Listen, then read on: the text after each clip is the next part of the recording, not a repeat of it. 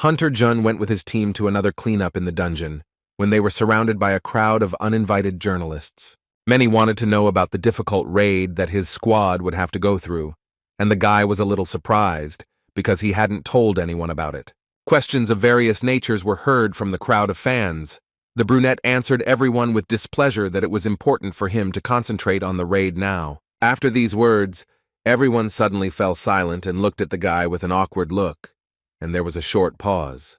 This time, June broke the silence first and told the camera that their large team was primarily concerned about the safety of civilians. Having finished speaking, the green-eyed man abruptly turns around and leaves, ignoring all other questions from the people. But the hunter was stopped by one of them, which he heard from the crowd of fans about his attack on the cleaning team. He turned around with a surprised look and saw a young guy looking at him with a small smirk on his face. According to an unknown person, there was an incident where Jun attacked one of the cleaning team members and threw him into the wall. The brunette was clearly shocked that someone knew about this incident, but he didn't say anything in response and continued listening. His fan mentioned that he heard that the victim of the attack was his friend, and that Jun was trying to cover up the incident, which raised many questions from others. Everyone present began to whisper among themselves, and some even recorded this conversation on video as evidence. There was a short pause. The hunter continued to look at the stranger in surprise, but after a moment he turned around and declared that these were just rumors. The strange fan in turn wished him luck, and with slight sarcasm called him #1 in the world, and having laughed at him, left. The entire team of hunters was stunned by what had happened and silently entered the dungeon, and Jun himself was very angry, but without showing it, he ran away from the crowd of journalists. The famous young man works in an organization for the protection of states and citizens, which is briefly called Association. The main task that faces them is to protect people from monsters that can crawl out of an uncleaned dungeon, which is what his entire team and others are working on. The facility has 4 task force squads that, under the direction of a chosen leader, conduct practical raids, and their personnel are top-ranking hunters who have a 100% chance of successfully clearing out a monster's lair, like this daring young man. Sitting in the car and looking at the news feed, he noticed that articles had already started to spread around the network about Jun hitting a member of the cleaning team, and he clearly didn't like it. The leader's displeasure was noticed by his secretary, who was traveling with him, and she thought that something had happened during the raid, and that this had caused such a reaction.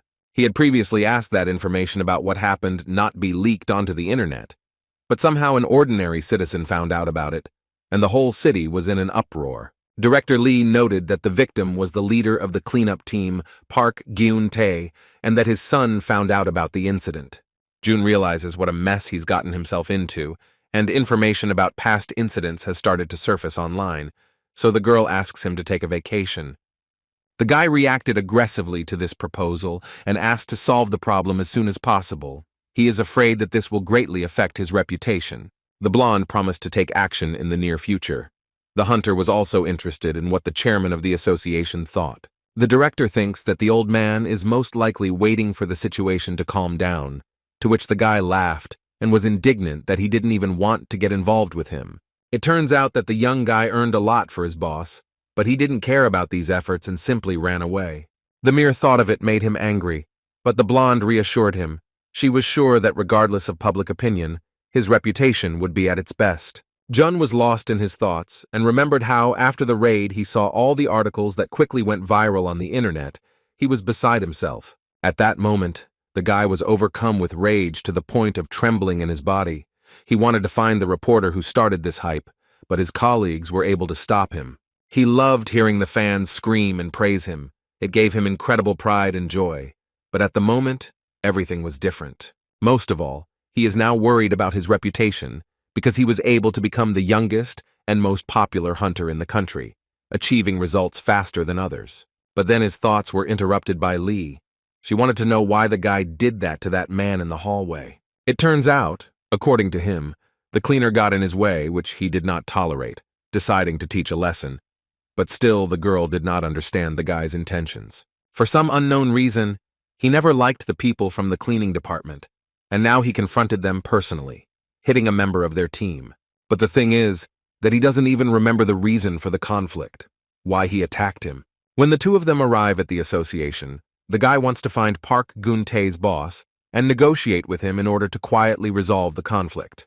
Lady Lee agreed with him, and at that moment the guy, clutching his head, sighed heavily from all the problems that had fallen on him.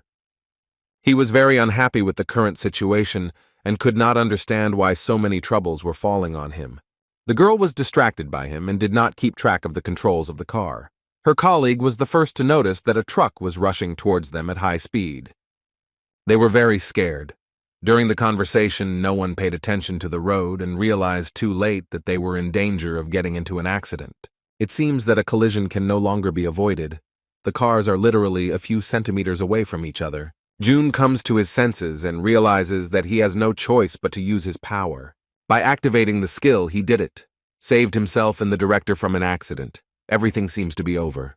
The guy felt a rush of heat from the thought that if he had been late just a second, everything could have ended terribly. Blonde Lee was also very scared and put her head on the steering wheel of the car to catch her breath. She can't come to her senses for a long time and trembles, staring at one point. Our hero quickly calmed down and realized what had happened. Angry at the careless driver, he got out of the car and seemed to be about to talk to him. After taking a few steps, the ground began to crack under the guy in several places. He ignored it and walked on without attaching much importance to it. Less than 3 seconds passed before iron hands emerged from under the asphalt and headed towards Jun. There were a lot of them. The first one grabbed his hand tightly like a handcuff and limited his ability to move, followed by the next ones. The guy can't take a single step. This is something new for him that could seriously slow down the #1 hunter. He sees something like this for the first time. In a matter of seconds, he was completely shackled by iron hands, and he could barely move his head. But he was still able to notice with his peripheral vision how the same truck was rushing towards him.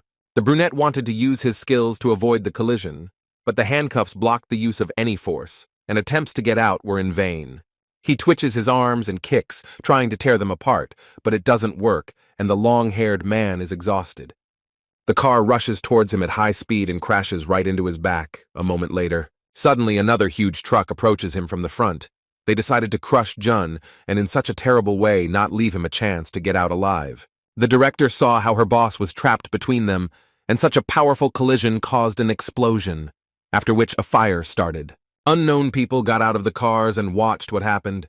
It seems they think that such a famous hunter is no more after this, but then they see someone on fire. Coughing through the thick smoke, Jun gets to his feet and laughs. It seems like today really is a terrible day for him. Full of rage, but with a grin, the brunette moves away from the fire and wants to know whose doing this is, who dared to attack him so suddenly and vilely. As soon as he came out, they immediately opened fire on him. Masked men with weapons managed to prepare for the attack while the hunter was coming to his senses. The order was given to start shooting. A lower-ranking superhuman would not survive such a well-planned attack by a large group of people. But our hero is not one of those. Having freed himself from the annoying shackles, he was able to use a special skill and reflect all the bullets in a matter of seconds. The brunette recalls how he had participated in thousands and thousands of more brutal fights with monsters, and was literally on the verge of death more than once. The boy was the strongest of them all, and could handle tasks of any complexity. He couldn't afford to die from some pathetic bullets. He instantly repelled all attacks with his power and took the lives of many enemies.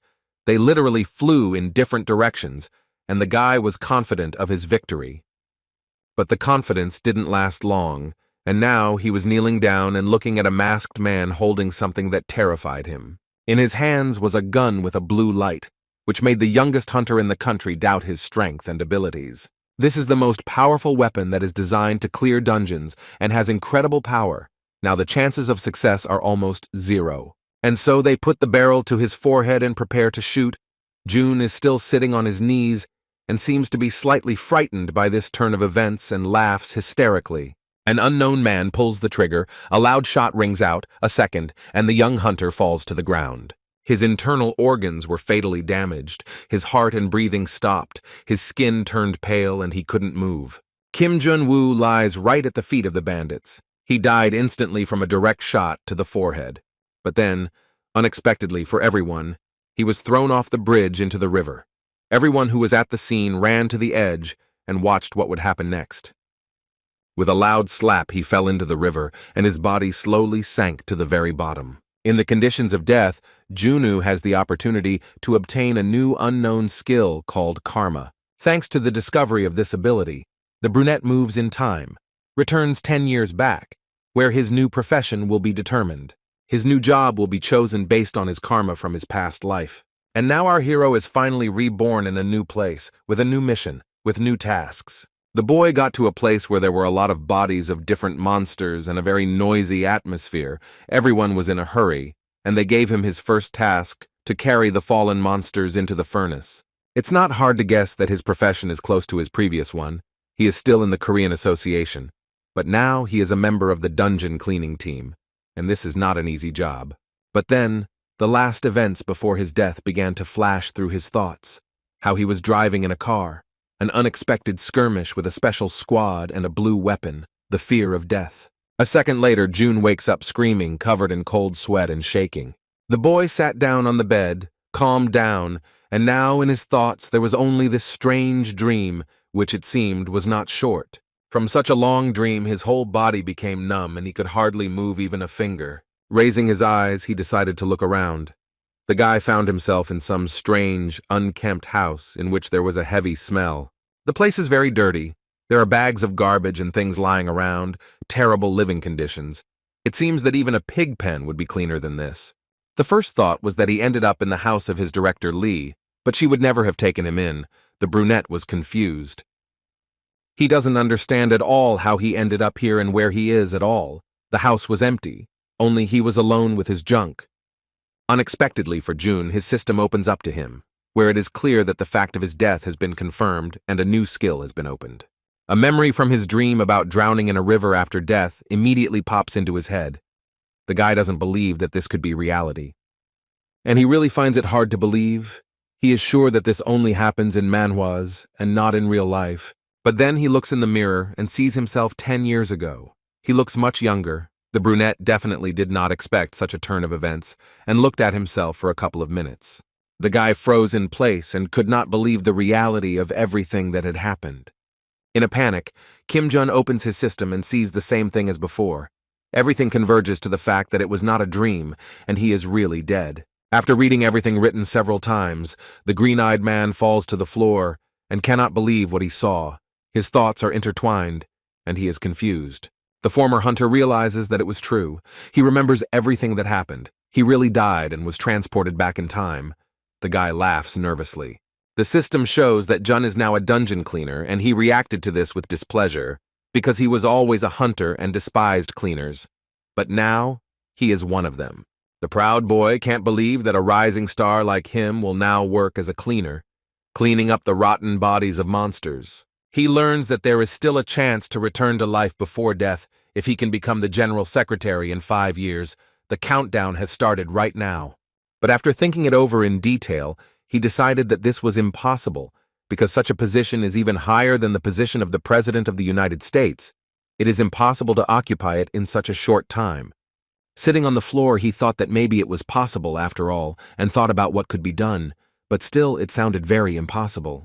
Therefore, the former hunter thinks that if he becomes the CEO, he will be able to survive given his skills as a hunter.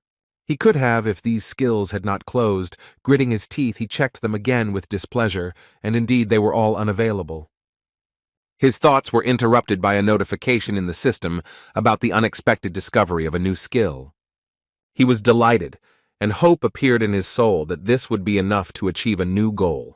But unfortunately, Jun got a passive skill that called for cleaning, which slightly angered him, and he screamed. And here he is lying on the bed where he woke up early in the morning, in a room full of garbage and thinking again about everything that happened.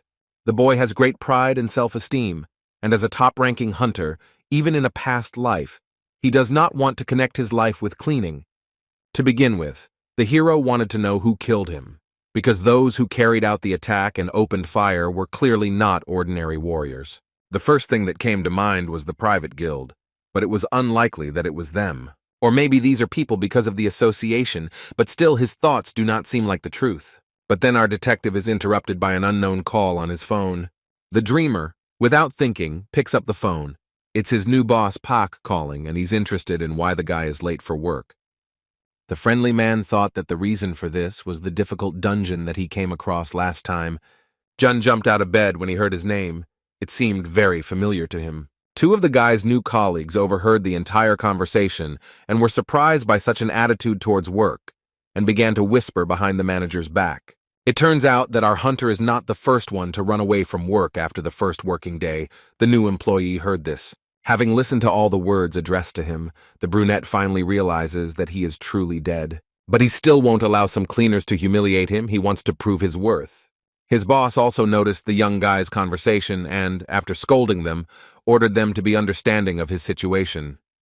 He also suggested that the new team member take the day off today, but with the request that in the future he at least notify them of his absence with a message. As soon as he said his full name, Park Geun-tae, the guy immediately became wary and asked him again. Yes, it was definitely him. Jun was slightly stunned after hearing his nickname again, and it seemed he remembered something. Park didn't want to drag out this conversation, so he decided that the guy had a day off today, but it seems that his plans have changed. The tall brunette grabbed his jacket and went to work, warning his new boss about it.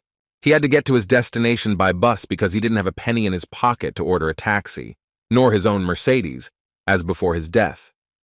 On the way there, the boy recalled the incident where he beat up Park Geun-tae a few days before he was shot. He thought about everything that happened today. Now he has a new life, which means that there was no incident with his current boss, which makes him happy at least a little. But then the thought flashed through his head that suddenly it was he who killed him. The death of our hunter was obviously very strange and sudden. Everything was well planned. It was not difficult to guess. He remembered how someone had first staged an accident to attract the attention of the young Superman and forced him to get out of the car. He was then captured by an unknown device that limited his ability to move and blocked the use of skills. And the final touch was the pistol that was used against the young hunter and killed him with it. It was clearly unusual. Mr. Kim knows that this weapon is called titanium, and it is used to destroy dangerous monsters in dungeons. Park Geun-tae couldn't handle such a powerful tool, but he could easily hire someone to take revenge for the beating from his past life. Besides, if you think about it, our detective noticed that even his son treated the young hunter unfriendly during the meeting among the crowd of journalists. Jun was unhappy that he had slightly pushed the janitor during the conflict, and he had already been accused of beating the janitor, frowning menacingly at these thoughts. It all started when the two of them met in the corridor and Pak asked to cancel the order he gave. After the hunter's question, he introduced himself as the leader of the cleaning squad. He had an important matter to ask the guy, but he didn't immediately understand what it was about and didn't even remember this cleaner among his acquaintances. The man shared that he had a shortage of employees in his team and made a claim that Jun also suggested cutting their department, which worried him a lot. The young man listened to everything, but he did not understand why he had turned to him since his superiors were doing this, and he cast a displeased glance at him. The head cleaner did not back down and noted that due to his popularity, he had great influence, and the association would most likely listen and do as Kim suggested. The boss lowered his head and asked him to reconsider his decision and cancel it, looking into his eyes with hope. Of course, the young brunette guessed that the cleaners would find out about this statement, but he didn't think that he would have to face one of them, and sighed heavily. It was clear from Pak's look that he wouldn't leave him alone so easily, which slightly angered the high-ranking hunter. In response to this situation, he gave the example of a lizard that throws away its tail when in danger, looking intently into the eyes of its interlocutor. He calls this method a last resort for survival and compares it to what is happening in their situation now, grinning slightly. Listening to him, the good-natured man wanted to object, but he was interrupted. The rude man indirectly called him unnecessary. In his soul, his interlocutor felt very unpleasant and offended. The association was facing financial difficulties at the time, and because of this, the management wants to review the hunter's salaries, he said. During the conversation, Pak guesses that Jun is planning to get them fired because of their own salaries. For their efforts, the hunters receive absolutely nothing. Having rudely noted in response that the work of a cleaner is useless, he also believes that the most important thing is to clear the dungeons of monsters and then everything else. None of the hunters want to work for free, so they decided to propose this solution to the problem to the higher authorities, as one of them said. Moreover, in his opinion, Their department does nothing and simply receives money for nothing. Such a sharp response provoked even such a kind person as Pak to shout. The influential guy advises him to accept everything as it is, and even regrets a little that measures to reduce it were not taken a couple of years ago. It seems that a simple citizen cannot persuade him to reconsider and cancel his decision. He kneels before him and asks him to fix everything. He almost cried. The brunette reacted rudely to this, coming closer, calling Mr. Pak ungrateful, who raised his head and stared at him. He is irritated that his colleagues and he are getting paid just for cleaning dungeons. The guy in the cloak leaned over him and looked straight into his eyes. In a fit of emotion, Junwoo calls all the cleaners parasites, gritting his teeth. The dungeon orderly opened his eyes wide. He literally jumped up to him, clutching his cloak in his fist and trying to prove something. Without thinking, the tall brunette pushed the man into the wall and looked at him with a piercing gaze, continuing to humiliate him. Mr. Goon Tae coughed heavily. He was sitting against the wall and could not get up. He was in pain after the blow, and the high-ranking hunter looked at him with a piercing gaze. Looking at him, it seemed to him that this little man was pretending, because he had simply pushed him and nothing more. After this, the hero immediately called Director Lee and ordered her to sort this out and not involve him in such petty matters anymore. On that note, his thoughts were cut short. The bus arrived at its destination. Today's agenda was a dangerous dungeon of the yellow level. The daredevil remembers a raid here that took place in a past life, and remembers the boss, Foxtrot Centipede, with whom he fought when he was 28 years old. Once again, his thoughts confirmed that he has traveled back in time 10 years, watching how events are unfolding. His thoughts were interrupted by the friendly greeting from his new boss, Park Gyun-tae, behind him, who was happy to welcome the new employee. With growing anger in her heart, June turns to look at the man she considers an enemy. They finally met each other. The man smiles amiably and waves at him, seemingly very happy to see his new cleaner assembled. Looking closely at the boss, the former hunter realized that he was not mistaken, and that it was definitely him who was closely watching him. He approached him and asked if he had had breakfast today. It didn't seem like this man was capable of murder. He patted him on the back in a friendly manner and spoke to his colleagues, ready to introduce him. Han Sang-hyuk was the first to express his dissatisfaction with the new employee, rolling his eyes and saying that he wanted to skip work, but it didn't work out. And so here he is. Brunette. Im Hee-jan decided to put in his 2 cents and hint that he was also not happy with June's behavior and completely supports his own friend. And the red-eyed moon. So Yeon couldn't understand why he accepted another one into the team and looked at the boss with confusion. The manager got tired of listening to these statements and ordered everyone to get to work. The cleaning team had only 45 minutes left to clean up. Lightening the slightly gloomy atmosphere, Pak noted that he did not want to be reprimanded again for not doing a job well, and got down to business with a smile. He handed the new guy on the team a gas mask, which would be useful when cleaning the dungeons. The boy looked at it with interest. Everyone has gathered their things and is about to go to the cleaning, but before entering, the man notices that something is wrong with the former hunter. The boy denied this, but still decided to ask what had long interested him.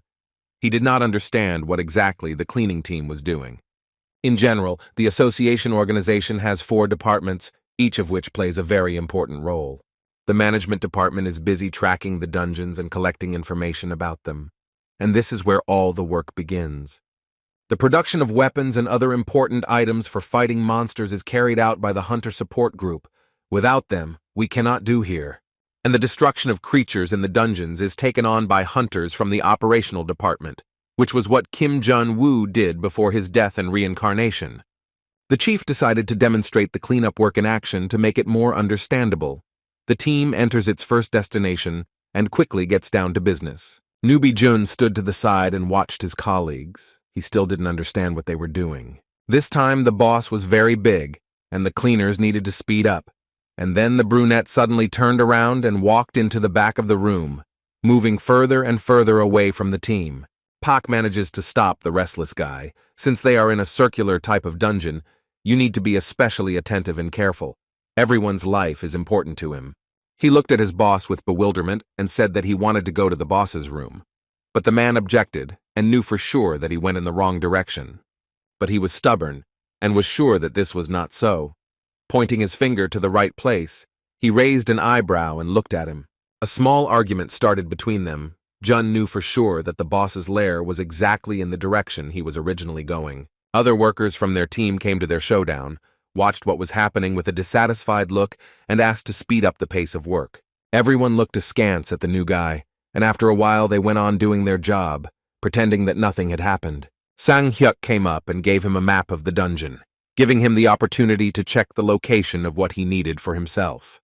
Having looked at it carefully, the former hunter realized that there was a mistake, and expressing dissatisfaction with the work of the management department, he threw it to the ground without thinking.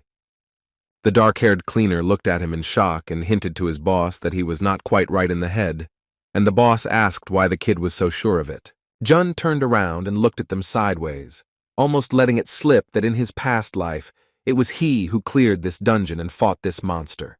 The boss asked him about it again, but he didn't hear it completely. But the guy changed the subject and was about to go back to work, waving his hand. The workers whispered and looked at each other, but Pak was worried that the guy might not be feeling well today.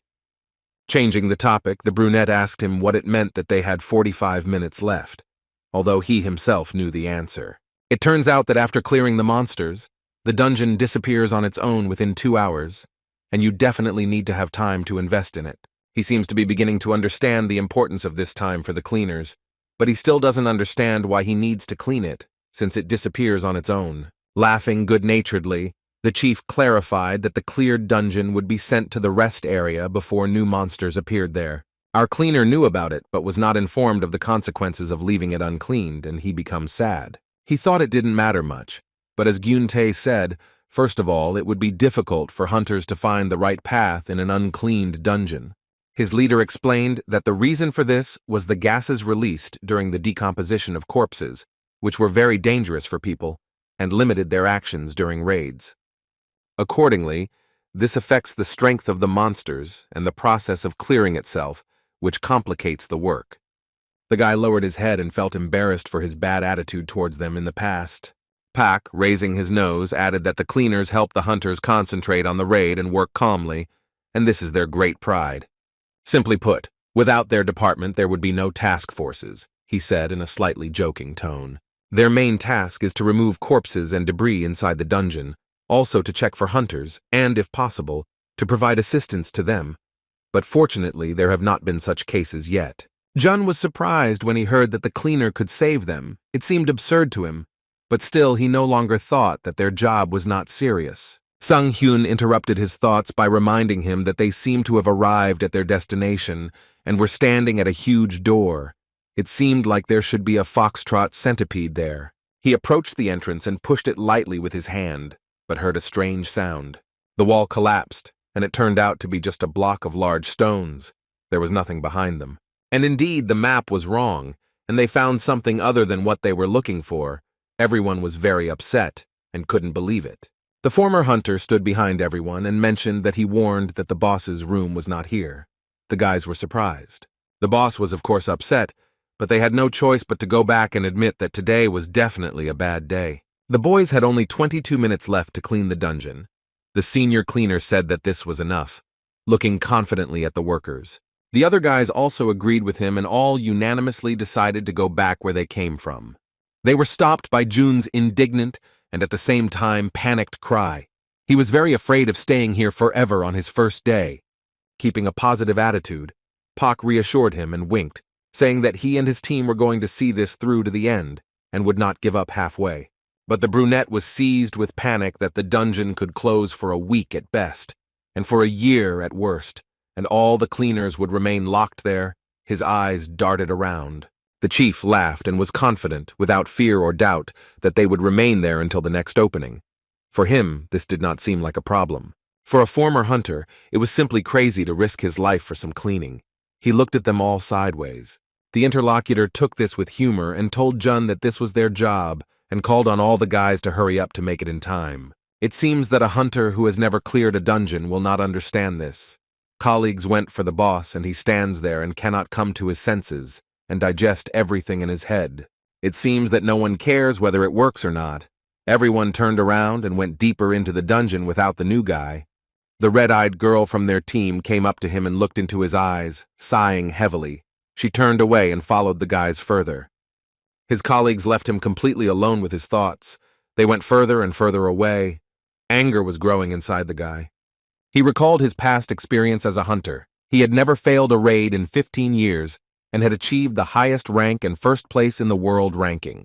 No one had ever found fault with his work, but now the young guy feels like he is the object of condemnation and that some cleaners do not take him seriously. The thought flashed through his mind that he needed to put them in their place and show them that he mattered.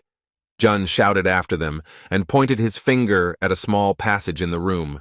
Sang-hyun looked at him with a displeased expression and thought that he was doing something stupid again.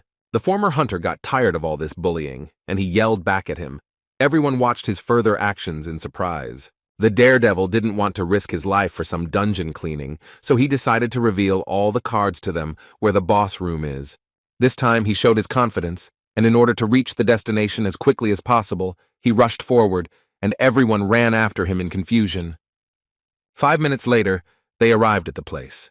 Everyone was barely catching their breath and looking attentively with a slightly puzzled look at the passage. June went first while everyone stood and watched, not daring to take a step. When they went inside, everyone was horrified. It seemed that there really was something in the darkness, and it seemed to be a very large size. A huge foxtrot centipede was lying right in the center of the dungeon. Hyun looked at his new colleague and the huge, amazed creature with confusion, and couldn't believe that the map was actually wrong. After examining the condition of the room, it looks like there was a heated battle here. About 20 people took part in the battle. At least 5 died. But fortunately, brave and smart hunters managed to find the weak spot of this monster. It was the bridge of his nose where someone's sword was sticking out. There was very little time left, and Hyun suggested that they start cleaning faster, but it seemed that Jun was distracted by something. When his colleague came closer to the monster, he stopped him. The disgruntled guy thought that this was the new guy's antics again, and began to get indignant. It seems that it was not in vain that he did this. After a couple of seconds, this giant monster, more than 10 meters long, opens its eyes and hisses loudly. And soon he gets back on his feet and frightens the cleaners with a loud roar. They don't understand how this could have happened. Everyone was horrified and looked at him. The hunters destroyed him. How could he be alive after such a battle? They did not understand. The bravest of them all was Jun, and he wanted to fight him, but without his skills from his past life, it would be difficult. But then the centipede falls to the ground again and seems to have no signs of life. Everything happens so quickly that the other team members do not have time to understand why this happened. Our daredevil thinks that these are convulsions after death, and is very angry at the operational department for poorly checking all the collected data about the dungeon and this creature. Im-hee told the new guy to step back, thinking that it was his first time seeing the boss and he didn't know what to do with him. The boy looked at him askance. It seems the guy's words touched him, and he got angry. He repeated again that he should move away and not interfere with the work. Gritting his teeth, the former hunter glared at his colleague with displeasure, and it seemed that he had hurt his pride. Without thinking twice, the guy takes the knife from the dark-haired man's hands and heads towards the dead monster. It seems he decided to prove that he can do the job no worse than them. He clearly didn't expect such harshness from him, and simply watched his actions with the team, throwing up his hands. Having deftly jumped onto a large centipede, he opened the blade and assumed a stance for cutting up a body, demonstrating how to properly hold a sharp object in your hands. The next step he took was to explain how to make cuts correctly and with what force. His colleagues watched him and looked at each other. Suddenly, the centipede started twitching and many people got scared, but the guy reassured them that it was just that her nerves were still alive and there was no need to worry. Everyone watched the guy's actions with bewilderment. Even the boss was shocked by how quickly and neatly he cuts the huge monster. And so our former hunter turns around and asks if his colleagues will work at all. They immediately pulled themselves together and began to help. Seeing that someone almost stepped on the creature's blood, June suddenly rises from her knees and says that it is very sticky, and if you get into it, it will be impossible to move.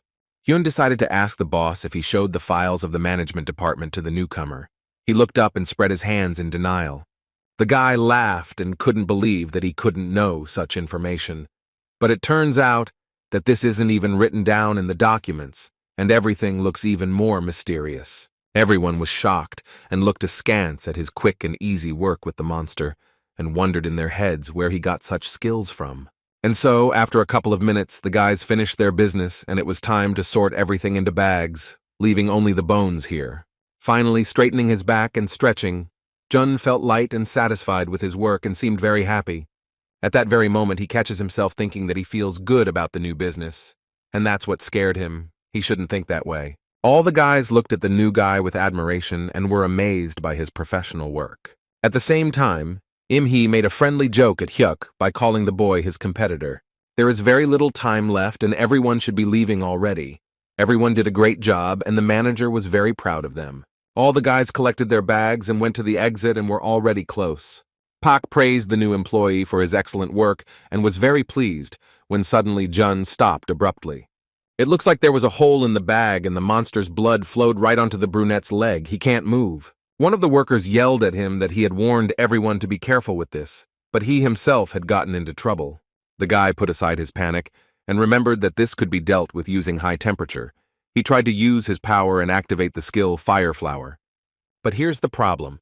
A notification popped up in the system that the skill could not be used. It was sealed after rebirth. The boy realized this only when he continued to stand in place and not move. Mr. Park saw that there was nothing he could do about it and asked his colleague Hee Jang if he had brought a rope with him. Without wasting a second, he quickly tied it around the brunette's waist and asked him to hold on tighter. Together, the whole team grabbed it and pulled with all their might to free the newcomer from the sticky trap. The workers are already running out of time. There is 1 minute left before the dungeon closes, but they can't move Kim Jun from his place. There is a high concentration of gas in the room, but there is nothing left to do but take off the protective suit, which the boss orders to do quickly, although So-yeon was against it. The former hunter is surprised that he was not abandoned. This has never happened to him before. The boss is very angry with him, worrying about the safety of his colleague. He still can't understand what this help is for. He couldn't accept it no matter how much he didn't want to. He got tired of listening to his screams and began to slowly take off his equipment. Park Gyun-tae gives the order for everyone to run outside, and he himself seems to be planning to stay with the new guy inside and help him. Unexpectedly, Hyun suggested staying here himself, to which he received a sharp reaction from the chief. The lives of his employees are very important to him, and he did not want to listen to objections at such a moment. The guys had only 10 seconds left. The group split up. The rest headed for the exit. Pak ran to help Jun and was going to get him out of here using the same method he had suggested. The man tried to help him remove the part of his clothes that was stuck to him, and the boy also tried to do something. Then he quickly took off his jumpsuit and gave it to him. He quickly put it on and was able to free himself from the sticky shackles. The colleagues hurried to get away from here as fast as they could. Gyun-tae supported him and helped him quickly get to the exit, which was almost closed. At that time, the other team members managed to run out and looked with excitement at the exit from the dungeon, waiting for our risky guys. In order not to see anything, So-yeon closes her eyes tightly and shakes with fear, while the others also look at the almost closed gate. There are 3 seconds left. Men in gas masks are running as fast as they can to get out. The guys are almost at the exit. It's literally within reach. All that's left is to make the final push. And then the passage closes for a long time. The bright yellow light from it disappears as if nothing had happened. Moonsun slowly opens his eyes and prays that everything will be okay, and so will the others. Fortunately, the brave souls managed to escape and not be locked up for an indefinite period. Everyone ran up to the boss with joy and tears in their eyes, and were happy that everything ended well. The good-natured man laughed and waved his hand. The main thing is that it's all over, and he managed to pull Jun out of there. The young cleaner continues to be amazed by Pak's positive attitude. They somehow survived that misfortune, but he continues to laugh. They gave him a hand and helped him stand up. Fortunately, the concentration of gas was not so high, and they managed to pull off such a trick. The man calls this dangerous situation just a training and doesn't attach much importance to it. The new guy looked at him with wide eyes. For the sake of interest, the guy decided to ask how many dungeons he still had left to go through with his team. The eternally positive man answered that 5, smiling with all 32 teeth. This shocked him. He almost died at the first one due to carelessness, and he is afraid that something worse will happen in the next litter. If you count all the hunters in Korea, their number is about 11,300, including freelancers, and there are 96 teams in the whole country. At that time, there were only 5 cleaning teams, that's about 25 people, and they cleaned at least 3 dungeons a day, at most 5. After such an unlucky working day, Kim had no strength left, and he wanted to quickly jump into a cozy bed and fall asleep.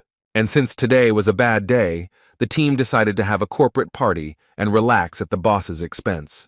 The young guys didn't want him to pay for everyone as always, but good-natured Pak insisted on it.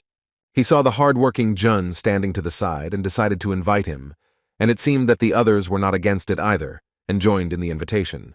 But unexpectedly for everyone, he firmly refused to sit in a cozy place. Everyone felt somehow uneasy and even sad, but everyone wanted to get to know him better and chat like comrades. The brunette did not want to get closer and get to know these people better, and decided to avoid the corporate party. Without finishing his sentence, he went on about his business. At parting, the boss praised him for the work he had done today. The guy stopped and was surprised by this. It was so unusual for him. The other team members also waved goodbye to him in a friendly manner. The guy stood there for a moment and thought for a minute, then went home to his home. It was already getting dark outside and the crickets were starting to sing. Entering his room, he immediately lay down on the bed to rest after a hard day. Immersed in thoughts, he decided that it was not Pak who killed him in his past life. He is not a cruel person. He began to remember everyone with whom he had personal hostility and to reconsider all the options. A guy from his team, an ex-girlfriend, a person from the management department. The guy is completely confused and is not sure if it is any of them. As a result, our detective came to the decision to get rid of karma and return to his past life to take revenge on the unknown killer. He sighed heavily and was already thinking about joining at least the management department and lowering the bar. And then the idea occurred to Jun to look in the system for the conditions for opening skills that could help him with this. Without reading them, he thought that he would not even need to work as a cleaner, but the joy did not last long. All the conditions are connected with this department. The guy got really angry and didn't want to be here all his life. With the emotions building up, he crushed the bottle in his hand and threw it on the floor with the other trash. The brunette sat down on the sofa and, after taking a couple of deep breaths in and out, decided that now he needed to calm down a little and catch his breath. Seeing all the chaos in the house, his misophobia skill activated and he became even more enraged. While cleaning the apartment, he was indignant that there was so much stuff here that it would soon rot. The smell made him feel disgusted. He quickly cleaned the room until it was clean, and on his first day at work at the new place, the hyper-acceleration skill became available to him. The next morning he was already riding the bus to the appointed place, lost in his thoughts. He didn't even notice how a man fell asleep on his shoulder. The first working week passed very quickly and productively for the novice cleaner, but every morning he woke up tired and dissatisfied. The boy had already managed to clean out 25 monster lairs and came home exhausted. Clearing dungeons, discovering new skills, using new tools, Jun did all this all day long But his new ability with acceleration is useful together with the attack skill, and because of this, the brunette cannot activate it. This upsets him. And yet the boy is pleased with the thought that this is in any case better than having nothing. Looking sadly at the conditions for unlocking skills in the system, he realized that he would not be able to achieve several of them, because the work of a dungeon cleaner is considered dangerous.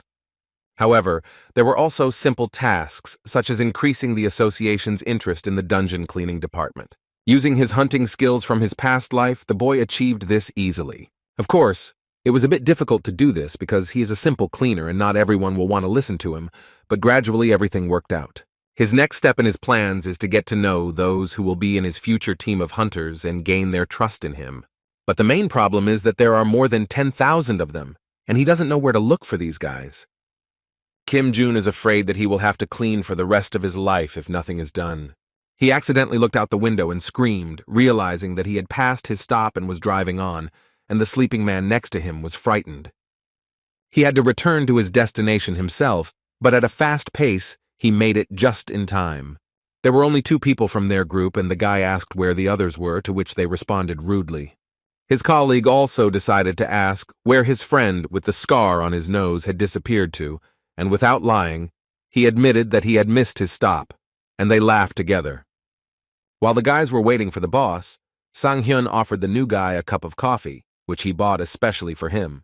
Green-eyed Jun noticed that his attitude towards him had become almost angelic and even friendly during this time. The impatient guy didn't want to wait any longer and wanted to quickly enter the dungeon. Sipping his hot morning drink, the dark-haired man replied that work was still being done there.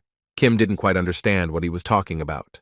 It turns out that the cleanup is still ongoing, and they have to stay and wait today. This upset him a little, and to make the time pass faster, he looked around the dungeon. It turns out he hadn't defended him yet, but he was able to determine his level and, moreover, didn't understand why the hunters were dragging out time. He didn't like that it took him too long to clear it, because the dungeon isn't that difficult. He hates waiting for something or someone. The guy had thoughts about going inside and helping them, but unfortunately he wouldn't be able to do it without his skills, so he decided to just wait. More than 30 minutes passed. Everyone was already tired of looking out for our heroes. Other colleagues treated such a delay calmly, but not our former hunter. He had already started yelling at them and wanted to literally drag them out of there. And here they come out. It is clear that the battle was difficult for them in this dungeon. These were clearly not high-ranking guys. Our expert in clearing dungeons looked at them askance and was indignant. A good-natured girl from his cleaning crew tried to calm him down, afraid that they might hear them. Jun seemed to be staring at someone and didn't even hear what was being said. It was a short, long-haired lady who came out of the dungeon tired, and it seemed that the guy was familiar with her. Looking at her carefully, he caught her gaze on him and immediately recognized who it was. It was Kim Min-ju, with whom he had collaborated before. The cleaner remembered that before his death she was on his team under his command. It was no wonder that he didn't expect to see her here. He became interested in what she was doing here.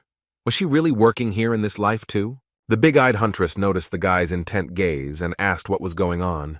Gritting his teeth, he replied that everything was fine and he didn't want to talk to her. Yes, he had plans to meet his former team, but this girl was an exception and brought back only unpleasant memories. According to the brunette, she hated him for no reason, and they often had clashes and quarrels during their work together.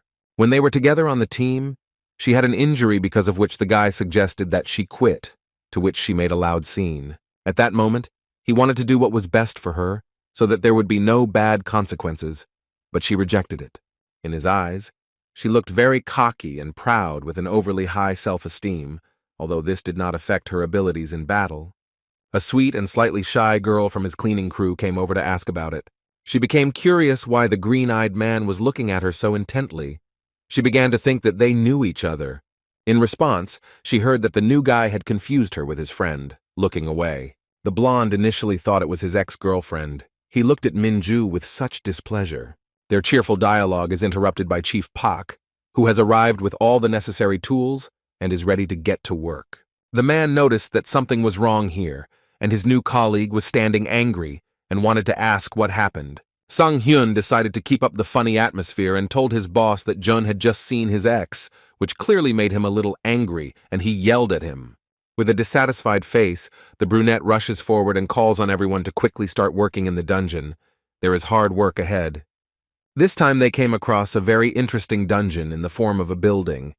It seems that even an experienced former hunter does not know everything about it. When the boss asked him about this, he replied that he only knew that the boss of this place looked very much like a human, and that was where his knowledge ended. But last week, everyone kept consulting the former hunter about monsters, and no one suspected anything. Before work, the team decided to distribute responsibilities, and all the guys listened to Jun, because he clearly has experience and knows what to do. The guy went with his boss to the boss's lair, while the others examined the strange dungeon and stayed there. They arrived at the appointed place and saw the body of a humanoid monster that the smart new guy had talked about. The boss apparently doesn't like such creatures very much. It bears the name Vega. This creature in the form of a girl, about 160 centimeters tall, and it seems to no longer breathe. The guys came to the decision not to cut it up, but to remove it entirely. It would be more comfortable for everyone. Mr. Gyun-tae noticed that his employee was standing in one place and doing nothing. Kim Jun looked closely at Vega and thought something seemed suspicious to him. As far as he remembers, this monster is not that dangerous. You need to be careful and watch her movements. But for some reason, the fight was difficult for Min-ju. The smug girl had a B rank 10 years ago, and this shows that she is quite strong. If not for the injury, her rating would have been higher. She is also quite good with a sword, surpassing even the #1 hunter in this regard, in his opinion. Of course, her character is not the best, but she is a rather capable and purposeful girl. She would not be embarrassed by the boss from the blue dungeon. Something is clearly wrong here. The boss didn't like that June was flying in the clouds of his thoughts, and he called him to work, to help him. Taking hold of the monster's body, he noticed the cuts inflicted by Minju and seemed to be in a stupor. He remembered something while looking at them, and after finishing cleaning, he went home to rest. The next day, he got up very early and went to work. Lately, he hasn't been able to get enough sleep and gain strength. It seems that today the hunters are still lingering in the dungeon. The impatient guy and his team are waiting for them to come out. Sang-hyuk was also unhappy with such delays, and his nerves were already starting to give way. Chief Park tried to calm him down. Jun also began to get nervous, and others noticed it. He looked worried and very tired. Moon.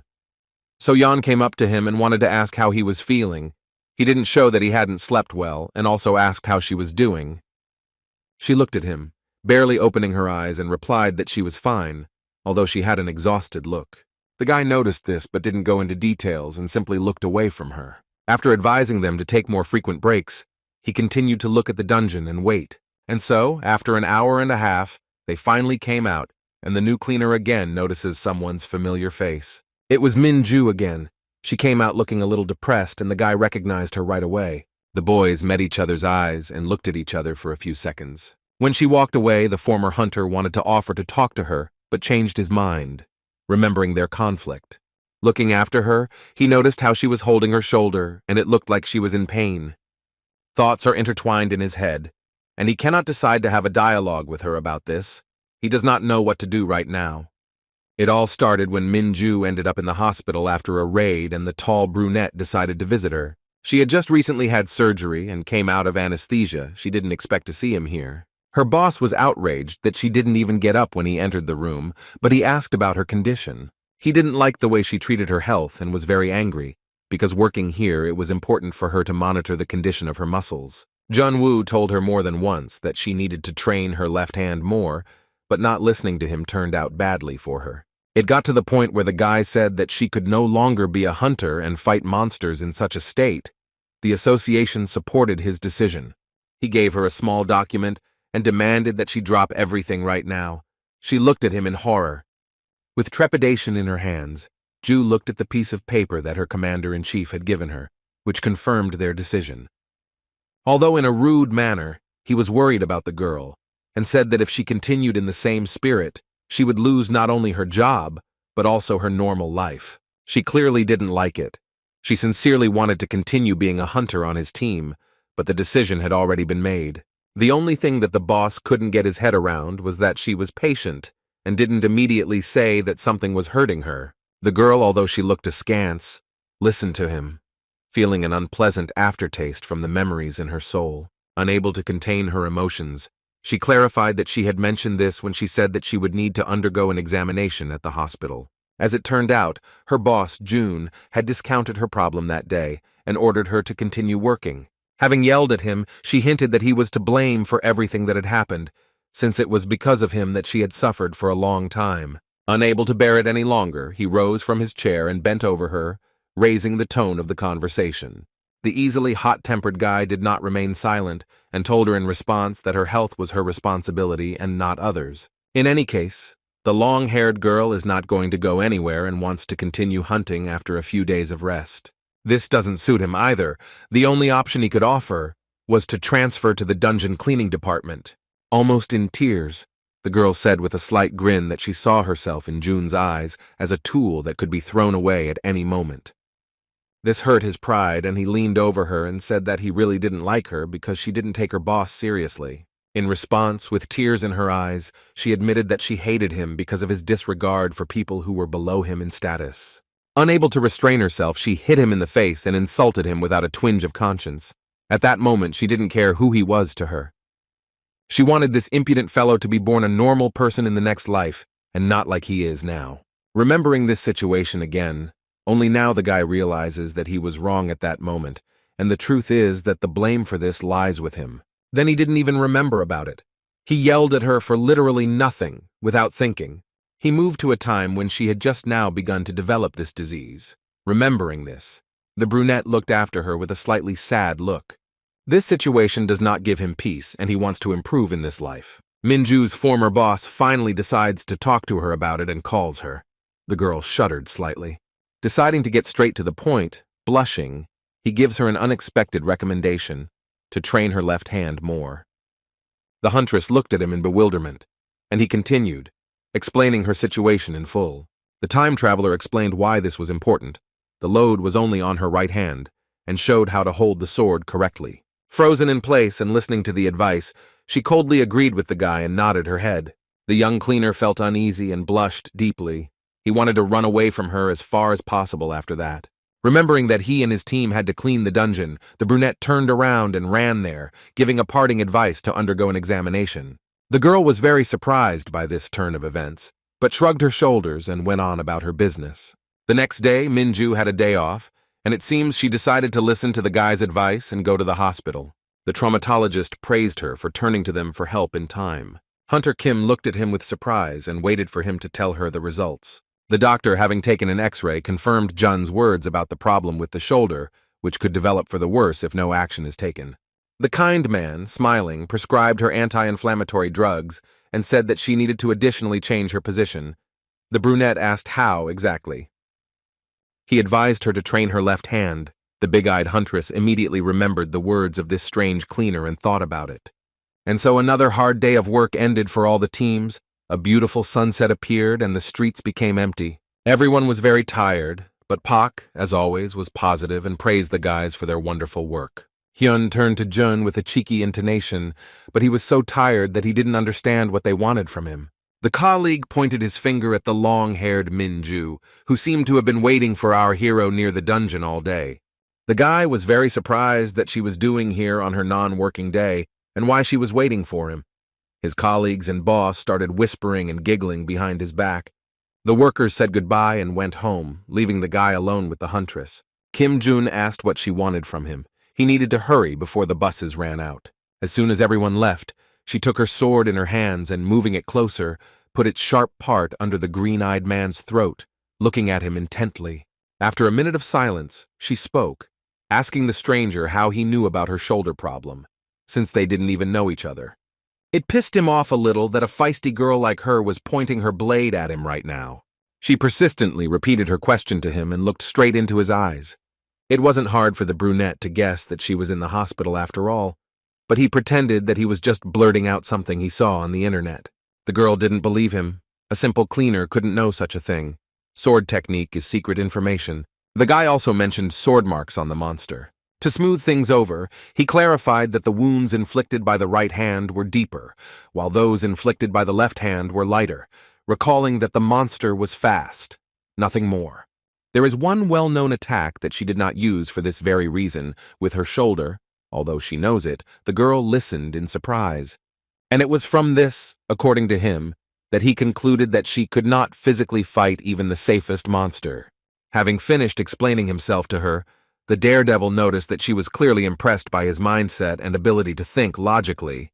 The lady puts away her sword.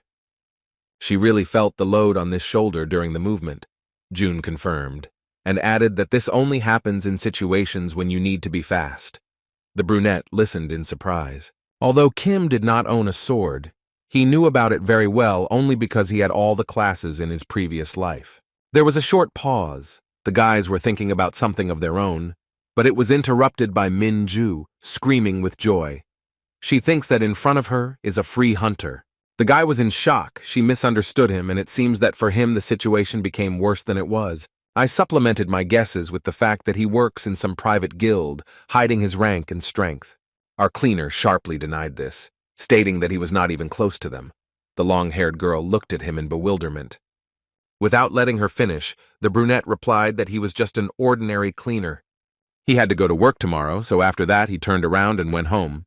The thought that this impudent girl could use him made him decide to avoid continuing this conversation. At parting, the huntress thanked him. June clearly did not expect this from the cocky nature of this girl and stopped. The boy turned around and cried out in surprise, looking her straight in the eyes, and she only smiled in response. Blushing, the long-haired girl scratched her cheek and apologized for her rudeness at the beginning of the meeting. In the morning, Minju went to the management department and asked the manager to take a vacation. She justified her request by saying that the support department allowed her to rest after the examination. Lee Soo-yeon, her boss, couldn't believe it. Looking at her with bewilderment, The girl also mentioned that she wanted to learn a new sword technique. The manager didn't believe her and thought that the girl was going on a trip with her boyfriend and was trying to deceive him, but he still decided to ask her how the training would go, assuming that she had purchased the courses.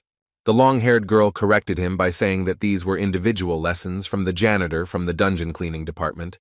To say that he was surprised was to say nothing. It seemed that the director Lee Soo-yeon found it funny, but the huntress said that her choice was final. He began to suspect that the janitor who had advised her to have her shoulder checked at the hospital had agreed to become her teacher. The girl was shocked that he found out about this, and almost immediately guessed that the nurse with whom she shared her problem could have told him this. The blonde man was angry at the cleaner, and the girl interrupted his thoughts and said that he had refused to train her. He yelled at her and couldn't understand how she was going to gain experience from him. The long-haired girl closed her eyes and replied that she would ask until he gave his consent. Although reluctantly, he still agreed and gave her a few weeks to do so before the big raid. Minju thanked him happily, bowed, and was about to leave. When the door closed, Soo-yeon thought about it. This situation seemed very funny and absurd. He wouldn't really like for this to reach the head of the second team. He's afraid that they might think something bad about him and her. He called the deputy of one of the directors and demanded that he be contacted immediately. Several days passed. Early in the morning, the cleaners got to work and cleaned another dungeon. It seemed that our former hunter had already gotten into the swing of things and was humming songs under his breath as he cheerfully wiped the floor. All the guys were doing their job, but then Jun-woo's boss Park came up to him with a question. He was interested in what the girl Minju was doing here in the dungeon, and even cleaning here with them. It turned out that it was June who brought her here. It couldn't be more obvious. After all, John, from their team, hasn't come for more than a week, and extra hands won't interfere with the work. The boss was embarrassed by the fact that she was a hunter and was doing this with them, because if the association found out about it, the reaction would clearly not be good. The guy had to bring her here not out of his own desire. It turns out that last night she begged him on her knees to teach her sword technique. At that moment, he was embarrassed by the fact that such a cheeky girl was asking the cleaner to teach her. He wanted to say something so that she would leave him alone sooner. He couldn't think of anything better than to offer her to help them with the cleaning, thinking that as a B-rank hunter she wouldn't want to clean. But unfortunately for June, she agreed, and on the contrary, was very happy about it. The guy underestimated her and thought that she wouldn't do it because of her pride, but she seems to be trying very hard to do a good job. It seems he was still in shock from this turn of events. This situation still seems ridiculous to him. Because of all the thoughts about this, he could not start working, and now he does not know how to clear it all up. Calling the brunette a teacher, she interrupts his thoughts and asks him to help her. The former hunter clearly didn't like such a nickname. He walked up to her and sat down next to her. Human blood was mixed with the blood of monsters on the floor, and it was not so easy to wipe it off right away. The green-eyed man gave her the recommendation to first remove the human quarters and melt the rest with fire.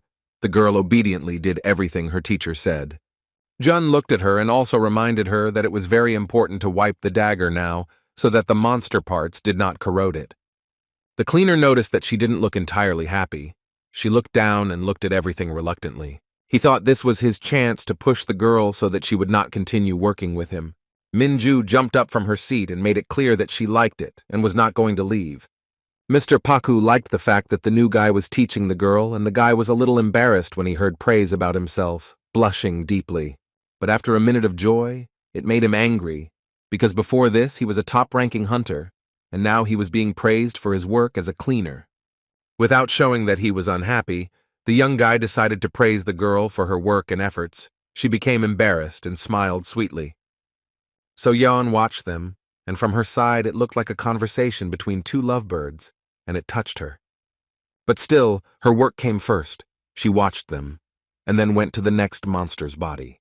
The long-haired girl finished cleaning the place that June had indicated to her, and she was waiting for further instructions, when a girl from their team offered to help her in another part of the dungeon. The only thing that bothered the boss was that there were a lot of monster bodies there, and he wasn't sure that the two ladies could handle it, but he still let them go to work. San-hek approached the former hunter and also watched them with slight interest. It seemed to him that only one of them would show good results in that room, and he asked his comrade's opinion.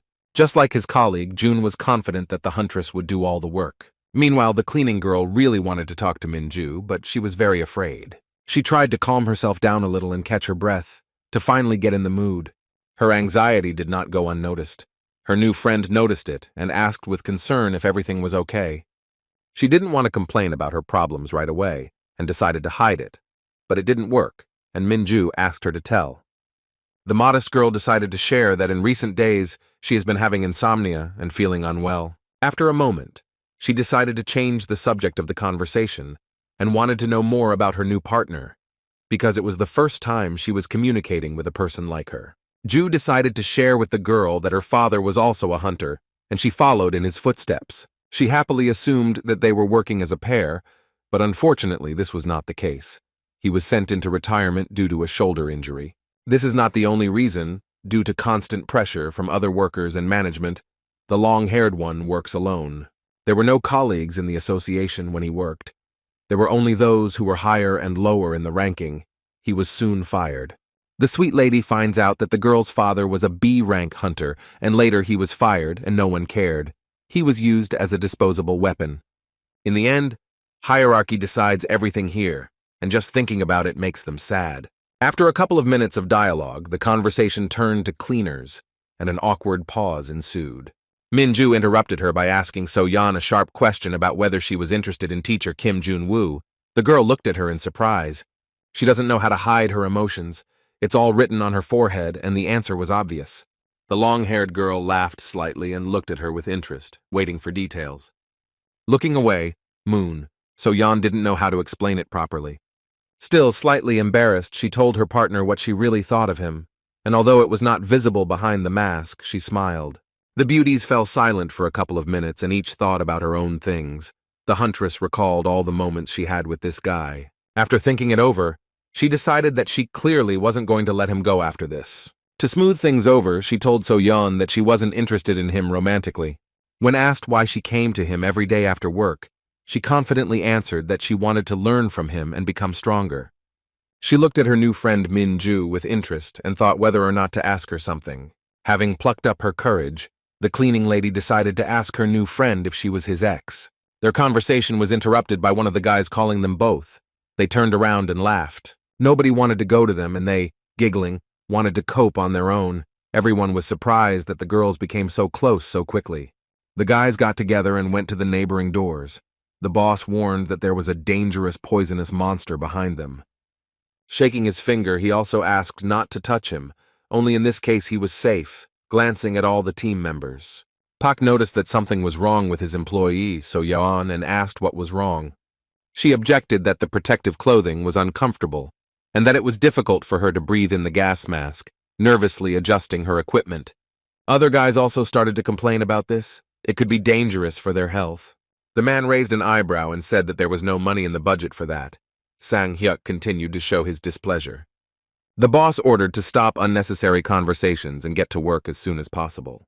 Opening the doors, everyone saw a strange green liquid that lay in the center of the room.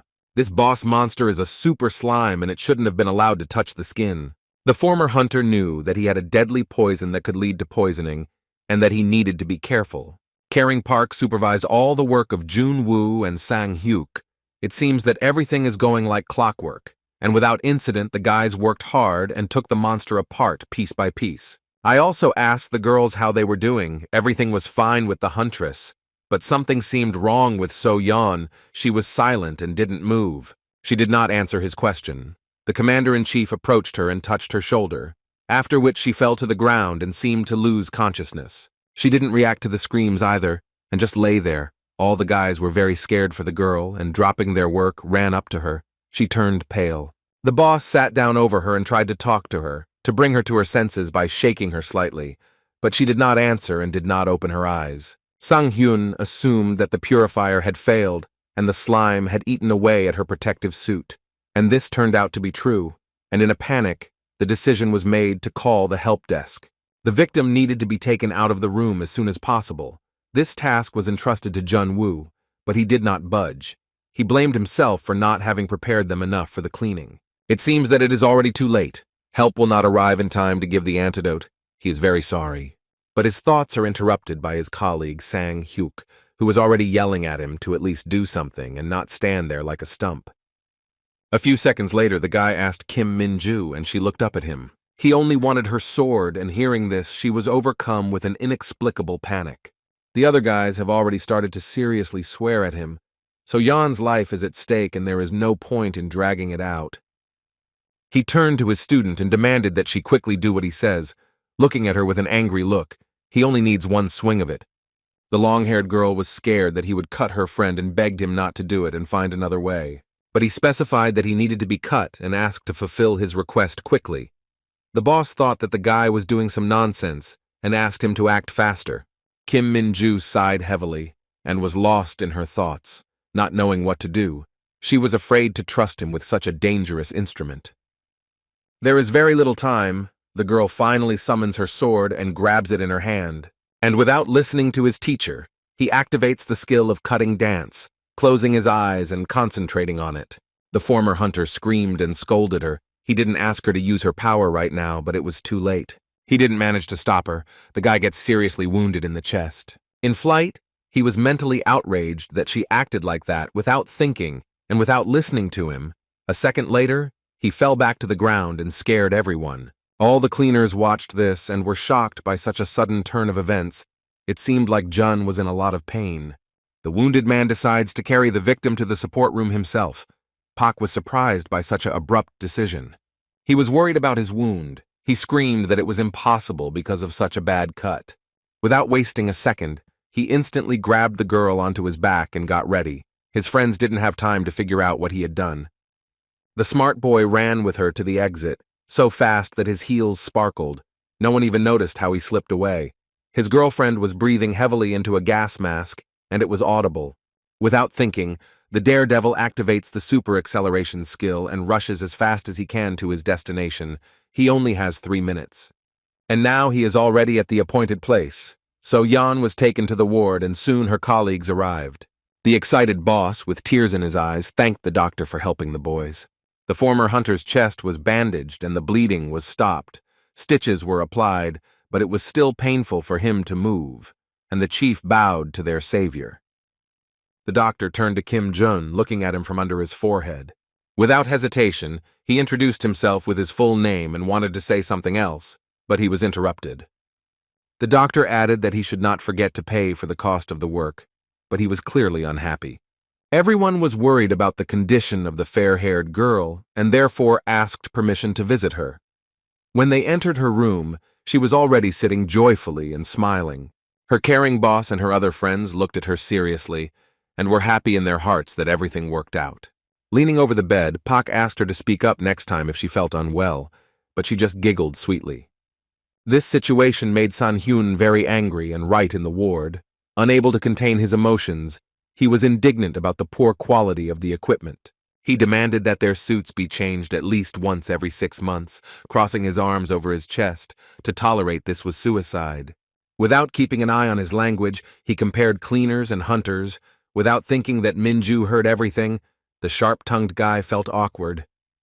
He blushed deeply and tried to somehow apologize to her, but the girl was not offended by him. Now she had completely different priorities. Park said that he would give So-yeon a leave of absence due to her accident at work, which would be a great opportunity for her to rest and recuperate. Meanwhile, Jun-woo was thinking about something and soon turned around, preparing to leave the room, saying that he was just going to get some fresh air. He left the ward. Walking down the hospital corridor, he thought about this accident. Having opened the system, he decided to take advantage of this situation and increase the budget of the dungeon cleaning team. This situation will play into his hands, and he will be able to catch 2 birds with 1 stone, unlock the necessary skills, and get out of here faster. Meanwhile, the victim thought that he was angry because of her and left, to which the boss replied that the reason lay elsewhere. This guy, although hot-tempered, cares very much about his colleagues and is ready to give even his life for the sake of salvation. The huntress who heard everything thought about this. She sees in him the person from whom she can learn a lot and become better. The girl definitely admires him. Sang-hyun also decided to put in his 2 cents and said that he found him a bit strange, since the new guy had only been working there for a short time and was already using his skills. Only now did So-yeon realize that he had saved her life in this way, staring at her friend. She didn't even thank her hero. Inside she was overcome with guilt. Chief Park decided to ask the hunter Kim Min-ju what she thought of the boy. After listening to the question, she thought for a minute, and later said that he was not her type, but overall he was a good guy. Her interlocutor was a little confused by this. In fact, the man was interested in her opinion about his abilities. She turned away for a second, feeling a little awkward about having misunderstood him. Without waiting for an answer from the huntress, he expressed his opinion that Kim Jun was wasting himself working as a cleaner. It seems they want to move him to the hunter's department, but it will be quite difficult and time-consuming. It is hard to disagree that he surpasses others several times in both experience and skills. This is visible to the naked eye. Mrs. Kim believes that it is all because he works with them. With the cleaners and the boss and his subordinate listened silently. Even a hunter rank can't appreciate the guy's skills, but they are definitely very high and higher than other hunters in Seoul. The boss assumed that he only works with them because he enjoys it, which worries Min-ju greatly. She voiced several versions of why Jun works as a cleaner. One of them is that he wants to feel the unity of the team. The whole team was touched by this thought, and even the boss couldn't hold back his tears like the others. But then Sang-hyun briefly suspects that he might go to the association because of the incident with So-yeon. Min-ju looked at him and was scared, but she doesn't think he's capable of such a thing. It looks like Jun did just that. He found the office of the most important person here. Now he is standing right in front of the director of the Korean branch of the association. His name is So-min-chul. The first thing he did was introduce himself and lift his head up, looking down at the man. It is he who heads the branch in Seoul. At the same time, those from his line took office. Their influence was enormous. He approached the man with a request to increase the budget of the dungeon cleaning team, but the man sent him to the management department. The boy didn't want to talk to those below him, and he explained this by saying why he came straight to him, to the boss. He had a suspicion that the former hunter was standing in front of him right now, but he confidently denied it. Min-chul was outraged that an ordinary cleaner came to the CEO to beg for money. The confident guy confirmed his words and looked him straight in the eyes. Still, the commander-in-chief wanted to know why they needed the money, because he believed that they did not have many expenses, and there was no need for it. The former hunter said that there is something that the cleaners cannot afford, and it is very important. The brown-eyed man stared at him with a menacing look, but the dark-haired man only laughed at his insolence and was about to end the dialogue. The guy interrupts him, saying that there was an accident on the team, and it was all due to outdated equipment that tore and a gas mask that didn't work. After listening to the whole situation, he raised an eyebrow and said that this was not mentioned in the reports. Even despite this, the director's answer does not change. He claims that there is no money in the budget. Pointing his finger at him, he teased him for being new here and not being able to know about all the goings-on within the association. With a slight grin on his face, Jun laughed at the man because he knew that the income this year was decent and he pocketed it all for himself. Min-chul was amazed that this guy knew something that had always been hidden from others. The former hunter also knows that this charlatan has not yet spent the entire amount. Leaning on his table, he said that at this rate, he will have to organize a memorable raid. A drop of confidence and manipulation did their job and brought the thief to clean water. He was shocked by what he heard. He laughed and reminded that he was just an ordinary cleaner, nothing more. The green-eyed man knows that he has only been in his position for 2 months, and he had to work hard to achieve this. The CEO was clearly scared, although he tried not to show it. Kim decided to put the cherry on the cake by threatening that rumors could start about the careless attitude towards the cleanup department. Gritting his teeth, Chol thought that this impudent boy had come to threaten him, but he laughed and denied it. He lowered his head, sighed heavily, and had to accept it. Having no arguments to justify himself, the dishonest man still almost agrees to increase the budget. The guy didn't care how long. It was important for him to fulfill the condition and nothing more, so he gave free rein to the action. Having finished the conversation, the former hunter was about to leave when he was stopped. The man asked him if he knew Kim Min-ju, and the guy was confused. Not expecting this, the guy gave himself away. The director immediately understood everything, and he let the daredevil leave the office, promising to contact the department when a decision was made. Kim Jun shrugged his shoulders, turned around, and left his room. As soon as the doors closed, the director called Soo-yeon, his subordinate, and told him everything that had happened and suggested that it was he who the girl wanted to study with.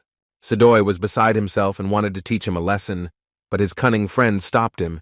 He was sure that this weirdo was not a simple witch who dug up inside information. He reported that June also planned to increase the budget for the cleaners.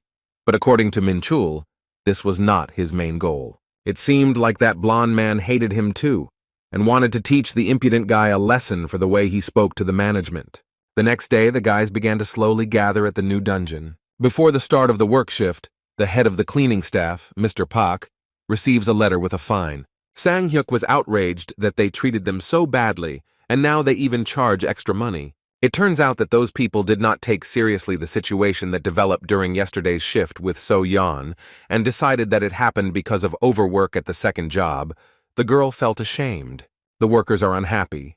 They are already paid the minimum wage. And after reading to the end, they noticed that the accident report and request for compensation were rejected. This made June angry. He couldn't believe that Min-chul was such a rotten person. So-yeon approached him and asked him not to worry so much. Deep down, she felt guilty about it. It turns out that this is always how they treat cleaners. She lowered her head, forcing a smile. But it seemed like what worried the guy most was that he wouldn't be able to unlock skills. Sang-hyuk was the first to address him, and he folded his arms across his chest and asked him to speak faster and not drag it out.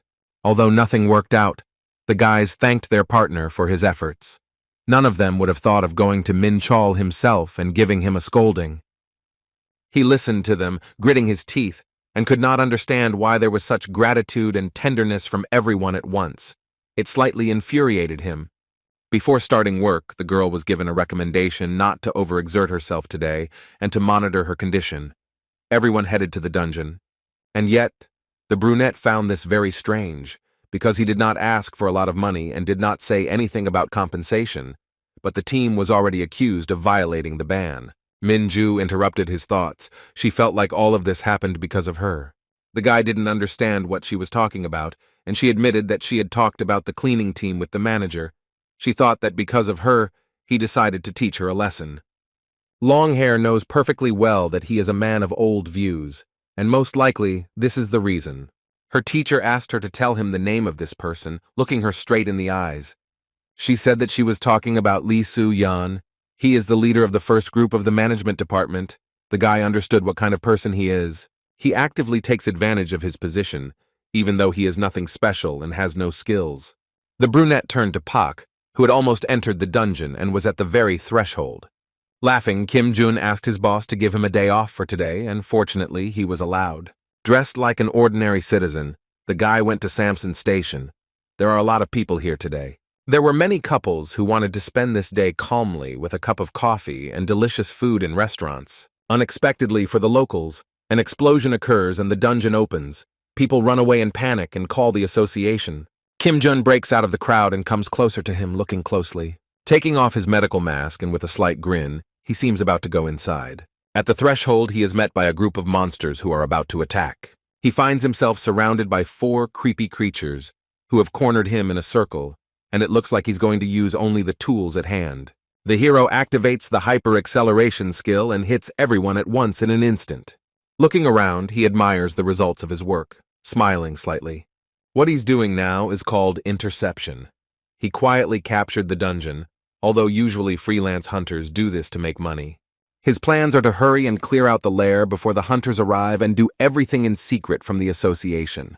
He gathers his gear and heads into the boss room, avoiding the fallen monsters that lie beneath his feet.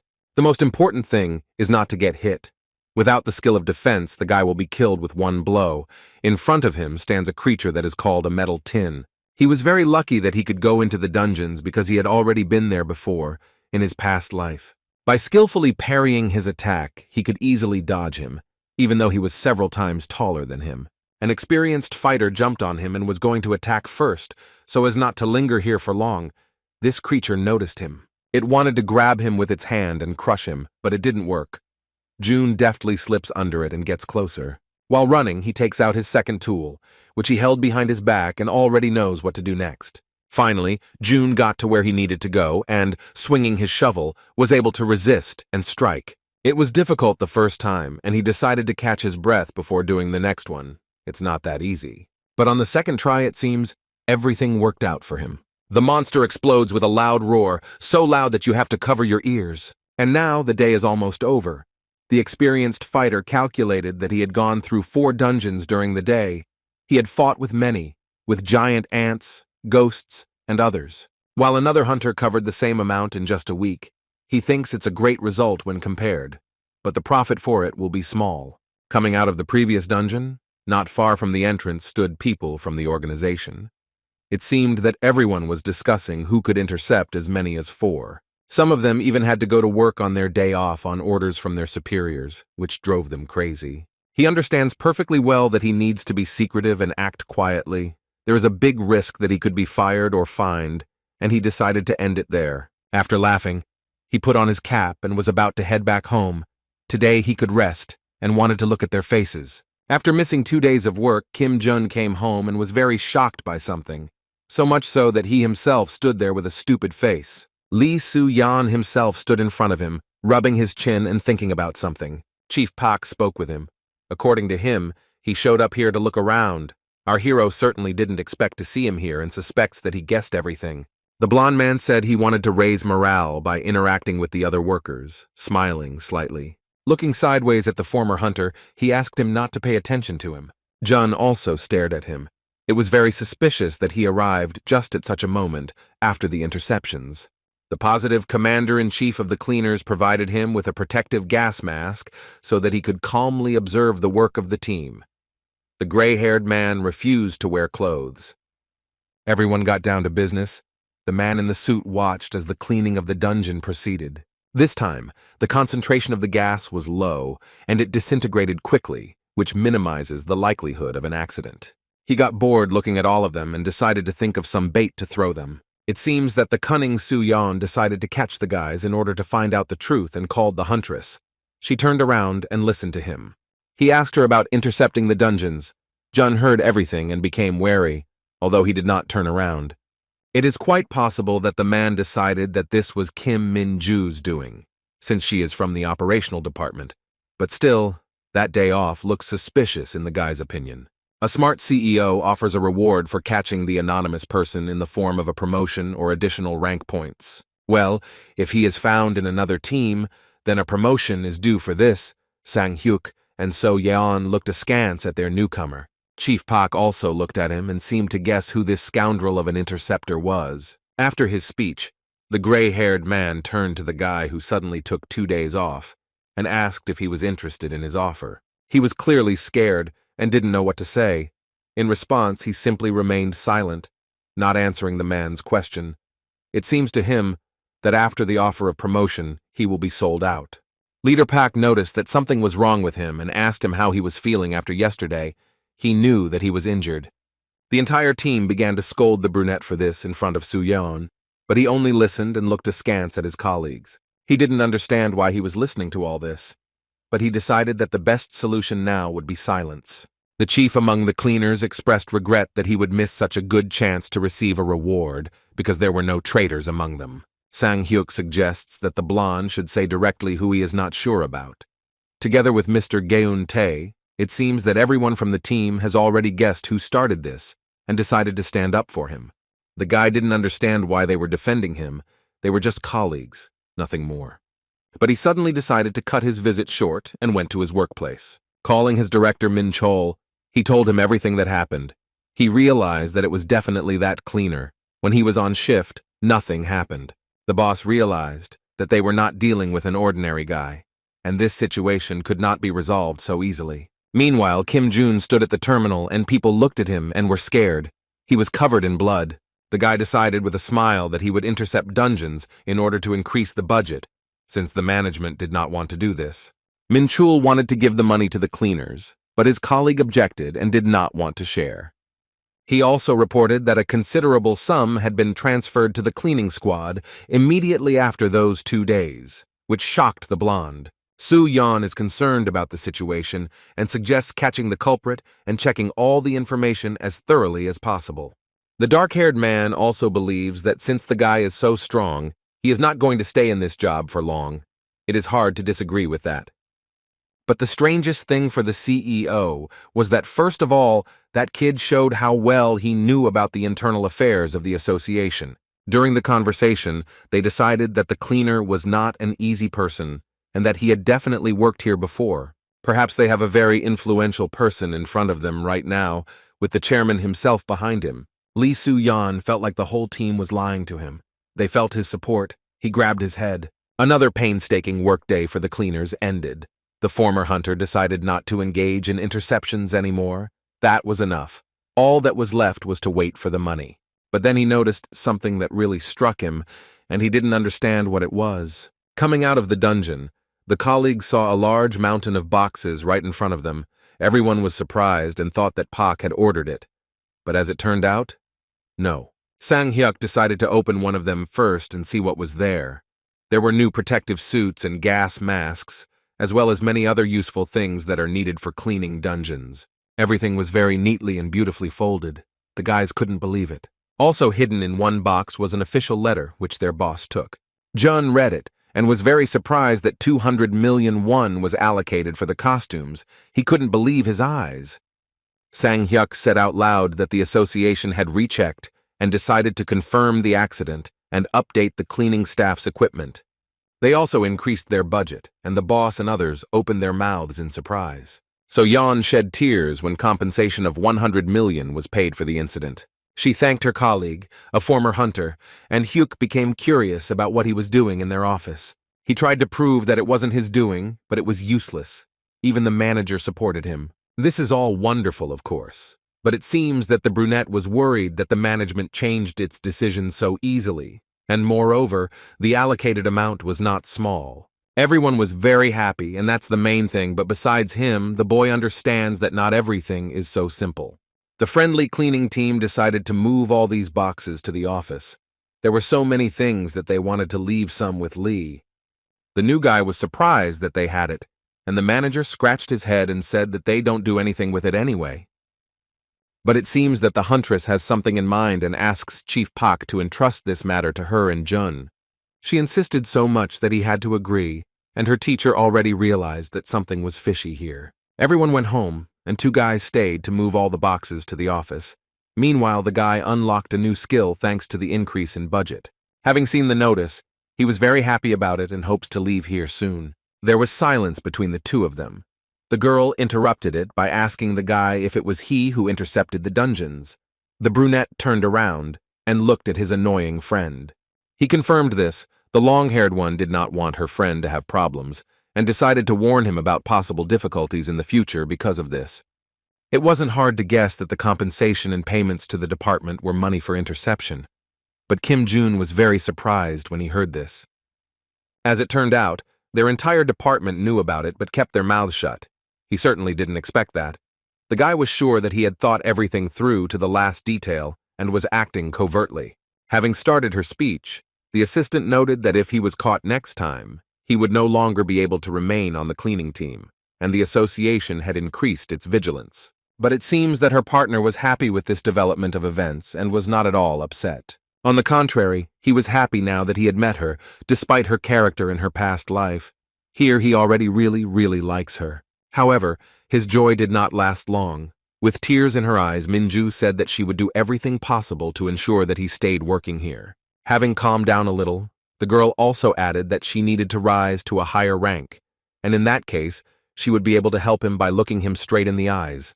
He didn't seem to appreciate it and was even more angry at his partner, and soon, having finished work, they went home. The situation with the dungeon interceptions ended well, but almost immediately another unpleasant incident happened. The cleaners came to work and were extremely outraged to see this. There were curses written about them on the walls of their dungeon. They read them, and inside their souls they felt unpleasant. Moreover, the bodies of the monsters were specially moved by someone to the most inaccessible place. The red-eyed girl felt very offended. Like all the other guys, Sang-hyuk suggested finding these people, but unfortunately nothing could be achieved by this. Jun was sure that this was the work of hunters, so it was best to ignore this attitude at the moment. His colleague did not understand why he had to endure it and wanted to beat them up as soon as possible. The boy decided that it was better to avoid skirmishes now if he wanted to unlock the skills, and he was sure that it would end soon, a completely logical decision. That's what he thought then. Even after a day, this bullying did not stop, but even the opposite. Sang-hyuk demanded to contact the operations department, and so Yeon could no longer withstand such pressure and simply cried, wiping the floor. As it turned out, Pak had already visited them, obviously. When asked directly, they answered that they didn't know what it was about, and left mockingly. Hyuk wanted to call their friend Minju, but the hero stopped him, looking menacingly into his eyes. He didn't care that it was working hours. The guy got really angry and promised to sort it out himself. The other guys were already afraid of him when he was really angry, but they couldn't stop him. He was so furious that he even ground his teeth. It seems the guy knows how to teach these inadequate people a lesson. He went straight to the association. These hunters acted like children. Jun didn't understand what they were spending their time on, and how they were not too lazy to do such things. Entering the building, he pushed those who stood in his way, and he heard disgruntled shouts behind him. Without listening to them, he went on. He didn't care what anyone thought about him at such a moment. He continued walking, breaking through the crowd of unscrupulous workers. The other guys from the cleaning team came out of the dungeon, receiving a wave of insults from the hunters from the moment they entered. One of them pushed the guy with his shoulder, and the girl too. She stepped aside and was completely afraid to take a step. The two of them, in a slightly mocking tone, advised these washers to find some extra work, belittling them. An angry Sang Hyuk insulted them back and tried to scold them. But then Minju interrupted their quarrel, turning to the bullies. They turned around and looked at her. The two guys attacked her in a rude manner and began to threaten her. They demanded respectful treatment. No longer holding back her anger, she demanded to know which team they were from, since they allowed themselves to address others like that. The half-bald guy continued to taunt her, but his friends seemed to recognize who they were dealing with and asked him to shut up. He also added that their colleague Kim Min-ju was standing in front of them. The most daring of them became worried and greeted her sweetly. She looked at the two of them with a disapproving gaze and realized that these upstarts from their department, without thinking twice, apologized to the girl. But it seems that the apology was not accepted. The long-haired girl felt bad that they insulted her friends. She didn't care that they didn't recognize who was standing in front of them. The huntress approached the cleaners and asked if everything was okay with them, and those two bullies stood to the side and seemed to feel a little ashamed. So Yeon's friend said that these were newbies who had just gotten their first rank and were acting tough, giving them a displeased look. And those two heard how they were being talked about, and were also unhappy with such treatment, and looked after them with anger. The next working day, Minju came to the guys. Juntae thought that she was with them today and happily greeted her. But she wanted to thank everyone for what they taught her during their time working together, looking at everyone with a slightly sad look. When she bowed before them as a sign of respect, the boss was even confused and felt awkward. Always cheerful, Pak expressed his gratitude to her for her help in cleaning. It was time for the girl to return to her duties as a hunter. The brunette was very happy that she now had such good and sweet friends, and almost shed a tear when saying goodbye. So Yeon was the saddest of all. The girls became very close and did not want to separate. Her departure touched many, but not Kim Jun-woo, who asked the long-haired girl to leave the cleaning team. Last night, he detained the girl after work and asked her not to go out with them on shift anymore. She barely held back her tears but accepted everything as it was. The smart student immediately realized that this would be good for her. It was important for her to train and fulfill other duties now. After that, the guys made a plan and schedule for training in sword techniques, and she obediently wrote everything down and remembered it. The main thing for her is to stick to it in order to achieve the rank she planned. This will be possible in 6 months if she maintains discipline. Since the guy can't be a hunter now, he uses this obedient girl to make her the best warrior in the dungeons and to communicate with the association. Although he was a little embarrassed that he was using her even in this life, but alas, nothing could be done, he only smiled slyly. Just then, the lady looked up and looked at him with a wide smile. Ju thanked the guy for what he did for her, and allowed him to turn to her for help if needed. Meanwhile, in the association, loud laughter from two guys could be heard throughout the entire corridor. The two bullies who got a scolding from Minju this morning are sitting on the cozy seats in their office, and as usual, they are making fun of the guys from the cleaning department. They imitated that old man Lee Soo-yeon who asked them to treat them with respect and laughed even more. Our former hunter finds them and first gives one of them a good beating, not holding back. His friend looks at this and begins to be indignant. He was upset that this was done to his brother. These screams and indignation had already gotten to Jun, and he swung his hand at the second one, intending to give him a good slap, but he screamed in fear. The bald ignoramus thought of activating a combat skill and is now preparing to attack the guy, accusing him of not understanding the situation. Our daring daredevil deftly dodges all attacks. He is as fast as lightning. Noticing that this didn't work, the offender activates a deadly attack and again tries to appear cool in the eyes of the janitor. He raised an eyebrow and looked at the new hunter, who in turn boasted that he already knew how to control his strength very well. Our hero is not so easily scared by some weak skills, and he confidently hits the dark-haired man in the face and his skeleton. Having ridiculed these two, they seemed to be not very happy and even ashamed of their behavior. One lay on the floor and did not move, and the other rubbed the place of the blow with his hand. As hunters, they are forbidden from using skills outside of dungeons and against civilians, and Jun scolded them for this. He swung at him again. He hates those who barely got the lowest rank and pretend to be God knows what. The guy with the scar on his nose was very angry at him because he considered him a threat, and according to him, because of this, he tried to attack with his pathetic skills. Sitting down next to his offender, the cleaner promised to tell journalists about their bad deeds and to stop cleaning the dungeons after them. With a trembling voice, he wanted to threaten that the organization would always be on their side. The green-eyed man threatened that the association was not going to risk its reputation to cover for some 2 E-rank guys. The enraged brunette offered to apologize to the cleaners on his knees for such actions, but this clearly hurt the pride of the offender. Since this arrangement did not suit him, the daredevil suggests fighting one-on-one in the dungeon as men. Their conversation is interrupted by the creaking of the door. Su-yeon came into the office hearing the noise and saw all this mess, looking at those two in bewilderment. They too did not expect that sudden meeting and sat with wide eyes and did not know what to say. Trying to treat the guest with respect, he leaned over to him and asked why he was there, calling him Mr. The cleaner replied that he came here to those two guys because of stupid jokes and told the boss about everything that happened.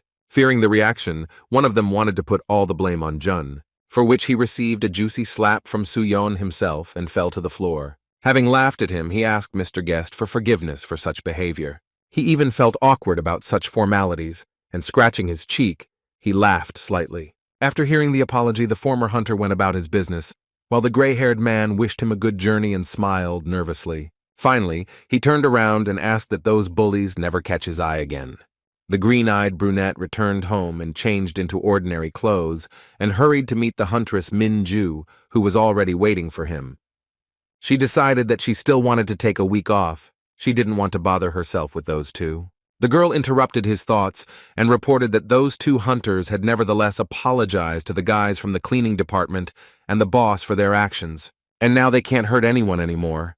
They were kicked out of the team that same day. It seems that the former hunter suspects something. He was very surprised by such news. It was very strange that the fair-haired leader treated him too kindly. He clearly had something in mind. In the morning, before the cleaning crew's shift, they were shocked when they arrived at the scene. The hunters lined up in a row and, having solemnly greeted them, thanked them for their work. The guys clearly did not expect this and were speechless. Jun praised them back with slight bewilderment and heard words of support, which surprised him even more. Their attitude clearly changed. They even wanted to clean up the boss's room and help with the cleaning. This continued for quite a long time. Chief Pak was very happy about these changes. This happened for the first time in his 10 years of work, and all thanks to the appearance of a new guy on their team. So Yeon thanks him for everything he did, but out of habit she became worried and shared it with him. She was afraid that this could harm the guy. All the attention was now revolving around him. Suddenly someone would appear who would start to take revenge. The daredevil doesn't attach much importance to this. He is 100% sure that he won't be touched at the moment, especially after the mess he caused. Sang-hyuk approached the guys and also decided to express his opinion. The guy with the scar looked at him with interest. He found it suspicious that he hadn't asked for a budget increase, but considering that the first cleanup team was keeping an eye on them, the brunette still didn't understand what they wanted from him. The colleague concluded that his new friend was an influential person, since he didn't necessarily have connections with the boss and everyone listened to him. Kim raised an eyebrow and looked at his work partner with bewilderment. In response, the boy laughed so hard that all the guys from the cleaning came to them and looked. His friend didn't think that in that case he wouldn't be cleaning and asked him to get down to business and stop chatting. Hyuk blushed. Meanwhile, Lee Soo-yeon sits in his office with his senior colleague Im Dong-bin and seems very depressed. The blonde guy clearly doesn't like interacting with him. This guy is very curious and won't miss anything. He already guessed that he is watching the cleaning squad. Sitting at a chair and chewing chips, he mocked the guys from the first cleanup group for spying on the cleaners. He grabbed his head and shouted at him, he doesn't understand at all who they're dealing with, and that's the whole problem. After laughing, he said that everyone was in a rage because of him, and that he was the only one they were discussing. He asked if he thought that this guy was one of the chairman's people. The glutton teased him a little because he couldn't get a promotion due to inattention. His gray-haired colleague sat shaking with anger. Su-yeon was tired of this conversation and, although in a rude tone, he gently hinted to him to return to his business. The narrow-eyed Dong-bin promised to help fix the situation with this strange cleaner, smiling slyly. He asked with interest how exactly, chewing his chip. All people are prone to making mistakes. There is no way around it, and it seems that the senior colleague already has a plan of action in his head. He jumped up from his seat and thought that the cleaning squad had committed some kind of misdeed, but not yet. But soon they would do it. Lee Su-yeon knew that this person who was in front of him now was not an ordinary person. He had definitely come up with something strange. Looking at the floor, he asked what he wanted to get from him. In exchange, Dong-bin wants to get the multi-zone dungeons in the Yeongdepo side, which is a special and very difficult dungeon.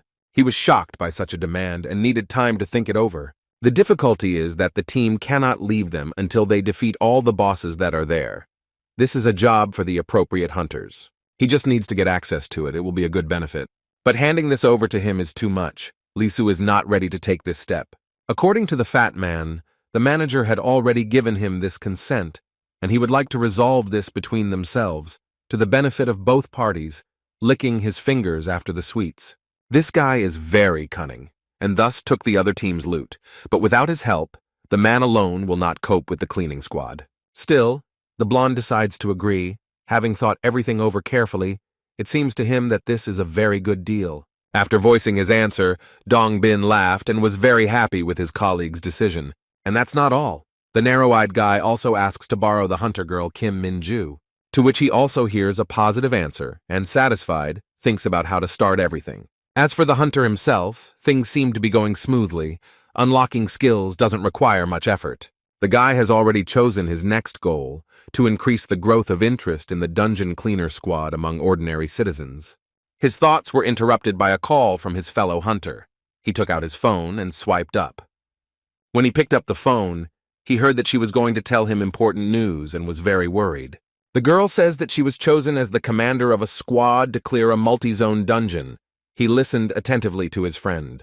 The guy took it easy, because she was his student, and he was confident in her victory and successful completion of the tasks. But he was calm until she said that their cleaning team would also be taking part in the cleanup.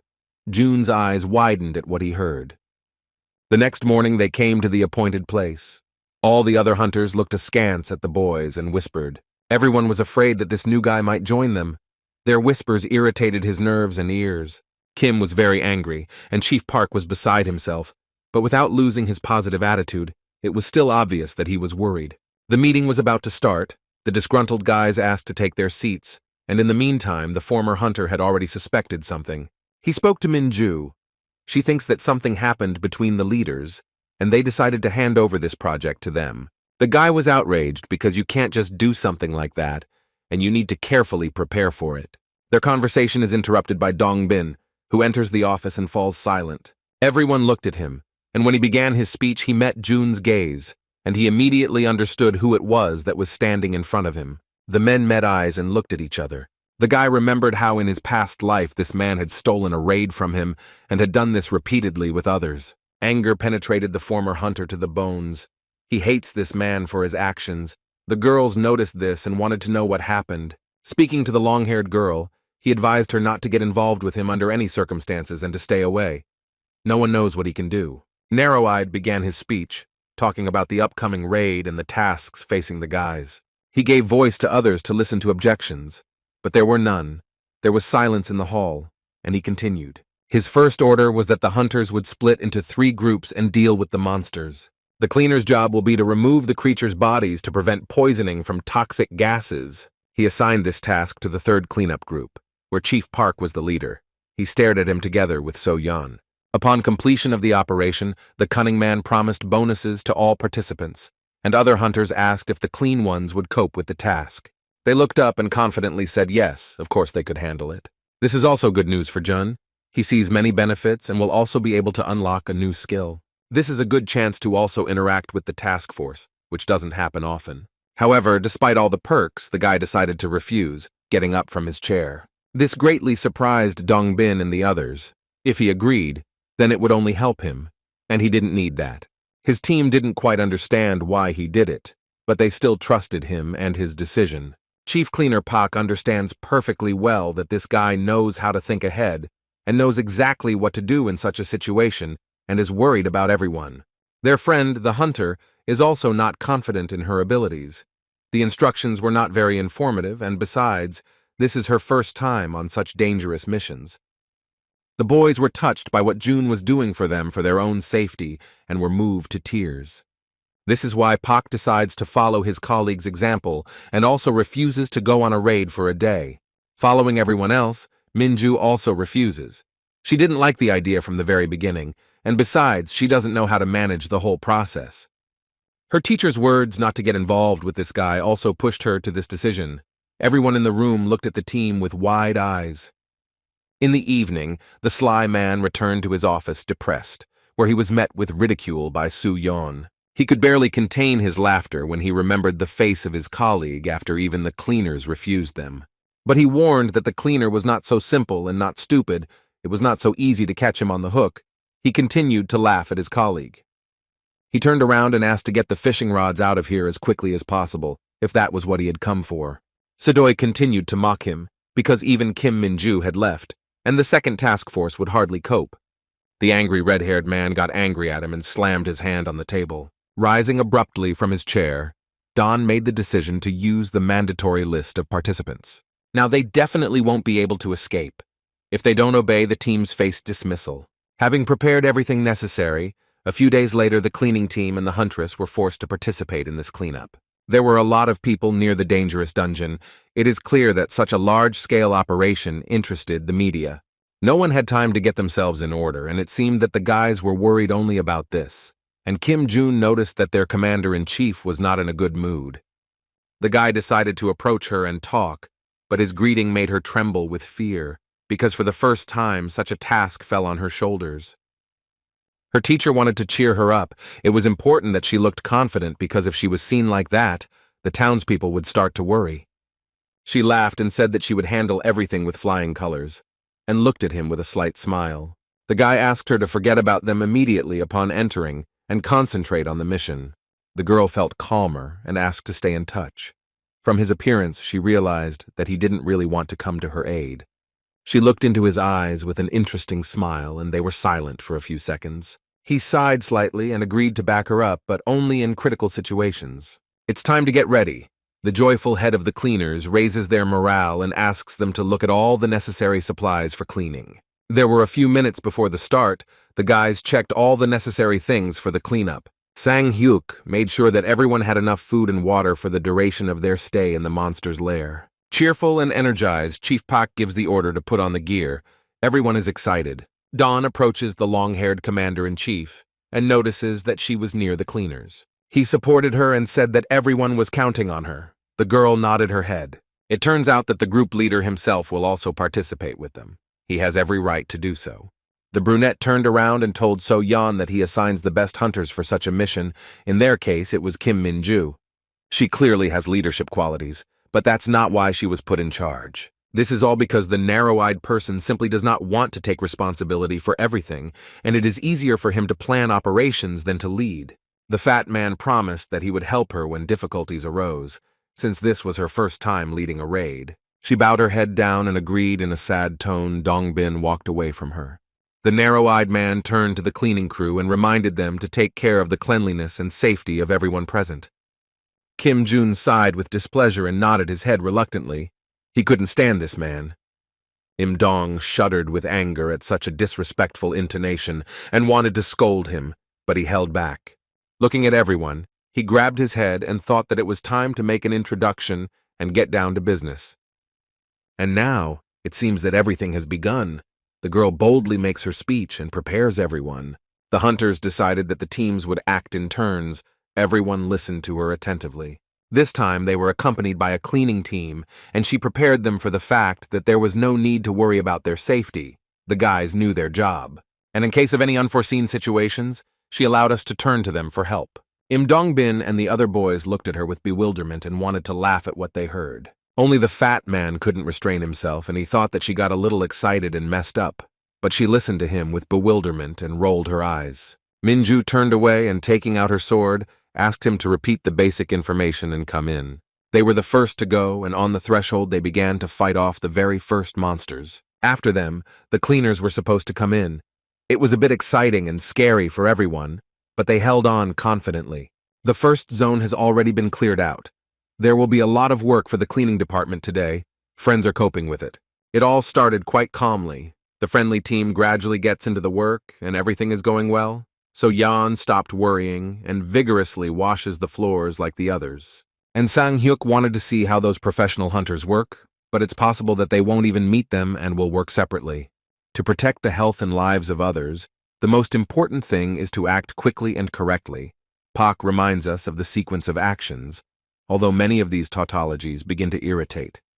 There were a lot of these monsters, and usually they are burned right on the spot, but because the cleaners are not alone here, this is strictly prohibited. That is why they have to place their bodies in vacuum bags and, most importantly, make sure that they are airtight. Impatient Sang-hyuk was already indignant and tired of constantly doing the same thing and could not wait for it to end. Jun also mentally agreed with him. It seemed that the guys were tired after an hour. There really was a lot of work and everyone wanted to take a break for a snack.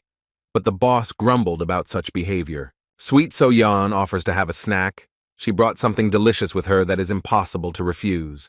The girl offered a chocolate bar to Jun, but was afraid that she distracted him from his work.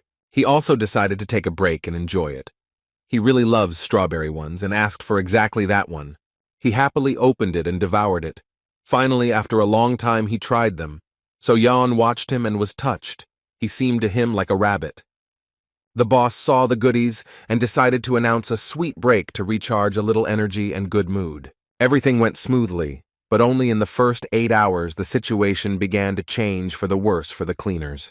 The hunters continued to fight the monsters in the distant rooms and also did not feel in the best shape. Having worked for 10 hours without a break, the guys were falling off their feet from fatigue, and it was difficult to get back into action. 5 hours later, Sang-hyuk injured his shoulder, and there was also a problem with the vacuum bags, which kept bursting. Kim Jun was tired of constantly fixing them. Everyone had fallen far behind the task force. On the 18th hour of work, the hunters call the cleaners and ask them to speed up. The gas level in the dungeon is rising. Mr. Pak apologized and explained their situation. They only cleared out the 5th zone. In response, he heard indignation from one of them. They were already destroying monsters in the 10th. Their strength was running out and they could not work normally. The guy on the other side was yelling at him and demanding that he deal with it immediately, and the other hunters were also unhappy. Kim takes the radio from the chief, asking him to ask the leader to stop the raid, but they refused. He yelled at them for such an attitude towards their feelings. The other guys were not even able to stop him and just listened to them, barely breathing. It seemed that their proud allies didn't care at all what would happen to them and were ready to let things slide. The guy demands that those who are currently on vacation be sent so that they can be helped in such a case. But they resist because of their pride and do not want to take on such dirty work. The former hunter got tired of arguing with them and shouted to send the head of the raid here. As a result, the enraged cleaner came to the hunters and Don Bin, who began to scold him for his poor work. Now this gas is visible even to the naked eye. He yelled at him that he was doing some kind of nonsense. Although he could be cleaning up the bodies now instead of chatting, the brunette walks towards him with a very angry look. He demands to invite Kim Minju to them right now, looking the fat man straight in the eyes, and the same one, chewing a candy, said that she was busy. Brunette insists that the leader be called. Everyone has worked for 18 hours without a break and cannot physically continue to remove the bodies. Without letting him finish, the sweet tooth was shocked by what he said, almost letting the lollipop out of his mouth. A cold-blooded man yells at him, and it seems he doesn't care at all about the team's fatigue. The main thing for him is that after this everyone will have problems. Im Dongbin praises the hunters for their hard work, looking at them all with special respect. He attacked the cleaners again, saying that they were refusing to do their job at such a crucial moment. Looking menacingly into Jun's eyes, he reminded him that there would be no concessions, despite the fact that this was his first large-scale operation. He pretended to be unhappy about having to take command right now, but the guy interrupted him. He couldn't help but laugh at the narrow-eyed man's statements. The brunette only now realized that they had been specially added to the mandatory list of participants. Stopping smiling, he admitted that it had been a very good idea to humiliate them and punish them for something. By belittling him as a leader, he was shocked by the janitor's audacity and could not control his anger. He was found out. Green-eyed threatened that they could refuse to work at all, but because of this, the threat to the lives of his beloved hunters, whom he cherishes so much, is growing. The gas is getting bigger, there is no time for thinking and arguing, Dawn calls the leader Minju. Right now she was fighting a monster, and it was a little awkward for her to speak, but she still had to. The sly man informed her that the dungeon cleaning squad had refused to work. She was surprised by this, and it seemed to her that she had not heard him. Summing up, he said that from that time on the girl would be removed from her post as the leader of the raid, but she did not understand what that meant. He started shouting and demanded that she hand over command to him, citing the fact that she couldn't handle it. Kim Jun stood to the side and heard everything. He found it very funny how this man was behaving. She turned to her teacher. She wanted to be sure that the words of this sly man were true and then make a decision. Her friend made it clear that this was a complete lie. He could not allow mass poisoning in such a complex dungeon. The girl stands still and does not move, abruptly falling to her knees. Dongbin was outraged that she was silent and dragging her feet. He demanded for the umpteenth time that she hand over the leadership to him. Hearing this tone, she got angry and thought for literally a couple of seconds about what to do. Without thinking twice, the long-haired swordswoman hands over the rights of the leader, and a wide smile appears on the fat man's face. But it was not him, but Kim Jun-woo, who immediately felt a charge of strength and confidence. She repeated that now the most important person in this raid was this guy from the cleanup department. He felt a charge of strength and confidence in that moment. All the hunters who were there, and the former commander-in-chief himself, stared at him. The boy remembered how he had previously held a similar position, and his soul felt much lighter. After such a sudden turn, a deathly silence fell in the dungeon room. From that moment on, he now leads the operation, which made the plump Dongbin laugh. He is not going to give up command, and still considers himself the most important one here, even despite the fact that all powers have been transferred to the brunette. He decided to deceive the guy about his official position, but our hero is no slouch, and he knows exactly who is responsible for everything. It is definitely not this man. The inexperienced cleaner was again suspected of being a hunter, but the boy carefully denied everything. The men began to sort things out about who would be better suited to the new role of managing the raid. Dongbin promised that he would turn a blind eye to everything and would not punish if he was allowed. But it seemed like the boy with the scar on his nose didn't give a damn about it. Remembering how this dishonest person had hurt Jun in the past, he became even more angry at him and looked straight into his eyes.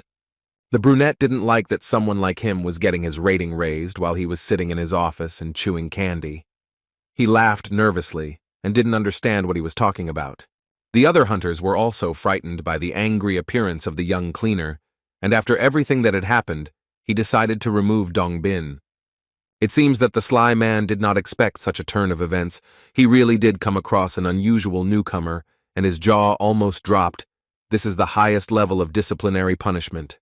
The brunette walked up to him and covered his mouth mockingly, taking the means of communication for himself. Having contacted everyone by radio, the new leader of the raid told them about the whole situation with this man. He urges everyone to do everything to achieve the main goal. The hunters of the Kim Min-ju squad listened to him attentively. Chief Park Gan-tae and his team were also surprised that he was now in charge, and they became curious about what happened. He gives his first order and sends teams B and C to help the cleaners, their faces immediately twisted. In response, he heard only whining and indignation. They clearly did not want to scrub the floors and humiliate themselves as they believed. For failure to follow instructions, the commander without hesitation removes them from the mission for the company of that glutton. The guys were also unhappy with this arrangement and shouted at Jun. He turned to his student and waited for her answer about this. Team A is ready to take on the job, but it will be much more difficult now that the other participants have been eliminated. Right now they're fighting in Zone 11 with a big bear that's immune to physical damage. The guy gives recommendations on how to defeat him. It's not so easy to deal with this Winnie the Pooh, but thanks to his knowledge, the guys will cope. It was not for nothing that the long-haired swordswoman had been practicing her left-hand strikes. She was completely ready to begin. The friends heard everything, the whole plan of action, and on Kim Min-ju's orders they began to attack the beast. They worked as a team, covering for each other and supporting each other. Shaggy swung one paw and attacked the girl from their squad, but she was able to hold him off until help arrived. The swordswoman knocked him away from her friend, and he retreated with a roar. And now the last touch remains, the use of the counterattack skill, which she will do, and put an end to the battle. Swinging her blade, she delivers a crushing blow to the bear's stomach. The monster turned around and growled and fell to the ground, not having time to look at its opponent again. The long-haired girl turned to look at the results of her work, and the danger was already behind her. This help from the new leader was very helpful to the guys. They completed the task in no time, which made Kim Jun very happy. He smiled sweetly. The other hunters who didn't want to listen to him stood nearby and were shocked at how well he was able to demonstrate his leadership qualities. He praised the girls and boys, giving them 50 minutes to clear the remaining zones. And in the next place, the boss was a ghost, which is not so easy to defeat. The magicians had to use the strongest skills and, after the attacks, they will start to have hallucinations that will need to be cleared. And the most important thing is not to get close to them and attack from a distance. The same hunters who were removed looked and thought that in front of them stood not a simple cleaner and whispered among themselves. Lying on the floor, he explained everything in order and without water, but the guys were unable to carry out the last assignment. Due to overwork, their skills are not activated. The boy sighed heavily and grabbed his head. Some of them are weak hunters. Jun Woo gets up from his seat and goes to help them.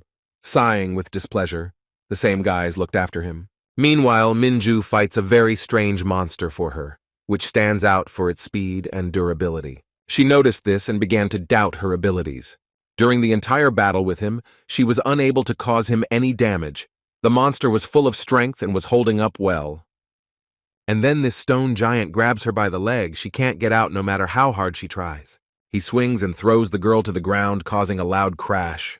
The girl lies on the uneven floor, exhausted and unable to get up, breathing heavily, trying to somehow come to her senses after such a beating. The commander arrives just in time and finds his student among the large boulders. Jun extended his hand to her with a serious look, and she looked him straight in the eyes. The girl was confused and didn't know what to say. She couldn't think of anything, and just started apologizing to him that she couldn't cope with the mission and gave him her hand in return. It turns out that he only wanted his weapon, and upon hearing this, the lady became slightly upset but gave him what he asked for. Taking the girl's sword, he was about to defeat this ogre. This creature was clearly of high rank, and her fellow hunter approached Min-ju and helped her to her feet. The former dungeon clearer was amazed that he could be here in such a place, but he still had to be defeated. He activates his power and has already thought out the attack tactics in his head. This huge creature swings its fist at him and prepares to slam the boy into the ground. The brunette easily dodges, crouching underneath him thanks to hyperacceleration. Swinging his sword, he finally found a weak spot and is preparing to put an end to it. With the blunt end of the blade, he strikes him, and in response he hears a loud scream. He has destroyed his main source of power. The stone monster stands still and does not move, looking around. And then, a moment later, it falls on its belly to the ground and doesn't understand what to do next. Suddenly, his new opponent Kim Jun-woo appears, and before he could blink, he noticed the young guy. Using the fire skill that the brunette received during the joint raid, he was able to inflict considerable damage. By adding 2 more abilities to the attack, he delivers crushing blows to the same point and wins. There is a loud explosion, and the monster lets out its last roar before falling asleep forever. The other hunters no longer believe that he is a simple cleaner. They said that he clearly should be in the task force. The girl Min-ju admired the fact that he was not interested in fame, money, and other things. He was rising higher in her eyes every day. At this time, he was shaking off the dirt from himself thanks to his passive skill and was very angry. After the raid was over, Dongbin was taken to Min-chul, who was immediately given a good scolding for the news that was circulating on the internet. The commander-in-chief was furious that his subordinate, the group leader himself, was removed from the raid. The same one stood silently in front of him, head down, sniffling, barely able to squeeze out an apology. This loser made excuses that Kim Min-ju and Jun Woo were working together, shifting all the blame onto them. But his boss didn't care at all. He was very angry. Now everyone knows that he tried to use this girl for his own purposes. Even at such a moment, Dong Bin continued to object, because they had made a list of conditions together and had taken everything into account. Min Chul stood up from his chair and walked towards his colleague, grabbing him tightly by the hair. He looked down on him and didn't like such a friendly tone of communication. He couldn't just close his eyes to the fact that now every passerby was discussing this incident. Before the situation gets any worse, the superior officer sends him to the police as quickly as possible. He ran away from this torture chamber as quickly as possible and obediently headed to the police station without closing the door behind him. Left alone with Su Yan, he suggests telling the cleaner that he helped him, but he only sighed in displeasure. Moving to the window, Min Chul turned to his colleague about an important matter that he had been thinking about recently. The gray-haired man raised his head and asked. The dark-haired man suggests that Kim Min-ju be appointed as the squad leader and decided to consult with him. Meanwhile, the police have decided to take disciplinary action against Im Dong-bin and the other members of the group, which is tantamount to dismissal. The brave girl's friends have already come together to congratulate her on her promotion with beautiful flowers. Having accepted the gifts, she looked into everyone's eyes with a joyful look. Not knowing how to convey in words what she wanted to say, she was very happy. So much so that she cried with joy. So Yeon's friend began to worry a lot and asked if everything was okay. The long-haired girl just laughed and replied that everything was fine, and her teacher Jun stood behind and did not say a word. Sang Hyuk thinks that his new girlfriend is now on equal terms with Lee Soo-yeon and is very proud of her. All the nice words really embarrassed the girl, and she just smiled. Kim Jun looked around the entire office, and now it seemed somehow empty to him. He became interested in how many people left here. Many hunters were fired. She said that out of all of them, only 17 remained. It's like one team, nothing more. The former hunter also decided to support the girl and cheer her up. She deserved it. But in his heart, he envied her. The guy became a leader in the past only at the age of 30. And this huntress much earlier, it drove him crazy. But he didn't show it. Having also heard the girl call herself part of the cleaning team, he demanded that she not say that again, and she looked at him in bewilderment. Cleaners should not be allowed in cleanup teams. Other team members will be unhappy and will not want to have such a leader. Their conversation was interrupted by hunters who had just arrived after their shift and were obviously very tired. Seeing the cleaners, they greeted them warmly and were surprised by such a sudden visit. The very first ones introduced themselves with shining eyes. They were Hong Ji-yeon and Lee Jin-ho. Sang Hyuk was shocked, but in his heart he was pleased, just like So-yeon. The short guy congratulated Kim Jun on the great joint raid, and he felt awkward and didn't know what to answer. All together they expressed gratitude for their work and allowed them to ask for help at any time. The guys clearly did not expect such friendliness.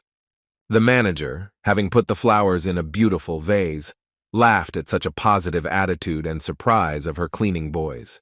Min-ju stood up from her seat and asked her teacher to relax and do her work calmly without worrying about any interruptions. He looked at her sideways and thought that she was crazy. Just after receiving a promotion, the girl is already waiting for her assistant, and she needs to stay in the office until he arrives. Walking over to the window and immersed in his thoughts, the former hunter recalled how he too had been assigned such a person. It was Lee Ah-yeon, the closest one to him from his work in his past life. The brunette asked what his or her name was, but Min-ju didn't know the answer yet. She just had to wait. And it seems the guy was worried that his friend would be assigned this particular one, even though they weren't yet acquainted in the new reality. The cleaning team should already be leaving for their shift. Everyone said goodbye and was getting ready to leave. The boy was the first to approach the door and lowered the handle. He didn't like these tendernesses and wanted to run away as quickly as possible. Leaving the office, the brunette bumped into a short girl with a bob haircut who seemed to be about to enter. Her name is Song Hai-yeon. She is from the support squad and will be an assistant in Kim Min-ju's affairs. She confused him with her leader. He looked at her with a slightly angry look and said that this name belonged to a girl. From the timbre of his voice, the shorty shuddered. It turns out that the girl was recently accepted into the association, and she is a little confused. This was clearly not Director Juna, and the guy was very happy about this. At Pak's request, he went with him to work shift. He walked out with an odd gait. Min-ju wished him an easy transition with a wide smile on her face. Evening was approaching. Almost all the organization's workers had finished work, and were getting ready to go home. Ha Young stood in her office. The newcomer was outraged that she was made an assistant almost immediately after being hired. Lee Ayan approached her. She already knows who her leader is and how the last raid almost failed. The girl with glasses was worried that she had most likely been appointed to such a position without the knowledge of the CEO. But the blonde did not see anything critical in this. The conversation turned to one of the cleaning workers, Kim Jun-woo. The former secretary knows very well that he is on excellent terms with the swordswoman. But despite this, the new girl did not have the best impression of him. She considers him arrogant. The blonde listened to all the negativity directed at him and could only smile. Having said everything he thinks about him, the guy's former director still believes that he's doing a great job and has accomplished a lot during his time at the job. The short-haired girl remembers how such a young guy managed to increase the budget for the cleaners. Besides that, he was able to stand up for everyone and gave a good beating to those new hunters who offended them, and she fully supports him in this. Correct Hyo-yeon believes that this behavior on his part is damaging the image of the entire team and promises to solve the problem. It seems that in her new life, the blonde Lee became interested in this guy. During his shift, he felt it through the ringing in his ears. He can even do this, and his boss was surprised why he was constantly picking at them. The next day, colleagues were again cleaning the dungeon. Out of boredom, Kim Jun hummed a song about Mr. Proper while lazily mopping the floor. His student came up to him and also muttered this under her breath and tried to talk to her friend. He didn't like the fact that the task force leader was having fun with a rag and cleaning solution, and he was sure that the other members of her team wouldn't appreciate it. But turning back, the brunette saw that the girl's colleagues were helping the cleaners clean out the dungeon. The guys have no experience at all in this, and they need tips to do their job well. Chief Pak will teach them everything. So Yeon asked one of the guys to help her and Sang-hyuk with disinfection. The guys from the second task force were very happy to help them and happily got down to cleaning up. Having gone to another part of the dungeon, June decided to find out from the long-haired woman for what purpose she was helping. It was clearly not without reason. He asked her not to drag it out and tell him the hunter felt awkward, but she admitted that some rather difficult raids were planned for this month, and the guy had expected that. As it turned out, the main problem in the cleanup is the lack of people in the team. About 20 warriors are missing. Interrupting her, the confident cleaner said that the level of the dungeons was determined by the headquarters and not the association. The girl wrote everything down just in case. Even 4 people can cope with this task. An experienced fighter told her an approximate plan of action that will lead to victory. The girl was very surprised. She didn't know at all that this was possible. This man seemed to open her eyes wider. Lowering her head, the long-haired girl became embarrassed and thanked her mentor for such help. Having finished, he asked to leave, stating that the dungeon cleaning squad would handle everything themselves. The interlocutor looked up and was afraid that she was disturbing him. Luckily for her, those words were not addressed to her, but to Ha Young, who was peeking out from around the corner and watching them. The swordswoman stood on tiptoe and whispered to him if they knew each other, but he had seen her for the first time yesterday. To ease the tension, the swordswoman joked that her assistant could very well become his girlfriend, but Minju clearly didn't appreciate the humor. The brown-eyed woman came with the goal of inviting the manager to a meeting and having lunch with the cleaners before it. Having lied to her about the fact that it was forbidden to use phones in this place, the long-haired girl wanted to talk to her teacher alone. Lowering her tone, one asked if he knew anyone from the support department. The guy raised an eyebrow and asked why she needed this information. The support department asked Ha Young to keep it a secret, but they conveyed that they wanted to see Kim Jun-woo there. The boy guessed that it was most likely because of the incident with the man to whom he did not hand over control of his group, Im Dong-bin. He didn't want to be late, so he asked to tell them that he wouldn't hide and would come to them himself. Thanks to the efficient work of the cleaners and hunters, the boys finished early and can all go to lunch together. The next day, a new dungeon opened, and as always, it was necessary to clean it thoroughly. But no one noticed that the little boy had lost his brother and was looking for him where it was dark and almost impossible to see where to go. He was trembling with fear. Suddenly, he heard a hoarse voice calling him, and it sounded very similar to the call of his family member. Coming closer to hear better, the little daredevil was glad that he was alive and did not have to search for long. He continued to ask him for help in a hoarse and tired tone. The baby came closer and closer and wanted to see him sooner. He was very worried. Only at that moment did the boy realize that he was in trouble.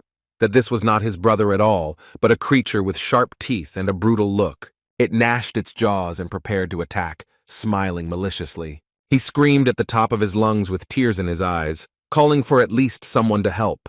In the evening, Director Min Chul gathered the dungeon cleaners in his office to discuss something important. Watching the news, doctors and journalists talked about the monster attack on a little boy that happened this afternoon. That kid decided that since there were no barriers at the entrance to the dungeon, it meant he could enter, and that was the reason why the commander-in-chief called everyone. Everyone knows that civilians are forbidden to enter the dungeon. The man began to scold the team for not putting up a fence. This is a big blunder. Chal shouted at them and could not understand how they could forget such an important foundation before starting work. The guys listened to him and looked at each other. The boy was very lucky that when the cleaners returned home, they found him and saved him. If it had been a little bit too late, it would have been too late. Full of rage, the director demands that the person who forgot to put up the fence before starting work confess. Without wasting time thinking, Kim Jun decided to stand up for everyone and took all the blame on himself, admitting that he did it. He was interrupted by the long-haired swordswoman who wanted to object to her friend's lie, to which she received a sharp response. He yelled at her and demanded that she remain silent. This is not the first time that the brunette has repeated that it was his mistake, while others stand there and do not understand why he is lying. A brave guy approaches the director with a request to release him from work tomorrow so that he can personally appear before the management and tell them about his mistake. He has a meeting scheduled for tomorrow at 9 in the morning, but in this situation nothing can save him from punishment. This is a very serious offense. With a heavy sigh, Chal let everyone go. He needed to prepare for other important matters. After leaving the office, the guys stood quietly for several minutes, while the swordswoman was shaking with anger. Minju confronted the guy and accused him of lying to the CEO. She saw with her own eyes how the teacher put up the fence and could not believe that he decided to tell such a lie. It's all very obvious that it was a setup. After the hunters cleared the dungeon, there was no way a monster could have appeared there, but it was there. In response to such a presentation, he simply threw up his hands and looked at her with incomprehension. The guy wasn't stupid. He understood all this perfectly well. But unfortunately, the guys don't have a single chance to catch this man and bring him to justice, so they had to lie. He asked not to get involved in this matter. There was little time until the morning, and no one would have time to find out anything. The long-haired one just stood there and did not know what to answer. The baby was attacked by Vega, and it's clear as day that this was done on purpose, because this creature does not live in dungeons of this level. It was let in on purpose. Then, the thought occurs to him that he can turn this situation to his advantage and discover a new skill, increasing the interest of civilians and cleaners. After dispersing, the leader of the hunters reflected on this situation in her office. She couldn't figure out how the fence could have been removed, and also how a baby could have gotten in there half an hour before closing. Besides this, there was also a monster there. The task force could not miss it and leave it there. A complete cleanup was carried out. The anonymous people's goal was definitely to frame the squad and the former hunter. All things considered, it was most likely started by one of the association members, in her opinion. Min Ju was very worried. All the thoughts were giving her a headache. The other hunters were also worried about this situation. The guys approached her and also said that they thought it was not true. The team decided that they wanted to return the favor and help him in general. Everyone wanted to find the criminal. Minju looked up and looked at her friends with hope. The girl gives the order to stop work on all planned projects. They have a new goal: to find and catch the real criminal. There seemed to be no objections. Everyone was ready to begin with wide smiles on their faces. Interrupting their conversation, Lee Ah-yeon, the deputy head of the support department, entered the office and addressed the long-haired girl. After greeting me warmly, she introduced herself and would like to talk. A few hours ago, she was talking to her assistant about Kim Jun. The blonde was surprised by such a stupid mistake on his part.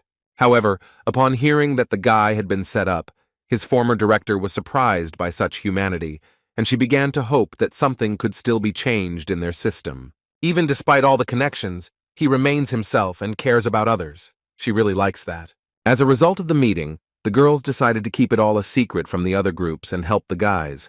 That's why she came to Minju. She of course didn't expect this, but she was pleased. She felt awkward, but the responsible hunter revealed her first step. She wanted to review all the recordings from the surveillance cameras. It would be useless. and without the police they would have no access to them.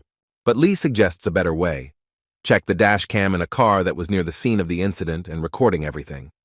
Hai Young remembered his number and is persistently trying to find it in the car, and then things will go like clockwork. She showed her the document that everything needed to be verified with, but did not give it to her colleague.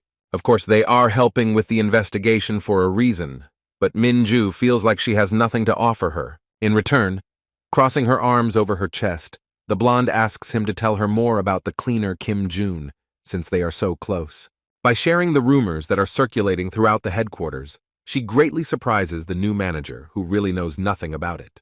It was the first time she heard that they were already building theories that her teacher was a spy, a protege of the chairman, and much more. The blonde laughed slightly, and the other hunters felt sorry for her. The girl had no friends here at all. The boys were silent and looked at her with slight embarrassment and sadness in their eyes. Covering her mouth, she again barely held back her laughter.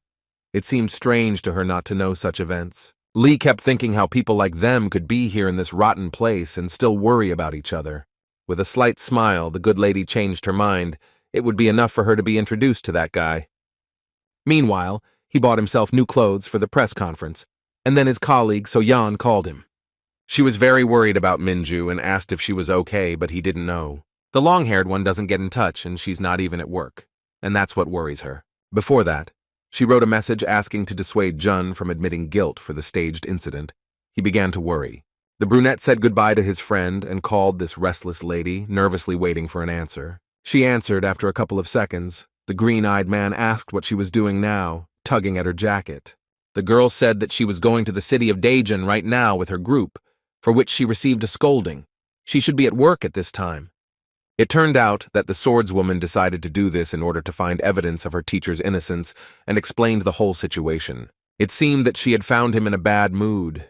If she had done nothing, he would have been able to acquire a new skill that would be useful to him. A certain plan matured in his head on how to prevent the girl from finding evidence.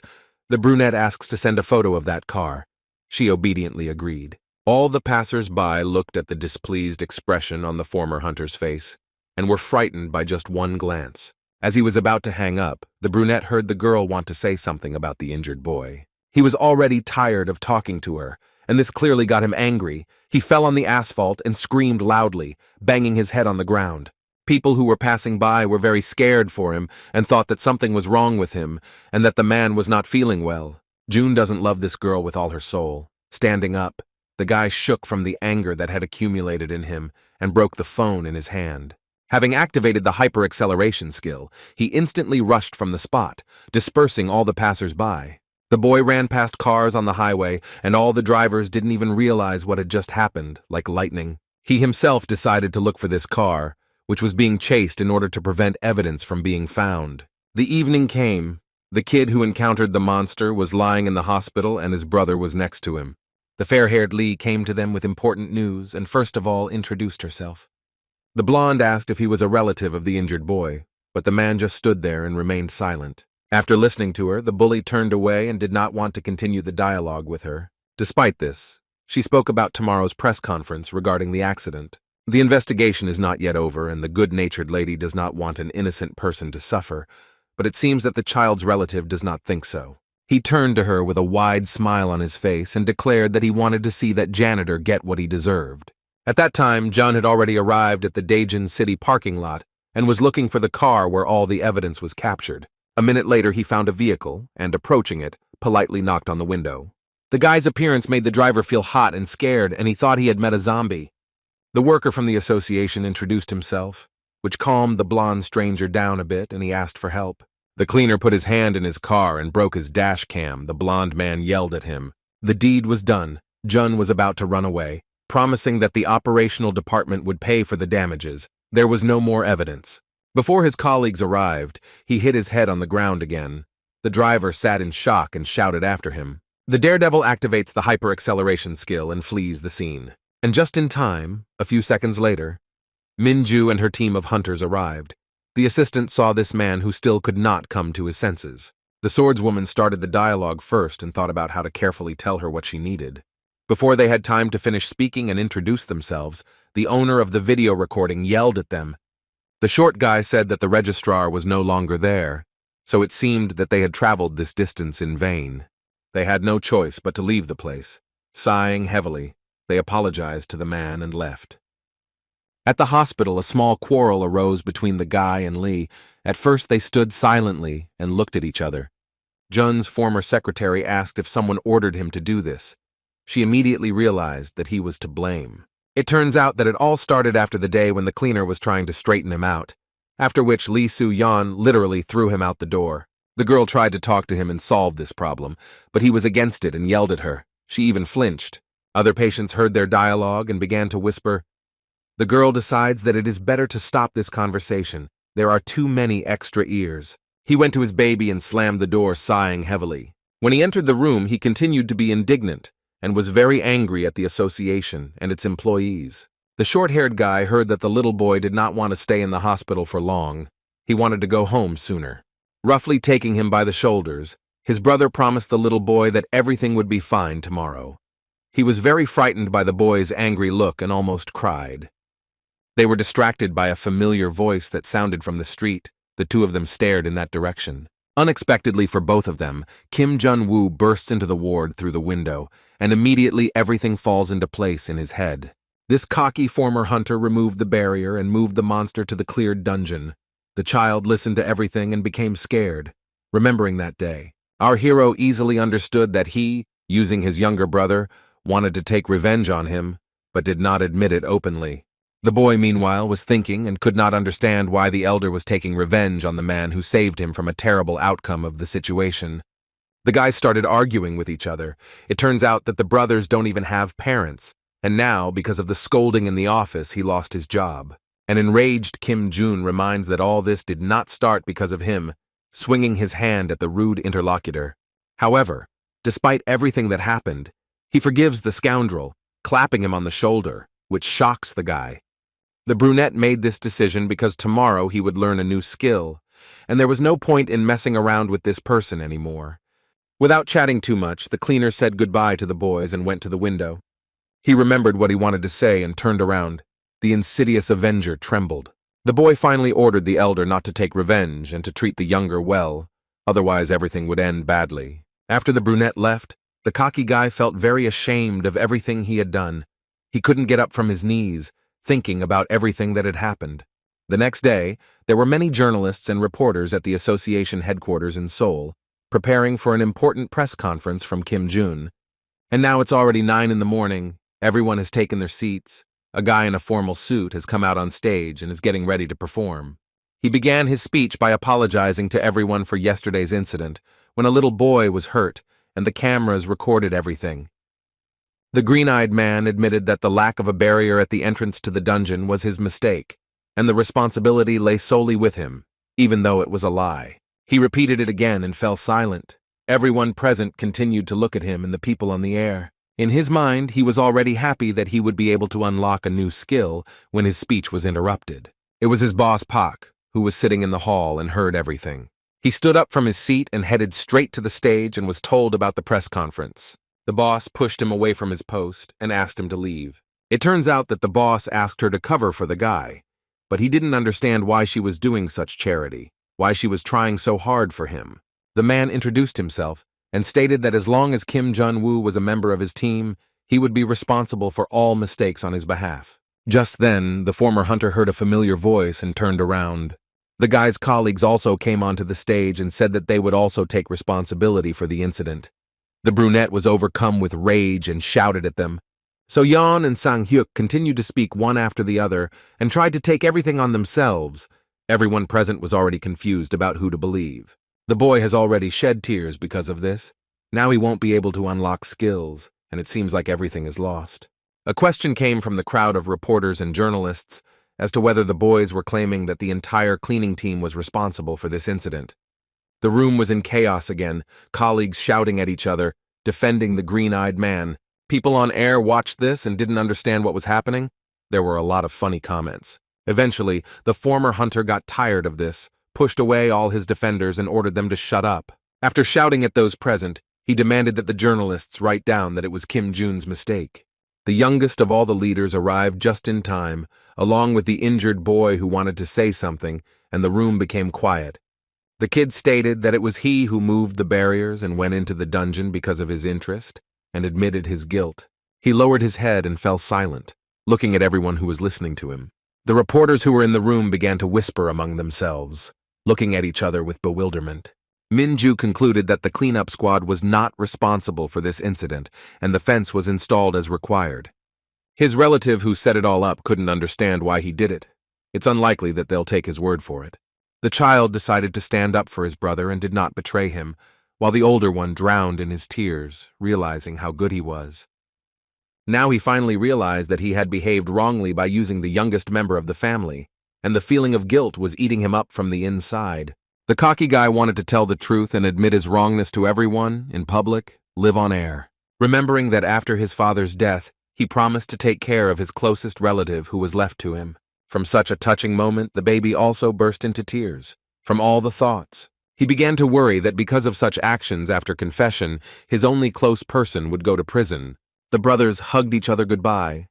They really didn't want to part with each other when they realized that there was no one else closer to them. After stroking his head, the elder asked him to hold on and wait for him until he returned.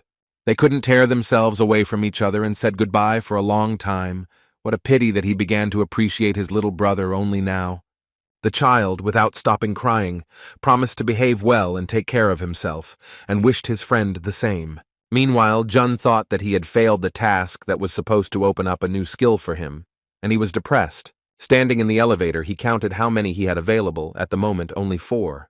But suddenly, a new skill, polymorph, became available to him. During the performance, the brunette was sure that due to the team's rebellion, nothing would work out. However, this confusion attracted even more people to the live broadcast and made many people interested in the incident. Viewers had their eyes on the cute So Yan, and there were people who wanted to become part of their team and collaborate. He couldn't believe that everything turned out to be much simpler than he expected. People's interest increased thanks to all the fuss that was going on. His thoughts were interrupted by the elevator stopping. It was time to get out, and he went to meet the young cleaner, who was greeted by the head of the hunters, whom he dislikes. It was time for the guy to meet Lee Ah-yeon, his former director. She had been waiting for this day for a long time. With a wide smile, the girl extended her hand to him and introduced herself, while he stood in a slight stupor. He immediately remembered how in his past life she was always with him and even witnessed his death. The blonde laughed and asked if he wanted to say hello in return. It was hard to hold his hand in that position. Surprisingly, the deputy head of the support department was much more cheerful and energetic than in the past. It was hard to believe. This girl saw the former hunter being attacked and is also a suspect. The cleaner should be very careful. After thinking for a moment, he shook her hand in response, looking down at the floor. It seems that he quickly found a common language with the blonde. The lady praised him for his interesting performance at the press conference. She admitted that she had imagined a more charismatic man, but laughed and said that she just wanted to talk. Without further ado, she decided to ask him directly how high he was going to climb, looking him straight in the eyes. The girl had in mind, on the career ladder, what position to take, which made the guy think. The good-natured Lee offers the boy her help, for example, to overthrow Min Chul from his post and hand him over to her new friend. After all, her goal is to change the association from within. This must be done in any case, and these are not just her inventions and whims. At headquarters, they are considered lower caste, and she doesn't like it. But then Kim Jun appeared and, according to her, turned everything upside down. From everything she said, the guy took it as if she wanted to get the chiefs fired from the headquarters. But Lee didn't say that, and simply reminded that she wanted changes here, in this flea market. The guy didn't back down and, looking into her eyes, said that this is exactly what she was trying to achieve. But she wasn't going to prove or disprove anything. The new acquaintances looked at each other and simply smiled, and Minju did not interfere in their conversation, and sat silently next to them. In addition, she wants to involve hunters and offers her support. But then the swordswoman interrupts her, and she is not sure that she has the right to decide such important issues. Ah-yeon offers to help with the necessary equipment to fight monsters. Listening to her, the guy with a scar on his nose understands why she discusses these topics so calmly. This girl speaks so confidently, not being a director, only because her father is a member of the association. He was one of the giants who managed it. Lee got her director position thanks to him. They were both the main people who held the association together. However, it was until Lee Du-shik was fired that everything went to waste. This happened 5 years later. After the reform in the Seoul branch, they fell in the eyes of the high-ranking officials. After this, the girl also lost her power and became the assistant of the former hunter. Perhaps because of this, she became so cold, like a robot. The guy remembered that her loved one was fired because he did not meet the organization's standards. This cannot be allowed to happen again. If this happens again, the task force and his squad will disappear without a trace. That's why the cleaner jumps up from his seat and decides to refuse, which the two girls clearly didn't expect. Lee ran after him and tried to find out what was going on. Maybe he didn't like the conditions. Although he had to do what he did, he asked not to give him such unnecessary help. In his mind, he thought that it was his former secretary who ordered the squad of warriors who dealt with him in his past life. The green-eyed man explained his choice by the fact that he never had such goals. He thanked her for the pleasant conversation, and after these words he went to work. As always, upon entering the dungeon, he is met by his cheerful boss and colleagues. But Sang-hyuk wasn't there yet, and he decided to ask where his friend was hanging out. It seems like he took a leave from today because his sister came to Korea. He wants to spend time with her and gain strength before work. His sister is a hunter from the International Association. She came for work, so the guys will have to work for a week without one team member. He laughed and thought how they could communicate with each other. They probably often had fights. Resting is a useful thing, so as always the positive boss set the guys up for a productive start to the shift. When they started working, no one noticed that there was a strange, long-haired man with them, who was standing next to them with a notebook and writing something down.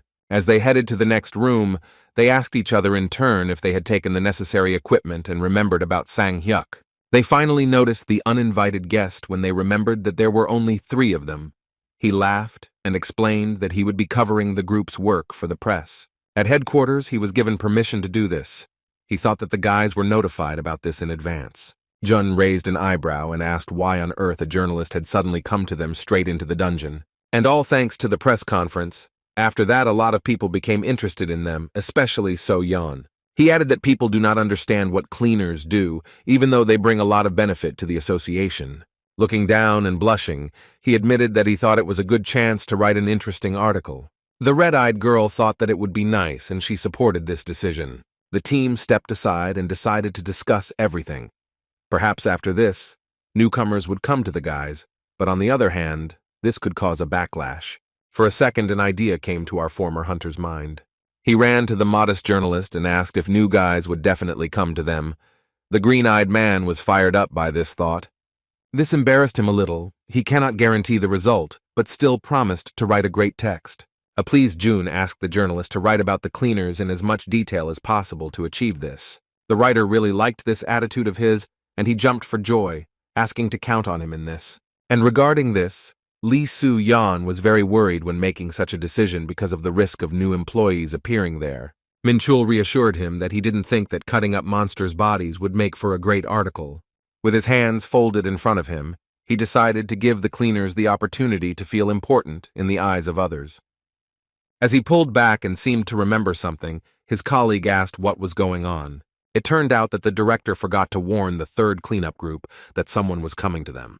The man watched the cleaning and asked the guys a lot of questions, which literally drove the former hunter and others crazy from such hyperactivity. Gritting his teeth, Kim Jun tolerated him only because of the article that he had to do, whether he wanted to or not. As the guys reached the huge monster that needed to be removed, the long-haired man's eyes widened in surprise.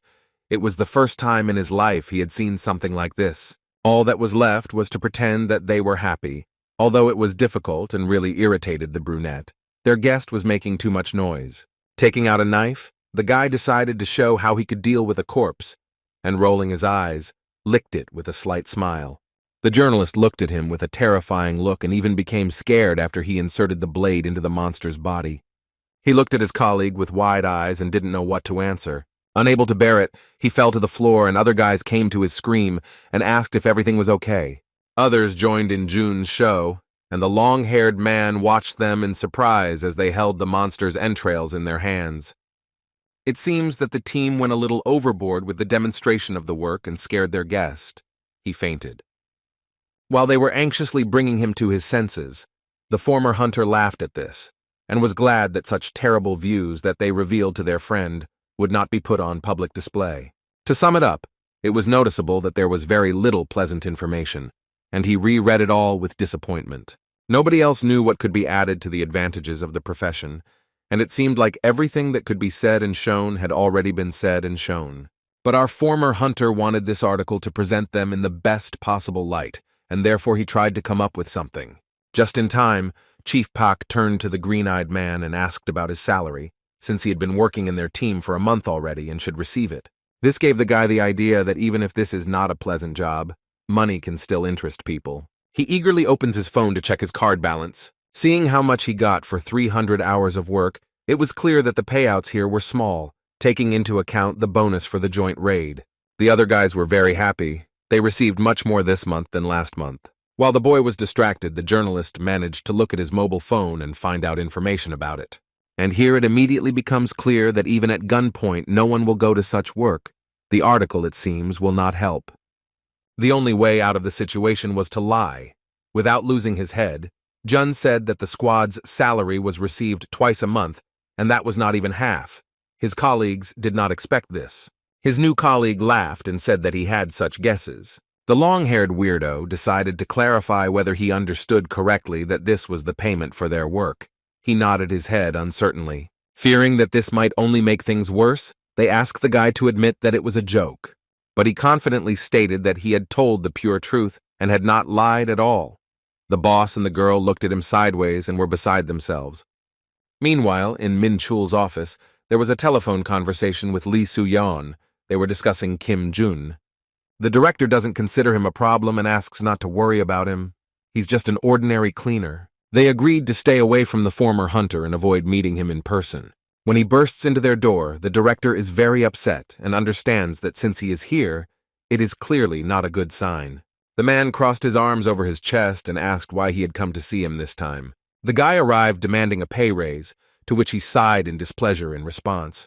Having started to explain that this was impossible at the moment, he realized that it was useless, and the stubborn man would stand his ground in any case. The brunette wants to double the payment by looking down on him. Chol looked at him from under his forehead with displeasure and seemed to be angry. The boy said that he believed that even taking into account the bonus, the pay did not correspond to the work done. But that's not all. The green-eyed one asks for a promotion to all members of the squad, after which So-min gritted his teeth in displeasure and was ready to hit the table with his fist, but he held back. Such demands are unacceptable even in ordinary companies, let alone the association. He tried to convey this idea to him, laughing nervously. The guy thought that the man had nerves of steel, or so Jun thought. Unfortunately, the guy gets a refusal. This issue is decided by the board of directors, and he cannot decide this alone. It looks like he was in a hurry to unlock the skills. You need to wait some time, and later the guy will still get his. Their conversation is interrupted by Mr. Lee, who enters the office with an important question about the completion of the task. The bearded man noticed that he had a guest and wanted to wait in the corridor as a sign of respect. Without greeting the fair-haired CEO, the young cleaner was about to leave and wanted to leave them alone. Min Chul didn't like the mop man's behavior. As soon as his former director's father stops the guy, the hero turns around and asks what's going on. He suddenly comes up to him and takes a selfie with him as a keepsake, which he clearly didn't expect. The old man immediately recognized that it was Kim Jun-woo from the cleanup department. He was a big fan of his and was incredibly happy about such a sudden meeting. The brunette thought about it and knew that he would soon be removed from here as it should be, but at the moment, he is the most influential here. During the conversation, the guy finds out that Lee Ah-yeon also chases after her favorite idols, which makes the interlocutor laugh a little. Lee Do-sik, as his fan, knows a lot about the former hunter, how he tries for the sake of his squad, how he beat Im Dong-bin, and much more. Without hesitation, he even shared rumors that they were saying about him that he wanted to take over the entire headquarters. Jun raised an eyebrow and looked at him with confusion. It turned out that the CEO overheard a conversation with Min Chul about a salary increase and agreed that the cleaners were paid very little, offering to help. This will also be a bit problematic. It is very risky to raise this issue at the board of directors. However, it wasn't all for nothing. It was immediately clear that he wanted something in return. According to him, the first task force was allocated 100 dungeons. There is a risk that his colleague Min Chul will hand it all over to Lee Soo-yeon. Looking up, he asked if he worked with them. Scratching the back of his head, the boy reminded that he was an ordinary cleaner. But that's not so important right now. That bearded man, clapping her on the shoulder, asks that the boy, together with the second group, overtake her in results. Considering that the daredevil was one of those who led the joint raid, the man was confident of a successful outcome. Now, the brunette has a task. If everything goes well, then Dusik will be able to help and raise his salary.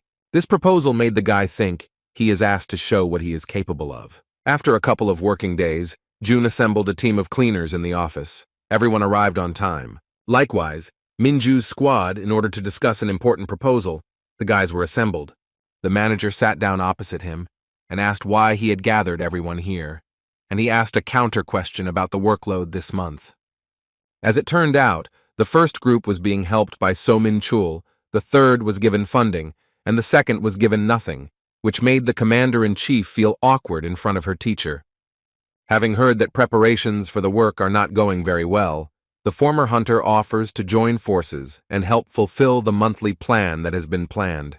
The hunters raised their heads and stared at him, listening attentively to his speech. Having looked at everyone present, he asked if the guys were ready to show who was the main bear in the den. Minju looked at him with shining eyes and was ready to jump for joy. She agreed. Everyone was delighted with this offer. They had no reason to refuse, and the guys promised that they would do everything in their power. But it's not that simple. You need to make a detailed plan, because the duties of cleaners have not been cancelled either. The guys decide to work together again and together. Minju wanted to start already. Mrs. Lee comes into the office, and the guy decided to ask her for a favor, and he felt a little awkward. She definitely didn't like the fact that the brunette didn't immediately agree to her help, and for this he received a reprimand. However, she did not refuse him this time. If it had been another person, she would not have lifted a finger in his direction. It's time to get started. Even though he's trying to get on the departing bus, a yawn turns a blind eye to it. The chances of coping on his own were negligible, so Kim decided to ask her for a favor anyway. The lady smiled and asked to put this question off until later. The most important thing was to move on to the main part. The young man explained his team's intentions and asked to equip them with weapons, high-grade materials, and equipment. The girl was shocked by such requests that never ended. She didn't understand why they needed so much equipment, since they could do without it. In fact, his real intention is to destroy the leader who believes that the number of workers decides everything. The guys looked at him with wide eyes. He promised to become the very first in such a mini-rating and overtake everyone. He was interrupted by his former secretary, who remembered that the task force had been given too much important information, but it seemed that this would not be a hindrance. Looking at her wristwatch, Jun thought that a new dungeon would appear very soon. Lee looked at him with a raised eyebrow. Their negotiations were interrupted by a long-haired journalist who had come to the guy's shift earlier. He overheard their conversation and asked if it was true that the cleaners would be leading the raid. The friends pretended to be lost in thought and did not answer him. Suddenly, an explosion is heard outside the window. It seems that a new dungeon has opened, as the newcomer's intuition had previously suggested. Without further ado, it's time for the guys to go there and start implementing the previously drawn-up plan. He also relies on the support department, which is handled by his former secretary. The team immediately gathers the necessary things and enters it, while Lee supervises the process and is responsible for the supply of materials, which are unfortunately lacking. The girl claims that the control room will be able to get everything necessary, but even that will not be enough, as one of the workers reported. She was very excited and in extreme cases allowed stealing. Assistant Minju is worried that the first task force might find out about this, and the girl snorted in response. She didn't care about it. Taking full responsibility upon herself, she orders everyone to obey her. It is important for her to achieve her goals. Meanwhile, in the dungeon, the hunters and Kim Jun fight an army of skeletons that are not so easy to defeat. The long-haired girl tries her best to repel their attacks and fight, but somehow everything is going very weakly. These are not simple knuckles, they are metal. An experienced guy orders to use skills. It is also very important to attack from behind, at their weak points, and take on the biggest opponents. Minju led her squad and looked for opportune moments to attack. At her command, the warriors began to act according to plan, and in an instant they were unable to defeat many, striking immediately where they were told. A girl from her team puts out her hands to help the leader jump higher, and she runs towards her as fast as she can. They were able to throw her as high as possible, She already knows what to do next. The mage blinded the largest skeleton with his attack, and Minju almost flew towards him with her sword. Others also supported her from below and attacked the monster. The girl has almost reached him and is ready to deliver the decisive blow. Using the skill, she swings her sword hard and attacks without holding back. Everyone is coping with the task at hand. Thanks to the command of the former hunter, it seems that everything is going smoothly. Kim Minju has grown greatly in her combat training as a swordswoman, something her mentor noticed in how she deftly cut off the head of a large skeleton. While the guy was staring at her, another giant took advantage of this and turned around at the very last moment. Without holding back his strength, he attacked him with a loud roar. The earth in the room shook. The girl saw everything and was very scared. She was already about to rush to help. But then from the cloud of dust, she sees his silhouette. Everything is fine with him, and this is the most important thing. An unexpected surprise was slipped to him. With just one foot, he threw the sword that was lying next to him towards himself and already knows how to deal with it now. Having activated the discipline and hyper-acceleration skills, the daredevil prepares to attack. The metal skeleton is also not sleeping and is going to use its power on him. Thanks to his skills, he throws the blade upward at high speed. The blade flew so fast that it was able to knock the skull off the monster's shoulders and end the battle. Having dealt with him, the guy called his boss Pak about an important matter. Now it was their turn to sort things out and quickly remove their bodies into bags. But the manager came to his room in an unusual form, or rather, flew in on a drone. Besides this, new equipment arrived, and Guntai literally fell in love with the cutters that gave him away. He couldn't stop admiring them and wanted to keep them for himself. But unfortunately, they are unlikely to give permission for this. June knows that they are brought from abroad. Lady Lee contacted them and relayed information about the appearance of the next dungeon in the Socho area, where a group of hunters had already gone. And the guys were happy with the work they had done with the skeletons, and if they continued in the same spirit, first place would be guaranteed. After some time, Director Min Chul was given statistics on the raids. He studied it and saw that the second group had every chance of winning. His subordinate also confirmed this, looking at the document and asked him to see it with his own eyes. This made him really angry. He guesses that the cleaner Kim Jun-woo did this because he didn't raise his salary. The first group is in a much worse situation. They fight in dungeons, and it's very hard for them. Under the leadership of Lee Soo-yeon, the guys are unable to overtake their contender for victory. The cleaners on their team are very tired and physically unable to clean up the monsters' bodies, almost falling off their feet. The team, which is under the command of the former hunter and the support of Minju, is more grouped and copes well with the tasks set. They deftly jump onto a large toothy lizard and instantly defeat it. Thanks to the professionals' order, the guys even have time to rest. In any case, they will be able to finish an hour earlier. Freelancers also don't sleep and work hard to move up in the rankings. Based on the results of the third day, the second task force moves forward and comes out on top, which does not please Soo-yeon and Min Chul at all. Their colleague reported that the hunters and cleaners had united and were working under the cover of the support department. It wasn't hard to guess that Lee Do-sik and his daughter started it all. The director knows, like everyone else, that such a team will be able to break into the lead without any problems, and this worries him. He turns to the head of the department, Byun Chang-hyun, and demands that their oxygen be cut off. He looked at him slightly surprised, but still agreed to follow his plan. The man also orders that the hunters of the second group be prohibited from clearing the dungeons and the cleaners who are helping them along with them. No one expected such a decision. Meanwhile, the guys have cleared the fifth for the day and are very happy with their work. At the end, they plan to give it their all and show what they are capable of. The head of the operation asked his long-haired fan what he thought of their work. He reminded that the cutter and drones are best friends in cleaning and easy to get along with. He raised an eyebrow and realized that this was all planned. June got into a conversation with the journalist and eventually admitted that they needed help finding new workers. He couldn't understand at all why he remained silent for so long and didn't speak about it directly, but despite this, he agreed to make an effort. Their conversation was interrupted by Lee, who called him on the radio with urgent news. It turns out that the first task force received permission for all the dungeons. This was undoubtedly done on purpose. Another problem also arose. The number of hunters on the same team was increased several times. However, because of this, the cleaners there cannot cope with all the work. But even so, they were overtaken. Their squad also has to clear the monsters' lairs of bodies, which is also a big problem. The guy is confused, Just like all the other members of the operation, too much is at stake, and it is important to be the first, no matter what happens. He doesn't know what to answer Miss Lee, how to quickly change his plan of action.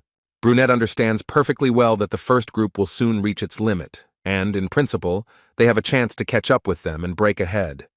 The main threat is the uncleaned dungeons. Soon there will be an unbearable amount of poison there, from which even a mask will not save. You will also have to deal with the fact that you will have to clean up dungeons where there will be monsters. This cannot be allowed. The brunette is worried about his team. He himself can handle them, but the guys. It seems that he already has some idea of what can be done. He calls his former secretary. Meanwhile, Lee Du-sik watched the situation from the sidelines. The hunters were unable to handle his data, and there were 3 uncleaned dungeons in Seoul, which enraged him. As soon as he asked his secretary to contact the head of the control of the detachments, someone enters his office. It was his daughter Lee, and it seems she had decided to visit her dad for a reason. He scolded her for such a sudden visit, because he asked her not to come to him at such a time when they were at work. The lady reassured him by saying that she had come here on important business. The man didn't like how Yeon didn't observe manners during her shift and even spoke to him informally, but as always she decided to joke about it. She believes that there is no need to make a fuss about this situation.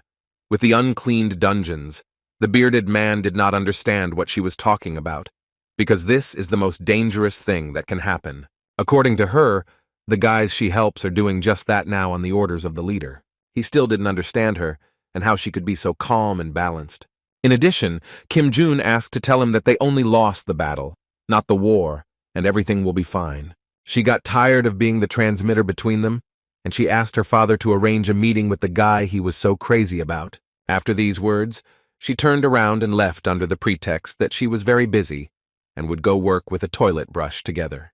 When the door slammed, her father laughed out loud at them all. Wiping away his tears, he thought that they were going to beat everyone next time, since they were saying such things and quite confidently. Having calmed down a little, the CEO asks to contact the chairman of the association and convene a disciplinary committee. Taking his cloak, he left, thinking that this time even ordinary cleaners would be able to clean his face. Meanwhile, an important meeting is taking place in Min Chul's office. Many want to stop the operation, including him, and he asks his secretary Cha what the consequences might be. Others believe that this is completely illogical and will cause a storm of indignation on the board of directors and add a lot of unnecessary enemies. He sat there depressed and could not say a word. The man had no idea what to do now and how to act. Byun-chan realizes that it is too late to fix this now, and he deeply regrets getting involved with this person. Interrupting their conversation, the boss is approached by his subordinate with information that the second task force and support team have been sent to clean up the dungeons. Another employee sees the positives in this, because now he doesn't have to worry and can continue to clean them up. There is also a great chance to rise up and win raids without wasting time on cleaning. Byun-chan is not happy with this, because this was their last chance to make amends, and it disappeared in an instant. With his head down, Min Chul felt in his heart that they had screwed up completely. Right now, Jun's team is clearing out the last dungeon for today, and the guy's former director is helping them. She is new to this business, so she asked for help from the hunter Min Ju. She was unable to cut this monster. The swordswoman didn't have much time, but she still showed in which places it would be correct to do this. The lady took the blade and tried to do it herself, and for the first time she did very well. Looking into her eyes, Ayan asked how she could know so much if she was just a hunter. The girl told her that she used to help the cleaners and had to study. The blonde was a little upset that all this happened without her. She was ashamed that others were coping much better than her. Her new friend tried to calm and encourage Lee Du-sik's daughter, but she just joked and laughed in response. The leader interrupted their pleasant conversation with a request to quickly deal with all the monsters, because the dungeon would soon close, and it was time to leave. After a couple of minutes, the guys finished. Today was a difficult day, and they had to sweat a lot. Everyone praised each other for their productive work. The long-haired girl noticed that her teacher was upset, although he tried not to show it. After a minute of silence, he admitted that he had promised first place, but had made all the hunters puff, and that was now tormenting him. The first time she noticed that he was really worried, she said it, made the guy blush, because he hides his feelings very often. But thanks to him, everyone was even happy with such work. The brunette gave them hope, and their faces immediately shone. Even Minju's assistant worked with them, and she was pretty exhausted but also happy. And Jun's sweet words made him even more embarrassed. But this is not the end. The guys understand that they have to work several times harder, and they are 100% ready for this. The friends only have 3 weeks to sort it all out, and even his former secretary is willing to work the night shift to help. The former hunter didn't know how to comment on everything and just walked with a wide smile. He felt very pleased in his soul from this. The friendly team was planning their time leaving the dungeon when CEO Dusik appeared to them. He needed to break the news that they wouldn't get first place. The guys' group was hot on their heels. The squads listened to him attentively. As it turned out, the control group had revoked all the bans on the cleanup. His friend looked at him with wide eyes upon hearing about this. They are also currently in second place in the rankings, the bearded man said with a smile. The brunette didn't like it. He won't be able to unlock the skills, but it seems that the other team members and their assistant are very happy. The journalist said that he was not going to lie or embellish the situation on social media and would write everything as it is. Kim looked at him sideways. Even though they didn't fulfill their promise, the director was pleased, and now he plans to deal with Min Chol to the fullest extent. In parting, he patted his idol on the shoulder and invited him into his office. Jun immediately realized that a reform of the headquarters was planned. In his head, he had already decided not to go there and avoid the meeting. Chief Park and So-yeon were about to say goodbye to everyone and return home.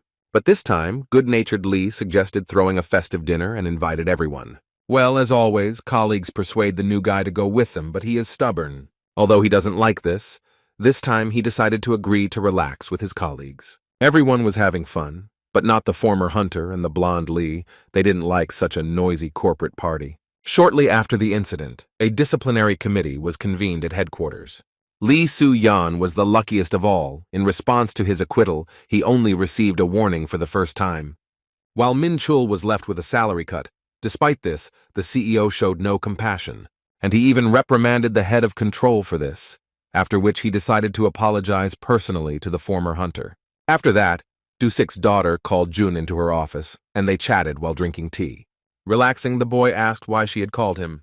The lady asked for a reward for their work together, looking him straight in the eyes. But he, it seems, is not going to do this and jokingly called her mercenary, to which she became very angry and yelled back. The brunette then asked why they helped him. He suspects that it was because of her father. Lee shakes her head and denies it, and it turns out she had her own personal reasons for doing so.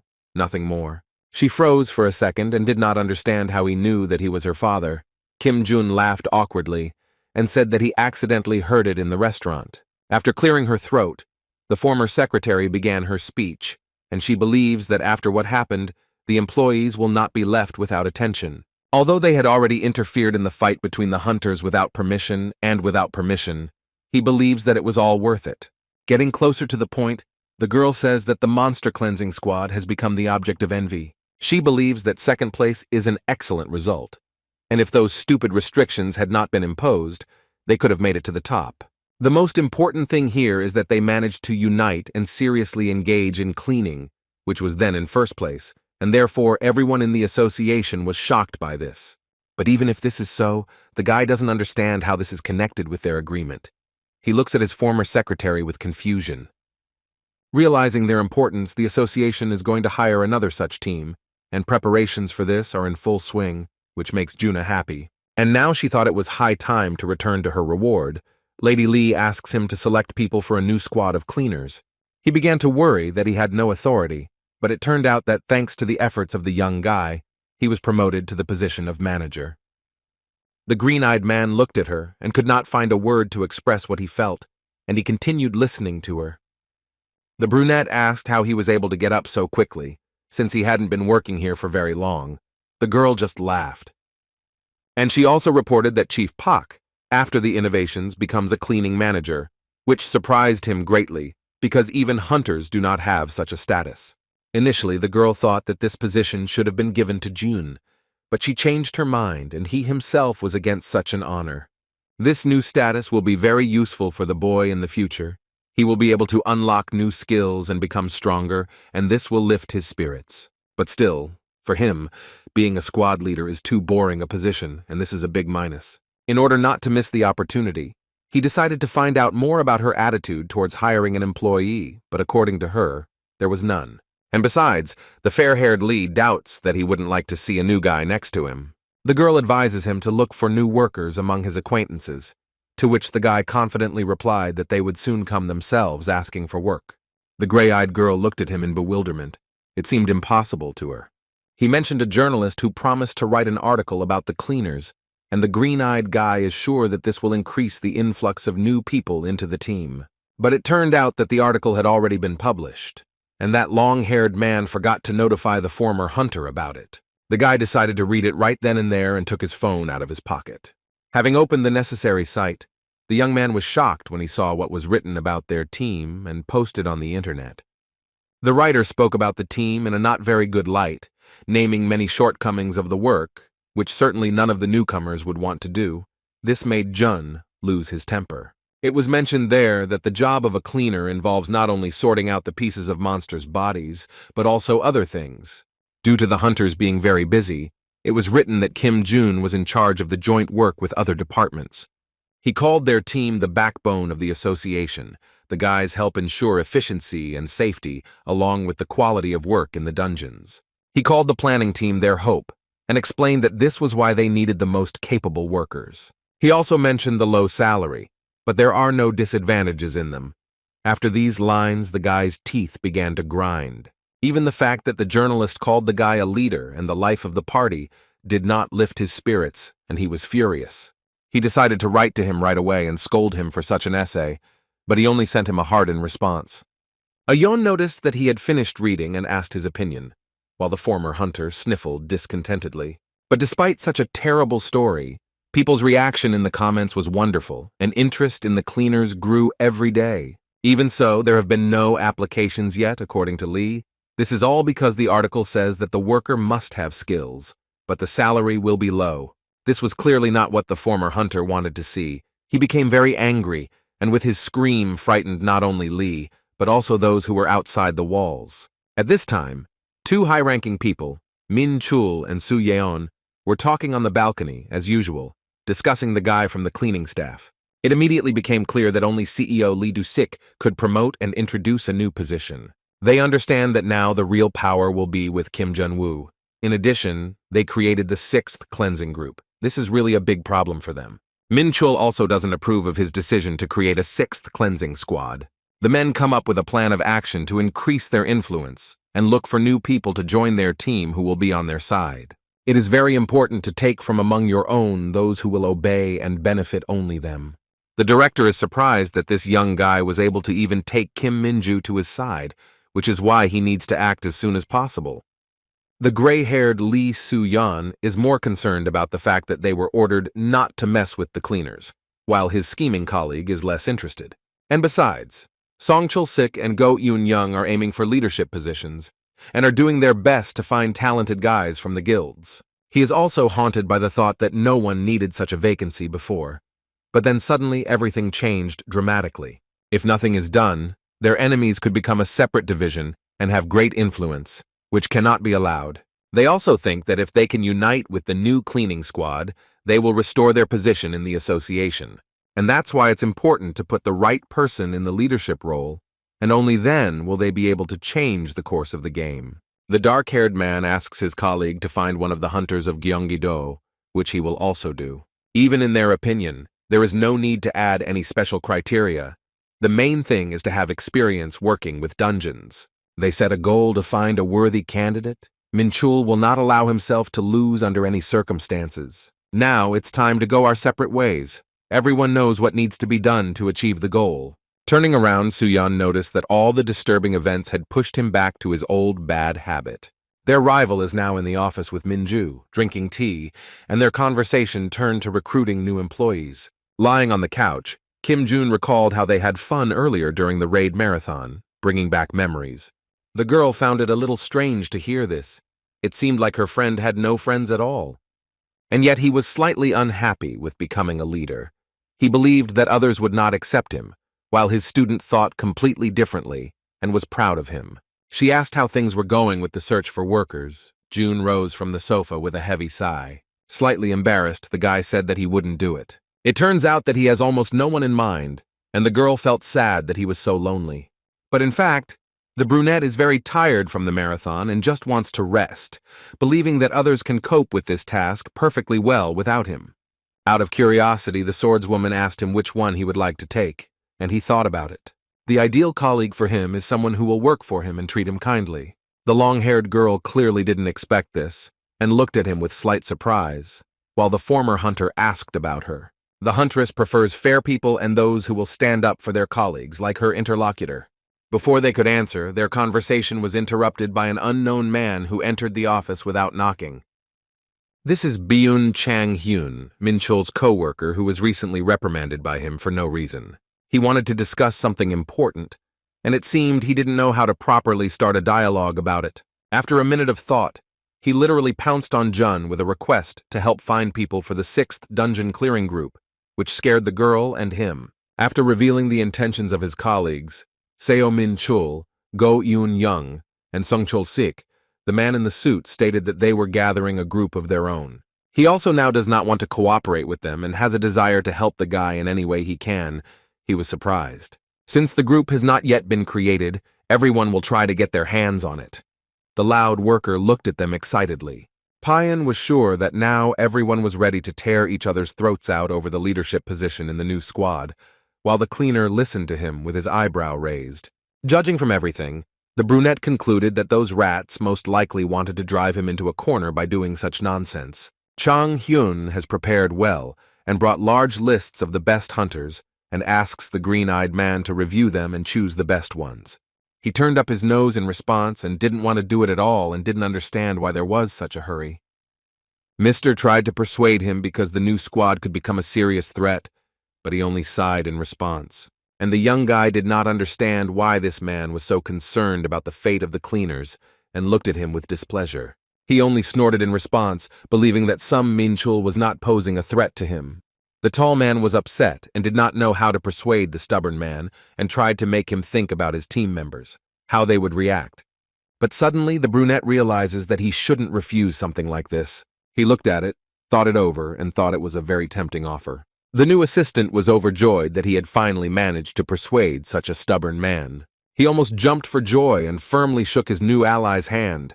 He agreed to this only because it was a great opportunity to open up skills. Of course, he would never miss this and asks the man to give him the list that has already been prepared. Just in time, Sang-hyuk's sister arrived and calmly settled down on the sofa. When he came home, he almost lost consciousness from the terrible smell that was in the room. She managed to turn the house into a dump after leaving the hunters. She did nothing and really scared her relative.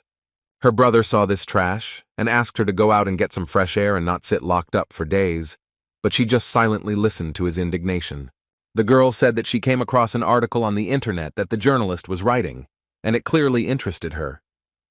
The guy was very surprised when he saw this and couldn't say a word. He was afraid that she might decide to get a job with them and collaborate, and he looked at her as she stretched after sitting in one place for a long time. The blonde Ha-yu Bin decided that she wanted to join the cleaners and work with them even though she was a hunter, so she got ready and went to the association. Kim Jun was thinking about how to complete the next task. Increasing job satisfaction would be quite difficult, but these are the conditions for unlocking the skill. He understands perfectly well that motivation to work depends primarily on their salary and good working conditions. And the biggest problem is that the job of a cleaner offers none of this at all, and his task progress is only at 18%. The new team definitely needs a pleasant atmosphere. This will increase work efficiency, and in general, it will be much more pleasant to work. They have this thanks to their boss, Pak, and friendly colleagues, who always understand each other's desires and needs. And it is precisely such a person that the brunette must find. Without him, it is impossible to move forward in a good direction. In front of him now sits one of the candidates with whom he is going to talk. Thinking about what they were trying to do, he rolled his eyes in displeasure and said that he might consider that option. He took it as an invitation, but while sipping a cup of hot coffee, Jun denied it. He wasn't asking to join right away. The guy is now talking to a former guild member to ask him for advice. The other guy's expression immediately changed. He decided to ask him about everything that interested him and still advised him to go to the task force with skills like his and not scrub floors. Without listening to the questions, Shin Tai-hwan reacted violently to this. He wanted to promote the association and not give advice on finding people. Having straightened his jacket, he jumped up from his seat and cut the meeting short, saying that he would regret his words, but he had already done so just by coming here. The cleaner was outraged by such behavior. He is only an A rank and already wants to be bowed to. He couldn't find a suitable candidate from the list that Chang Hyun gave him. Some were wonderful hunters and weren't suitable. The other category were simply clowns who rushed to the cleaners and irritated our judge. He reviewed this list over and over again, but it was of no use. Suddenly, Lee called the brunette. She praised him from the doorway and was glad that she entrusted this task to him. But he, sipping coffee, did not quite understand what was being discussed. She contacted him with the news that Madame Yu Bin was waiting for him in the office and was eager to work here. While she was being treated to some goodies, the former secretary called the guy to come to the place quickly. Upon hearing her name, he did not understand who she was. He arrived quickly, and the first thing the red-haired slob did was introduce herself. He looked at her and expected some kind of greater dialogue than a banal greeting. Lee bent down and asked how he managed to drag her here, but he had nothing to do with it. June invited her to an interview to see if she was right for him, and from the first minutes of their meeting, he no longer liked the girl. She is from the International Hunters Association. The guy did not understand why she decided to apply for the cleaning squad with her experience. Sang Hyun's sister was stripped of her hunting license. The brunette remained silent and listened further. And according to her, she has nowhere else to go except here, because she can no longer work in her old position. Even though the guys were looking for people to join them, the guy still needed to know if she understood anything about this. But the girl was most interested in why he only needed this, and how she lost her license did not attract his attention. She pouted and said that in the US, cleaners polished dungeons until they shone, and that was her area of expertise. It became clear that she was getting a little into this topic. He tried to say something, but she interrupted him. Jumping up on the table with her foot, it became immediately clear that she had read the article, and that was the reason why this girl was here. Seeing such uncultured behavior, the green-eyed man began to get the impression that she was not all there. He asked her if she had looked at what his journalist had written on the internet, and she nodded her head confidently. With a wave of his hand, he decided to disappoint her. They are the same simple cleaners as in America. There is nothing special about them. The redhead chuckled and said that she had been told the same thing in her country. In her case, it was a trick to weed out unnecessary people. The guy listened to it and already had a headache. Kim picked up her resume with data and studied it. The girl is clearly a bit of a slob, but she has a lot of experience. Yu Bin had the highest status of berserker and also worked in the International Association. She is an ideal hunter, but these skills will not help her in clearing dungeons after monsters. If you think about it, she is no different from other candidates. She has high self-esteem and abilities. Plus, the girl has no idea what exactly the cleanup department does. In a word, she's not suitable. After a minute of thought, the guy remembered that she was his colleague's sister. Who would have thought? He decided to ask directly about Sang Hyuk. The shorty jumped up from her seat and asked him not to tell him that she came here. After her words, he was convinced that he was not mistaken. She was definitely the hunter he had spoken about recently. This left Jun even more confused. He doesn't know whether to hire the girl for a job where her brother will also be. On the other hand, these two can only quarrel and make fun of each other even more. Well, or the guy might be unhappy that she came to work for him, and that will cause more problems. Thoughts were spinning in his head about whether to accept her or send her off to find another occupation, a difficult choice. The next day of the interview, the guy arrived at work very early. There were only 3 people present here. Everyone was waiting for the others to arrive. He met with the HR manager, who was reading some documents and preparing. He didn't forget to talk to Director Min Chol, who had to sit next to him. The man and the cleaner exchanged glances. He sighed heavily. Everyone was waiting for the new arrivals. Green-Eyed thinks that he doesn't belong here, but Lee Ah-Yan persistently asked him about it. Because without the employee himself, it is impossible to hire someone, and he had to go. He didn't understand why she thought it would be difficult to hire someone for this position. We need to choose between highly qualified specialists. For example, Shin, who is the former head of the task force. Yes, the same shorty Yu Bin, who used to work in the International Association. In any case, he didn't really like this girl, and it would be better to choose a guy than her. Although he seems strange to him, if you compare him with the redhead, you wouldn't even know it. So finally, the interview began. The manager declared it open and asked everyone to take their seats. They must answer questions that the judges will ask. The first question was about actions in a battle with a monster that cannot be defeated with one blow. The young blonde man nominated by Go Yun Young, Kang Woo Hyuk, believes that it is important to reconsider the strategy and temporarily retreat to avoid meaningless casualties. But So Min argues that abandoning the strategy will result in financial losses, and the best way out of the situation is to ask for help. The cheeky Shin Tae-hwan said that they could pause the raid and meet with the other team, and there was silence. The interviewees thought for a moment, while Min Chul looked at everyone around him and smiled. Only the former hunter Yu Bin remained. Everyone was interested in what this eccentric girl would say. Looking into her eyes, the man immediately recognized that she was Kim Jun's candidate. The manager remembers her as a former hunter with berserker powers. The brunette was silent and waited for her to answer this question, looking at her intently.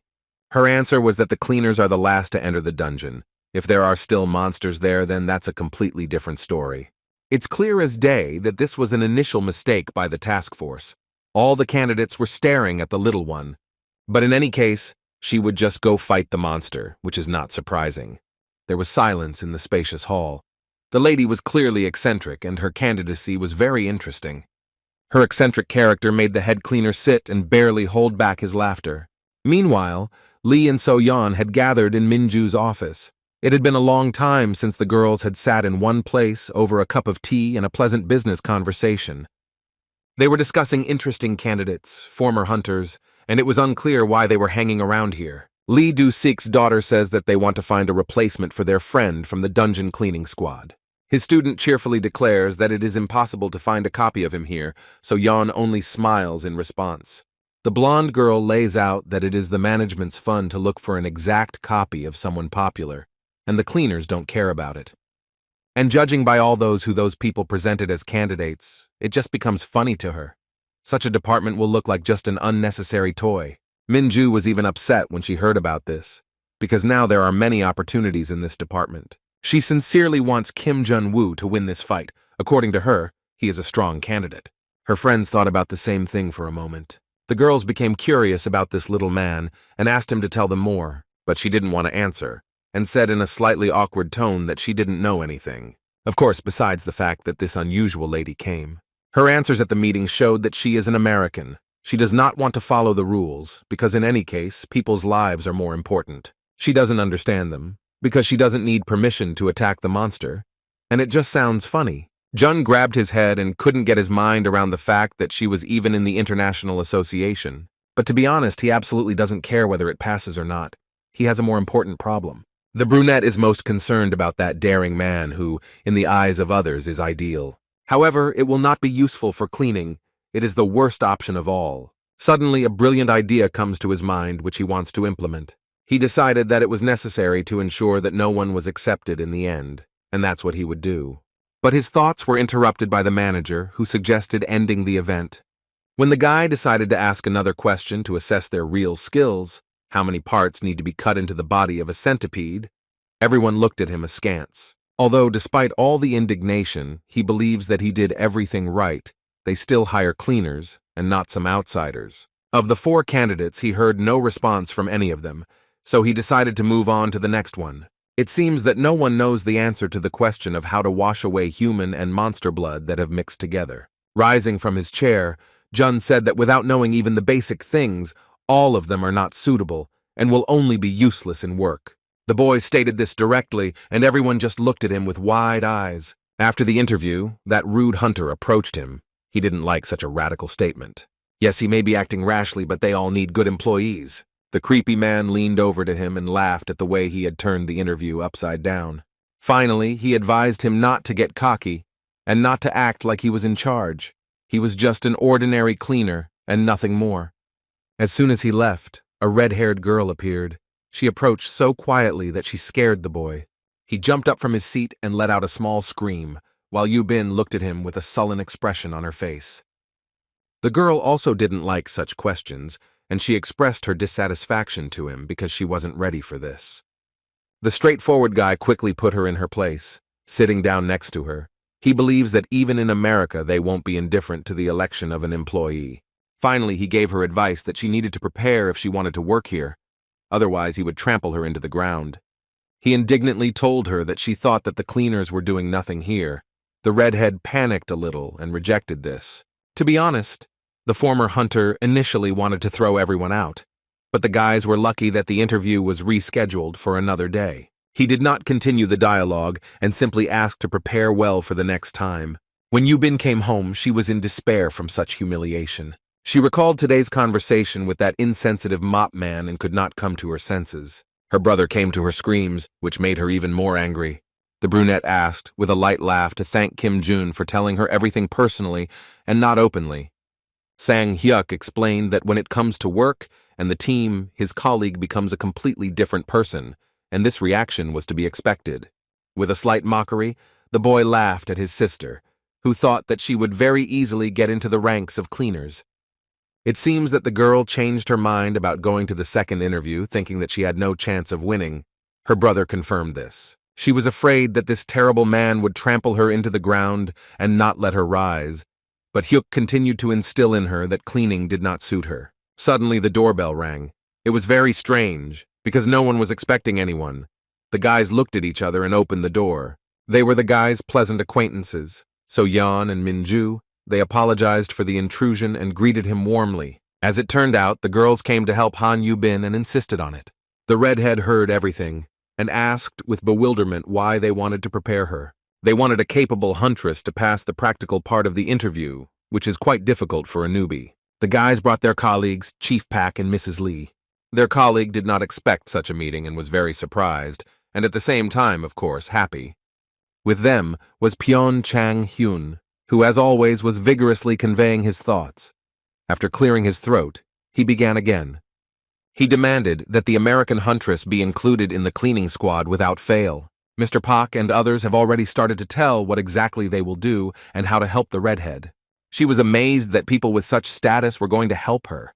Now she felt awkward saying it, but she still admitted that she had no intention of going any further. All the guys who came here were simply in shock. They froze in place and did not know what to answer. A week later, the whole team came to the practical task. There was noise all around. Everyone was diligently preparing for it. Jun was surprised that Yu Bin, whom he had not expected to see here at all, also came. She admitted that she had not come here of her own free will. It was obvious. He couldn't understand why she was so confident now, even though she was tired and hadn't slept enough. But there was still a fire burning in her eyes. The guy became very interested to know what would happen. All he had to do was wait, just a little bit. In fact, Sang-hyuk's sister came to him to apologize. She was given a cleaner's uniform, which she had difficulty putting on. She still couldn't calm down, and was irritated by the fact that this 2-meter-tall boor couldn't even apologize to her. And then June only now remembered that he was her boss, and he didn't like what she was poking at him. But the girl with character quietly laughed. The redhead admitted that she had been studying all week thanks to his colleagues, and asked them to keep it a secret. Their conversation was interrupted by the director. He called everyone present and asked them to listen carefully. Upon entering the dungeon, Director Min Chul made an announcement that the practical tasks would be conducted in real dungeons, accompanied by judges. After this, candidates will be given several tasks and will be assessed according to how logically and correctly each of them is solved. The most important thing in this is to comply with all the rules and regulations. Han Yu-bin listened obediently to everything. What makes it even more difficult is that the cleanup is part of the quest, so the dungeon will have monsters. Considering that these are former hunters, they should be able to handle it. So it's time to begin. Chol gives permission to start work. All candidates and their escorts entered the yellow dungeon. It seems the guys are confident in their abilities and are ready to give it their all. And now the guys have all entered the glowing gates together and are moving only forward. Then a small group of people stop Lee Soo-yeon and say that there is a problem. Almost at the threshold, the first task was received, a signal for help from the fourth group at a time when there are no free teams. The guys must cope with this. The first to answer was Taihwan. He wanted to finish the task in 20 minutes and go help. The others didn't seem to have any objections. Former hunter Kim Jun has been tasked with recording each participant's scores, and the first task has already been failed. Even if this is the case, it is only a huge plus for him, and he is very happy. But then the trained girl objected. She didn't like this plan. She thinks that this time will be very little, but it seems that no one wanted to listen to her. After all, it will be necessary to double-check the work done. The other guys turned away from her and left. They still wanted to complete this task in their own way. Otherwise, they would not be able to call themselves cleaners. Lee Soo-yeon said that most people agree to carry out the cleanup and it's time to start. Yoo-bin got angry at these decisions and stamped her foot. She had to go with everyone. The chief judge was watching this and was shocked that she understood the essence of the matter when the others were now making a big mistake. It is very important not only to clean up, but also to work in a team and correctly assess your own strengths and those of others. This is the essence of the practical task. It is impossible to finish cleaning in such a short period of time and not rush to help so immediately. Our guy was clearly amazed at how she had changed over the week and quickly realized what was right. Just then, they hear a loud crash right in front of them. After some time, they come across a monster that they have to defeat and complete a practical task. Without hesitation, everyone present activates their skills and prepares to attack.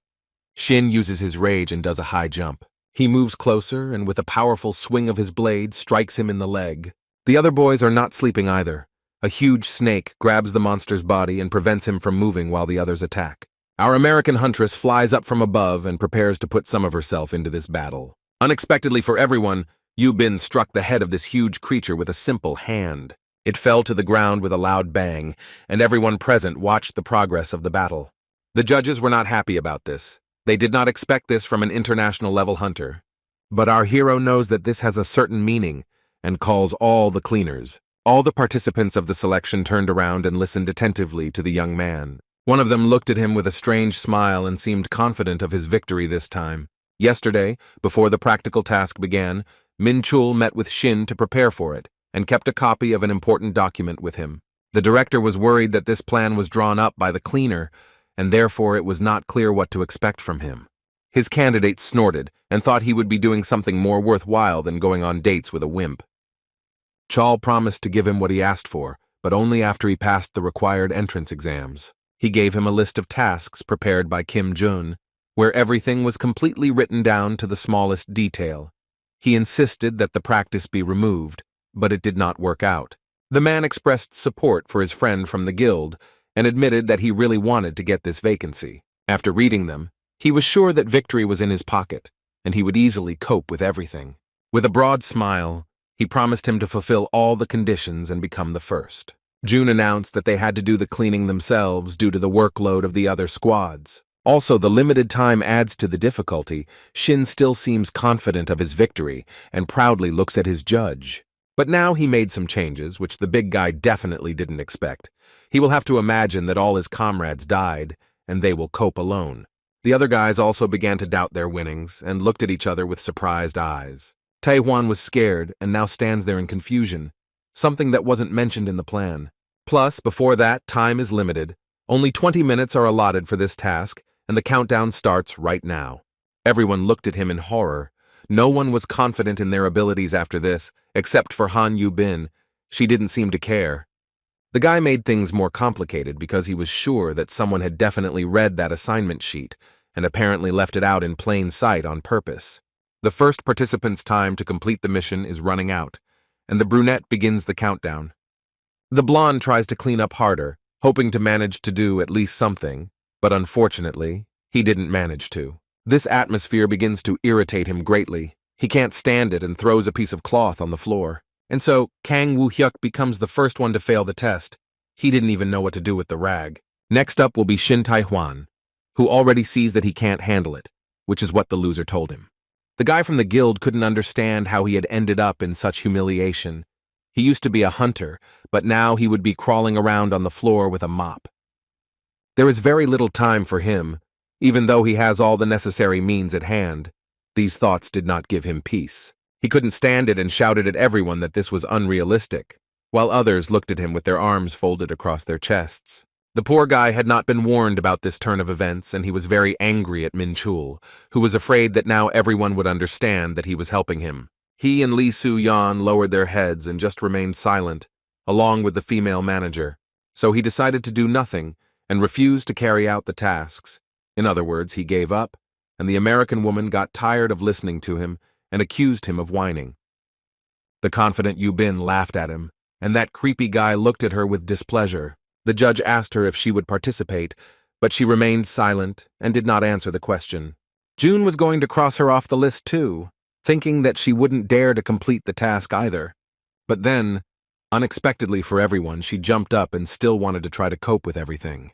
She already knows how quickly she can cope and immediately gets down to business. The American sprays chemicals on the monster's body first. She cuts them in the air, which is very reasonable and will make the work go much faster. Everyone present is watching carefully. While all the packages with the required substance are in action, she prepares for the next step. All the chemicals used to stop the poison and blood from the monster's body settle on it completely.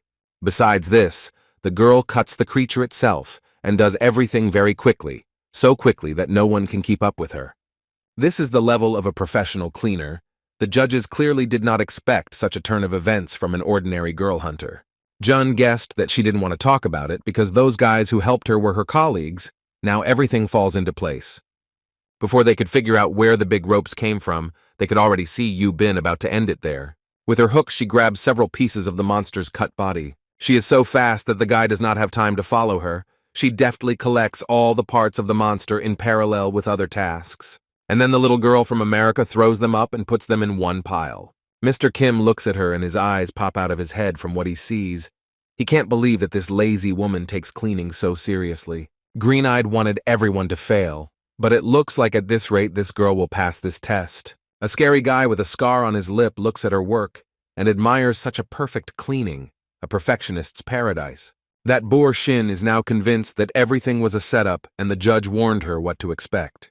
Their argument was interrupted by a capable new girl who had already finished cleaning and did a wonderful job. Yu Bin had already managed to sort everything into large bags and was just standing there looking at them. Surprisingly, she wasn't even tired. Shin didn't like the way she addressed him, and he responded to her just as rudely, looking down on the short girl, and Kim was surprised that she allowed herself to behave like that. She humiliated the impudent guy because cleaning is beyond his capabilities, and he is clearly not the smartest of them all. Even she was able to learn everything in a week. A quarrel broke out between them. Each wanted to show that he was capable of much in cleaning and had a higher status. She admitted that she expected much more from the man from the guild, since he had defended himself so much on that day of the interview. The rude American woman laughed at the fact that this was precisely why he was thrown out of the guild as its leader. Shin stood and clenched his fists in anger. In front of her stands the man who is the first in the country to harm the berserkers. He activates his skill and heads straight towards the red-haired girl. She made fun of him again. He doesn't even know why she was kicked out of the International Association. Yu Bin is ranked 152nd on the same scale. She personally broke the jaws of the scoundrels for such behavior. Two enraged berserkers activated their abilities and were ready to fight right during the test. The man from the guild underestimated her and gritted his teeth, but there was no turning back now. At that moment, he is about to attack the shorty first, screaming loudly in flight. But Jun stopped them. He grabbed the cleaning lady by the hand and looked menacingly into her eyes. He tripped up the boy who likes to brag using hyper-acceleration. He looked at both of them with anger, putting Shin on the ground and holding back the unruly girl. Kim was outraged by such behavior right during the practical task and demanded that they calm down. Shin looked at him and demanded that he take his foot off of him, and he finds it highly suspicious that a mere cleaner could be so fast. But he had no intention of letting the bully go. As a form of self-defense, it was this coolest hunter in the country who started all the fuss. The green-eyed man hit him harder on the ground, and he only screamed in response from pain. Yu Bin asked them to put down their weapons and stop these games. She looked at him, then at his palm, and just stood there like a pillar. Squeezing her wrist tighter, he was surprised that it was very easy for her to hold him in one hand. The redhead just sighed, and although she was not happy with this, she had to retreat. Our hero was surprised by the principled nature of these guys.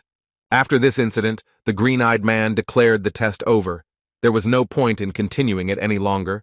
The manager and director with Lee Soo-yan only looked on in surprise. It was already evening.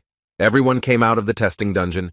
June apologized to the American for his rude treatment, which surprised her. She couldn't believe that this cocky boor had the conscience to do this. Apart from today's outburst of anger, she showed incredible cleaning skills today, and the guy admired her. Looking away, she admitted that his colleagues had been helping her all the time and had prepared her for this event. But it doesn't matter now.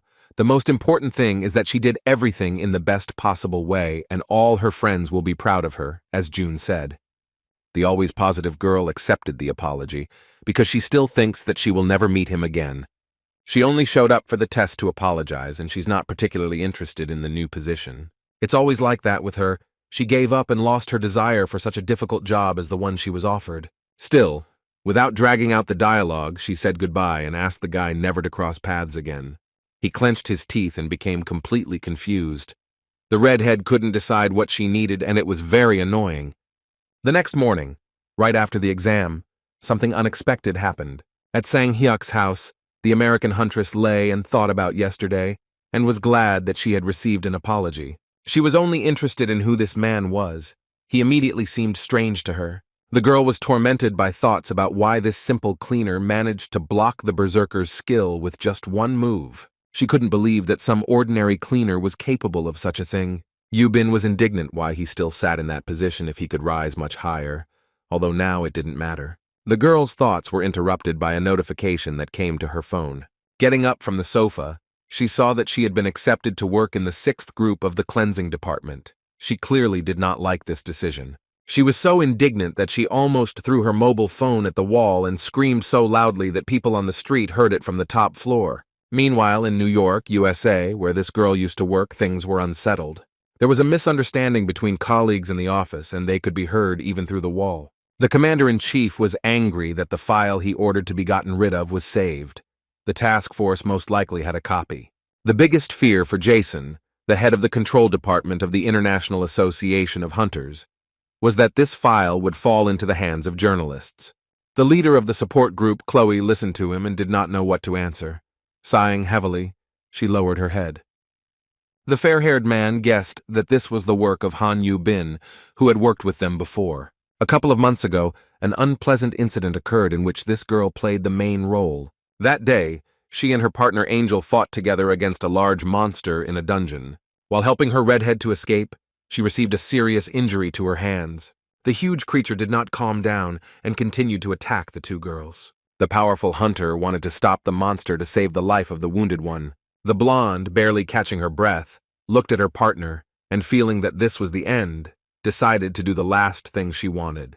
The victim threw away a necklace that she always kept with her during the battle. The redhead looked at it and realized that it was a parting gift. She ran up to her and said that she had to survive this brutal fight.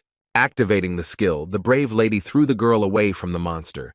Everything was so fast that the redhead did not immediately realize what had happened. The shorty was in a stupor and simply could not answer her, and only realized everything too late. Yubin burst into tears and asked her to hold on as long as possible while she called the others. Angel just smiled and looked after her, saying goodbye forever. The wild girl ran into the next room of the dungeon and found a walkie-talkie on her person. Introducing herself as the leader of the 3rd group, she asked to send reinforcements. Her strength was running out and the guys couldn't cope on their own. To which she was told that all support units were busy and would not be able to arrive. The rebel was furious and demanded that at least one person be sent. But even such a minimal request was refused. The red-haired girl was drowning in tears and did not know what to do. After this, the manager was outraged that they had to send people to an unprofitable dungeon and spend the entire budget on it. Considering that Angel died anyway and other circumstances, he thought it was a waste of money. The management didn't care. She was registered in the system as an accident victim. They needed to fake the report. After that, Yu-bin seemed to go crazy, attacking Jason. This was a good reason to kick her out of the association, which he did. The mustachioed cockroach thought that everything went smoothly and in the best possible way, but that was not the case. In response to this, the girl took with her a flash drive with important documents. It also contains evidence of theft and corruption, which he is afraid to expose to public view. The man wants to return the flash drive by any means necessary, but it won't be that easy.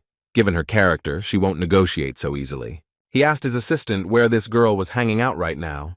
Chloe reported that the redhead had returned to Korea and was working for the organization again. But now, in her new position as a cleaner, without a license, she would not have been able to get a job in her old position. Yu-bin's former colleague laughed at her for thinking of fiddling around with a mop on her knees after all that. During the conversation, Jason recalled a joint operation with the Korean association called Loop Dungeon. The persistent man gives the order to do everything to ensure the operation takes place and to urgently contact those people. It seems like Usak has already come up with a cunning plan to get to this problem girl. Meanwhile, Kim Jun was going according to plan. Han Yu-bin had been working with them for a week already, and he now had a new position. So Yeon and Sang Hyuk were outraged that Mr. Big Boss was now running away from work. These nitpicking infuriated him. He rolled his eyes and confronted him for such behavior, but the brunette remained silent and calmly rested. The red-haired girl's brother, in a more rude tone, demanded that they get down to business and not relax, for which he was scolded in response. The green-eyed man just walked around the dungeon with a sweet drink and grumbled. Suddenly, Byun Chang-hyun called him, and the other guys were giggling behind his back.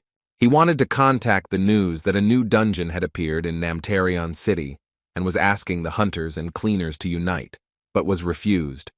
In a sad voice, the guy replied that they would still have to send 2 task forces to the scene, and after laughing, the proud Kim Jun promised to sort everything out. A business guy calls a colleague who has been working with them for a week and gives her this new assignment just before her lunch. The girl's eyes started twitching from what she heard, and her nerves gave out. Han Yu-bin was very angry. He always gives her the most difficult cleanups and seems to perceive her as a horse. Jun listened to her indignation and with a slight mockery hinted that she would not be able to cope with it. The girl from America doesn't want to be underestimated by some mop man, and that's why she kept quiet. After a couple of seconds, she yelled at him and still agreed to sacrifice her snack. The guy just grinned and always assigned her the most difficult dungeons. Because there are no overtime shifts at all now, and everyone works the same. Everyone thinks it's good. Jun feels like she doesn't have to work anymore due to her position, and so she just wants to spend this time unlocking skills. In the morning before work, Chief Pak has to go on shift. He woke up and leaving the room met his little son, who as always brought work clothes. The man took it in his hands and began to examine it, remembering how he wore it. His overalls were very shabby after wearing them for so long. After thanking his little boy, he happily announced that he had been promoted and that the janitor's uniform was no longer necessary. The boy hugged him and was very happy.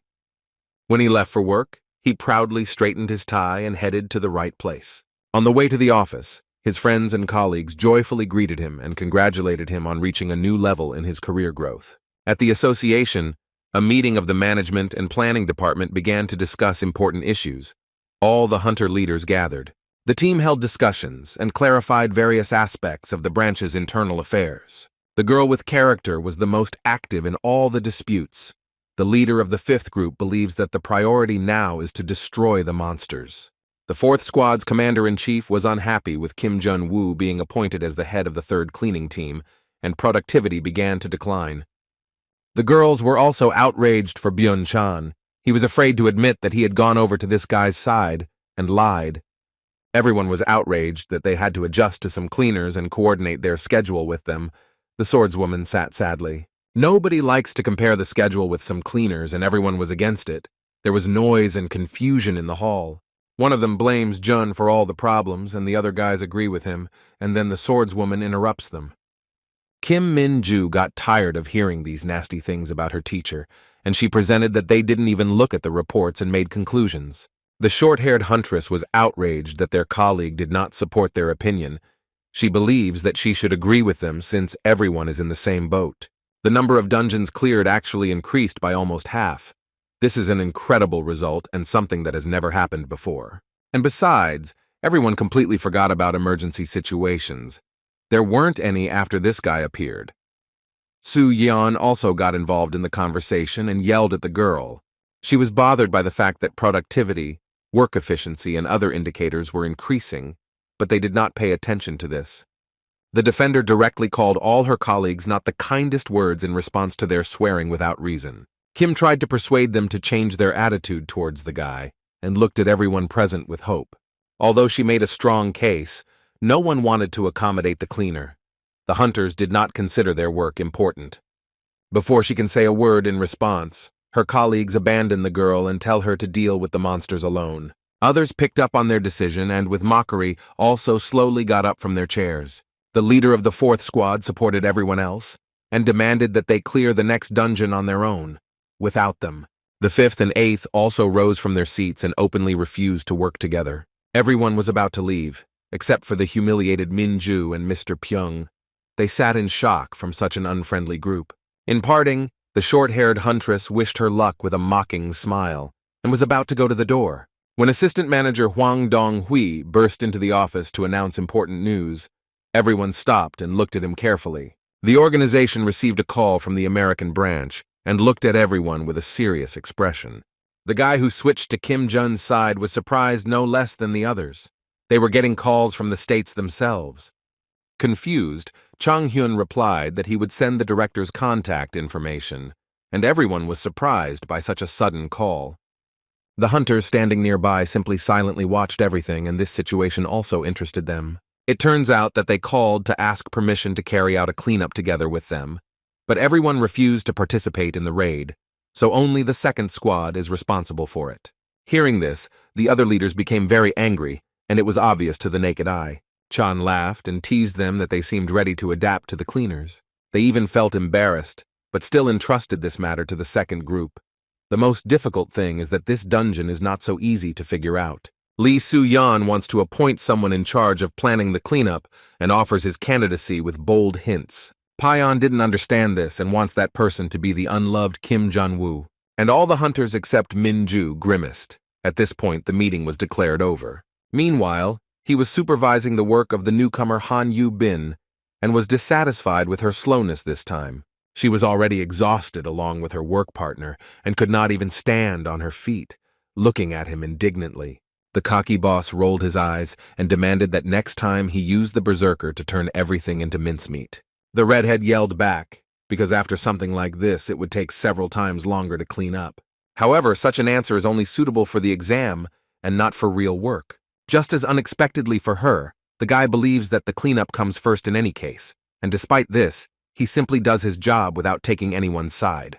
Yu-bin thought about it. She always thought that he was fighting for the interests of his department, but that was not the case. He even asked if she and her group had lunch. The commander-in-chief gives the order to finish cleaning here and then go to lunch. The girl was very tired and wanted to quarrel with the guy. He was distracted by an unknown phone call. It was not from Korea, while the guys were holding back the wild girl.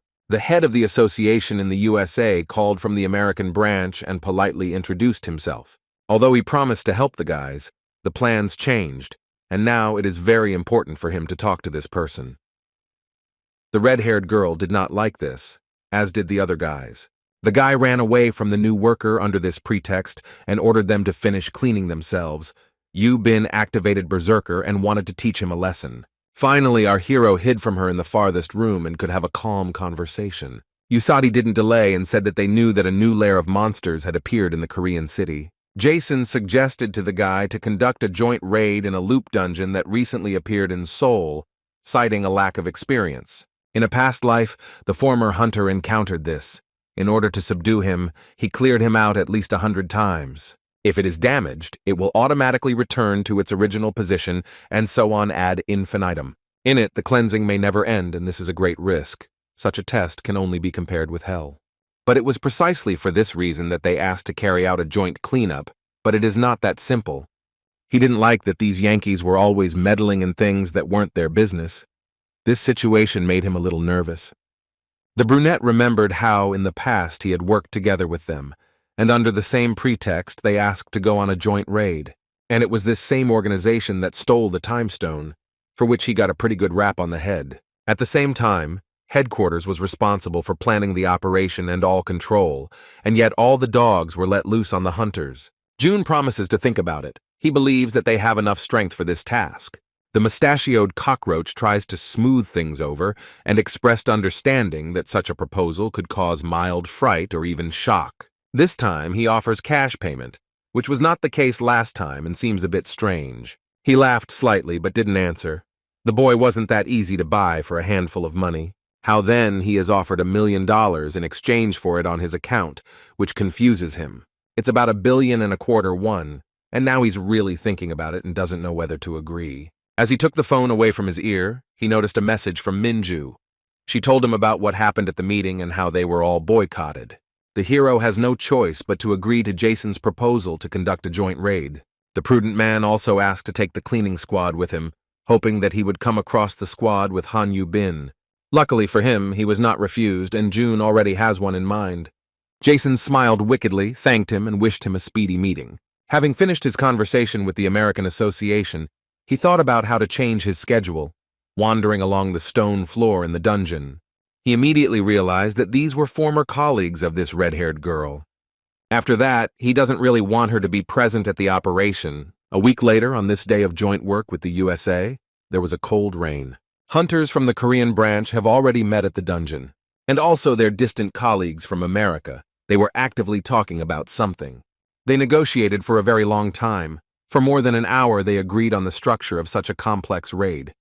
The red-eyed cleaning lady was amazed by such hard work, and together with the children, continued to examine all the necessary things for cleaning.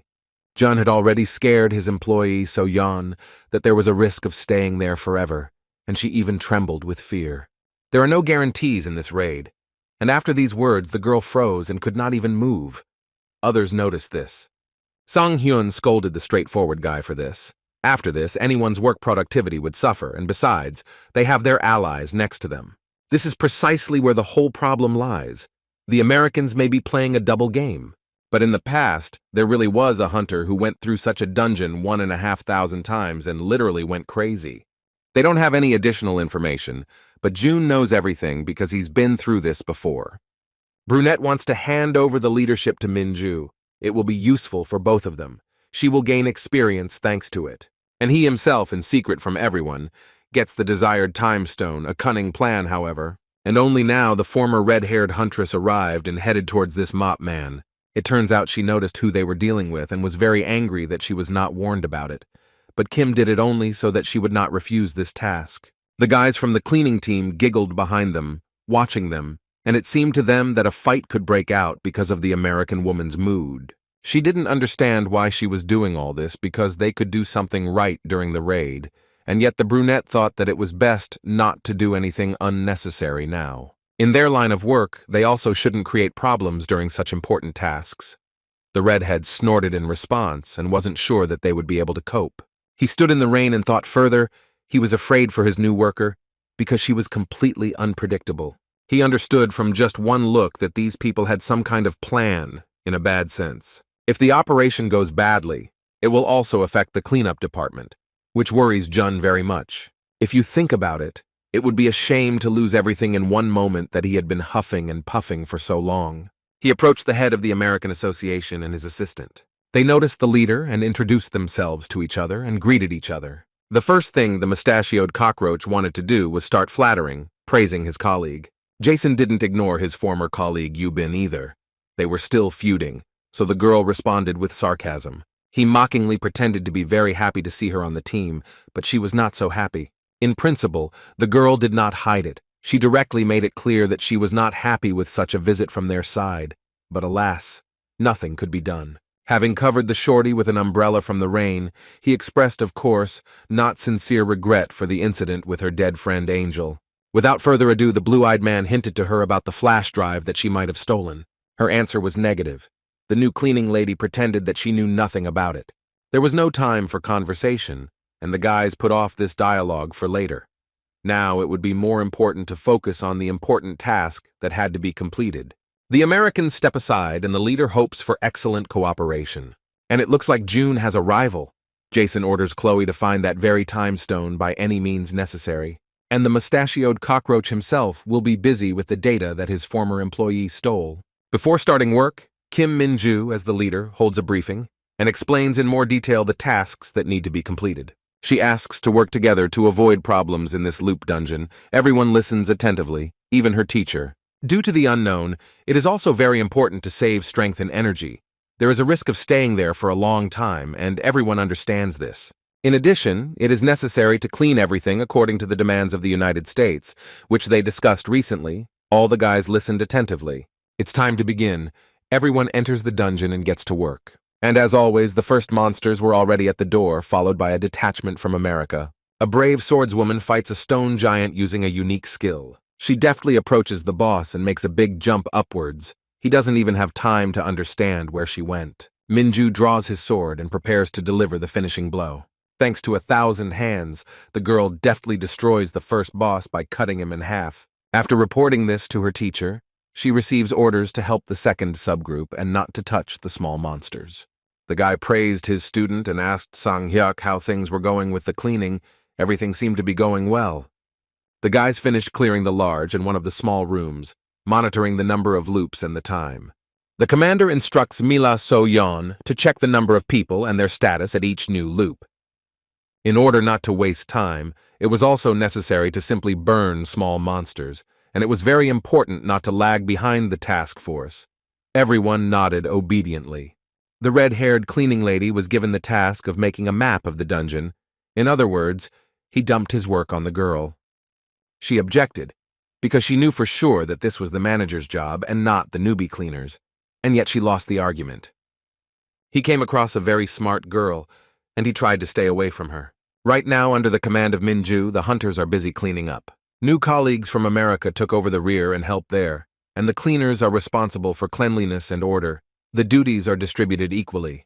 The raid seems to be going smoothly and without complications. Everyone is doing their job well, but mustachioed Jason is really annoying June. It was easy to notice that he was watching his every step. There was definitely something else involved here, and not just the time stone. But even if that were the case, thanks to the former hunter's past experience, they would never get what they came here for. Kim Minju's squad reported that they checked all the other rooms except one. It seems the boss is here. The girl asked the guys to be careful and watch everything that moves. It was time to get started. One of the guys dared to open the door first and see what was there. The other hunters confidently entered the room, but there was no one in it. It was suspiciously quiet, and no one was attacking. Everyone was on alert and kept their ears open, monitoring the situation around them. The caring swordswoman asks her boys not to lose their vigilance and attentiveness in such a suspicious situation. Suddenly, something sharp and gigantic in size flew at the boys from above. It was difficult to make out what it was. The leader screamed as loudly as she could and asked her friends to hide.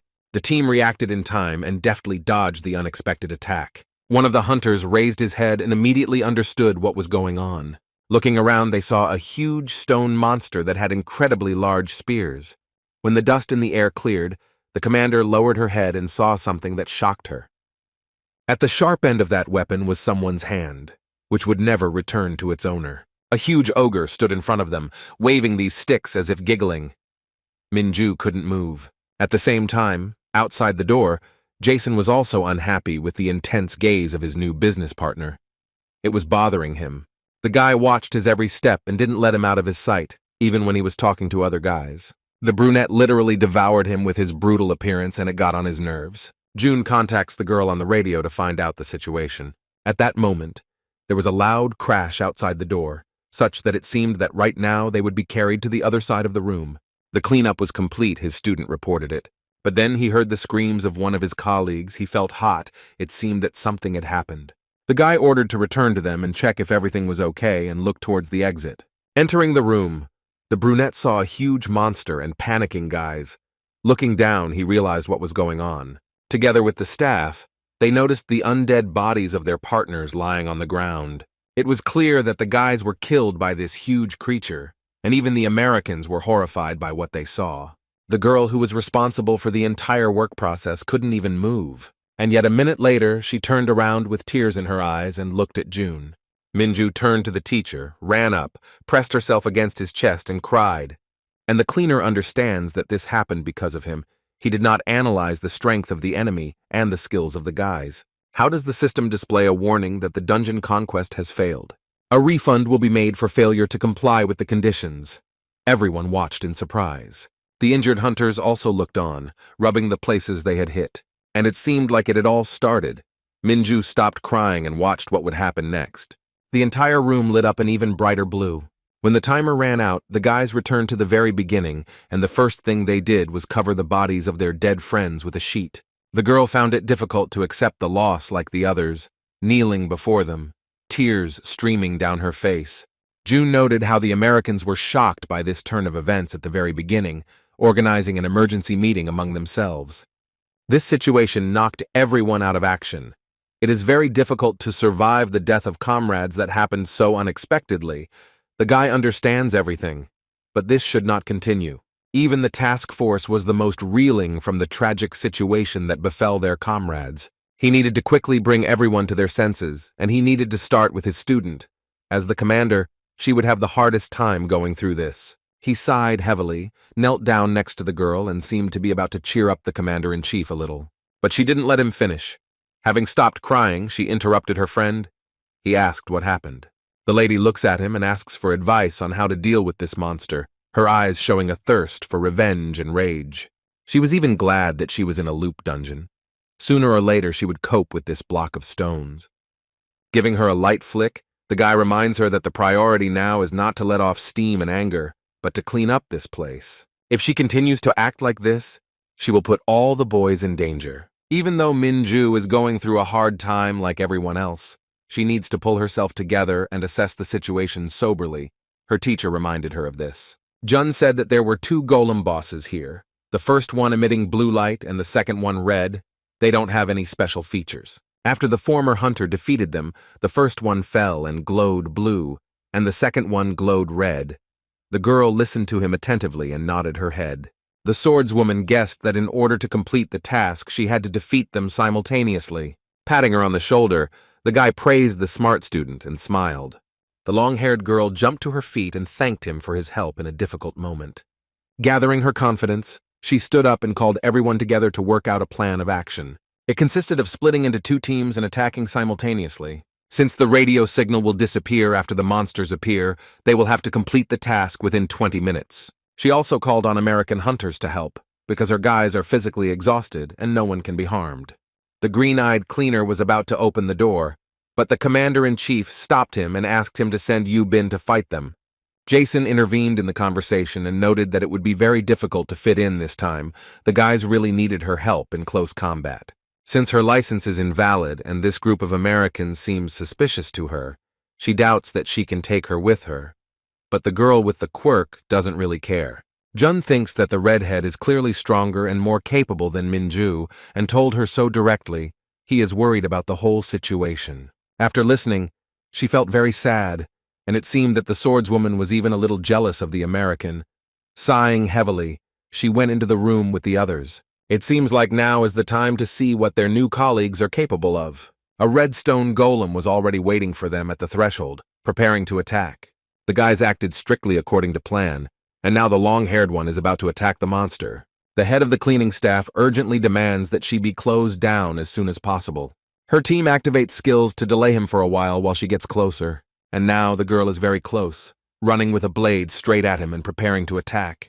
The huge monster makes a powerful swing with its weapon and does not sleep either. Finally, they collided, each side pressing with all their might, trying to inflict as much damage as possible. When she collided with him, she felt severe pain in her right arm. The guys were scared for her because everyone was tired, including her, and there was not enough firepower. The long-haired girl flew to the side with a wound and could not move from the spot. The cleaning guy orders everyone to run for cover. It's very dangerous here now given the circumstances. Fortunately, during the flight, the swordswoman was able to dodge the aerial attack and still continued to fall down without strength. Another moment, and the crazy stone monster will be able to grab her in his fist and crush her. The huntress becomes very scared, and it seems that this is the end. Fear can be seen in her eyes. Jun rushes to her aid, deftly catching the girl and using a fire skill, delaying the monster for some time. The lady just comes to her senses and realizes the situation. She sees her savior. However, Minju must defeat him on her own, without any outside help, and the most important thing is not to let her guys down. Everyone is counting on her, and the thought of this made her heart beat faster. She looked at the teacher with a confused look. She was worried that she couldn't fight with her right hand, where the injury had occurred. However, the guy reminded her that she had been training with a left-handed sword for quite a long time, and this gave the girl confidence. In this reality, the capable lady is his student. If she was the same as she was before the regression, the chances of winning would be 0. Taking her blade, the girl already knows what to do right now. In front of him is not the same Minju who was in his past life. This is his follower who is ready to study further. The swordmaster can fight with either hand, and believing in his strength, activates a unique skill. At this time, the American branch is fighting next to Han Yu Bin with another boss. The former huntress copes with difficulty, but deftly dodges all attacks. The guys tried hard to work and defeat this monster. More precisely, only she. It is not in Jason's interest to help her fight. All the work was dumped on her under the pretext that the team was tired. Even Chloe adds fuel to the fire by saying that there are only 5 minutes left to finish the battle. The redhead knew for sure that no one was tired. They had more than enough strength. And this was what irritated her the most. The girl has no choice but to activate the skills of an enraged berserker and finish off the monster quickly. When she did this, the mustachioed man smiled evilly and watched her actions together with his assistant. Minju, thanks to her teacher's warm words, was able to gain courage and act. This is her opportunity to become stronger. Jun understands this. This unique skill can only be used once, and she has to try hard. The guy promises to be there and cover for his student. She smiled sweetly. Her motivator wants his friend to do well, and before the attack, she promises to do well. Jumping up with determination, the girl, with the support of the guy, prepares to attack. He activates the flame skill. Almost reaching him, the girl uses her special sword skill and prepares to end it all. The brute released many of his iron weapons from above upon seeing her hurrying towards him. As June promised, he ensures her by burning everything that flies straight at her. Removing his hand, he found her in the middle of the fire and, supporting her, asked her to push harder. The leader of the second squad has already gotten close to the stone giant and is ready to strike. It looked at her with horror and screamed so loudly that it was possible to lose one's hearing. And so, full of confidence and the desire to win, Minju swings her left hand and looks straight at him. Long hair easily deals damage and defeats the golem. It glowed bright blue and, having solemnly lost, fell to the ground with a loud crash. The task was completed. The guys killed the bosses at the same time. The former hunter ran up to the swordswoman and hugged her slightly. The Americans did the same, working decisively and confidently, or rather only Han Yu-bin. The rest just watched. Junwoo was very worried about his student and couldn't help but ask how she was feeling. The girl just smiled sweetly and replied that everything was fine. Deep down, she was pleased that they were worried about her. Other guys who were also worried about her ran up to the leader. Meanwhile, the guy contacted the control group to find out about the situation. They said that they would finish cleaning and go after them. This answer seemed very suspicious to all members of the team. Everything immediately became clear. The brunette laughed and already understood what was going on. Without delay, the head cleaner decided to check if everything was okay with them. Meanwhile, Jason took advantage of the moment and attacked So-yeon and Sang-hyuk's allies, who were unconscious. The redhead got it too. She rubbed her shoulder, promising that people like them wouldn't get away with this. This is madness. Attacking allies is unacceptable. He stood like a pillar and listened to the indignation of his former employee. He didn't care what fate awaited them. He began to slowly approach Han Yu-bin. Coming up close, the blue-eyed American grabbed her by the neck and held a knife to her. His goal was to find out about the files that had disappeared. Only now did the redhead realize that this sly fellow was waiting for the moment when she would use her skill. The cold-blooded man was about to finish her off. The girl was already having trouble breathing and her eyes were getting dark. The guys from the cleaning were still lying unconscious and exhausted on the cold floor. Yu-bin was scared for them too. Just in time, Jun came to the rescue and deftly knocked the weapon out of the ill-wisher's hands. He grabbed the hand that had been hit hard and didn't understand what was going on, how it appeared here. But the brunette didn't understand why they attacked innocent guys, and especially during an operation where there was a risk of getting stuck forever. Everyone knows that the first thing to do is to quickly get out of this dungeon. The guy wanted to talk to them, but the Americans activated their skills and were ready to attack, pointing their guns. Mr. Kim looked at this with a dissatisfied and lazy look. He did not want to use force, but it seemed he would have to. Jason gives the order to open fire and destroy the guys. Attacking allies is beyond any bounds, and they will regret it. The huge necromancer pointed a gun at them like the other guys and prepared to shoot. And so, in order not to delay, they immediately released an explosive substance on them. After the force was used, the man was approached by a member of his team. He was worried about the consequences, but the director does not want to leave witnesses alive. Suddenly, from the fire, they heard the voice of the cleaner and were very surprised that he was still alive, despite such a powerful attack. Indeed, he was safe and sound and was extremely dissatisfied with such behavior on their part. The guy noted their good teamwork, but for some reason they worked at a distance and did not come close to him. He provoked the Americans, which was what Yu-bin was most afraid of. She doesn't want the protector to fight alone against everyone. The brunette was already tired of listening to her statements, and he asked the girl not to get involved in their squabbles. Chloe intervened in the conversation and said that she called for backup. They would arrive soon, and so Yeon and Sang-hyuk were simply unconscious, but alive. The redhead felt a little better. but still she didn't understand whose side this strange woman was on. And the brave June continued his speech, thereby evoking the emotions of the Americans. It turns out that they didn't know that not having at least one melee fighter is definitely a loss. The guy laughed at them. He hinted that the Berserker class would be a good fit. Everyone looked at Han Yubin. Jason laughed out loud because his former employee had her hunter's license taken away, and after using this, she couldn't come to her senses for hours. The former hunter asked her to rest, taking out a large broom from behind his back. But the red-haired shorty thought that he would make her fight right now and was already gritting her teeth. She couldn't stand it. But in fact, thanks to his replica skill, he himself copied her ability for 1 minute. Everyone who watched this was shocked and frightened by the power that was now in the hands of the impudent cleaner. He doesn't have much time at his disposal, so he wants to do everything quickly and is preparing to attack. All the ill-wishers were seriously scared. Their boss asked them not to worry. He was just an ordinary cleaner and nothing more. And his knees were shaking. He couldn't believe that he could use such a high-class skill. The brunette copied the power of the Atlantean golem and took advantage of the change in shape and size of the object. In his case, it was a mop. It seems like he already has a plan of action in his head and is ready to crush them like annoying gnats. He launches a large number of them straight into a crowd of American allies. Everyone is looking at this in panic and thinking about how to avoid a direct hit. In response, the mustachioed cockroach releases fire at the guy and asks his subordinates to maintain formation, but they cannot stand still. Having sat on one of the brooms, the boy went to one of them, who wanted to run away. However, he didn't have time. The cleaner caught up with him and hit him hard on the head with a pen so hard that it broke. The boy with a scar on his nose jumped down to the others, who became wary and didn't know what to do with themselves. Before they flew into the air, they only saw his sinister gaze. He already has a plan in his head. He is going to make a lightning-fast jump upward. And now the very first blonde guy got hit in the face with a juicy fist. He only managed to cough. The mustachioed cockroach's second subordinate also had a hard time. Using 3 skills at once, thanks to hyper-acceleration, Junwoo deals with everyone at once in a matter of seconds and gives each one a good slap on the wrist. And now the guy has already reached Jason and is preparing to attack much stronger than the others who fell from the air. The green-eyed man swings his fist and is ready to teach him a lesson right here and now.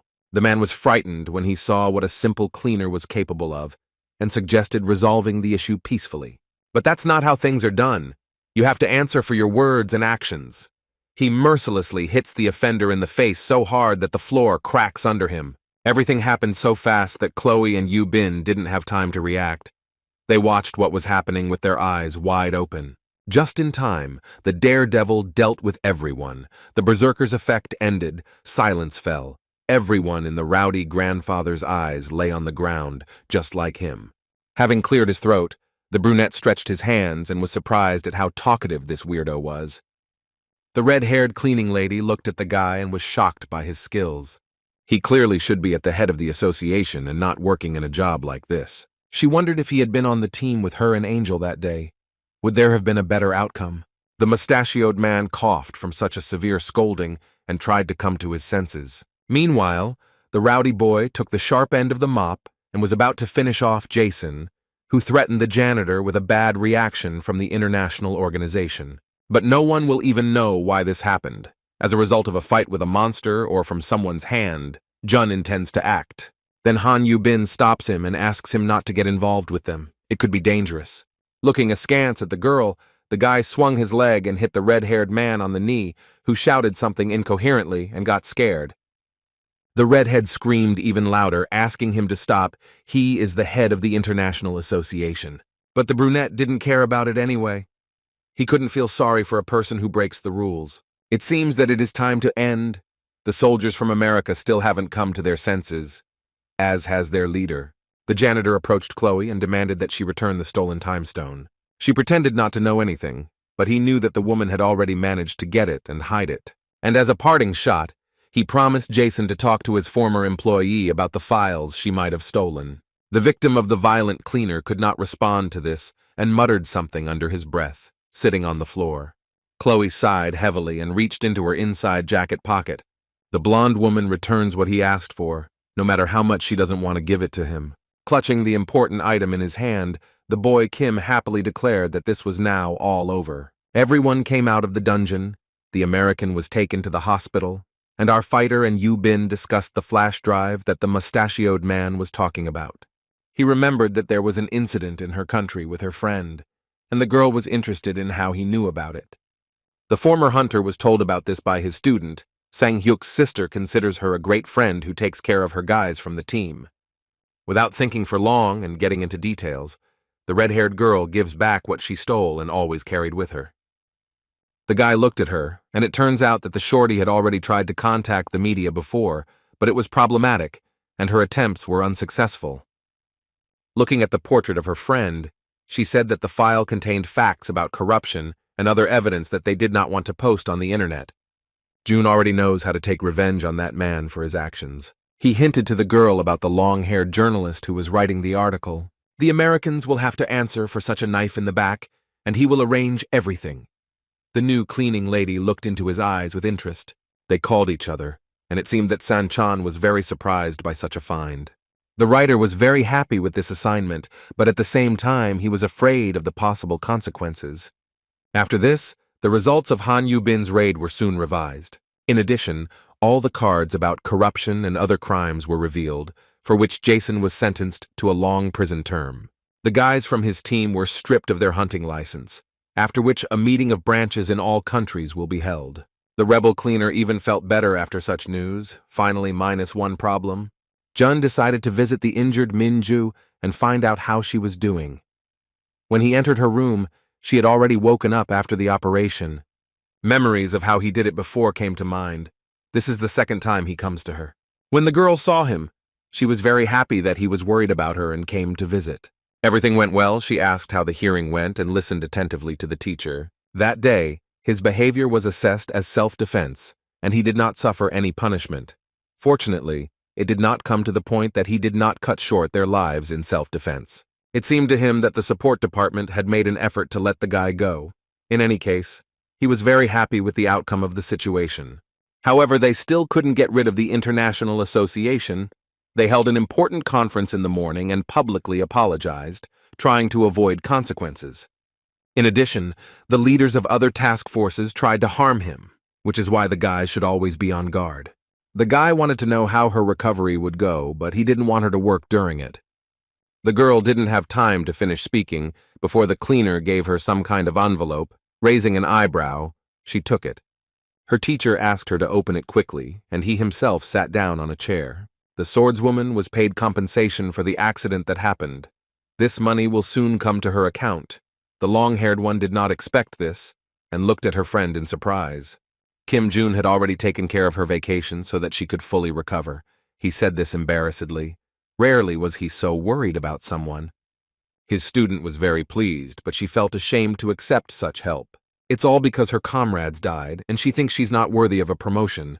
The former hunter encouraged her by saying that the long-haired girl did everything she could at that moment. He also added that she did a wonderful job with her tasks. It was not her fault.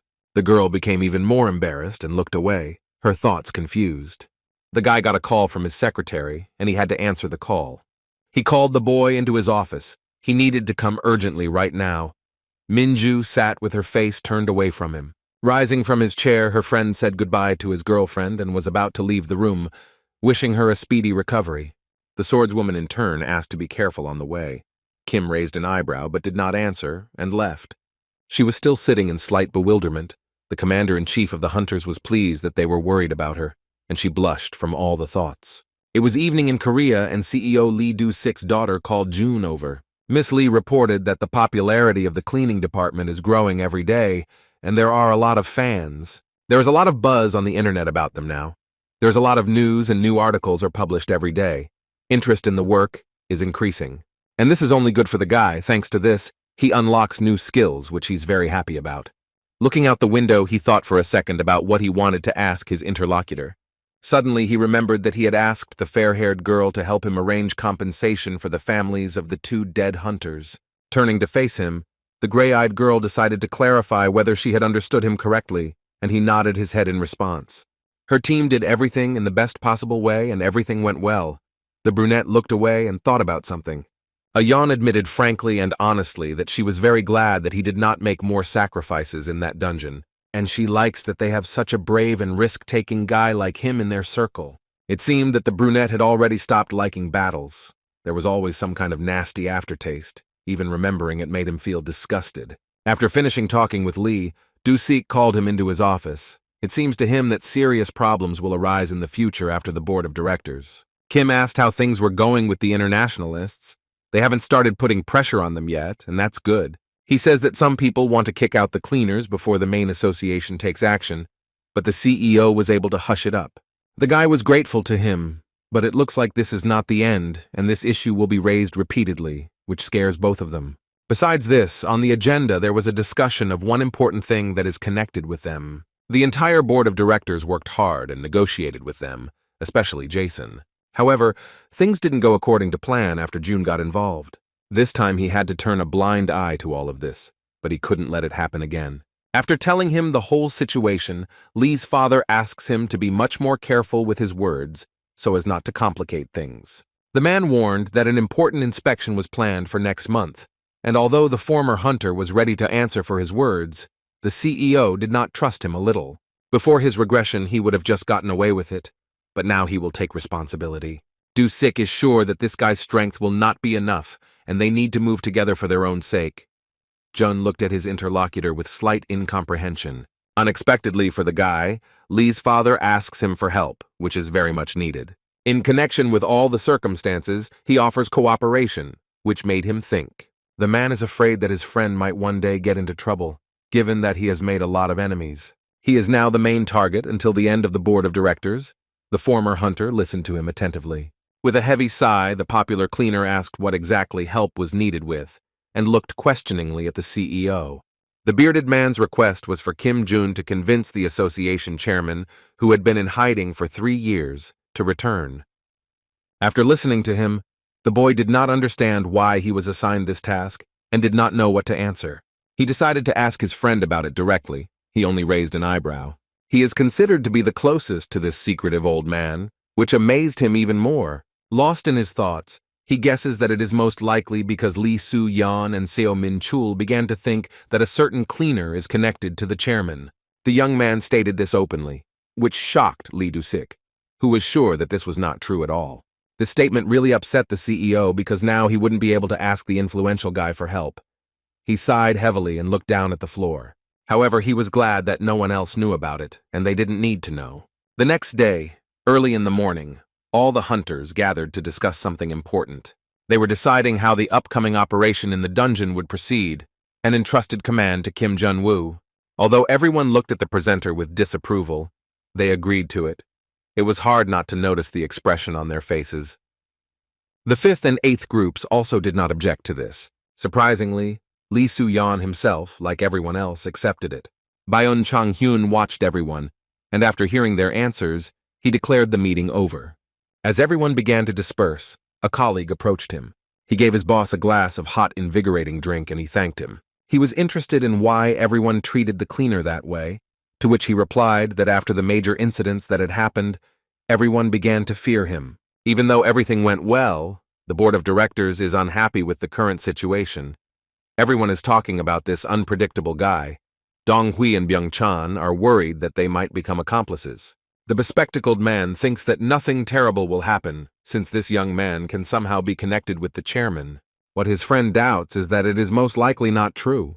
During the last operation, Chang-hyun spoke with some of the members of the chairman, and no one even knows about this guy. But it was clearly a lie. Byung-chan knows that Go Yun-young and Song Cheol-sik are next after Lee Du-sik, and they clearly know about a person like Kim Jun-woo. On the other hand, they wouldn't have started talking about this guy just like that. They hadn't even crossed paths in any way.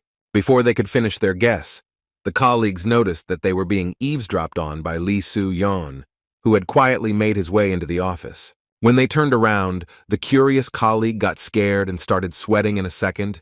He had to come up with a reason why he was there. The man pretended to have forgotten his documents here, took what he needed, ran out and slammed the door, and there was an awkward pause. The friends looked towards the exit and simply exchanged glances. These two really didn't notice how long this sneak stood there and listened to their conversation. They were afraid that he understood everything. They lowered their tone and continued their discussion, this time on their guard. But Su Yan unfortunately heard everything and ran to Director Min Chul and reported everything while he was taking off his outerwear. Having learned that this kid had no connection with the chairman, a thirst for revenge and putting him in his place was mixed in his soul. The director did not know what to do with this impudent little fellow and consulted with his assistant. To discuss this in more detail, the man invited his subordinate to his office. The boss asked for more information. He didn't understand why he was so confident. Sadoy put all the evidence on the table. He checked it all, and there was something there that directly indicated that his words were true. He repeatedly reviewed everything he had written again and again to make sure that the words he was saying now were true. So Min looked at his information that was on a separate sheet of paper and also thought about it. If that weren't the case, the gray-haired man thought that the chairman would have already appeared, which made sense, and made Chal think. Leaning back in his chair, he agreed. Memories of how he treated them also came into his head. Gritting his teeth, he became angry when he realized that this guy was just playing with them like toys. He recalled that at the General Assembly just a month ago, the leader of the detachment did not understand what was being discussed. There was a discussion about the International Association buying out the Korean branch. Lee Soo-yeon didn't know about it and was surprised. Judging from this, he guessed that they should transfer the rights to them and throwing up his hands. He himself did not believe his words, but it was true. The director has already tried to establish contact with other countries and conducted negotiations on more than one occasion. Those who are approaching retirement could calmly take their shares, and the managers and hunters would have to submit to the International Association. Everything would have been much simpler, in So Min's opinion, if the old chairman had handed over the management to Lee Do-sik. Now he would never sign the necessary papers. It was because of this that the director did everything without his knowledge, but here too it was a failure. And all because of Kim Jun-woo's intervention, everything didn't go according to plan. He knows that because of this violent guy, Song Chul-sik is very angry with him, and they are at risk of being left with nothing. Lee Soo-yeon listened to the speech but has no idea what the right thing to do is and suggests pulling off the trick themselves. As it turns out, this is exactly what they are going to do while power is in the hands of Lee Do-sik. The top management now has no idea where the old chairman is hiding, and so the men can forget about him. After summing up the small meeting, Chal gathers the courage to act and teach the cunning cleaner a lesson. Finding his phone among a pile of documents, he calls Mr. Sun and asks him to move up the audit schedule. The director told about everything that happened. He has a plan on how to eliminate this young bastard. He was overjoyed and asked to try for this. Min Chul heard support from the entire council in response. Everyone wants to overthrow Kim Jun. As a token of gratitude, the dark-haired man promises to provide his brave friend with a place here, which clearly suited both of them. The next morning, a real revolution began in the organization. Kim Min-ju came with the guys to her office, and they were surprised by what was happening there. There was an inspection at her workplace that no one had warned about. Unknown people were checking all the documents and records that were there. One of them approached the girl and wanted to clarify information about the reports. She doubted their authenticity. And all because rumors reached her that the manager was being mentored. The long-haired one replied that it was just advice and before she was promoted, which seemed to make the situation worse. Other people watched the conversation askance and did not believe a single word she said. The lady with glasses threatened her with a bad outcome if she lied. The strict woman did not believe that she could just be appointed to command a difficult raid that had recently taken place. She suspected that something was wrong here. Minju admitted that the other executives declared a boycott and looked at her with disdain. The lady explained that this was most likely due to indecision to do something like that. It turns out that she had already spoken to other managers, and they said that it was all because this cleaner controlled the schedule. The investigation member concluded that this girl was close to Kim Jun, since the huntress did not answer this question directly. Because of her silence, the meticulous woman drew the appropriate conclusions. And it was because of him that the accident with the two boys happened? Listening to this, she did not know what to answer. She clenched her fist after hearing these words and tried to deny it. Having abruptly ended the conversation, the woman said that she would contact the manager soon, and the situation was turned upside down.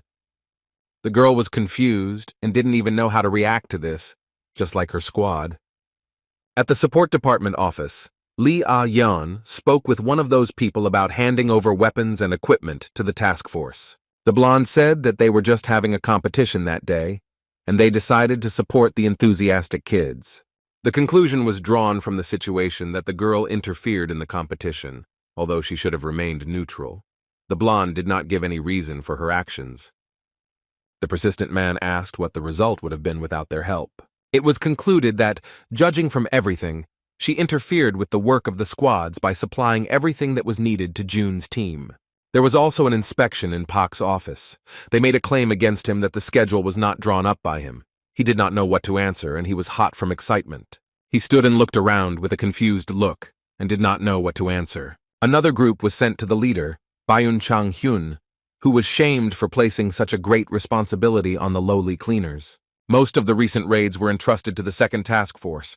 There was nothing to answer for this. Considering all the circumstances, the guys all didn't work as they should have. And it was all the fault of this young cleaner who was to blame for this. After clearing another dungeon, Junwoo receives a message from his former secretary about all the interrogations and checks. He didn't understand why this woman was so kind to him. At that very moment, a car pulled up, a man got out and addressed the guy. "This is the Inspector Choi Jun-hyuk," and he asked to follow him.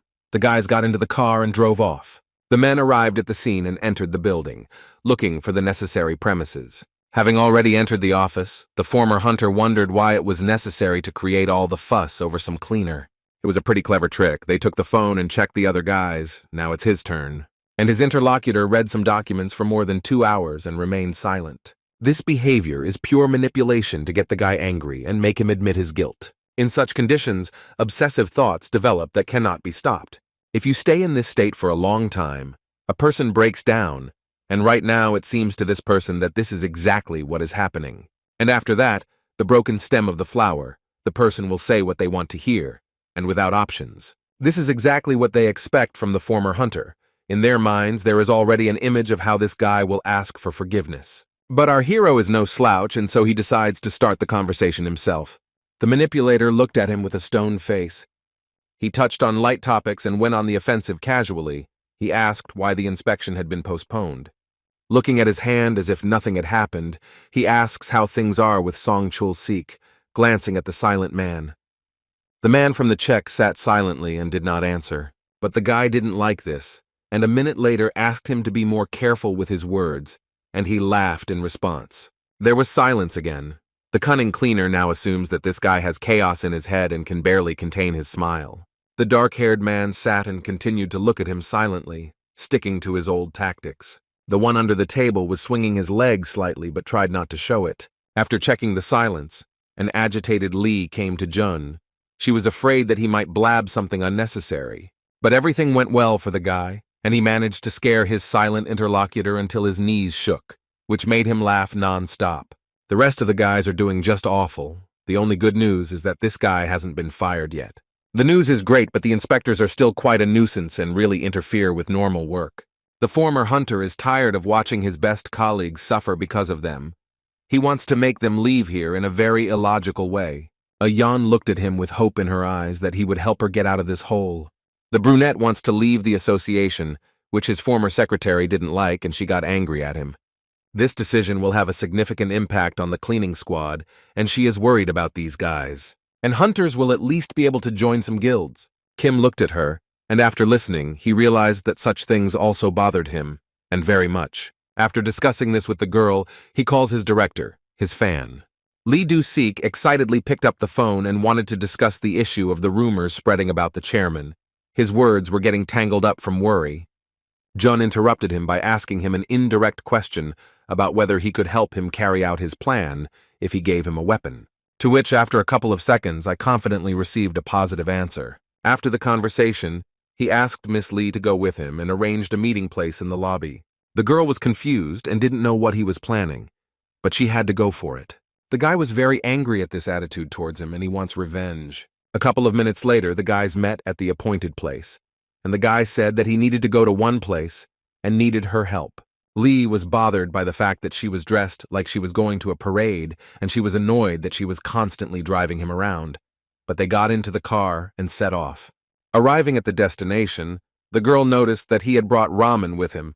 He couldn't go there empty-handed. Raising her eyebrows, a yawn followed him.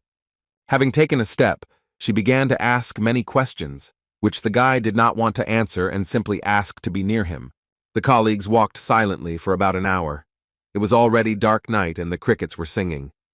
And in the end, they came to some small house, which was deep in the forest. His blonde ex-secretary was very tired from such a walk and could hardly catch her breath.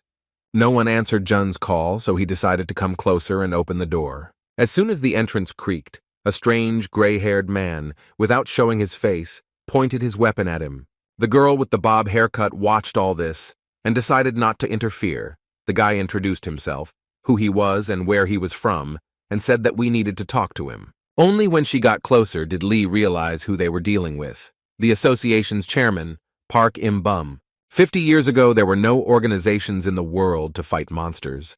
There were only a few people who became hunters, including this man.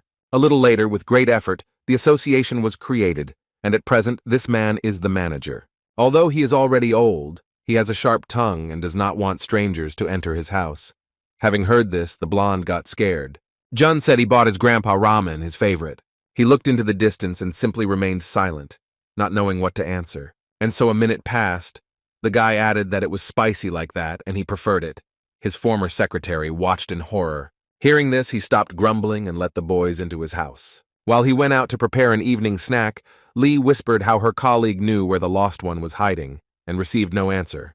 Their conversation was interrupted by Im-bum, who had already prepared a large portion of spicy noodles for himself and his guests, and was ready to listen to them. When the chairman of the association was young and went on raids, he ate only this dish, and it became his favorite, and he still eats it with pleasure. The bearded man became interested in how the boy knew about this place where he had been hiding for a long time, and asked him to tell him more about himself. The guy with the scar on his nose introduced himself as the leader of the third cleanup group, and gave his name. The blonde colleague was gobbling ramen and listening to them. Grandpa was surprised that some simple cleaner was able to find someone who had been hiding for so many years. Without dwelling on it, he asked the young lady to introduce herself, and almost immediately realized that she was Lee Du-sik's daughter. She was so excited that she was trembling. Finally, after a light warm-up, they got down to business. The guy told them that they were currently merging the branch with the International Association. He doesn't want to have a lot of problems, and wants to stop it as soon as possible. But the grandfather doesn't see the point in this. He doesn't intend to get involved in all this. Right now, this organization is living its own life, and it seems too late to manage it. According to him, a lot has changed in 50 years, and the war is not for humanity, but for status and money. The old man continued to speak while stirring his ramen. Having eaten his fill of the spicy dish, he no longer wants to continue the conversation and asks the guests to leave. Jun felt that this was equivalent to Park Im-bum being ready to step down as chairman, and these words clearly hurt the old man. The straightforward young man does not understand why he has not resigned from his post if he no longer cares about the association.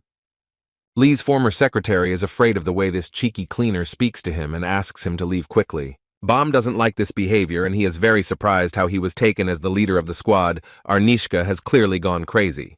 But the stubborn guy is not going to back down so easily, and gives strong arguments why it is important to fix everything now. There are people in high positions who don't belong there, and they get what they need by any means necessary. And then it becomes clear who is the craziest person in this story. The brunette looks at him intently. Tall Kim rises from his chair and directly asks him to resign his post, since he does not intend to return. And if his answer is not changed, then the brunette will leave here and will not return. But he knows what he is doing. The old man clearly cares about the association and does not want to leave his position in the hope that he still has a chance to return. After Jun's speech, he said that he was actually afraid that the board of directors wanted to remove him. He didn't trust anyone. The guy reminded him of Lee Du-sik. There had always been trust between them, and in his opinion, it would be nice to hand over his position to him. Im-bum raised his head and looked into his eyes. He thinks that it is still too early for this, in response to which the brunette suggests that they join forces and restore order here. Grandfather really trusts him, but not the cleaner who figured out where the chairman lives and came to him. With a heavy sigh, the green-eyed man admitted that he was planning to leave the association soon. Lee looked at him questioningly, but didn't say a word.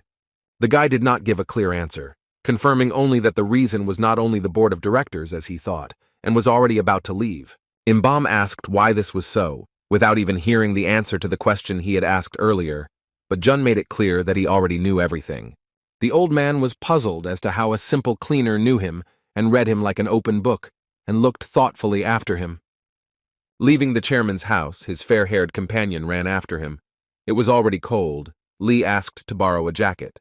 Having put it on, the girl began to be indignant about her colleague's decision to leave the association.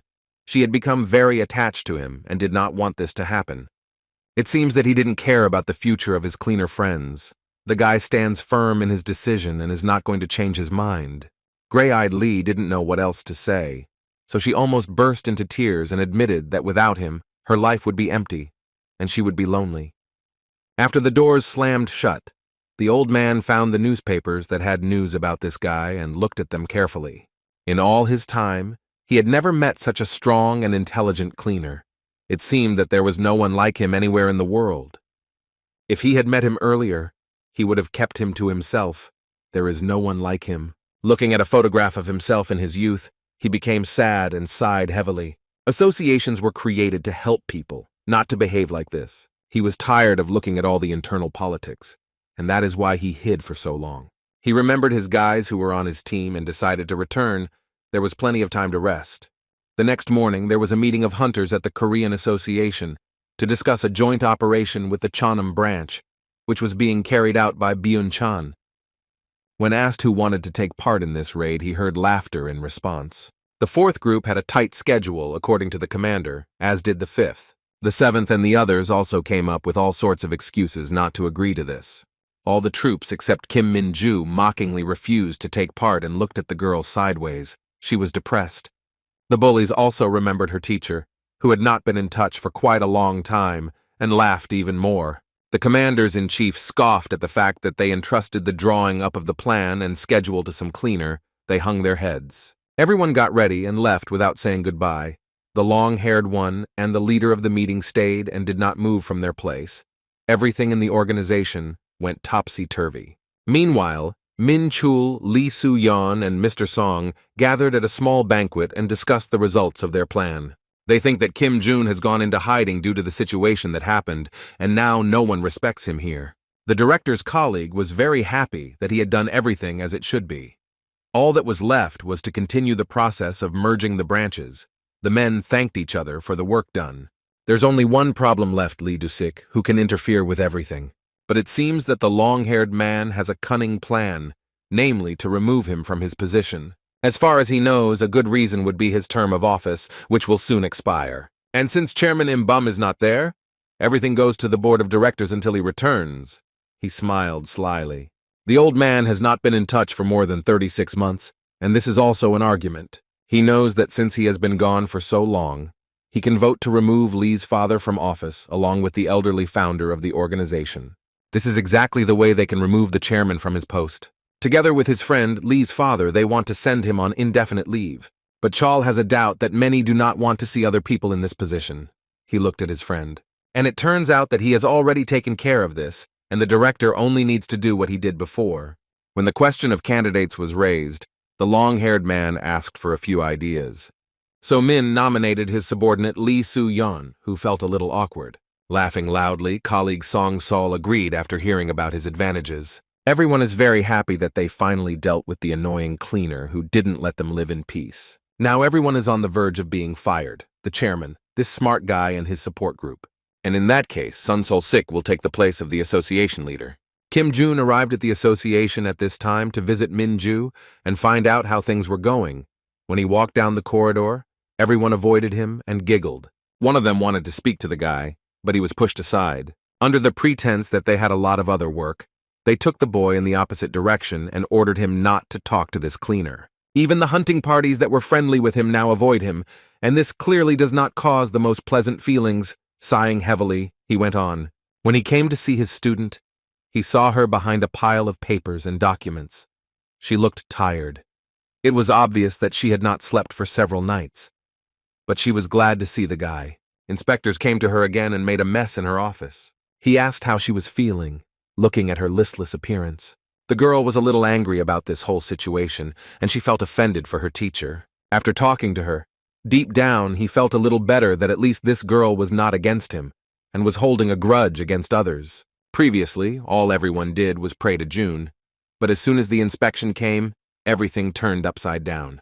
He didn't understand why she was saying this, and since when they suddenly started elevating him. The long-haired girl again began to blame herself for all the problems, and these thoughts literally ate her up from the inside. But the guy interrupted her and asked her not to do this. He handed the girl a small briefcase. She better do this or sleep. There was a table of contents with brief information about high-level dungeons and strategy. She instantly smiled and became happy.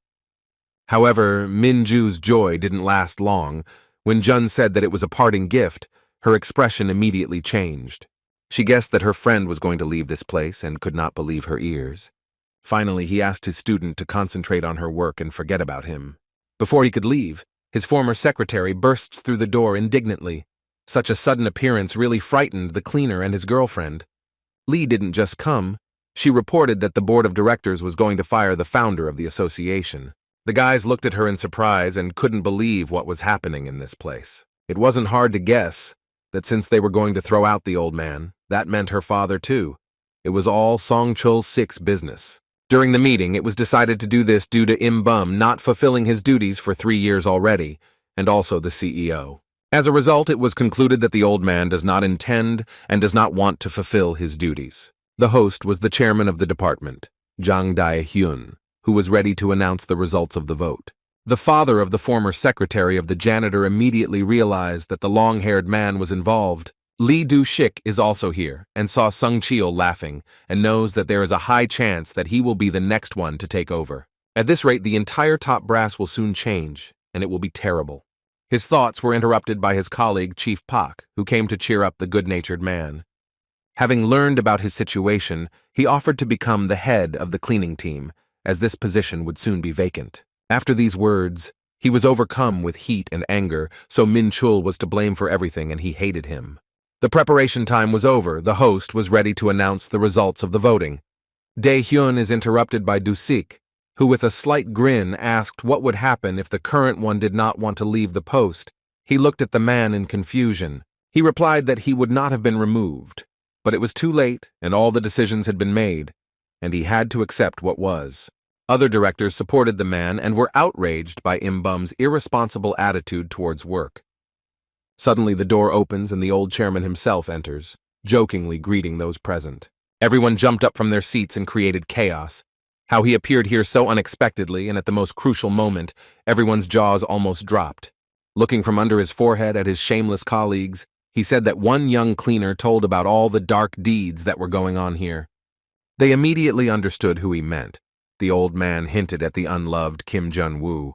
During another dungeon cleanup by Han Yu-bin's group, the cleaners decide to stop working and distance themselves because of him.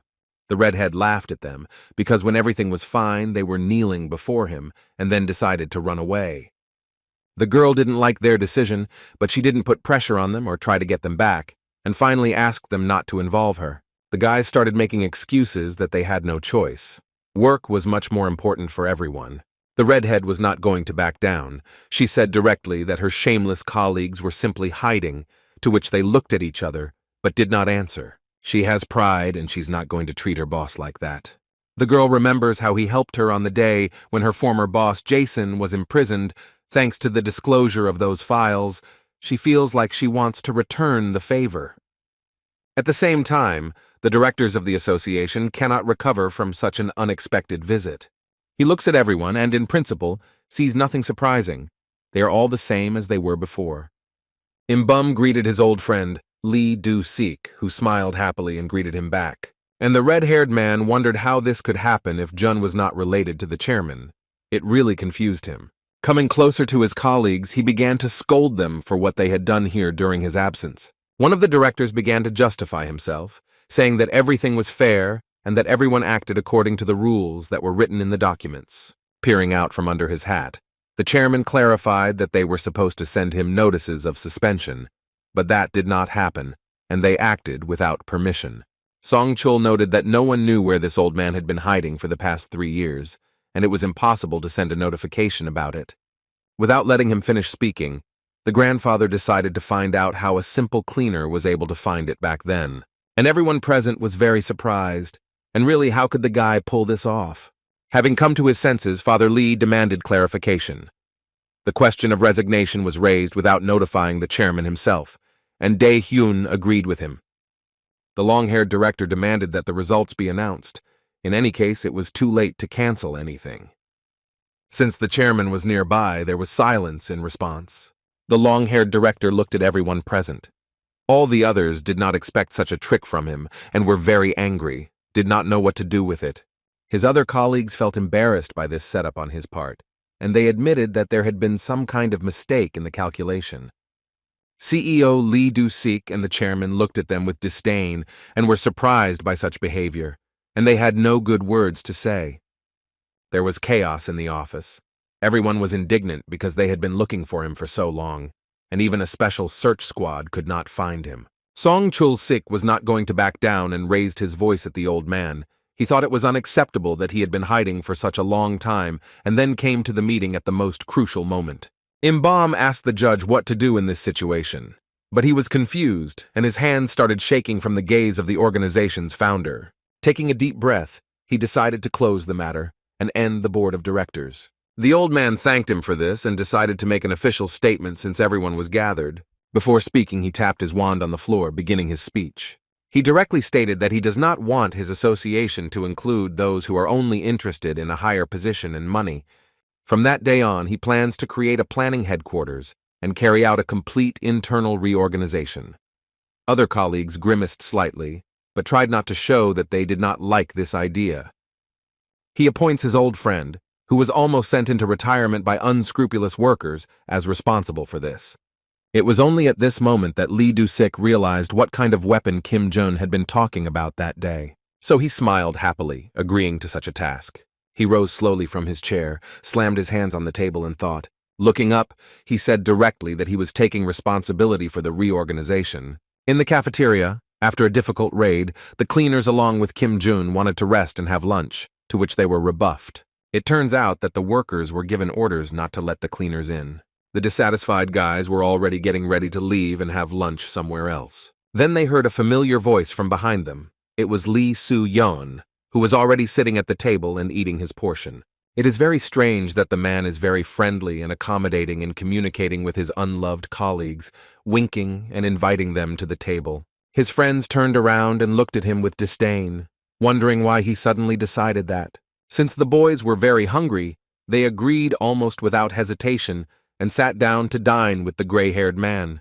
He said that someone didn't want the cleaners to use the corporate cafeteria, and everyone looked at him questioningly. Most likely, it was the hunters who wrote a complaint about the fact that the cleaners constantly emit an unpleasant smell, since they work with the bodies of monsters all the time.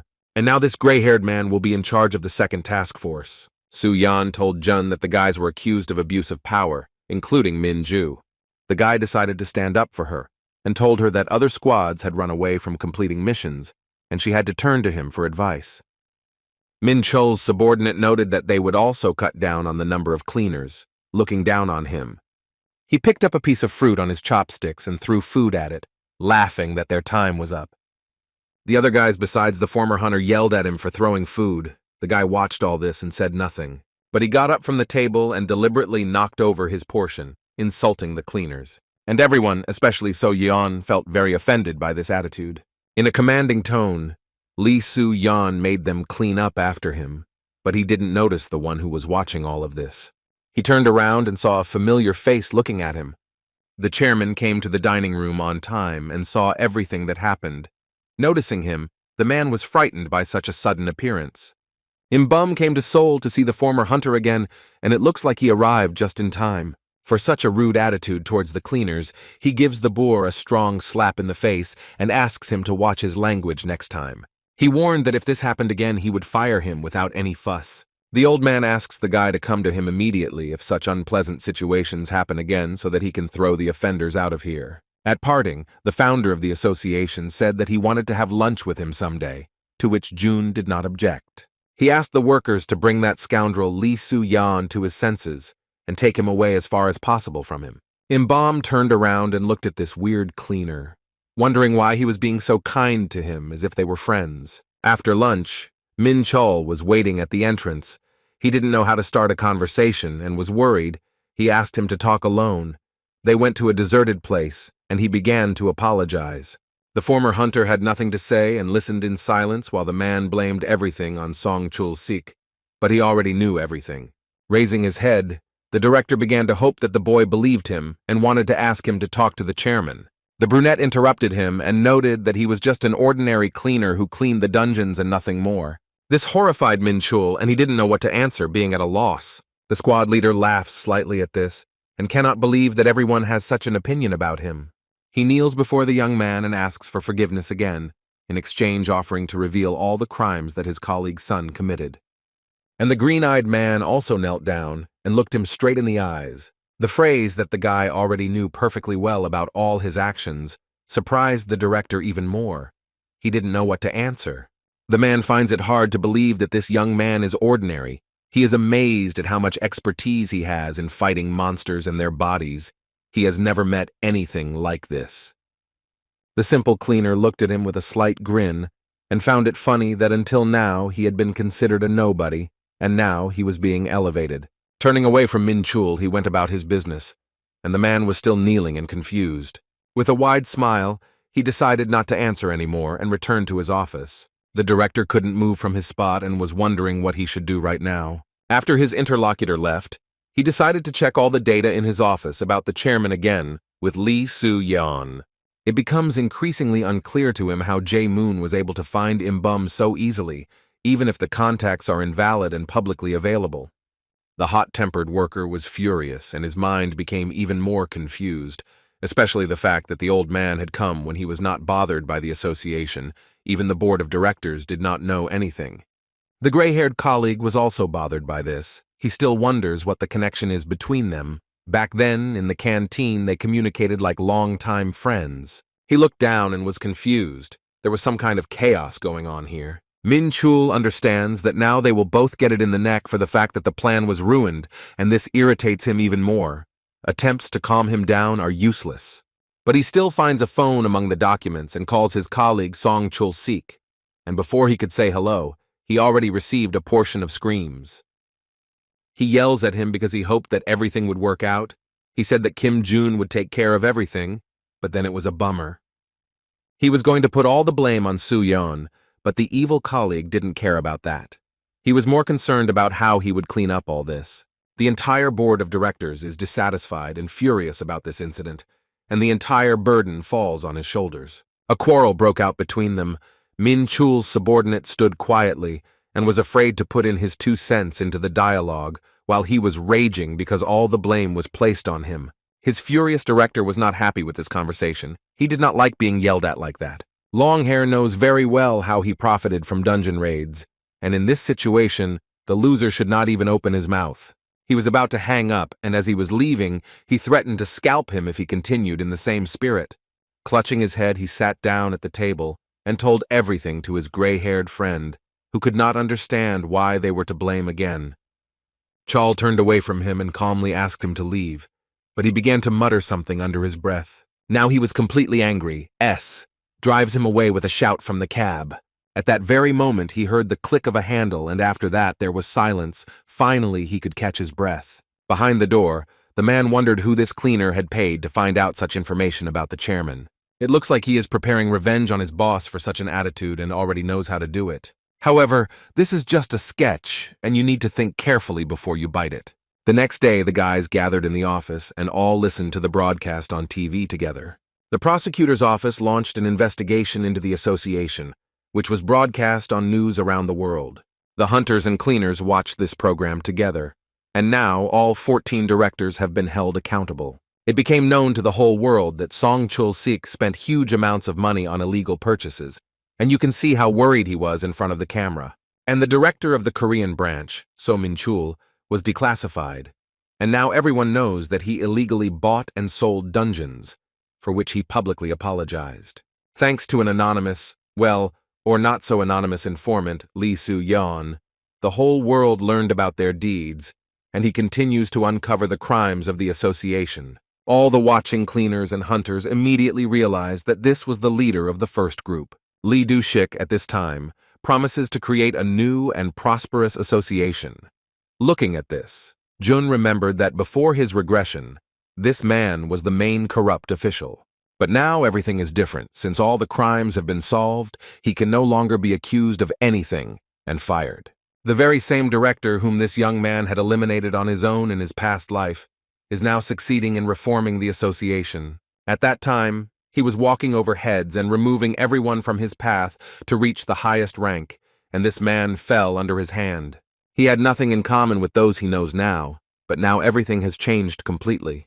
The guy was stuck in his thoughts, but he was interrupted by Lee and her father, who entered the guy's office. A man with a wide smile on his face suggests that everyone and the chairman go to dinner. He didn't understand why he suddenly suggested this, and he asked his kind colleague. It turned out that Im himself was inviting the young cleaner, who just wanted to meet him and without thinking twice, accepted the offer.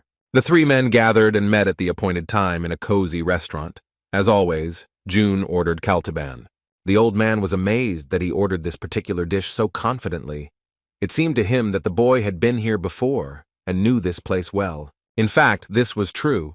In their past life, they ate together here very often, and it brought back some memories. Without further ado, the guy asked why the old man had called him here. He raised his eyes and coughed slightly and began his speech. Jun listened to him attentively. He wanted to talk about this skirmish between the directors. It turns out that Song Chul-sik was fired almost immediately after all the cards were revealed, and his colleague Min Chul is going to Ulongdo to escape from here. But he doesn't know what to do with his subordinate, who told the media about everything. Also, the merger with the International Association is cancelled, but she has not said anything about it yet. It's quite possible that they don't really care about it, as Lee Do-sik said, but perhaps that's for the best. Now he has a lot of work. Laughing slightly, he claims that he hasn't seen his wife for several days. But even if this is the case, the man is very grateful to Kim Jun for everything he did for him. Im announced that he was setting the organization up for reform, and unexpectedly for the young janitor, he asked him for advice. He looked up and asked why the chairman himself was asking him, and the old man waited for an answer. Best advice for the association is to do nothing at the moment, so as not to cause discontent among others, and it is best not to disturb the hunters at all. The chairman caught his thought and understood that they needed to show that they were trying to do something without stirring up conflict within. Jun nodded affirmatively. After that, Im looked at him and whispered to continue the conversation where there would be no prying ears. It was important for him to know what the guy wanted in return. The former hunter did not hesitate to answer and said that he only wanted the cleaner's wages to be raised, nothing more, nothing less, to which the old man laughed. If he had known that he would want only this, he would have returned to the association earlier. But then one thought came to his mind. The boss of bosses asked if the young guy would like to try to take on the role of manager, to which he received a sharp refusal. After asking for forgiveness, Kim Jun waited for the right moment and decided to do it now. Reaching into his pocket, Lee Do-sik watches him with confusion. The boy took out an envelope containing a letter of resignation from the association and said that he no longer wanted to work there. The two men looked at him in surprise and fell silent for a minute. Ayan's father didn't want to let him go and asked him to tell him what was bothering him so he could help sort it out. He looked them both in the eye and said that he had his own personal reasons for this now. It turns out that the former hunter simply didn't want to stay in the Korean branch because he wouldn't be able to get to the international one, but he didn't reveal this reason to his colleagues. Now it is important for him to start preparing to definitely get into the International Association. This is his big new goal. With a heavy sigh, the chairman accepted his decision and took the envelope. The guy sighed with relief, and his fan Lee Do-sik was depressed. But before he finally leaves, the cleaner must work hard for the remaining month of work, eating the dish. He agreed. A moment later, realizing that it wouldn't happen that quickly, Jun didn't like it. Laughing at the young man's reaction, Im said that it was a violation of the labor code if he left immediately after submitting his application, which made him even more angry. Interrupting their business conversation, Father Lee also decided to announce his request under the cover of the noise. He invites him to meet in the evening regarding a very important matter. Meanwhile, in the Paris branch of the association, in the Perfect Corporation, Balance had an important meeting in the evening. The leader was the head of the coordination squad, Mark. He was outraged that the merger of the International and Korean Association had failed, and the commander-in-chief of the raid control, Kane, was very angry at Jason, who was sitting next to him. Because of him, they lost everything. He had nothing to say. The mustachioed man lowered his head and could not utter a word. He simply remained silent and no longer made excuses, as before. Mark turned to Chloe, interested in how she managed to miss the time stone during a joint operation, looking at her with disdain. The girl did not hide anything, and told everything as it was, that one of those people suspected something, and in order not to reveal the plan, she had to retreat and return the stone. The bearded man became curious about who this sage was who tried to put a spoke in their wheel and hinder them, looking angrily at her, and demanded an answer. The short-haired blonde told about this man, a cleaner from the headquarters in Seoul, and even showed his face in the system. He grinned. After laughing a little, he couldn't believe that some dungeon clearer could ruin the mission, while his colleague wanted to clarify why the merger didn't take place. The fair-haired girl said that just at the most crucial moment, the chairman, who had been missing for a long time, showed up, clarifying that this was also Jun's doing. Mark was outraged that some commoner was able to turn everything upside down and all the work done was done in vain. Jason's colleague reported that this janitor was also most likely appointed to the post of chief of the operational headquarters. The men were surprised by this turn of events, and they feel that it is not true and that they are being lied to, and the real reason for this decision is unknown. But they can say for sure that this guy is the one who most hunters go through in battles. He has incredible fighting power. The leader of the coordination squad was surprised. No one had ever heard of such a thing. He shared the thought that he could easily be in the ranking system. But Chloe refuted his words. But Mark still doesn't understand how this can be.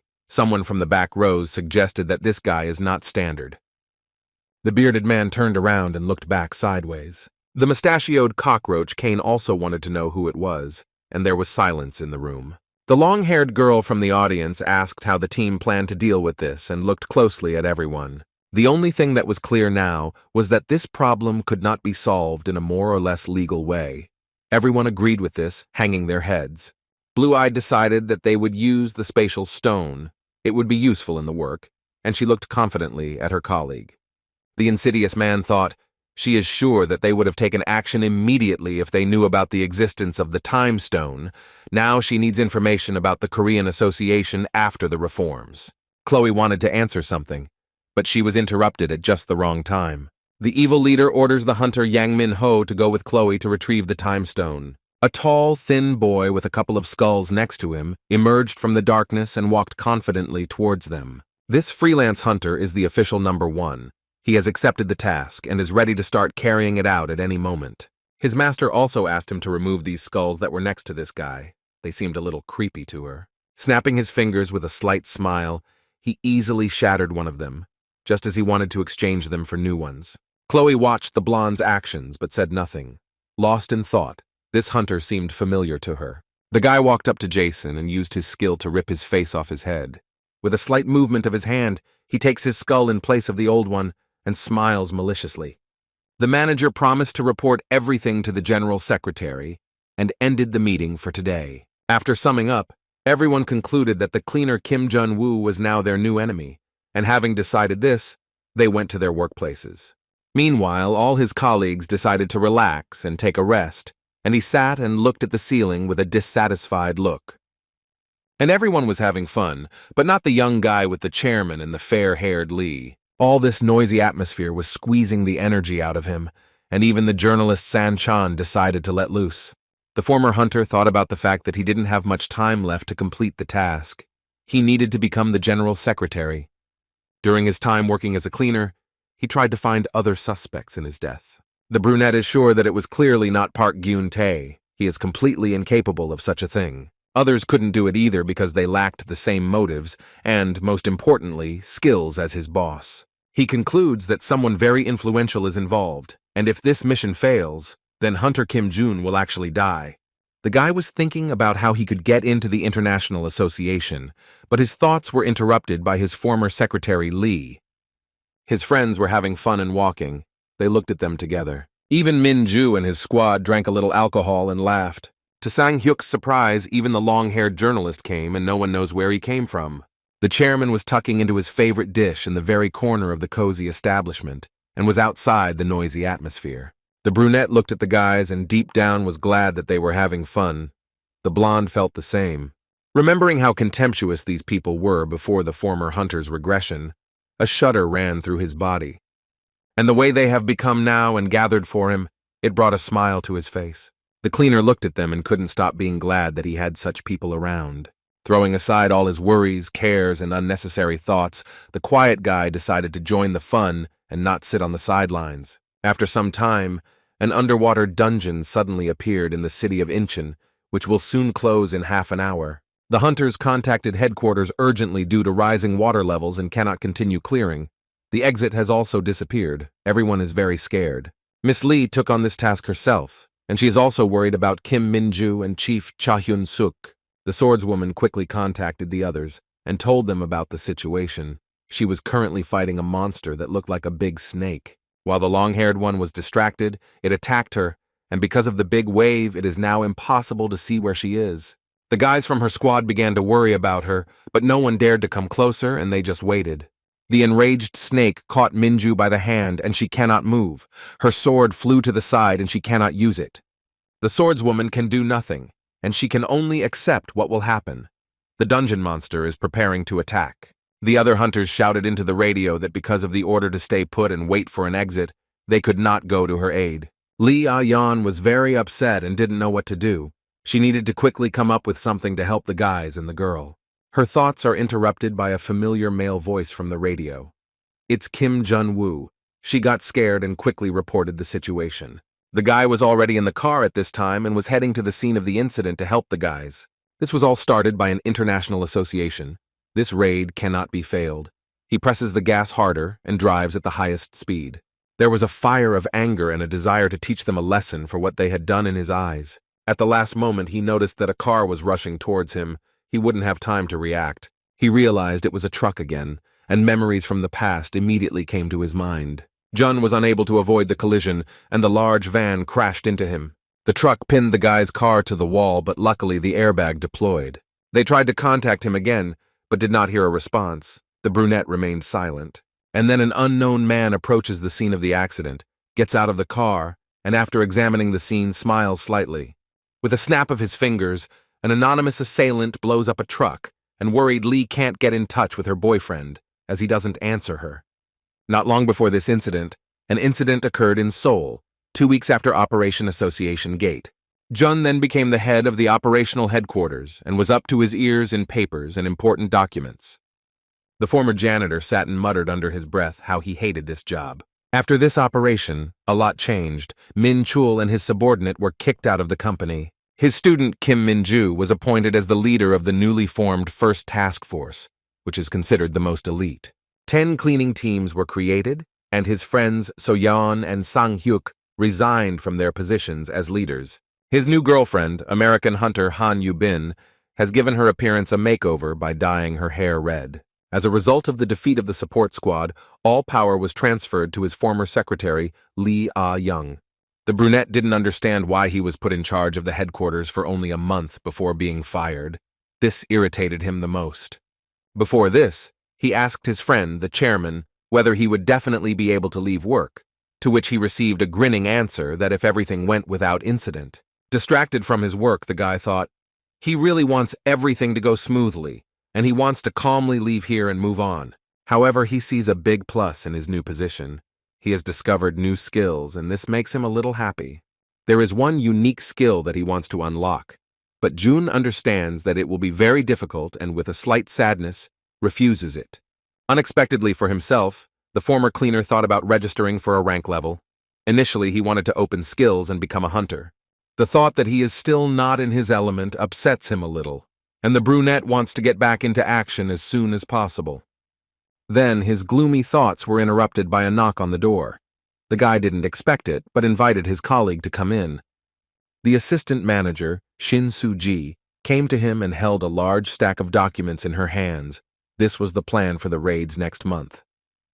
The guy had to pay all the bills by the end of the day, and when he saw this huge pile of sheets, his eye started twitching. Anger washed over him, and the chief of staff signed everything without reading it. The girl was frightened by such a sharp reaction. Soo-ji also came with the news that there was a proposal to do more research. The support department wants to study the time stone. Everything would be fine, but they lack equipment. According to rough estimates, A fairly large sum would be required, almost the entire budget of the headquarters. Coolly and calmly, Jun ordered to allocate this money, even though they would have nothing left. The brunette was shocked by such an abrupt decision. The guy also didn't forget about his good friends and asked to increase the budget for cleaners and provide them with the latest equipment. He also reminded me about the equipment in the management department. It also needs to be replaced. In a word, the guy is taking revenge for the fact that he had to clean the dungeons. The girl stood in a stupor and did not know what to say. At that moment, Byun Chang-hyun entered the office, and he also had important business with the guy. Coughing slightly and adjusting his tie, he was ready to lay out what he had. The dark-haired girl watched them. Shouting across the entire office, the colleague said that due to the reorganization of the association, many hunters had left, and there could be problems during raids. He was so exuberant in his thoughts that Jun's head was already hurting, and he summed it up by saying that there was a critical shortage of personnel. Shaking the shoulders of the leader, he also told about that very underwater dungeon. There are waves near the port of Incheon that cannot be handled. Shin Soo-ji, who was nearby, walked up to the brunette and wiped Jang Hyun's drool from his cheek, and he agreed to look for help. After finishing speaking, the colleague left the office and met Lee Ah-yeon in the corridor and told her everything that happened in the office. Her friend listened attentively. The dark-haired girl revealed the details of the conversation. Her interlocutor laughed slightly, covering her mouth with her hand. The manager's assistant asked what was funny about it, since the situation was quite serious, and there was nothing to laugh about. Lee Do-sik's daughter remembered the situations that had happened with this guy before. It was hard to understand him, but he never did anything without thinking. This made Soo-ji think that this guy was a genius, and she asked the girl, looking at her intently. It is clear that the blonde clearly admires this former cleaner. She thinks that he is on a completely different level. Her colleague listened attentively. When he was a cleaner, he was very worried and cared about his colleagues who could die. Looking at her reflection, the girl smiled as she remembered Kim Jun. It was very noticeable that she considered him an incredible man.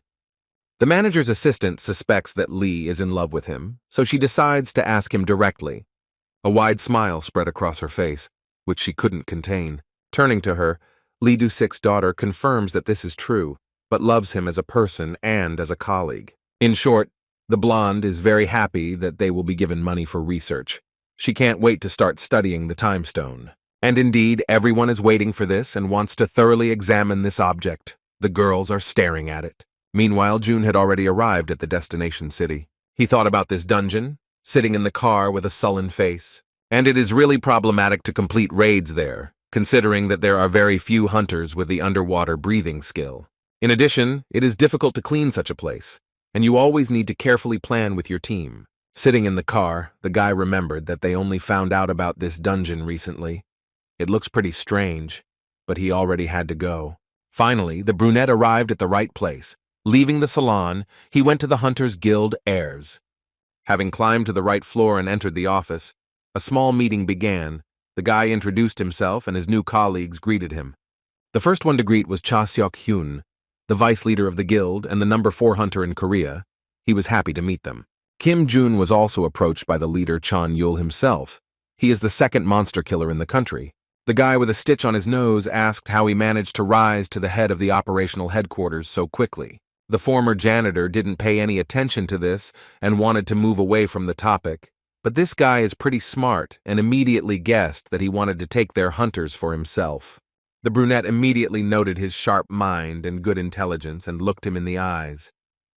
Leaning forward, he confirmed this, admitting that after the reorganization there was a severe shortage of people.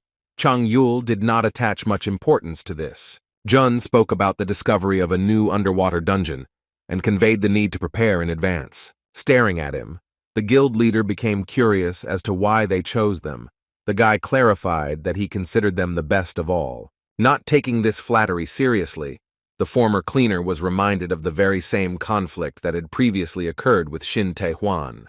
The brunette immediately remembered this, but he believed that it was not worth confusing personal work relationships.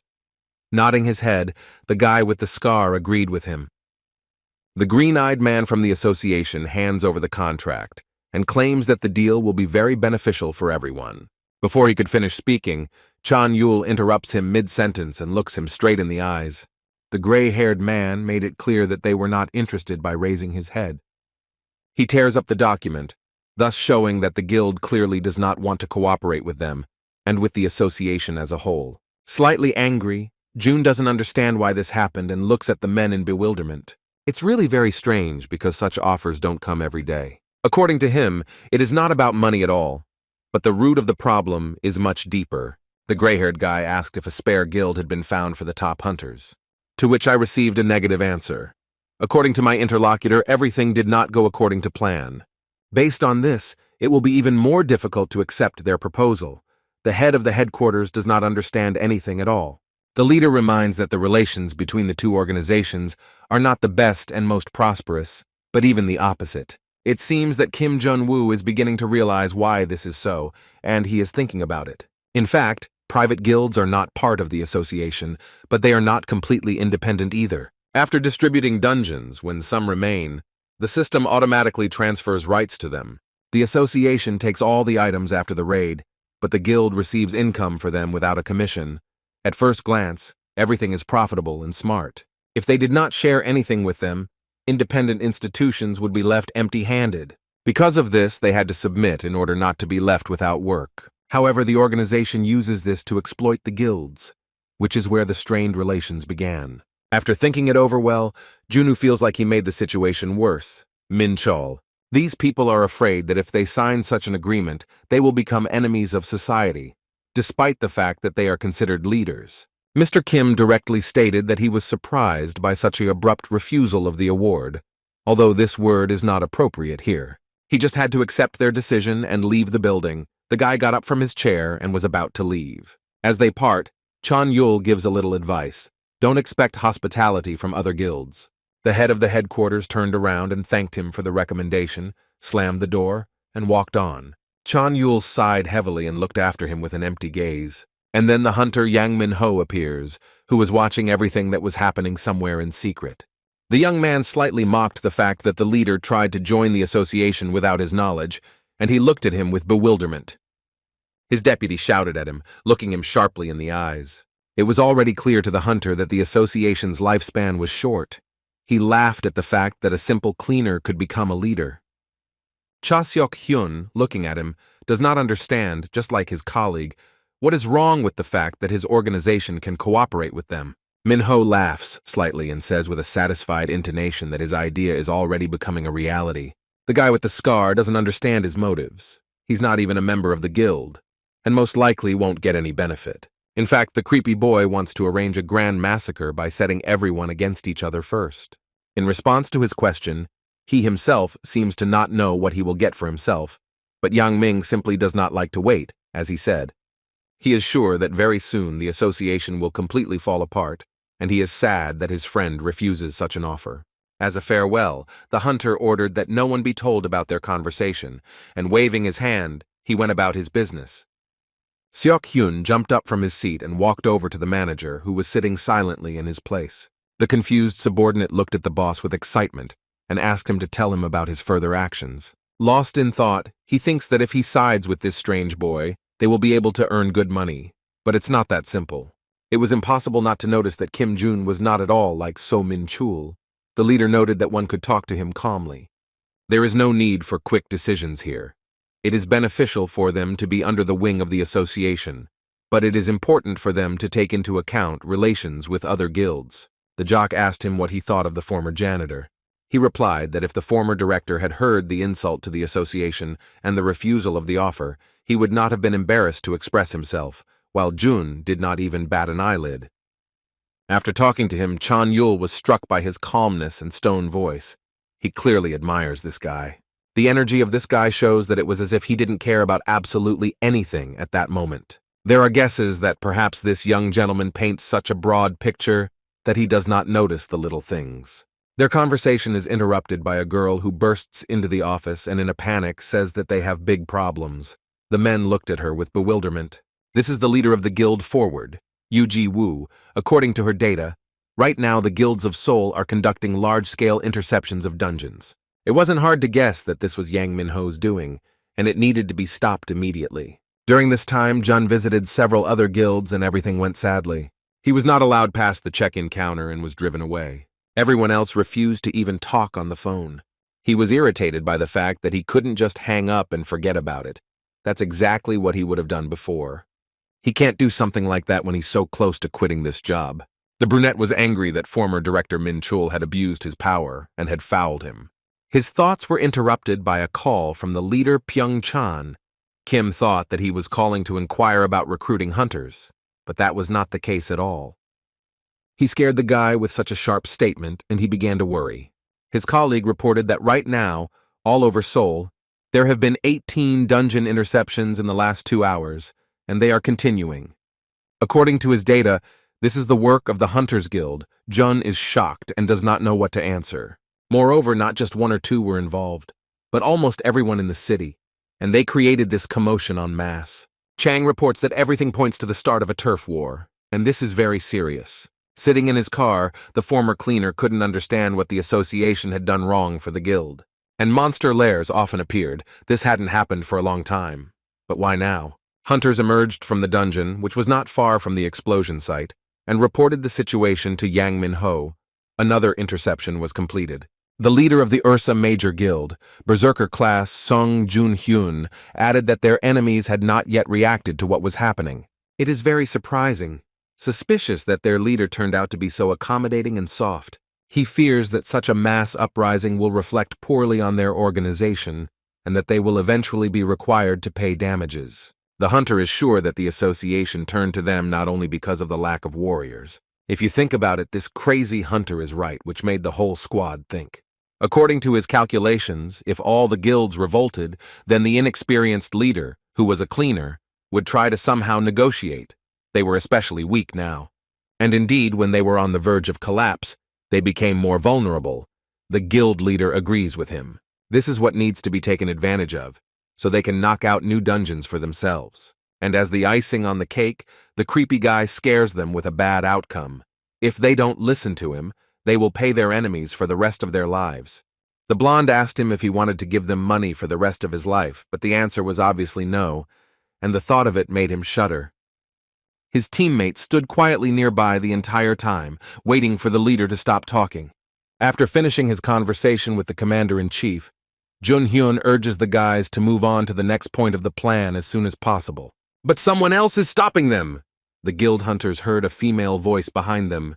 It was the leader of the association's first task force, Kim Min-ju, along with her group. She was very angry about everything that was happening, and threatening to use brute force. She demanded that this commotion be stopped. Jun continued talking to Pyung Chan. His colleague turned away from his phone to another one, and he overheard their conversation. He clearly heard that they wanted to consider the issue of armed conflict, and became scared. He wants to start legal proceedings and report to the chairman, but the former hunter interrupted him. He doesn't want the old man to know about it. The loud-mouthed colleague is panicking. All the lawyers are already looking for evidence, and he is not ready to put up with this. Then their damage will increase many times over. The guy wasn't so much worried about what was happening as he was worried that he wouldn't be able to quit his job because of all the commotion. Gritting his teeth, he promises to solve this problem himself, and also asked that the lawyers do nothing and not bother the old man. Pyung-chan reluctantly agreed to his terms, hoping that the boy knew what he was doing and what he was dealing with. Jun was very happy and promised to contact them a little later. Scrolling through the list of contacts, he looks for Han Yu-bin's number. She quickly picked up the phone and already knows what's going on with them. She was just clearing the dungeon with the guys, and the brunette asked them to stay there, which caused displeasure in the girl, and he hung up. In fact, the former janitor understands their hostility towards the association very well. It's also not hard to guess why he is being ignored because he is not a big shot, but an ordinary ragtag person. Even if it is so, it still does not fit into one's head why this is considered a reason to organize large-scale interceptions. At this time, in the Sanam area, the group leaders began to quarrel seriously. Jun-hyun, with a slight mockery, wanted to clarify the fact that Kim Min-ju's squad was ready to use force against the civilian guild. She confirmed this. Their actions are illegal. Although the teacher did not give any orders, the girl wants to resolve everything personally. The long-haired girl wanted to scare them with compensation for everything they had done. But they don't even intend to do this, and they don't care. They refer to how they were treated before. The swordswoman calmly gave the recommendation to express all dissatisfaction in an official letter, and not to her now. But according to Jun Hyun, the association did not react to them in any way. This made him very angry, and he started shouting. People passing by turned around. Noticing his aggressive attitude, Minju took out her sword just in case. Her hunters were also at the ready. In any case, she asked to go with her to the right place and find out everything. The enraged guild leader uses the unique skill, transform into a beast, and directly refuses to go with her. The other guys on his team also took out their swords and prepared to attack, and the girl did the same. Activating her skill, the girl gives a final warning, looking the aggressor in the eyes. She also stubbornly received a refusal again. It seems that a fight cannot be avoided. The beast takes a step forward and attacks. Jun's student easily repels her opponent's attacks, while the others watch and do not interfere. The leaders came face to face and looked into each other's eyes. No one wants to give in to anyone. The hunters are also going to take part and are not sleeping, preparing to attack those who are free. At this time, the girl's teacher went to the Ares Guild to have a serious talk. Surprisingly, the leader accepted them in a friendly manner even after refusing to cooperate. With a heavy sigh, Chan Yul admitted that he had his suspicions, but they didn't expect there to be mass interceptions. The brunette couldn't believe that they and the Aphrodite Guild didn't know about this. The man with the scar on his nose confirmed it. It seems very strange that they were not notified, because the interceptors could use their help, as the head of the headquarters thinks. Jun had a suspicion that this might be due to the problematic relationship with other guilds. He looked questioningly at the leader. However, he denied this. Everything was fine between them, and if such a large attack had been planned, then they would have found out in the first rows. In the guy's eyes, this situation now looks even stranger. To manage 1,000 hunters, a strong leader is definitely needed. Yul noticed how he thought, which made him think that the brunette doubted them. But this was not at all the case. The boy trusted them 100%, without any unnecessary doubts, and he fell silent. The former hunter decided to think out loud, and already guessed that the person who was in charge of everything was definitely not from the guild. His interlocutor knows whose doing this is, but he was ordered to remain silent and forget about their conversation. He cannot reveal the secret. Pretending not to know anything, he excitedly wanted to know what to do next. Jun said that within the association they already wanted to involve lawyers. The gray-haired man noticed that he clearly did not want this. Smiling slightly, he agreed, because he wanted to decide everything himself. As Yang Min-ho had expected, the guy wants to resolve everything peacefully, through dialogue. The guild members listened to him attentively and were amazed that he did not want the problem to scale up. It would be beneficial for both sides. Chung Yul was surprised that there were still such intelligent people left in the association, but he still has very big doubts about the deal. It's unlikely that Min-ho will agree. Suddenly, their colleague looked into the office and told them about the clash that was currently taking place in the Sanam area. Jun was afraid that this could affect his dismissal, and he felt hot. He ran out of the office and immediately rushed to the scene of the incident. The guy needed to stop this urgently. The guild leader looked at him and thought, "It seems that this guy is really not bad." Turning to Seok-hyun, he decided which side he would choose. As he exited the building, he activated his hyper-acceleration skill and ran as fast as he could to find those rebels. Meanwhile, Minju and her opponent Jun Hyun continued to fight on the street. Finally, the former hunter finds them and heads towards them. He jumps very high and swings his leg. Using his new ability, he kicks the asphalt, causing a small explosion, and the wave throws all the guys to the sides. Like a father, he began to scold the hunters for such reckless behavior.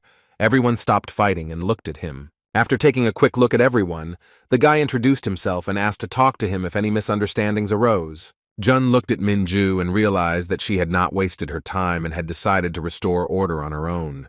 Having praised her for her work, he asked her to pass this task on to him. The girl, hearing the praise, blushed slightly, and looking away, smiled. Their conversation was interrupted by the leader Hyun, who addressed the former hunter with mockery. The guild member rudely asked him why he had come here, trying to provoke him with insults towards the association. The head of the headquarters suggested that they talk calmly like men, but it seems he won't be able to reach an agreement with this man. The others watched them from the sidelines. Jun Hyun fell to the ground and continued to provoke him into a fight. This farce was already starting to piss the guy off. He looked at him with clenched teeth and was already really thinking about getting into a fight. And then Minju was contacted by radio. An important notification was received that there was a problem in the Jamsil area due to interception. They came across a very strong monster. The hunters can't cope and really ask for help.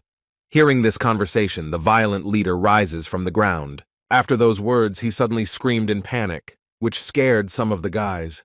According to him, it is in this dungeon that his wife's guild is currently located. The girl asks to tell her more about the situation, but June takes the radio away from her, not letting her finish. He gives the order to gather all operational teams and prepare people for the rescue operation.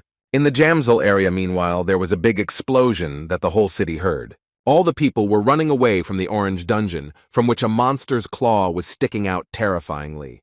Even the cleaning lady Han Yubin took time off from her duties and arrived at the scene to help fight the monster. June arrived just in time and saw her with Byun Chang-hyun, who was holding the walkie-talkie with a hand shaking from excitement, and noticed the guy. He reported that this was a dangerous dungeon, and that they had carefully prepared and planned everything for the raid, but the guild had broken in and ruined everything.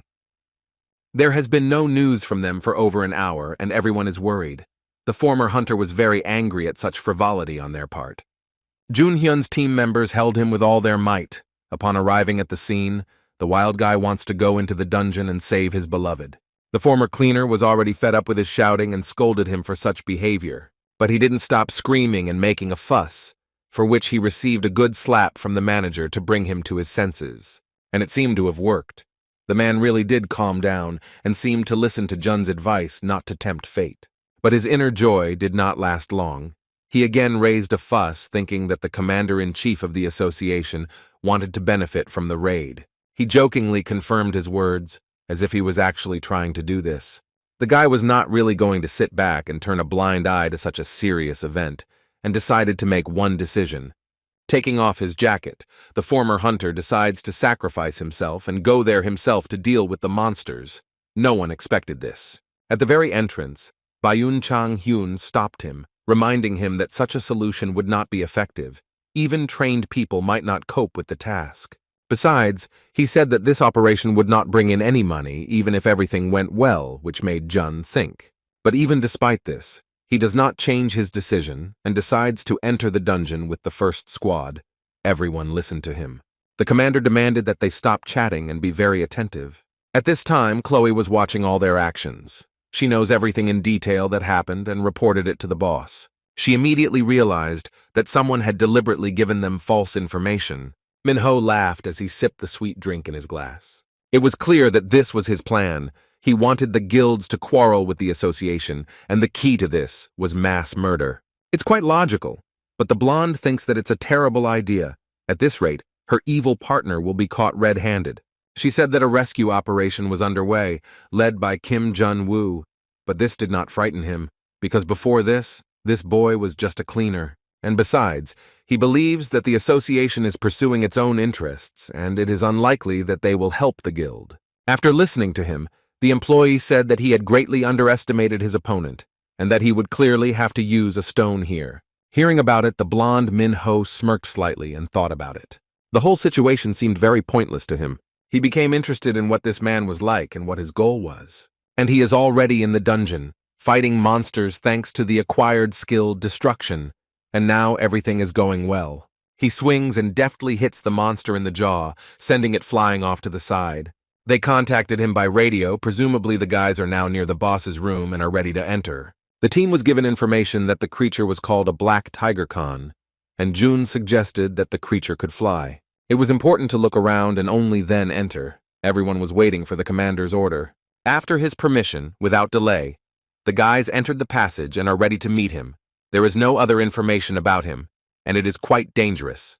Going deeper and deeper, it became darker with every step. Visibility was limited. The commander-in-chief gave the order to inspect the premises. Minju was the first to find the first weapon. It was covered in a strange, sticky slime, most likely the belongings of the guild members. She turned to her teacher and decided to make a guess that it belonged to a monster, and she also didn't notice what was hiding behind her back. Luckily, the guy saw the huge paw and warned the girl about the danger in time. His girlfriend deftly dodged the attack, and our gentleman used the fire skill. The monster retracted its claw. The brunette helped the girl to stand up, and they turned around and froze in place from what they saw. From the darkness, it descended down the wall towards the boys, and from the darkness they could clearly see that it was a huge spider with cocoons hanging above it. Through the darkness, Jun saw that the guys from the guild were in these cocoons.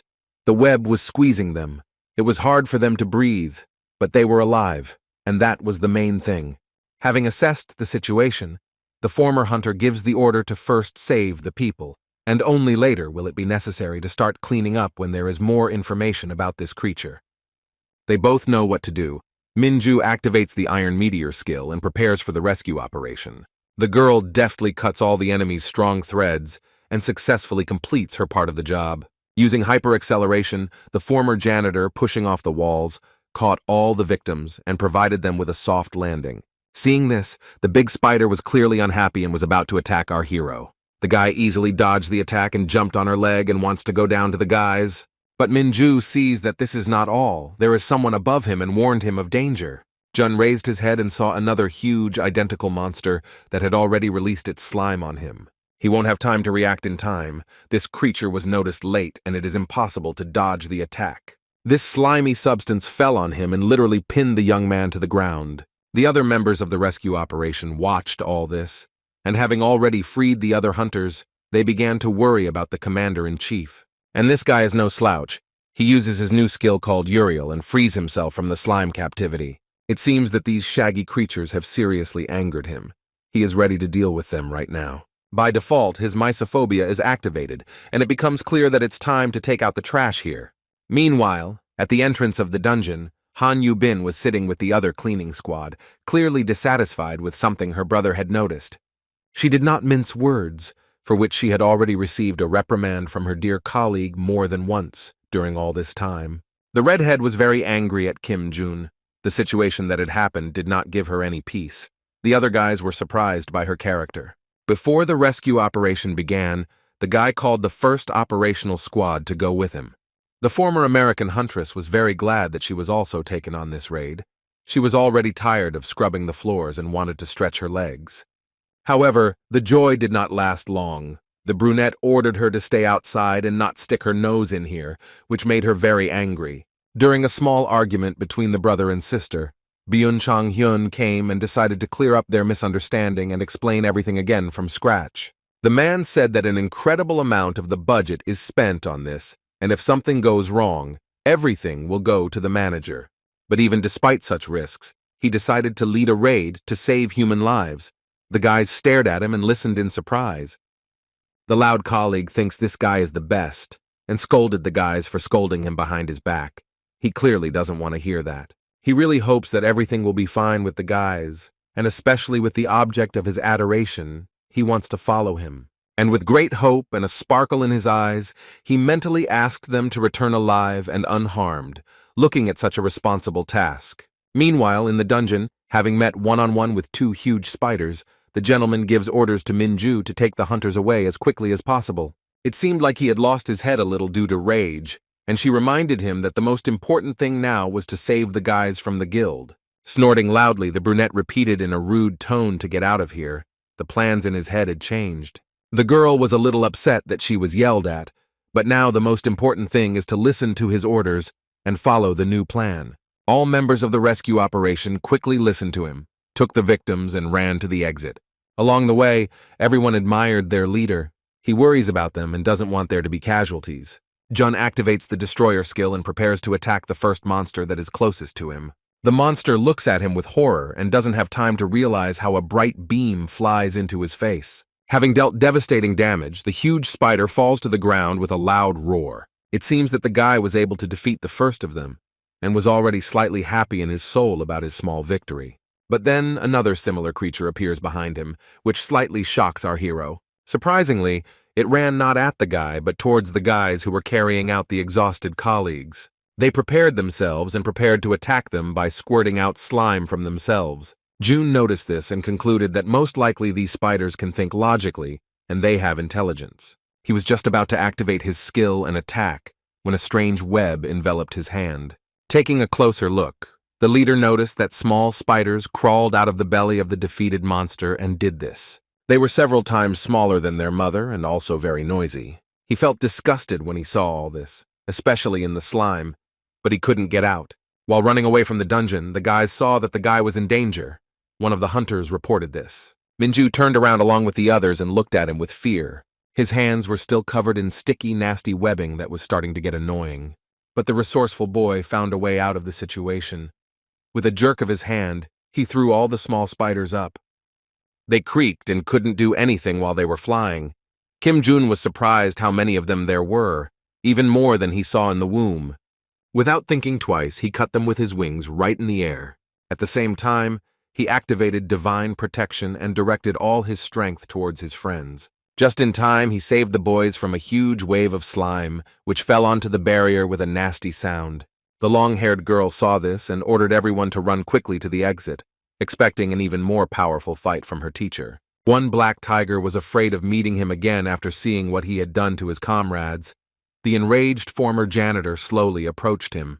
When he noticed him, he seemed to get scared and quickly ran upstairs where there was more darkness. However, to his regret, he can't escape. Joan activates 2 skills at once and takes aim. In an instant, he deftly cuts the vile spider into 2 parts, leaving no chance for survival. Having done this, a clot of mucus immediately fell on him, right on his head. The guy was already feeling sick from this and he wanted to go outside as soon as possible. The first to emerge from the orange dungeon were the hunters with the injured people.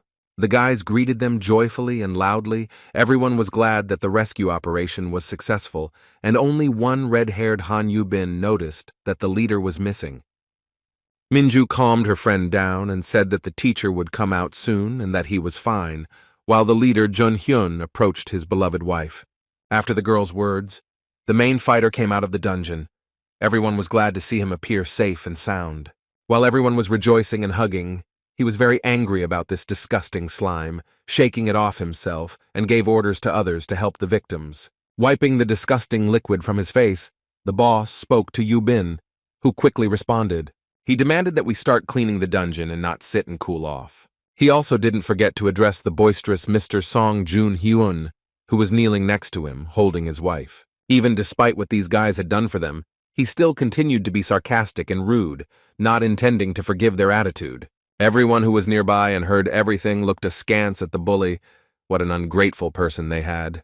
But deep down, he knew he looked stupid, but he didn't want to allow the compensation to be paid. For such words, he immediately got a hit on the head from his colleague with a scar on his nose, who also came to the scene. On behalf of all the guilds, Chan Yul offered his deepest apologies to Kim Jun-woo and his guys. He was truly amazed by such courage and strength, but the leader looked at him with slight bewilderment after all the incidents. The man was amazed by the courage and strength of the young guys who rushed to protect civilians and made it a priority. The former cleaner continued to listen to him silently and did not understand why such formalities were needed at such a moment. The members of the Wild Hunters Guild also listened to this with their mouths open along with their leader. The guy with the stitch on his nose is confident that his team's actions under his leadership will serve as a great example, and Jun's friends smiled back. His words of support and respect were picked up by other hunters. Many of the guys were impressed by their decisive actions. They could not even imagine that an ordinary cleaner was capable of such a thing. The guys asked him to remain in the leadership position for life and did not want to let him go anywhere. From all these compliments, Jun already had a headache, although deep down he felt pleased. Bowing deeply, the gray-haired man expressed his gratitude for what his team had done for them, and yet he cannot help but agree that he sees their intentions anyway. But even despite this, he still hadn't forgotten what the association had done, in a bad way, which had already started to piss the guy off. The former hunter looked at him angrily, literally devouring him with his gaze. He is aware of everything that is happening, but this is still not a reason, in his opinion, to brazenly take away the dungeons. Jun doesn't like this. When the amount of damage on their part reaches a fairly high level, they immediately ask for forgiveness. The guy looked them intently in the eyes. The man with the scar on his nose felt very ashamed, but Jun Hyun, whose mouth wouldn't close, on the contrary, wanted to object and blame the association for everything. The brunette interrupted him, and he knows that he is not going to make any concessions to them. He does not feel sorry for them at all. But in reality, the guy doesn't care at all about the reason why the dungeon interception started, because he wants to quit as soon as possible and raise the bar. It would be wise to think ahead. There is no guarantee that clashes will not happen again in the future. 2 members of the guild felt ashamed and hung their heads. At that time, an ambulance team had already arrived, and the hunter's injured wife and her colleagues were taken to the hospital. If they are unable to compensate for the damage financially, Jun offers to pay in kind and takes back the documents that Byung-chan gave him. Namely, according to the agreement, they are obliged to join the association for a certain period of time. A good reaction to this was clearly not to be expected. The guild members had already begun to get indignant and look at him askance, although the commander-in-chief had not yet finished speaking.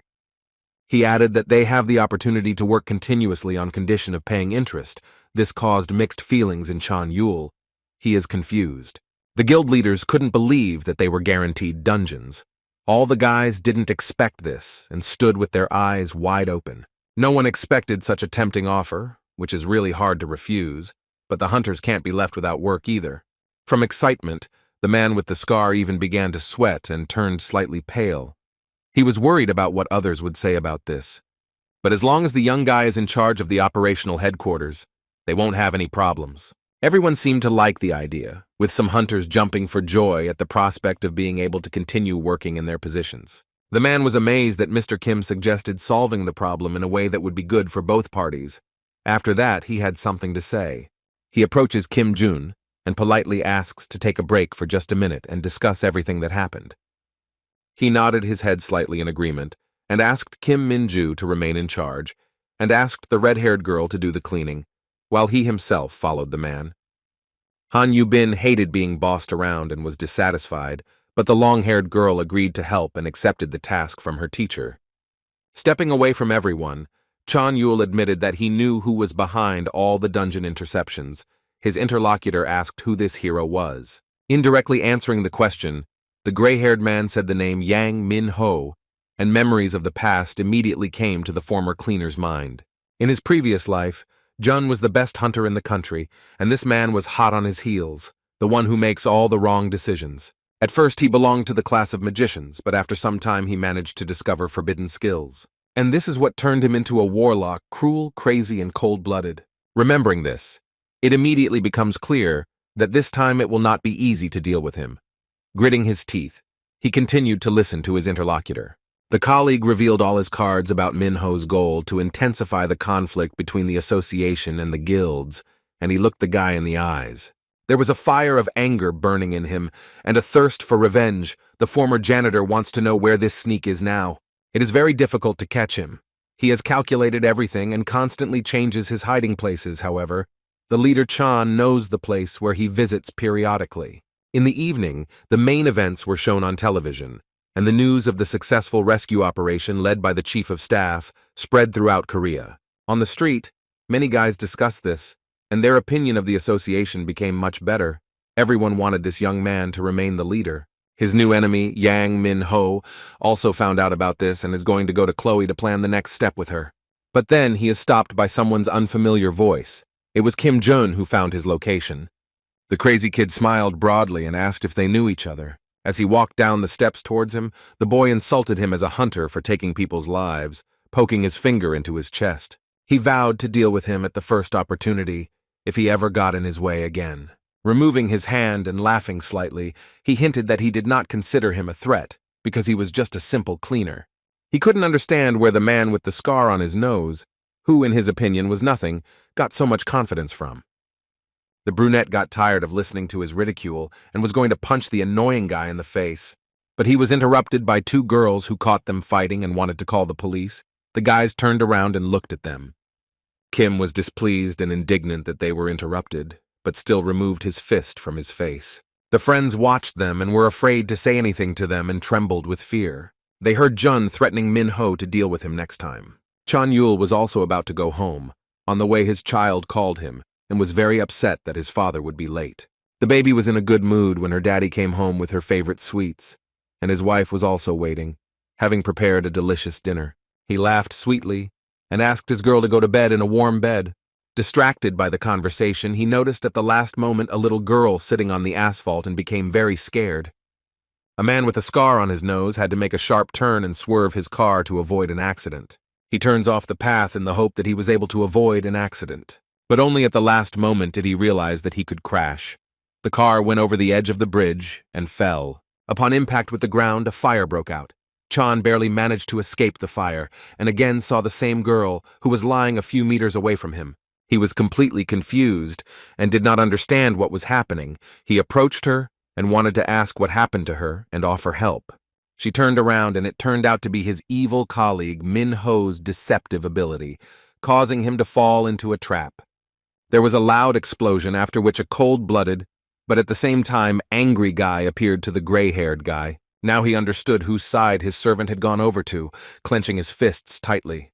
Coughing from the thick smoke and forcing a slight smile, he explained his choice, since the head of the headquarters really did offer favorable conditions for everyone. Yang Min-ho clearly didn't like this answer, and he was ready to deal with him without mercy for it.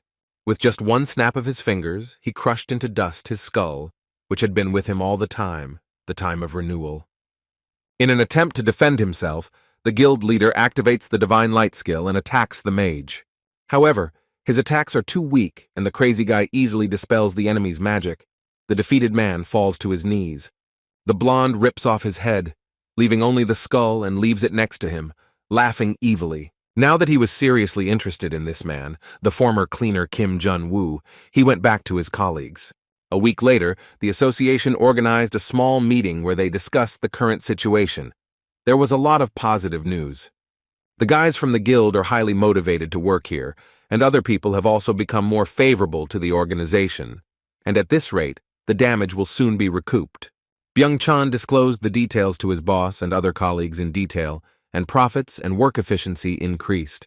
Jun is pleased with the result and asks Lee about researching the time stone. Winking slightly, the girl promised to show him the work she had done personally. The guy nodded his head but asked that a report be made by next time. He didn't care what would happen next, since there were 3 weeks left before his dismissal. After that skirmish with Yang Min-ho, there was no word from him. It seems like he's finished. Time to move on to the main thing. He looked up and turned to his colleagues. He needed to discuss the situation of the underwater dungeon appearing in the port of Incheon. Immediately after the meeting, he went to prepare for the meeting with director Lee Do-sik's daughter and arrived at the scene on time. There was a blonde girl waiting for him, and he asked her why she had chosen this particular place for her research report. Without answering the question, the lady took out a gun and was about to shoot at some target. The brunette looked at her with confusion. She pulled the trigger, holding the gun in one hand, which immediately jerked away. There was a small but loud explosion of bright blue color. Lee fell to the floor with a joyful cry, and Jun was afraid for her and yelled at her for careless handling of the gun. Looking at her colleague with displeasure, the girl slightly jokingly asked him to teach her the correct shooting technique. Politely offering her his hand, the gentleman helped her up, and Lee explained that this was their way of researching the time stone. She reminded me of the looped dungeon, where time continues in an endless cycle, and she believes that such power comes from it. From all the assumptions she made, one can conclude that the potential of this object has not yet been revealed even halfway. It can be applied not only to space. Logically, if you use it correctly, it is possible to travel through time. June looked at the gun with interest and thought, it seems entirely possible to him that the titanium that shot him contained this power. And if you think about it, at that time, such technology was only available in the International Association. His colleague Su-ji, who arrived at their small meeting with urgent news, prevented him from fully thinking everything through. The guys looked at her with confusion. After catching her breath, she said that she had information about the leader of the Ares Guild. Jun and Lee didn't understand what was going on, and the dark-haired girl asked them to come with her. A funeral was organized for Mr. Chang-yul. Many acquaintances came and looked at his photograph with tears. His little daughter was also present here. She didn't understand at all what was happening and looked at everyone around. The girl asked her mother when her beloved father would return to them, choking in tears. She cannot tell the little girl the truth. Behind them stood Jun and Peon, sighing heavily. The man reported to the chief that his friend had crashed on the way home. His assistant Huang Donghui immediately went to the scene. According to his data, this happened immediately after the raid and was declared an accident. However, for an experienced hunter, this immediately seemed suspicious. This could not be. He watched his loved ones suffer behind him, his daughter, his beloved wife, his subordinates from work, and he also became sad. It was a great pity that such a person had passed away in such a strange way. With a heavy sigh, the brunette looked at his portrait again and thought about it. Neither before nor after the regression did he communicate with Chan Yul. He couldn't die like that. The guy takes a flower and puts it with the others. His thoughts are interrupted by a man he knows who turns to June. After introducing himself, Cha Seok-hyun asked for permission to step aside and give him some important information, and slowly nodding his head, the former hunter agreed. The commander-in-chief of the headquarters was struck by the calmness of his new acquaintance at such a mournful moment. He had lost many during this time. He reminded the former janitor about the request for support for the dungeon at Incheon Port, and wanted to express his condition. Without further ado, the man asked to catch the killer who did this to Chan Yul late at night. His body was shaking with anger and hatred towards this cold-blooded warlock. He had to find evidence and catch him before it was too late. It seemed like June realized who was behind all of this, and he agreed to carry out a raid in the near future. Seok-hyun smiled slightly at him. He had hopes that this Min-ho would lay low and not do anything, but he was allowing himself too much. The former cleaner immediately remembered the conversation with the deceased Chan Yul. He had suspicions that someone was covering for him. This gray-haired man was also confident that he could not have carried out such large-scale interceptions alone. From the very first day, this blonde guy was constantly on the phone and most likely received instructions from someone. This man with a scar on his nose was sure that it could be someone stronger than the association. After thinking about all his words and coincidences, it all adds up to his gang using a powerful dimension stone. If you think logically, then in order to use it, you need to have access to a special storage facility, which is only available in the International Association. Their main goal is to subjugate the Korean branch, that's for sure. Well, June realizes that in this case it would be smart to hire the best hunter in the country. He comes back to his colleagues and everyone looks at him with serious expressions. The leader gives the order to begin preparations for the next raid. Meanwhile, at the port of Incheon, 2 workers observed a strange phenomenon.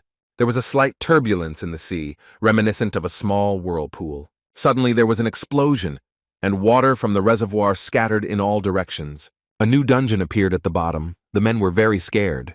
Chloe and other workers were also hit by a strong earthquake, but they still managed to stay on their feet. It turns out that they used the stone and created it.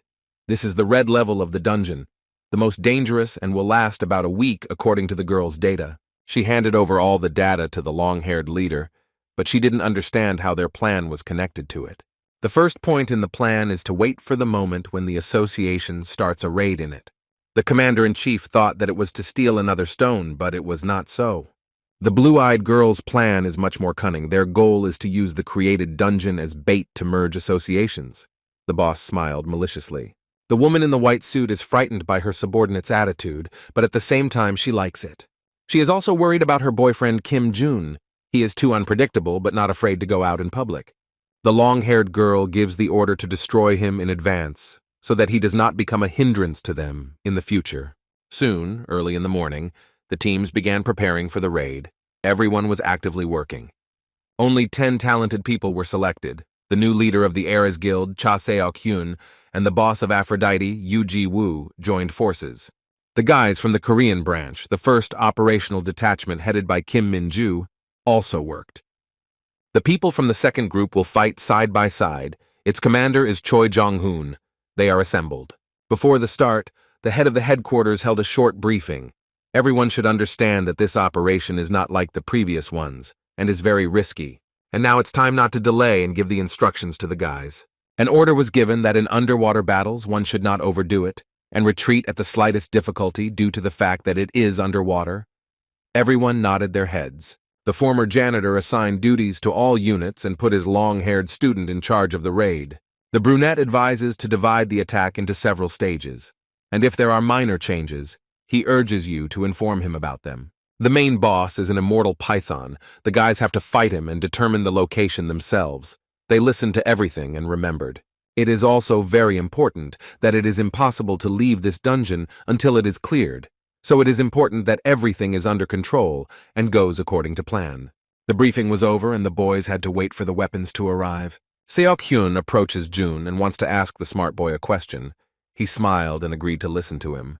Having collected his thoughts, he asked if he was a hunter. looking straight into his eyes. The guy looked at him with a sidelong glance that hinted at more specificity. The narrow-eyed man admitted that after seeing his animal-like gaze and confidence in leadership, it began to seem to him that this was not just an ordinary cleaner. He found an even bigger clue in the fact that he was in charge of the orange dungeon. Not everyone would risk doing that. The brunette decided to say that he was not a registered hunter so that his ally would quickly get rid of him. And it doesn't matter much because he can easily get into the ranking system whenever he wants. The curious man cheerfully hinted that he admired him even despite this. The fascinating conversation is interrupted by Lee, who said that Minju cannot participate in the raid. They looked at the girl with bewilderment. Meanwhile, new suits and special equipment for underwater raids have arrived and are ready for use. The long-haired one has already tried on her outfit at the request of the deputy, and it seems that she is a little embarrassed to appear in such a form. Lee Du-sik's daughter also said that the amount of equipment was limited, so the guy would not be able to take part in the raid. Pointing her finger at his chest, she ordered him to save his subordinates in case of danger, and immediately became embarrassed by this. But leaning over him, she asked him to avoid dangerous situations after everything he had done for his friends. Turning away from him, the blonde gave the order to quickly put on their suits and prepare for battle. All the participants were loading large boxes onto a truck and were in a hurry. When everything was ready, Minju turned to Jun and politely said goodbye to him. He asked with confusion why she suddenly did it so mournfully. The guy promised that he would never allow the battle to end badly and finally asks the girl for one thing. Looking into her eyes, he told her to fight to the end, even if it seemed like there was no way out. The long-haired girl smiled sweetly and nodded in response. No one noticed that Han Yu-bin had sneaked up on them. She also wanted to start participating in the battle as soon as possible and was rushing everyone. However, the manager spoiled her expectations. Because cleaners are not allowed to participate in the raid, he took the red-haired girl from the car and said goodbye to the guys. His student spoke to him again and drove away with a smile, sitting in the back of the car. When they had driven far enough, the guy turned to the short, red-haired girl and wanted to talk to her. An hour later, the team of hunters had already arrived at the designated place and was preparing to begin serious work. The International Association is not asleep, they are being closely watched. Chloe's subordinate reported to her about the whole situation, and she watched carefully. Without hesitation, she takes the phone out of her pants pocket and calls the most important person. He picked up the phone and the blonde asked Yang Min-ho again if he had definitely read the operation plan, to which she received a positive answer. But still, the crazy boy didn't like this boring method, and he expressed his dissatisfaction directly. The girl interrupted him and demanded that he stop wagging his tongue too much and think about successfully completing the mission. Right now, coordination in Korea is now solely his responsibility. It was not just entrusted to him. What is equally important is not to disappoint CEO Emu, and Chloe asks her to do everything possible. Their team is a secret organization of an international association, headed by Mark. All other people are his subordinates who are around him. It all started with the fact that recently people with superpowers began to appear very often, along with strange dungeons. Soon, ability controls appeared in the name of order in the world. Their duty is to eliminate such characters. They are all over the world. Coordination units are everywhere, opened by a subsidiary organization, and all this is necessary to maintain balance. Yang Min-ho uses this to his advantage as an excuse to unlock new skills by destroying superhumans. Now he found a certain meaning in Chloe's words and was not ashamed to admit it, even though he did not like her. Smiling evilly, the blonde can't wait for the moment when he can personally deal with Kim Jun and take his skull for his collection. He said this to himself suddenly, but even so it seems like a great idea to him. Their telephone conversation was interrupted by a man who reported that the enemy was ready to enter the dungeon they had created. The blonde American ordered to stop his work after getting there and leave the team without a chance to get out alive. The boys used boats to get to a place in the reservoir where a bright red light was burning. The powerful cleanup team reported to the leader about their arrival at the destination. He told them to report on the situation once they were inside. Putting on oxygen masks, everyone dives under the water and swims to where they need to go. Fortunately, the bottom was not deep, and after 2 minutes they could already be there. Jun's student is blinded by a bright light. They are already close. The whole squad sees that the hottest part is about to begin. The first people have entered the portal. Entering the dungeon, Kim Min-ju informed her teacher about this. Everything started off well enough. His team was watching them remotely. But as soon as the swordswoman wanted to say something, Strong interference appeared on the monitors and she could not be heard. The leader jumped up and ordered everyone to immediately check the equipment and try to establish communication. Unfortunately, everything was in vain. Thanks to the dark deeds of Min-ho and his colleagues, contact with the squad was completely lost. And when the team arrived at the scene and took off their masks, they reported this to Jun and other assistants. The girl managed to say that she would start creating a map of the dungeon, but she did not hear an answer. The radio began to make a lot of noise. The first thought was that it was because of the location that the interference was heard. The long-haired one was trying to catch the connection. After a couple of seconds, something very strange started to happen at the entrance to the dungeon. To avoid accidents, everyone was ordered to move away from him. The hole became smaller and smaller until it completely collapsed, and the task force looked at it with incomprehension. They didn't defeat the boss, but why this could happen was unclear to them.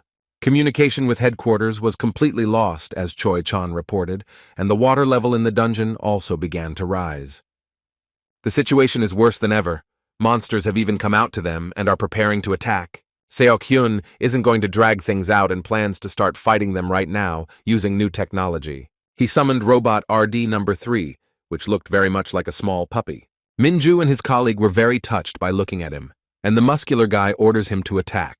Using the command FAS, like a real dog, he programs it to perform tasks. He obediently attacks the cobra-like enemy and copes with the task effectively. The swordswoman and her friend don't like this type of battle anymore. At headquarters, they tried to solve the problem with the connection, but without result. Jun concludes that the dungeon has definitely closed. He has never encountered anything like this before. Even in his past life, he had never seen anything like this nightmare. He knows that if people are locked in a dungeon, they won't get out until it opens itself, which could take several months. Gritting his teeth, the guy remembered that the underwater one would appear only in a year and not earlier. The guys were in serious danger. Only now did he realize that the sudden opening and closing was not accidental. The guy is sure that this was definitely controlled by an international association. He approached his former secretary about the suits, and she told him that with intense exercise, they only last for 2 hours. Jun turned around and walked quickly towards the exit. Everyone turned around and looked after him. Right now, he plans to activate the dungeon stone and save his friends. On the way to his destination, he urgently called Chairman Imbam and demanded that the board of directors convene. When he heard that they would have to fight with the International Association, he promised to help and not delay it. During the trip, the guy wondered why they would do something like this, but a truck crashed into him and interrupted his thoughts, pinning the car to the wall. Luckily, the airbag went off just as the impact occurred, and when he looked closer, he saw someone. Min-ho stepped out of the van, smiling menacingly as he admired the results of his work. It seems his arrogance didn't save him. An ordinary cleaner can't survive something like that. After laughing and looking at him in the car, it seems he really did kill him, and even without using his abilities, he was very happy. He knows that this boy is talented, but that doesn't make him immortal, and everyone knows that. Superhumans have certain abilities or arsenal, but their bodies remain human. Even a strong hunter can easily be caught off guard and attacked. Min-ho takes his cold hands out of his pocket and gets ready for the main part. There is only one last movement left, and all the work on this part is considered done. One snap of a finger and Juna is engulfed in a blue flame explosion that should end it all. The blonde hunter wanted to take his head for his collection, and already imagined how it would look and stand out among the others. But it was not to be. Behind him, he hears the voice of the former cleaner and is quite surprised. Turning around, he saw his opponent, who had activated his defense skill in advance and thus saved his life. Unfortunately for Min-ho, he realized this too late, and now he has to fight him, and an easy victory will not be enough. Despite the threats, the killer is not afraid of a fight with the former janitor. Deep down, he finds it amusing. He noticed that the guy had combat and passive skills that a regular dungeon cleaner clearly couldn't have, and he wondered who he was. June, without answering the question, threatens to teach him a good lesson, which will cost the rude man his life. For a whole minute, they looked at each other in silence and prepared for battle. The blonde was the first to break the silence. Using the corrosion skill, he makes a high jump and attacks the new head of headquarters. As a former hunter, he reacted in time by covering himself with a shield. He suddenly heard a strange crunching sound right next to his ear. His defense was defeated, Yang Min-ho's ability to corrode everything he touches, which he did. Bouncing off the former janitor, he was about to activate the weakening and leave the brunette without a chance of survival. However, Jun was able to deftly dodge all the strong attacks that were launched at him. The blonde smiled slyly. A moment later, he jumped straight towards the chief of staff and prepared to steal his head with his ability. The guy noticed this in time and did a backflip, which the #1 hunter certainly didn't expect. Standing on his feet, the brunette looked at him and waited for further action. Yang Min-ho laughed, thinking that his opponent wanted to run away from the battlefield, but he wanted to ask the only question that interested him. Jun looked at the skulls that were next to this bad guy, and one seemed very familiar to him. He asked whose it was. The blonde smiled broadly and looked from under his forehead at the former janitor, who continued to look at him. Raising his head, the hunter confirmed the guesses that had been floating around in his enemy's head. Its owner was Chan Yul, whom he had killed with his own hands that day. A moment later, this very skull glowed bright blue and attacked the brunette on the orders of its new owner. The guy deftly jumped to the side. A plan for attacking the bully had already formed in his head. Running back, he decided to try to strike from behind, activating the hyper-acceleration skill, and deftly flew up to the villain. Already near him, he uses the sword mastery skill and prepares to attack the enemy. However, his plan failed. Juna was thrown back by a water barrier, which the hunter had managed to activate. He deftly gets away and does a backflip, landing nearby. The guys fight for quite a long time, and the former janitor noticed it. He clearly doesn't like it and wants to get to the main task as soon as possible.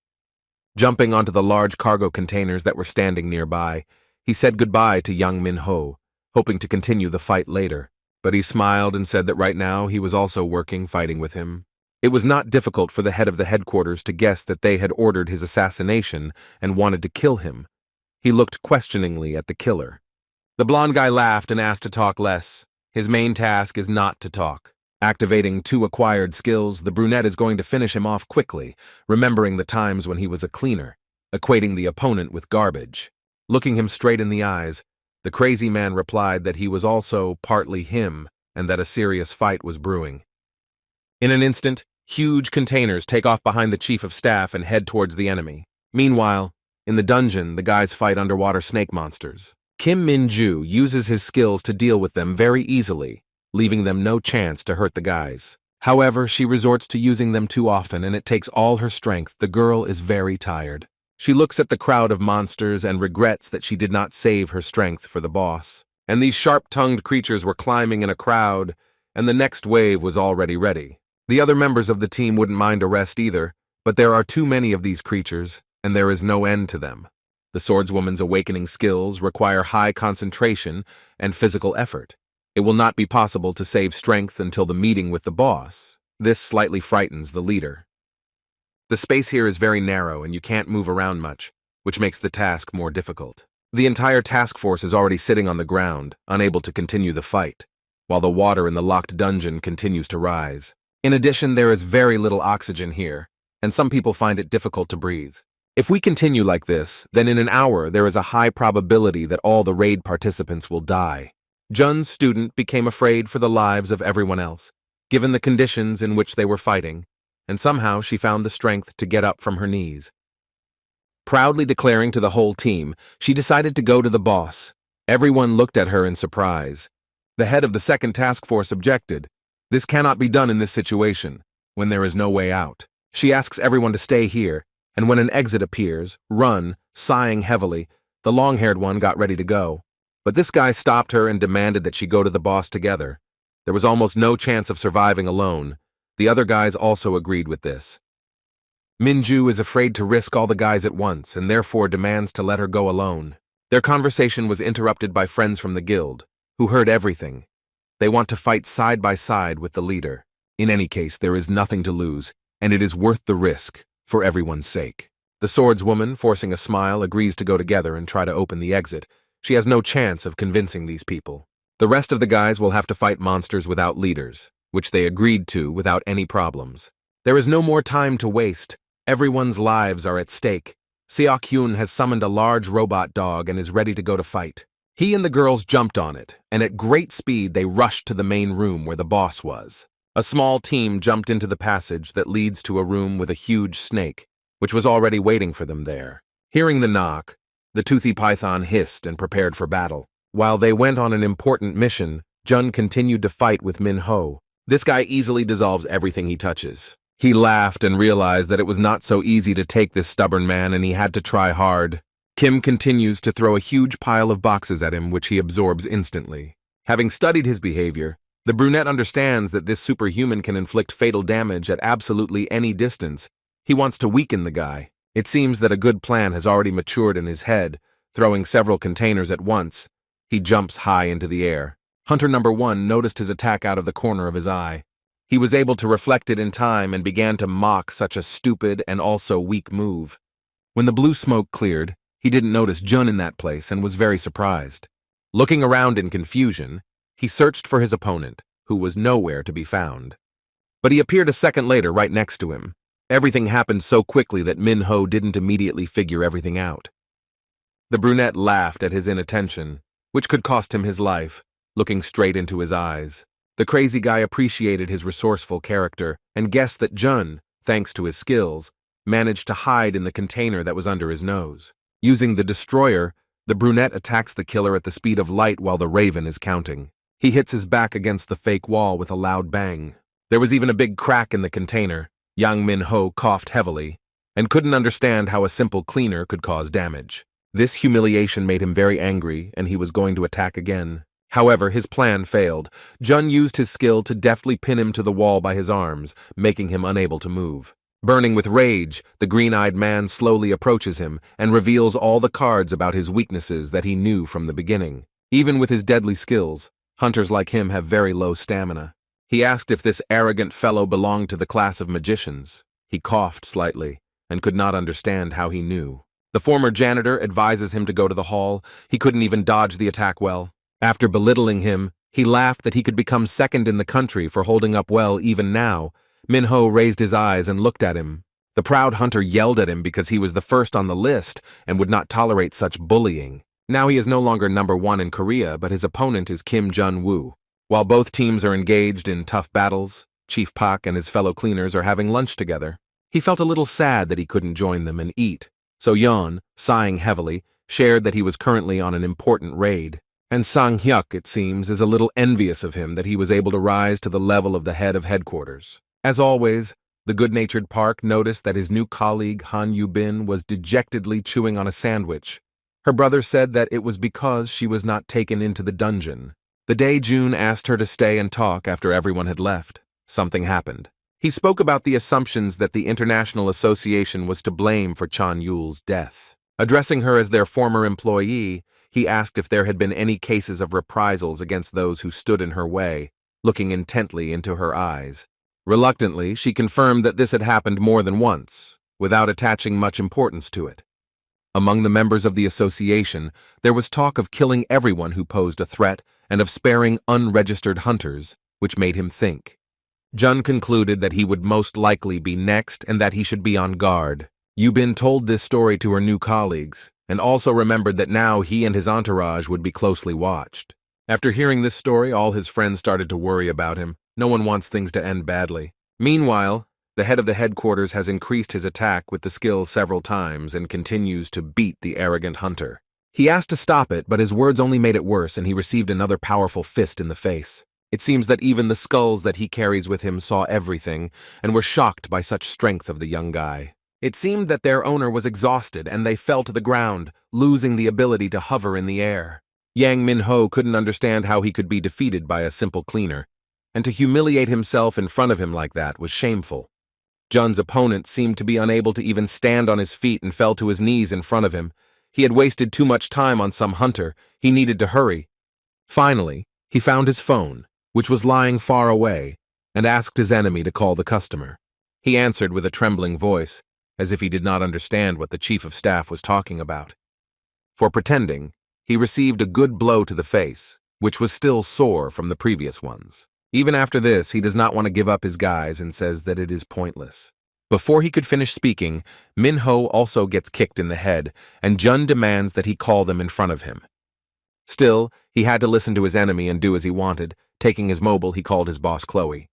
The girl immediately picked up the phone and asked how the work was going, and whether his part of the plan had been completed. However, it was not her subordinate who answered her, but Kim Jun-woo, who confirmed that the job was done. She immediately recognized his voice and became frightened. When I asked her why they were starting all this for me, she remained silent and did not answer. The guy activated the skill Blood Screw and stabbed it into Yang Minho's leg. He screamed so loudly that it could be heard through the phone. Chloe remained silent so that the manager would not have time for these games, and he had to continue to use the harsh method.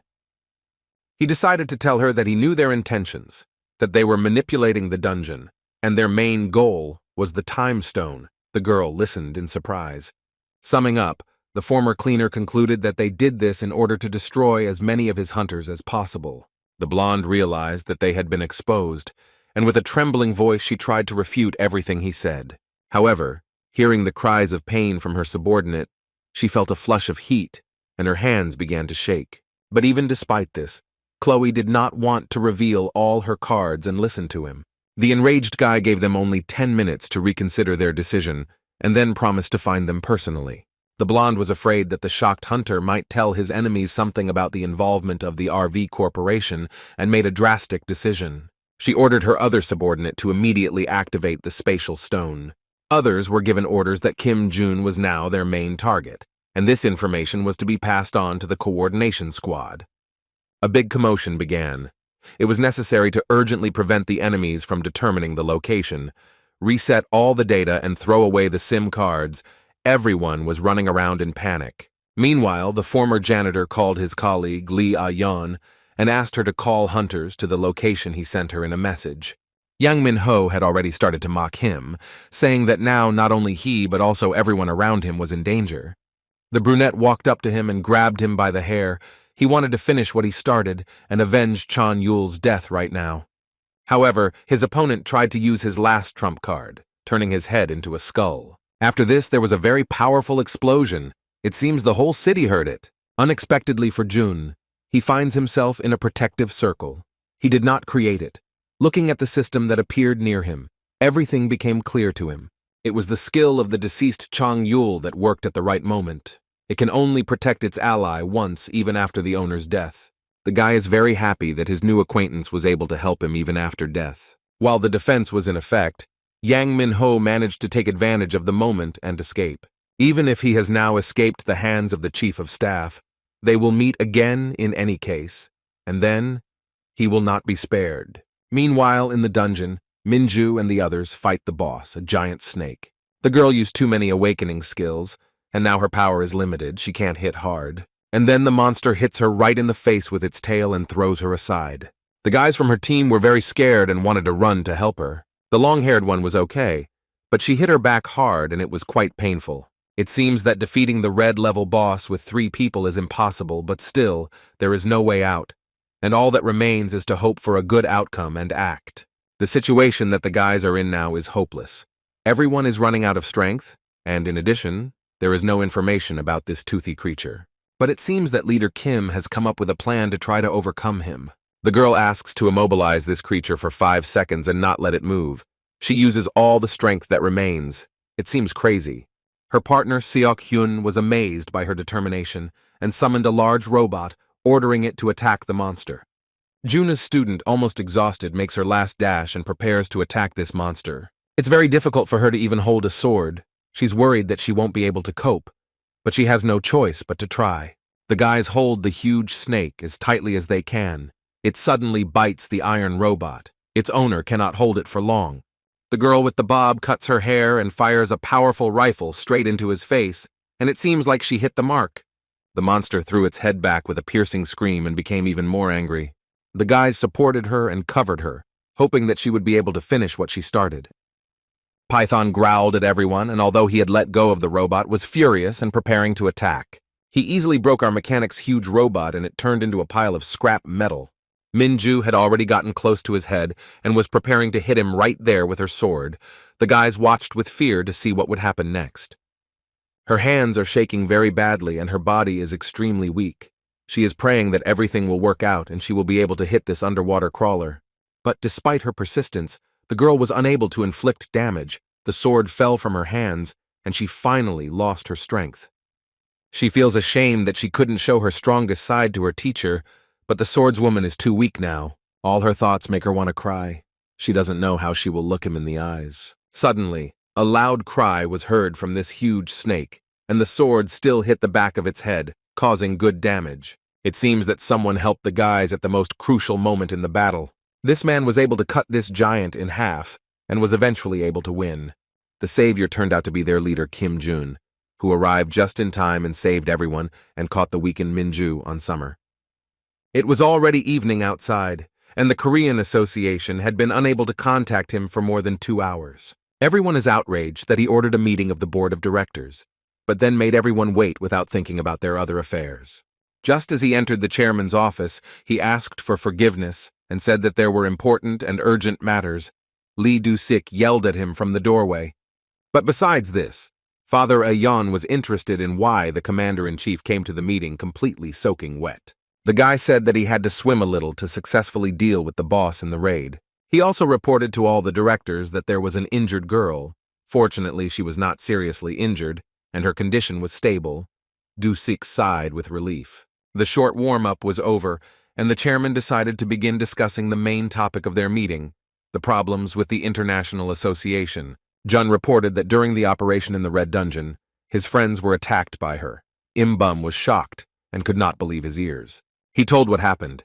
It looked like they were trying to carry out a hostile takeover against the Korean Association. All the directors listened to him in horror. But, according to the head of the headquarters, fortunately their attack failed this time, but it is possible that they will make more attempts. The old man had doubts and demanded clarification as to whether this was really their doing, but unfortunately, there was no evidence. In any case, they will be under fire as long as they have the time stone, as the brunette thought. Besides, since their goal is already known, it is necessary to give a serious rebuff. The guy suggests gathering enough forces to prevent future clashes. The chairman agreed with him, but demanded more specifics and to talk about his ways of influencing the situation. Jun suggested going beyond the country and acquiring a similar independent association to make it a branch, which caused a strong reaction from everyone present. One of the directors objected, because this is a direct provocation against internationalists, and then she will definitely become their enemy. Other members of the council also spoke out against it. They believe that then those people will definitely not remain inactive and it will only make things worse. None of the directors wanted to make such drastic decisions.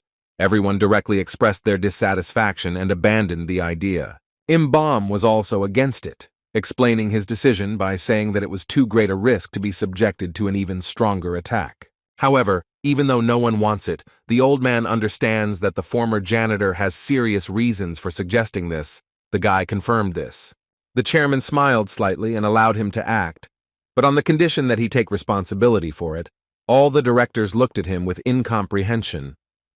They didn't understand how Im-bum could just close the topic and give this madman free rein. A man who is blind in one eye decides not to let them get away with anything for almost killing his people during a raid. Jun really wants to help them, but he remembered something. A thought flashed through his mind about the severance agreement, which expired today, and he pretended to be sad. The old man laughed slightly and said that he had taken care of everything. He had extended the contract for another month, making an exception for him. Seeing this, the guy was clearly unhappy because he wanted to leave quickly. Deep down, he was very angry. The next morning, the hunters who participated in the raid discussed yesterday with a smile. The guys were grateful to Kim Minju and Jun for their help. As soon as they remembered about them, the head of the headquarters himself appeared in front of the guys.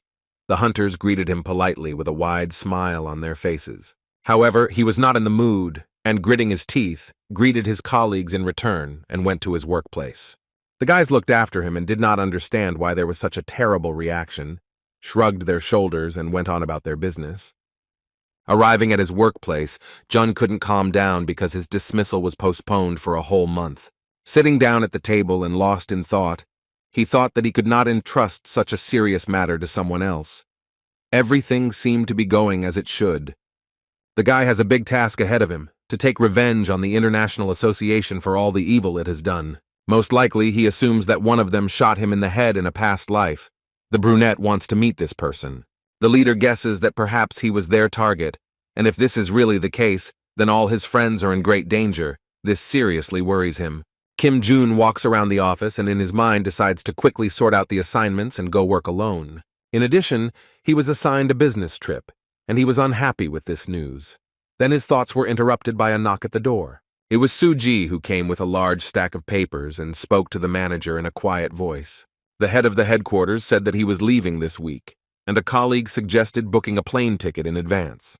The girl was also informed that Kim Min-ju had regained consciousness, but the guy was sure that he did not want to come to her. The colleague looked at him intently and was dissatisfied with his cold-bloodedness. Sides. The guy didn't like that they were looking at him like that, and he added that he had already gone to the victim. In fact, he sent her a small note asking her not to get injured at work anymore, and seeing that it was from her teacher, the girl was very happy. Soon her friends came to visit her and brought something tasty in a basket. The long-haired one was very happy. The cleaning of the underwater dungeon is still not finished, but the cleaning guys came to their friend, as the red-haired girl said. Han Yu-bin advises Min-ju to rest more and recover. The girl smiles in a friendly manner. She is pleased that she is being taken care of. The guild leaders, remembering that battle, began to doubt that the girl only had an A rank. It seemed to them that she should be much higher in the ranking. If the swordswoman hadn't gotten tired then, she would have definitely defeated the huge snake. The guys said that Kim Jun finished everything. The patient looked at them in surprise. Seok-hyun said that in the midst of the battle, the entrance to the dungeon opened, and soon a leader appeared to help in the battle. Having caught his unconscious student in his arms, he approached the pumped-up guy and asked who gave the order to fight the boss with 3 of them. The guild leader admitted that Min-ju had decided so, and the brunette looked at her then and thought about it. The green-eyed man smiled and was proud of such a leader of the task force, calling her a good girl. Hearing about the praise, the swordswoman blushed deeply and was happy that Kim Jun was finally satisfied with her work. Sang-hyuk noticed that his friend had a deep blush on her face, and he asked her the reason in a joking tone, making her even more embarrassed. Suji also knocked on the victim's door. She was also very worried and decided to visit her, bringing delicious fruits. In addition, it was important for her to inform her that Kim's boss was going on a business trip and asked that something be passed on to her personally. The brave huntress listened attentively to everything and seemed to be a little upset that the teacher was leaving. The colleague took out a small envelope and said that he had decided to take Kim Min-ju and 1 other person with him. This honor fell to the cleaning lady, Han Yu-bin. Suji reminded that the flight was the day after tomorrow and they needed to hurry up and pack their things in advance. The redhead was very angry with Jun. Just that day she was going to go on vacation and finally take a break from all the work. 2 days later, the 3 colleagues met at the Incheon airport. It was time for them to hit the road. The guys now face a big task of preparing to open a branch in another country. They need to find as many allies as possible. Even though the guy's plan seems perfect, it still has one flaw, and it worries him a little. During a conversation with his former secretary, he decided that he did not want to sign a union agreement, but only wanted to manage independent associations. The blonde thought that this was a pretty good move, which would allow her to simultaneously create her own association and keep the international one on a leash. The girl immediately supported this idea.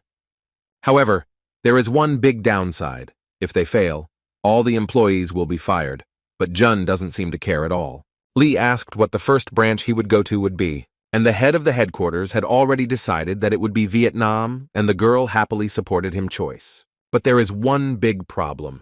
The association's budget leaves much to be desired.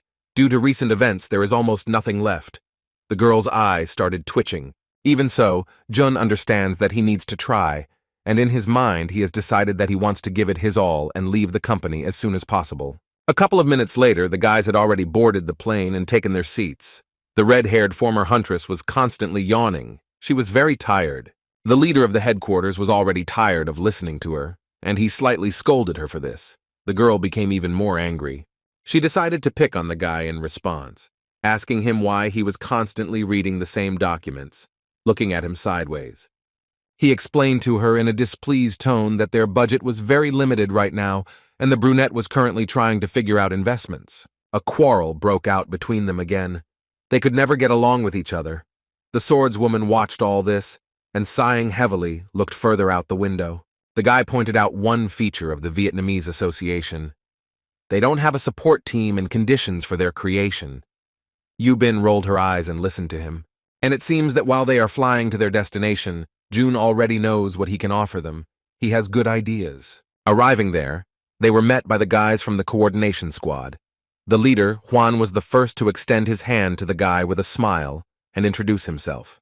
The brunette introduced himself in response and praised his new acquaintance for his good knowledge of the Korean language, who thanked him and invited him to the headquarters.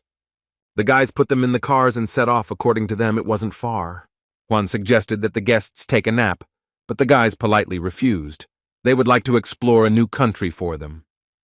Looking at the view from the window, they were horrified to see the ruined city. Everything was in ruins. That's why the guy with the bandage on his head didn't want them to see this on their first trip to their country, as they said. June became interested in why this could have happened. He asked to tell the story of this tragedy. The blonde explained that 50 years ago they discovered a dungeon that started it all. And while other countries were struggling with these creatures, Vietnam was a little late in the game. According to him, they had people with skills, but they also had problems finding these dungeons. The guys seem to have found a common language. This guy knows that their country is smaller, but the advantage is that the information industry is more developed. And this is precisely what allowed the Koreans to build the infrastructure, because they had the ability to quickly determine where the dungeons were. In addition, efficiency in work played a significant role, which is also very important and affects the result. But even after such a long time, the Vietnamese have not yet managed to deal with all the damage caused, and holes with monsters continue to appear. Juan said with a heavy sigh. He reported on the more difficult situations they had, and the head of headquarters in Korea suggested asking for help from nearby associations. A year ago, they had a red-tier dungeon on Mount Pusalun, he said, and at that time it was impossible to carry out a rescue operation. All the people were locked in the boss's room. As the commander of the coordination squad says, he requested support from the International Association and from the nearest ones, but no one helped them, and all the guys died.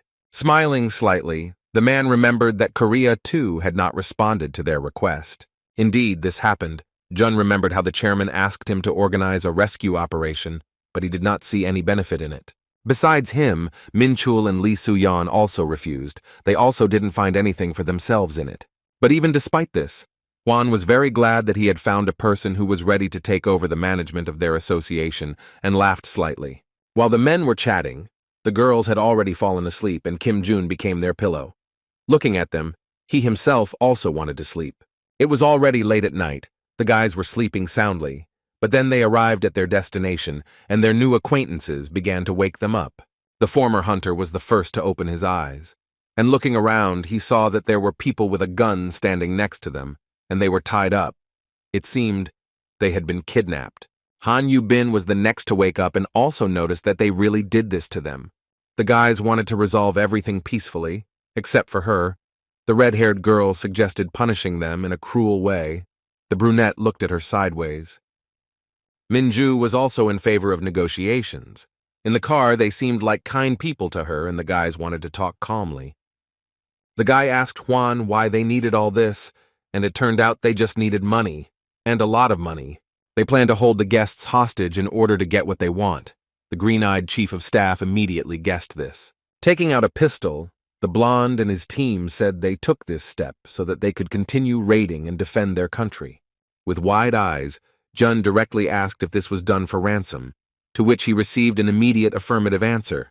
After listening to their situation, he replied that this is why they came, to help, but on the condition that they officially join their association. But the Vietnamese are not happy with this. They are afraid that these people will capture them, and besides, their organization has already been disbanded. The former cleaner raised an eyebrow and looked at him with bewilderment. He hadn't seen such information in the reports, but as it turned out, a year ago after that accident in the dungeon, their union came to an end. The blonde sighed heavily. The team wanted to sell their branch to an international association, but due to the lack of subsidies for this, many employees quit after that. The tied-up guys listened to them attentively and felt very sorry for them. They don't even have money for protection, and they are trying to fight without sponsorship. Jun lowered his head and thought about the deal. He was very surprised that he met the Ghost Association. But even in this situation, he found a positive. There would be no need to negotiate, and it would be much easier for both sides to start all over again. The former janitor suggested that the boys recreate the Vietnamese department, and everyone nearby looked at each other with wide-open eyes. But the guy put forward one condition, to organize it as a branch of the Korean one, looking at him with a smile. However, he received a sharp refusal from Juan. He thinks that they are trying to deceive them, and he demanded the boss's number. At the same time, at headquarters, Lee Do-sik was worried that Jun had chosen this particular association. It seems to him that nothing good will come of this. They don't have a very good relationship, and this worries him a lot. The chairman is also a little worried, but then their conversation is interrupted by a phone call from an unfamiliar number. Picking up the phone, he heard strange demands and raised an eyebrow. He yelled at inadequate people, thinking that it was voice phishing. Meanwhile, Juan was trying to convince them that Kim Jun was taken prisoner along with his friends, making a snarky voice. Imbam told his colleague about this, and he laughed at the fact that scammers come up with things these days. The International Association had already held a meeting of all members to discuss the latest events, with Ima leading the meeting. Everyone was wondering how Chloe could have been exposed by the head of the Soul Branch, and she lowered her head and apologized. She can't get away with a simple apology. She gets shot in the shoulder, while other colleagues watch everything attentively and silently. She was in a lot of pain and fell to her knees, clutching her shoulder, trembling, but after a while the blonde had to get up and continue talking to the manager. They counted on her and entrusted her with difficult tasks. Now no one has any idea how to sort it all out. Emma's trust was undermined. The blonde looked at her subordinate with anger. This woman had let them all down. Chloe lowered her head and apologized again, her voice shaking slightly. They once again failed to capture the time stone, for which so much work had been done. She didn't like the fact that even Yang Minho himself was defeated while fighting with some cleaner. What she was most afraid of was that the Secretary General would find out about the failure of the operation. But there was no need to solve this problem. She looked at Mark. Emma turned to him with advice on how to proceed. He looked thoughtfully at the system that was in front of him. First of all, the CEO wants to deal with Kim Jun. He also regrets that this matter was entrusted to Achel. She wondered if she should trust him with this mission, tapping her fingers on the table. The blonde still allows him to complete this task. He looked at her and thoughtfully nodded his head. However, now is not the best time for this. You can't attract too much attention. The blonde looked at everyone present. It's very lucky that the enemies don't have reliable information about them, and it would be better to lie low now. Kane listened carefully. The best solution would be to return to the time stone a little later when the situation returns to normal. She came to the decision that it would be better to postpone their present plans and to take up the independent association for now, and the meeting was ended. Mentally, Emma decided it would be best to clear out any other cleaners who might interfere with their operation. The guys from Vietnam were no longer able to fool the chairman. He got very angry about this and hung up. The other guys were a little upset. They thought that maybe they had called the wrong number and told them about it, but that was not the case. His team members couldn't understand how their leader could not care that his best guys were kidnapped and now didn't know how to proceed. Juan couldn't understand why these young guys were sent to them to carry out the merger of the association. He raised an eyebrow, looked at them, and thought. In sees them as young and unconscious, who don't understand anything about it. He also believes that they are too small and do not represent any value for the chairman. They looked at them and were already tired of this childish behavior. If their leader doesn't care about them, then it won't be possible to take ransom from them. This makes everyone wary, and everyone asks the commander-in-chief what to do with them. The blonde guy with the bandage on his head orders to drag them to the lair, his boss calls him. The other guys nodded their heads in agreement.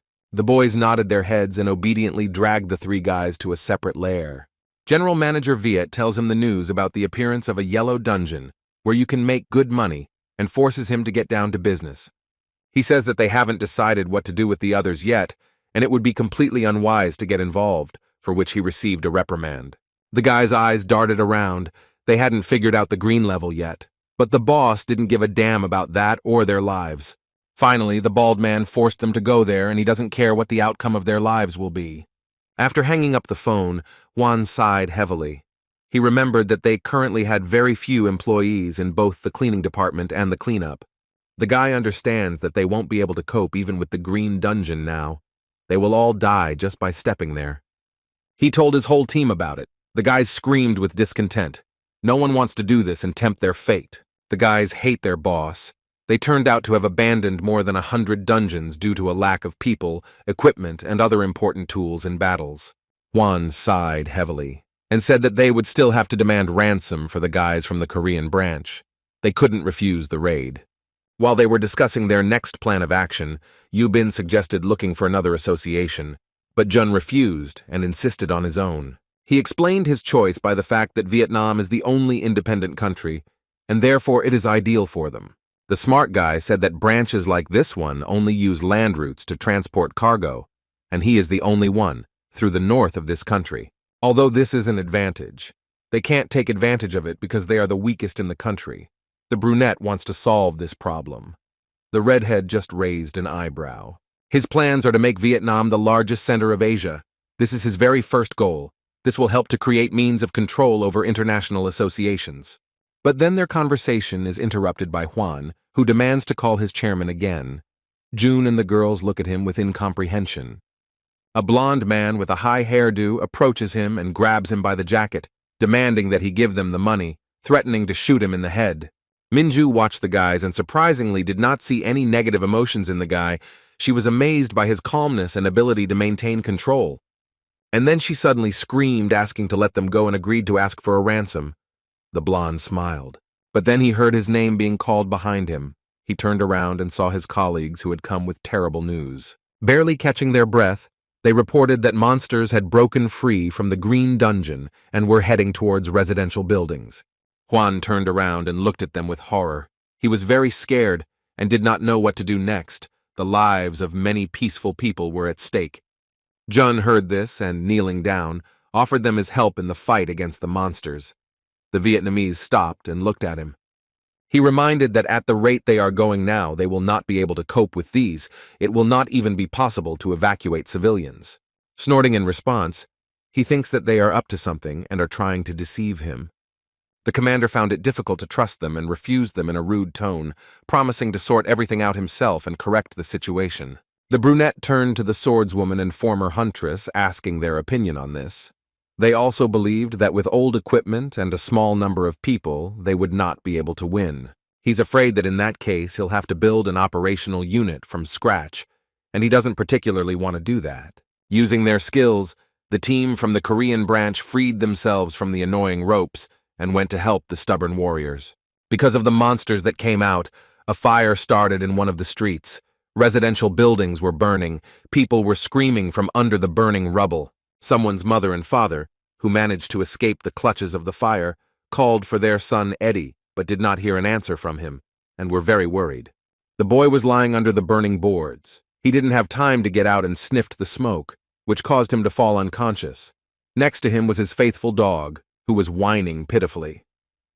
8 hunters from Juan's team came to the scene without equipment, with only weak weapons and hope in their hearts for victory. They want to ask civilians for help. Then they hear a strange sound. The blonde jerked and panicked a little. It seems that it is a monster. But everything looks strange. The detector does not react, considering that it is old. Relying on it was not the best idea. Feeling the shaking of the ground beneath them, all the boys became alert, and a moment later, a huge scorpion crawled out towards them and escaped from the dungeon. On the orders of the commander, they opened fire on him from old machine guns.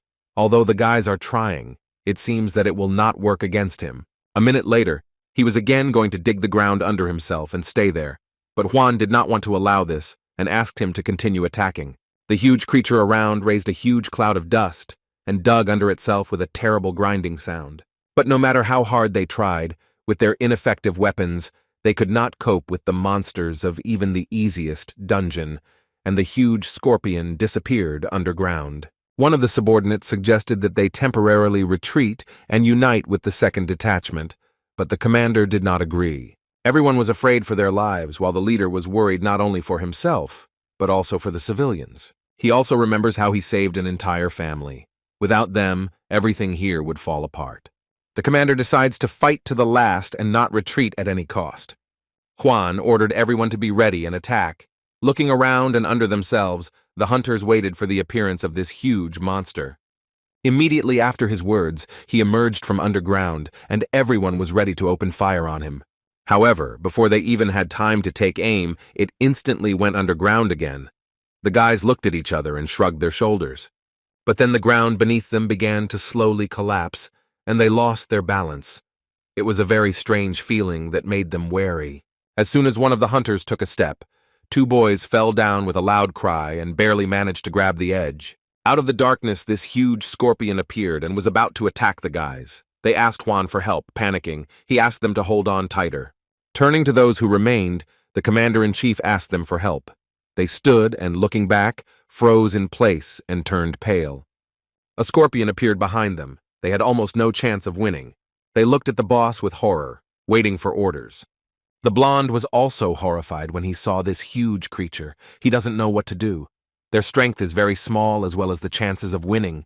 He screamed, asking for help. Just at the right moment, Jun ran up behind the monster and led the boys away from it, and Minju attacked it using a skill. When the guy put his friend on the ground, the stubborn Juan looked at his savior with incomprehension and did not understand how he could free himself. Looking up, he noticed Han Yu-bin, who had saved the others from the monster's clutches, but it still tried to grab them. What he saw made the chief start screaming in panic. He didn't want to allow more deaths in his beloved country. By activating the omnipotent skill, they easily defeat the monster, piercing it through with a huge blade. All the Vietnamese hunters were shocked as they watched the battle, and with their mouths wide open, they watched the duel and couldn't even answer Jun's question. For such a high risk with their lives, the guy gave them a good reprimand, while the girl stood nearby and looked at them sideways. Kneeling down, Juan wanted to cry from helplessness in such situations. They don't even have the ability to protect people. The former hunter listened to him and was understanding, but still asked him not to risk his lives like that. He believes that their boss is completely incapable of handling anyone, and calls him a loser, because he only knows how to command and nothing more. Hearing such support, the boys raised their eyes and looked at him intently and listened attentively. Some of the boys lowered their heads and cried at these words. Jun looked at them and thought, they did not accept help because of despair in the affairs of the association. It seemed to them that there was no way out and they were hanging on the brink of grief. Their heartfelt conversation was interrupted by a roar. It was a monster that crawled out from under the ground. Leader Kim ordered to fight and not run away. The brunette orders to hit the ground so that the huge scorpion will completely crawl out of there. The guy with a bandage on his head looked at him in surprise. Jun doesn't like to repeat himself, so he asked to act quickly without unnecessary questions. There was no time for reflection or argument. Juan ordered his squad to shoot at the ground, and they immediately opened fire. Eventually, the monster emerged completely from its hiding place with a loud roar. Green-Eyed says that they did this in order to find his weak points. He orders to pick a moment and aim for the head. Everyone stands at the ready. But the leader of the hunting team could not wait, and gaining confidence, rushed forward with a sword straight towards the monster. However, he, waving his claws, wounded him in the forehead. Pulling off the bandage, the guy screamed in pain but did not retreat. Juan will fight to the last this time. He knows what to do. The blonde guy swings his sword and this time it hits the target, killing the monster. His subordinates were very happy for him. They finally managed to defeat the first monster. And the Korean guys stood and silently looked at them with stony faces. Standing on the giant who was no longer breathing, he barely caught his breath himself. The guys looked at him. Hearing that there were no casualties among his own, he sighed with relief and began jumping up and down with a squeal like the others. Hunters who are much more experienced in battles than they looked at them and already understand that it will be difficult to work with them, since they are so happy about the victory over the weakest creature. The Vietnamese guys ran to hug and shake hands with joyful shouts. They were beside themselves and could not believe what had happened. Their celebration was interrupted by Jun, who was still interested in the leader's final answer regarding his proposal. He reiterated all the terms of the deal and looked at him with a smile. The blonde looked him straight in the eyes and thought about it seriously. He thought about everything that had happened during this time. He raised an eyebrow and looked questioningly at the guy. He was not sure that they would agree to build the entire system for them from scratch, but the guys were ready for it. However, before this, the former cleaner warned them that they might have to start a war with their boss, looking his interlocutor intently in the eyes. He looked down at the floor, kicking the small cobblestones that lay near him. The blonde guy looked at the monster that he was able to easily defeat for the first time thanks to him. Then he glanced at his dear comrades with whom he had fought side by side for a long time, and they had become like brothers to him. They looked at him in response, waiting for an answer. He thought it all over and turned back to Jun and his colleagues. With a heavy sigh, I agreed to go somewhere new and trust my new acquaintances. But the guy didn't like this answer and asked her to agree more politely. Juan was not used to such words. He always tried to appear strong, but still asked for help, gritting his teeth and blushing deeply. The brunette didn't want to drag things out and suggested starting right now, namely meeting with their cold-blooded and heartless boss. A few days later, a meeting with him was planned in the center of Hanoi, and everyone was preparing for this event.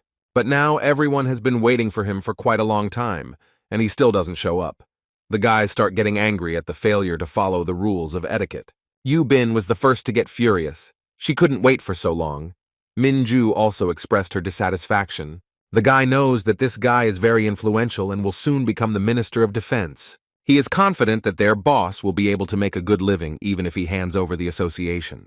Jun was deep in thought but was interrupted by Viet, who nevertheless came to the invited meeting.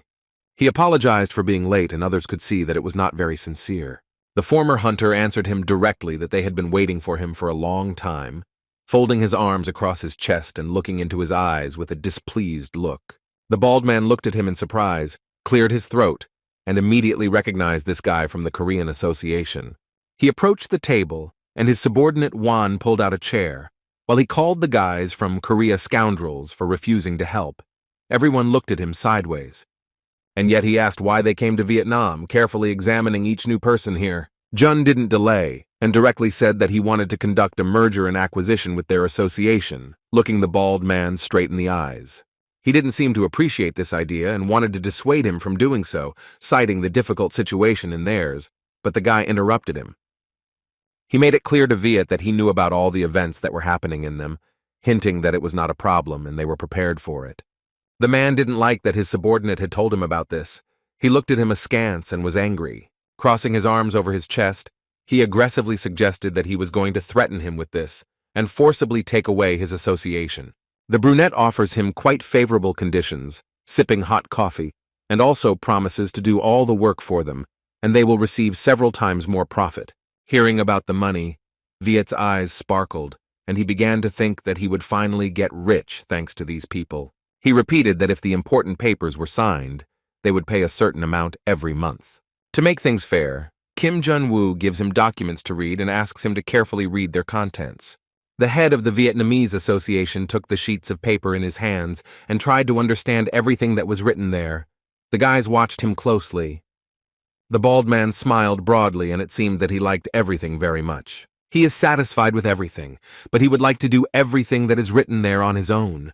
But the brunette warned that it will not be easy at all. The man recounted all the conditions written there. He did not believe that all the work would be done for them, and they would pay them money. The guy from the Korean Association nodded his head. It seems that he was only interested in money and nothing more. The terms of the deal seemed so pleasant to him that he salivated and was ready to agree. However, before signing the contract, Jun warned that they would not receive anything from the results of the raids that the Korean Association was conducting. He was unhappy with this. He asked him a question about this. The bald guy thinks that the money should be shared. The guy mentally found it funny that he wanted to rake in all the money for himself. The brunette calmly explained how everything works. Here it is decided by who contributed to the cleansing, and in the end it becomes clear that he will not receive any income from there at all. This really angered the man. He jumped up from his seat and began to object, while Juan was frightened and watched their conversation with fear in his eyes. The head of the headquarters was also dissatisfied with his objections and reminded him that in the event of a deal, both sides would benefit, looking the impudent man angrily in the eyes. He threatened the greedy Vietnamese that he would lose both money and allies, emphasizing the importance of signing the treaty. To which he heard laughter in response. Viet thinks that the boy will lose more than them and mocks this. June reminds that the associations are in the same position, no more, no less, and the girls behind him nod their heads in confirmation. There was an awkward silence in the room. The leaders looked at each other, and the bald man thought about that proposal. After a minute he spoke, saying that he agreed to the agreement and its terms, and glanced at Juan, who sat dejected and silent, and he threatened Jun with bad consequences if he deceived him. His new ally hands him the necessary documents and gives him a pen. Viet puts his signature on all the papers. Having done this, the man asks to tell him about his plan of action, and looks with interest at the guy from the Korean Association. The first thing the brunette wanted to do was to establish basic infrastructure. including help with information about the location of dungeons, and add an accessible method of transportation. Rushing things along, he was interested in the further actions of his new business partners. The next point of his plan is to create a cleaning squad. The bald man looked at him with interest, but he still had questions. After the meeting, his friends asked how the guy was going to restore the infrastructure, to which he replied that they would build the road at their own expense. Cleaning lady Yu Bin, when she heard that he was going to spend all the money they had, was unhappy, and her eyes started twitching. Even with their help, these funds will not be enough, and sponsors and investors must be found in any case. The young man entrusts this task to his boss. Juan looks at him in surprise. He noticed this uncomprehending look and decided to clarify if everything was okay. The blonde lowered his head and thought about it. Looking his new comrade straight in the eyes, he promised to do everything possible to help themselves. The former cleaner was very pleased with this attitude and smiled in response. Having resolved all the issues with them, he now turns to the girls who are next to him and gives each one a task. They listened to him attentively and nodded their heads. Having divided the responsibilities among themselves, the allies left the office and began to implement the plan. Viet, leaving the spacious room, listened to a question from his guards. They were unsure that they could trust the Koreans. They are worried about what they have planned, because before they did not respond to requests for help, and this was very memorable. But the male manager doesn't seem to worry about this. He already has a plan that if something goes wrong, he will make them pay compensation. Their conversation is interrupted by a man who burst into the building and fell to his knees in front of him and began asking for help. The stranger was afraid that if he took the plot away from him, his family would die of hunger, and begged on his knees to reconsider his decision. Viet rolled his eyes, looked at him coolly, and ordered his soldiers to put him in jail. A week later, a major coup began in Vietnam, and they began to restore the road infrastructure throughout the country. Our June personally supervised the work process and recorded everything. We also set up an application that notifies you of new dungeons at any time and in any place, which makes your work much easier. His student Kim Min-ju trained hunters and went on raids with them, showing them how to fight monsters. The red-haired Han Yu-bin was appointed as the head of the cleaning squad and helped them do their job more efficiently. It was also possible to attract new investors to the project. The income increased more than 15 times, which made all members of the operation very happy. The next thing the chief of staff did was to spend the money on creating a support department, asking the Korean Association for everything they needed. The result of the work was an increase in the number of operational units, and raids and cleanups were carried out more effectively than before. A month later, the Allies created a Vietnamese branch of the Korean Association and a headquarters in Hanoi. Now it is possible to work throughout the country, according to the swordswoman. The guys were happy with their work, and the redhead was glad that she could finally rest after several days of lack of sleep. The long-haired girl thanked her teacher for his work. She is very proud of him. She reported that a logistics center is currently under construction, and Juan is negotiating with associations. The brunette was glad. Now was the time to use paid options so that no one would think that he was controlling them. The girl listened to him attentively. Also now, after establishing a branch in Vietnam, they have a weapon that can be used against the International Association. And Miss Lee A-yeon had already returned to Korea to her workplace. Kim Jun was unhappy that she had not warned him about this. It turns out that his former secretary hinted at this, but he didn't pay attention to her, and she was very offended. Before that, she hinted to him to go with him to a restaurant in Vietnam, but he coldly rejected her while reading the papers. She also asked me to tell him that she was very angry with him. He thinks she is acting like a child. Rolling his eyes, he asked to contact Mr. Viet so that he could provide a contract and an invoice for the transfer of funds. That's all. The Koreans will soon have to fly back home, and one of the hunters came to the head of the coordination squad and asked to make changes to the plan of operations for the next week. Juan looks at the list carefully and corrects it a little, also asking about the cleaners, looking up at him. His colleague replied that everything was fine. After a week of these operations, they could take the next ones as they had planned. The blonde threw his head back and leaned back in his chair and thought he still couldn't believe how they were able to restore the association in just a month. He shared that from the very beginning this proposal seemed disadvantageous and very strange to him, but he did everything clearly and thoughtfully. He could not even suspect that the efficiency of work and all other indicators would increase thanks to a competent strategy. In addition, they taught us how to use weapons and saved many lives. Everything changed completely with their arrival. It seemed to the guy that the Korean sent just an ordinary employee, but in the end he came to save the tree that helped them and his country. Leader Juan remembered the situation when they demanded ransom for them. The guys laughed loudly. The curly-haired hunter became interested in who would head the branch. He looked at his colleague with interest and slight curiosity. He sighed heavily and replied that it was definitely not Kim Jun-woo. He himself did not want it. The guy then asked his manager who it would be. A soft blush appeared on his cheeks, and he pointed his finger at himself without saying a word. His kind colleague ran up to him and patted him on the shoulder and was very happy that it would be him. Their cheerful, friendly conversation is interrupted by Viet, who burst into the office with his security guards without knocking. The friends both stared at him, and the new leader asked why he was there. The greedy man took advantage of the moment when the guys from the Korean branch were away and came to talk to the two of them. The guys looked at each other but didn't say anything in response. They had to accept this challenge and endure it. The bald man sits down at the table directly opposite him, and having cleared his throat, is ready to speak. Without saying anything, he hands over some kind of incomprehensible envelope. Juan, raising an eyebrow, asked what it was. It seems he himself doesn't know, but he admitted that he stole it from the office of their new ally, Kim Jun. Such impudent behavior seriously angered the blonde, and he directly called him greedy and was rude. Looking into his eyes, the man seemed to understand that his colleague was refusing, but with an evil smile on his face, he sarcastically said that it wouldn't get any worse. The guy wanted to object to something, but he interrupted him, reminding him that he was the boss here, and no one could ignore his words by looking down on him. He threatens the young man that as long as he lives in this country, he will not stop serving him and forces him to obey his orders. Rising from his seat, Viet added that if he listened to him, he promised not to take away from him the position he had recently received. After that, he left the office and got into the car. His security guard spoke to him. He doubts that his master is doing the right thing. June had previously told him that annual profits of $100 million were expected, approximately $8 million a month. The security guard in glasses reminded him that this Korean had promised him half of this profit, which was still a lot of money. But it seems that this is still not enough for the bald man, and he wants to take absolutely everything for himself. He is only not satisfied with half.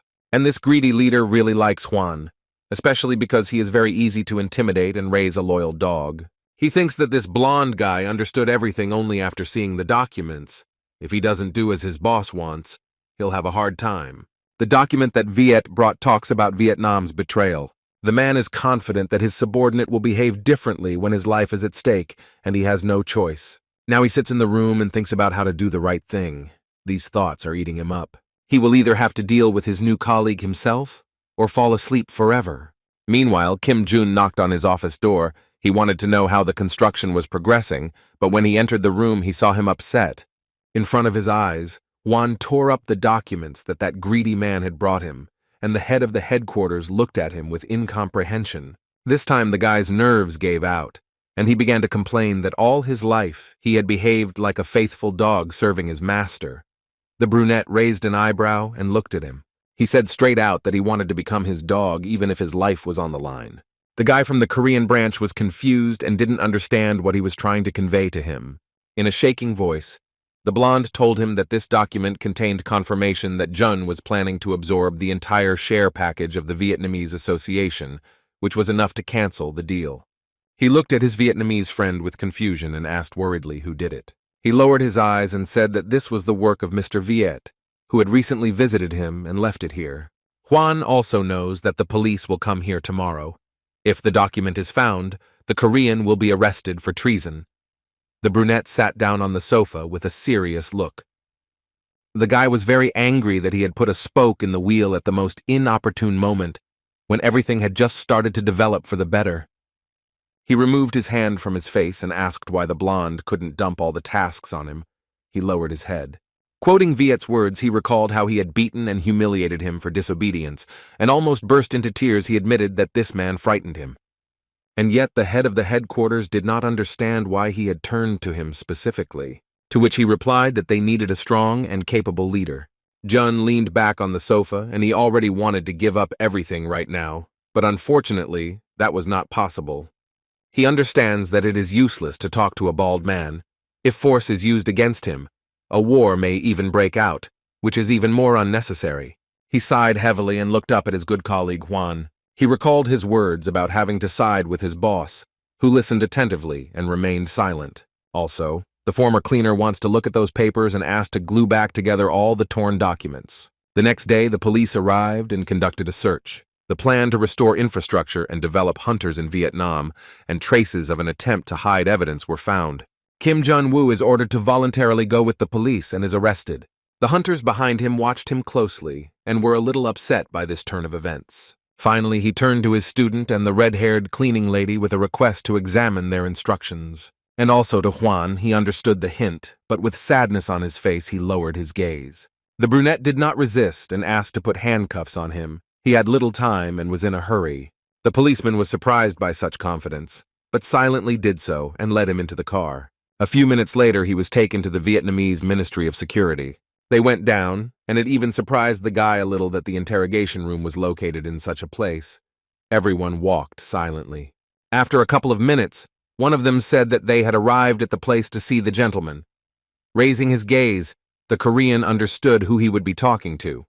Near a small table was Mr. Viet, who thanked the police for their work and said that they could go free. He took out the glued paper he had made himself and showed it to Jun, looking him straight in the eye. He turned his head away. The brunette replied that he was seeing this piece of paper for the first time and pretended that he had no idea what it was. The greedy man threatened him that it would not be difficult for him to create a copy, to which Jun lowered his head and laughed. Looking him straight in the eye, he said that he had no intention of ignoring the incident and would give him what he wanted, namely giving up control of the Vietnamese Association. The bald man raised his eyebrows in confusion and became wary. It seemed to him that he was planning something. In any case, in return, the guy asks to let him and his guys go from here, making him think. He promises to give him what he wants without any problems or obstacles. Looking at him, Viet smiled and was glad that he also turned out to be an obedient dog. The young man signed the necessary documents, and now the man officially heads the Vietnamese Association. Just as he was about to remind him about his and his colleagues' release, he received a gun barrel right to his forehead. Jun knew that this man could not be trusted, and was not surprised by this turn of events, and his new enemy only smiled slyly. Then they were interrupted by one of the guards, who burst into the cell without knocking, and announced that they had a big problem. Those present looked at him. Viet was unhappy that he was distracted at such a moment, but still asked what happened. The man in glasses said that an international association had contacted them. The call was about the recent unilateral price increase by Vietnam. Neighboring countries have joined in too, and all are threatening tough measures at the national level if something is not done about it. The Korean guy watched their panic and couldn't help but smile. Viet saw it out of the corner of his eye and got really angry. Having started to destroy everything in his path, he yelled at him and demanded to know why he did it. In response, Jun only smiled and said nothing. He found it very funny to watch his reaction. In fact, before the day when the police were supposed to arrive at the scene, something happened. The girls began to worry that they would be put in prison for treason. Looking out the window, the former hunter decided that he would hand over the ownership of the association to him and ask him to let them go. But Kim Min-ju was a little confused by this method. He asked the others if they had any other ideas, but they didn't. The redhead was very angry at the Vietnamese. Right at that moment, the cunning Kim Jun sent them to the southeast branch to announce a threefold increase in service prices. Nobody liked this method. The long-haired one was afraid that it would cause a negative reaction from other countries. Everyone looked at him with bulging eyes. The guy was completely confident in his decision. This is an ideal plan since he wants so much money here. And now he doesn't even understand why Viet is unhappy, and again points the gun at him, forcing him to sort it all out. Rising from his chair, he reminded the greedy man that he was now the head of the association and was responsible for it. He looked at him in surprise. Coming closer to him and taking the gun, he said now that he would solve the problems, looking at him sideways. The director of the Malaysian Association, Ismail, was very angry with Viet for this decision. It seems to him that they want to start a war by stabbing him in the back. Along with him, the commander-in-chief of Cambodia, Milio, was also unhappy with this. He seemed to have disappeared into thin air after the price increase. News of this spread throughout the world and reached the head office of the International Association, which is located in France. The Secretary General's assistant came in and told him about this, but he sighed heavily and replied that he already knew everything. Wesley, having read the data from the document, noted that it was obvious that neighboring countries would strongly oppose such decisions. The blonde was interested in who helped him grow his income so much. The girl reported that the Korean Association had a hand in this matter. She also added that the head of the Seoul operational headquarters himself came to Vietnam, and all for the sake of absorption. Thinking about it, Wesley guessed that they wanted to open a foreign branch and chose this particular country. He knows about this guy, and he is interested in him, because he always thinks everything through and knows exactly what he is doing. However, even if this is the case, the Secretary General is absolutely certain that he would not be able to cross the line and raise prices threefold. He concluded that it was obviously Viet himself who had set them up, and his assistant, lowering her head, agreed with him. The blonde thought that if he were to destroy it, everything would be much simpler. However, then the Korean Association would still absorb the Vietnamese one. Looking out the window at the Eiffel Tower, he thought that they couldn't just let this situation slide. The problem could only spread to other branches. The gray-eyed assistant asked how they could resolve this situation. Her colleague suggested stepping back for a while. However, he still wants to issue a warning to the Koreans. And he demands to call the leader of the detachment, Mark. The girl obediently carried out the order. And Jun continues to tease stupid Viet. He was already beside himself with rage and wanted to hit the guy. He did not allow him to do this. Throwing the gun, he wanted to explain to the greedy man again what situation he was in. He hinted that at this rate he would lose everything at once, both money and friends. One of the guards wanted to attack him from behind, swinging his fist. The guy noticed this and finally decided to remind him that he could lose his head at this rate, deftly putting the attacker on the ground. Their conversation was interrupted by another soldier who burst into their cell and said that they had big problems. Viet's head was splitting from all the news. He said that several representatives of branches contacted them and said that they could close them abroad and resort to military action. Realizing that things were heading towards a real war, he demanded that they explain that Kim Jun was to blame for everything, but even so, nothing came of it. He also put in his 2 cents and reminded that the only thing to blame for everything was that this greedy man was only interested in money and nothing more. Because of his behavior, they were already able to make a lot of enemies for themselves. The guy even scared this man that they could deal with him. It scared him. From the corridor, the greedy Viet heard a familiar voice and became wary. The arrested guy watched everything with a wide smile.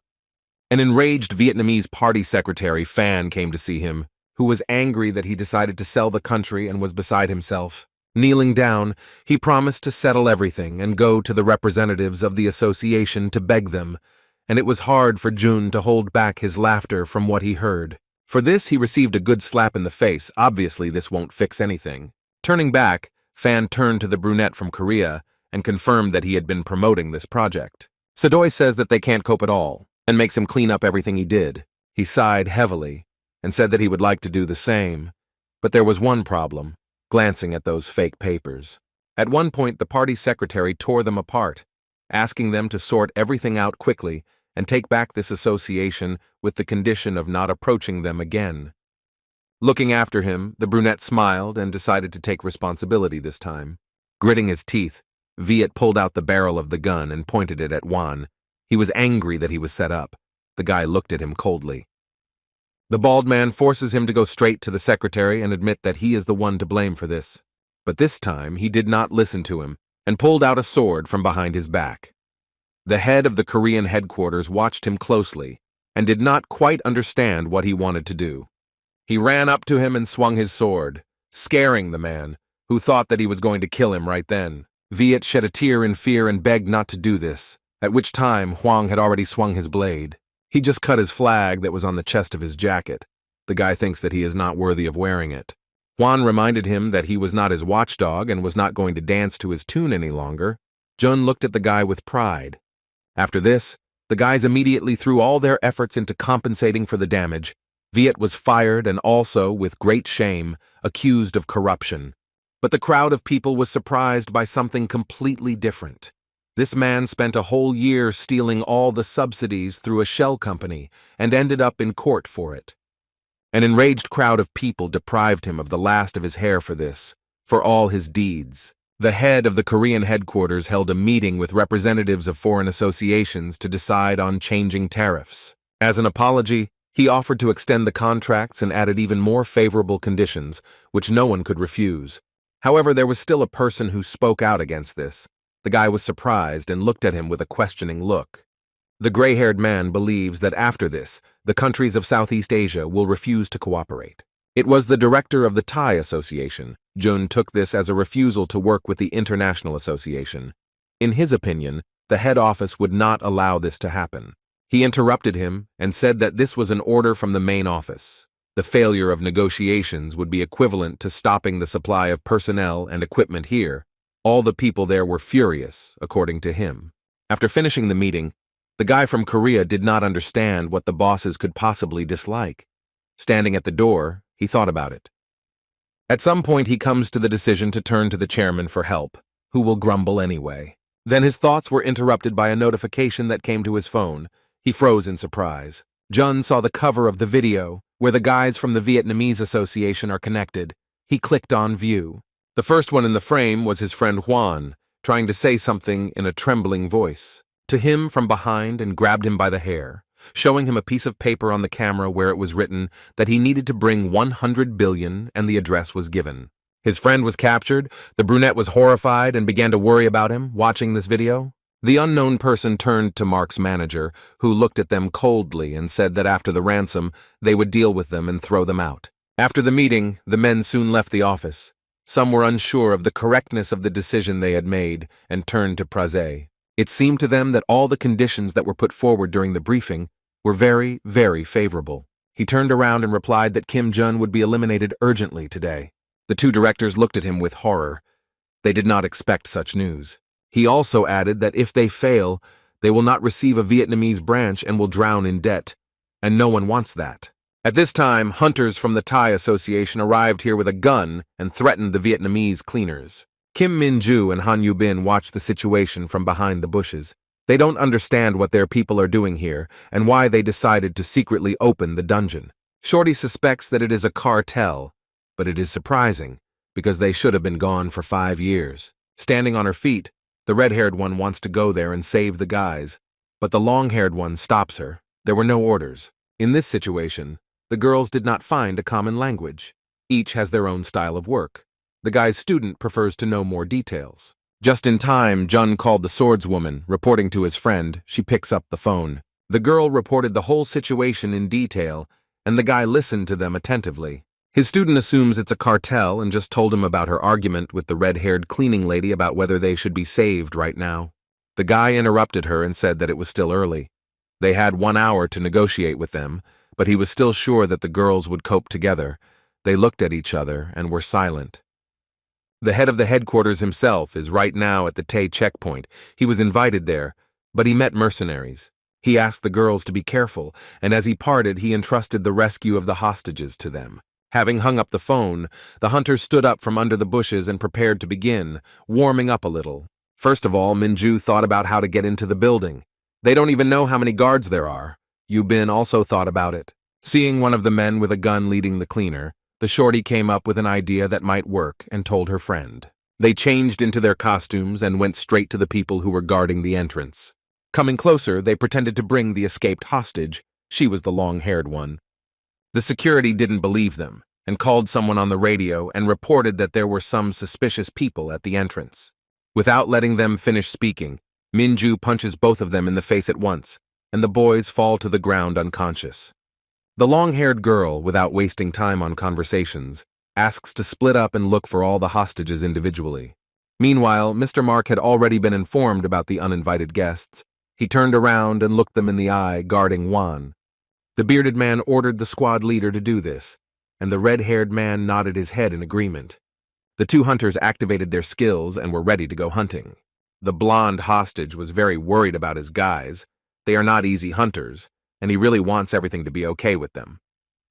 The swordswoman, on the other hand, deals with everyone who gets in her way without wasting time. She had already been identified by a hunter who looked like a lizard and was about to attack from behind. She seemed to him like a hired killer. With a powerful attack, he hits her against the wall. He immediately recognized that this was the commander of the 1st Operational Detachment of Korea and wants to deal with her quickly. Having caught her breath, it seems to her that her friend Yu Bin is talking in much the same way, and it immediately becomes clear that they are different from the hunters she had to deal with. Minju is worried that she won't be able to handle him, but she still takes up the sword. She activates the awakening skill. The girl decided to put him down with one blow. The big lizard noticed that she was reacting very quickly. He couldn't believe that she was only an A-rank hunter. Almost instantly, she strikes him in the chest with her sword. It looks like it hurts him. He screams very loudly. As soon as she landed on the ground, the long-haired girl felt a strong load on her shoulder, which was problematic for her. She was in unbearable pain and wanted to rest a little. Here she receives a very powerful blow to the back, and with a loud scream she flies to the opposite edge of the battlefield. Her opponent activates the Chimera's forbidden skill and laughs loudly, ready to continue fighting. She couldn't believe her eyes. Long-haired Minju was shocked by this. Everyone knows that using it takes away some of humanity every time, and the International Association confiscated any of their sources. She remembered how her teacher had encountered a hunter who also had such skills. It seemed that their opponents were more like monsters than people. At the moment, she remembers the words of her mentor and supports herself in this way. She doesn't even notice that Kim Jun really came to her aid. Turning around, she saw that he was standing next to her and advised her not to strain her shoulders. Even now he helps her to tune in, pointing out her problems and helping to suggest what to do. The girl writes down all his words and listens attentively. Now there is no time for training. He takes a sword especially for her and wants to show her personally how to do everything correctly in her case. The tongued lizard looks straight at him with a ferocious gaze and prepares to attack. But the brunette knows their weak points very well and cuts off his head in one fell swoop. Upon arrival in Korea, he promised the girl to conduct training. She obediently nodded and was very happy. The girl and the guy split up and decided to look for hostages, and it seems that June has already found the first ones, who were covered by guys in masks and shooting with a gun. He contacted his student to find out how she was doing. The girl would soon be on the top floor but hadn't found anyone yet. Mark contacted one of the opponents and ordered them to leave quickly. He also demanded that no one be left alive, neither hostages nor targets. He obediently agreed to carry out the order, but did not notice how behind his back already made his way through former cleaner and getting ready attack. The brunette instantly takes out everyone with one blow, and they fly away screaming. The tied-up cleaners were very happy to see him. They were finally going to be freed. Everyone looked happily at their savior. Instantly cutting the tight ropes, he instantly frees them all and asks them to leave through the back entrance. Shaking themselves off, the guys get up. One of them told him which way to go. The rest were hidden on the other side of the building, according to one of the rescued. Hitting himself in the face, Jun was very angry at those people who deliberately separated them from each other. But in any case, he asked them to save themselves. They obediently nodded.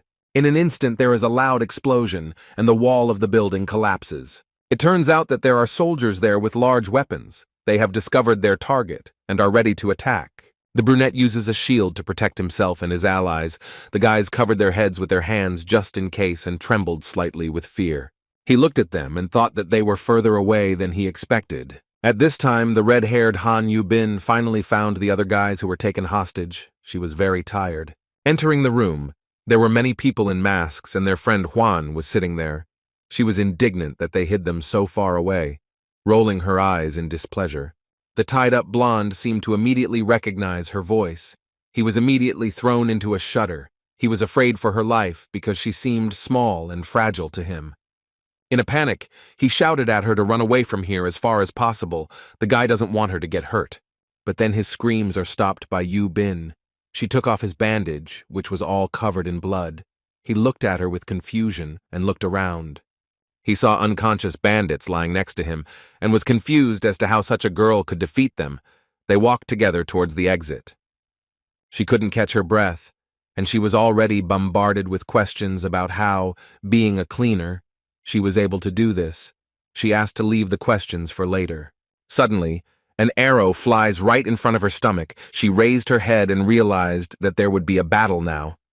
A fair-haired hunter with a bow stood in front of her and threatened to finish her off if she got in the way. The girl has character and is not going to retreat for anything. Taking out a weapon, She prepares to fight him and orders others to run.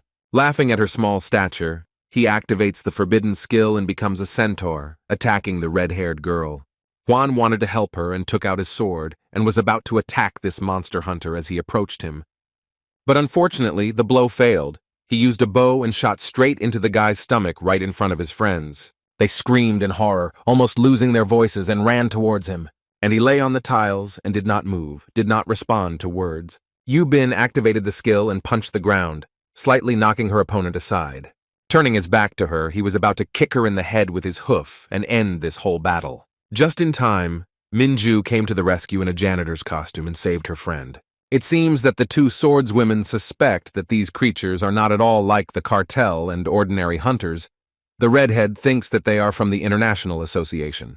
The American woman suggests not to delay this, and Minju seems to have an idea on how to fight them. Yu Bin was very angry because now the conditions for continuing were bad. Her berserker skill only worked for a while. She also reminded that their friend Juan is on death watch, and right now his comrades are trying to show him help and restore his breathing with heart massage. The long-haired swordswoman couldn't wait, but there was no point in rushing in this situation either, she thought for literally a minute. A centaur with a dissatisfied face had already run up to her and was indignant that he had been waiting for them for so long. The girl said that she would soon continue the battle. At the same time, she tried to calm down and soberly assess the enemy, as her teacher had advised her to do back in the dungeon. A plan is maturing in her head. She wants to tie the monster's legs and orders the red-haired girl to strike with her most powerful skill prepared. It was just the only one she had left, and it was time to start implementing the plan. Minju runs around him. Everything goes according to plan. The blonde continued to threaten her, but she deftly dodged the attacks. The girl rushed like lightning, and he could not catch her or touch her with his weapon or hoof. She pretended to attack him, and the cocky blonde laughed at her. Only at the very last moment did he notice that she had trapped him and was not even going to attack. His eyes darted around. The centaur had no choice but to jump up and attack from above using his spear. She doesn't have time to dodge. The tip of the blade is already at her eyes.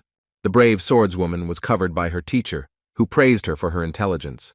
Such a creature is most vulnerable when jumping. She gives the order to her red-haired American to attack. Activating Berserker, she quickly ran up to him from below. Yu Bin was very angry that she was called a baby and joked about her height. Using the guillotine, she defeats that horseman in the blink of an eye. It was a very powerful attack. Jun and Minju stood with their mouths wide open in surprise. This little girl had hidden a colossal power that they were shocked by. After such a heated battle, the redhead fell to the ground without strength and could not get up. And now we need to hurry. Juan is in critical condition. The head of the headquarters in Korea took the fragile hunter from Vietnam in his arms, and all the guys walked quickly along with the freed people to the hospital. As soon as the victim woke up and turned to his new boss, it seemed to him that his time was up. He was lying there with a wide smile. All his colleagues thought that he really was finished and would not survive. The blonde lay and looked at the sky, slowly closing his eyes. His friends were crying. After finishing his farewell speech, he hung up again after thanking the guys from the Korean Association for everything that had happened. From such words that touched the hearts of many, even those with a steely character began to cry uncontrollably.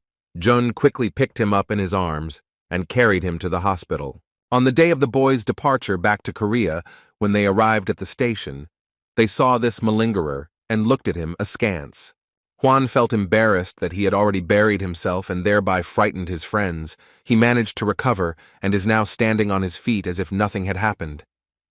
The Vietnamese hunters came to the station to say goodbye to their allies and see them off, and the leader also asked to visit them, but was refused. Even so, everyone was very pleased with the new acquaintance, and the guys looked at each other with a smile. Kim Jun praised his new colleague and shook his hand firmly. On that note, they said goodbye. At the head office of the International Association, Prazet's subordinate called Mark and had bad news.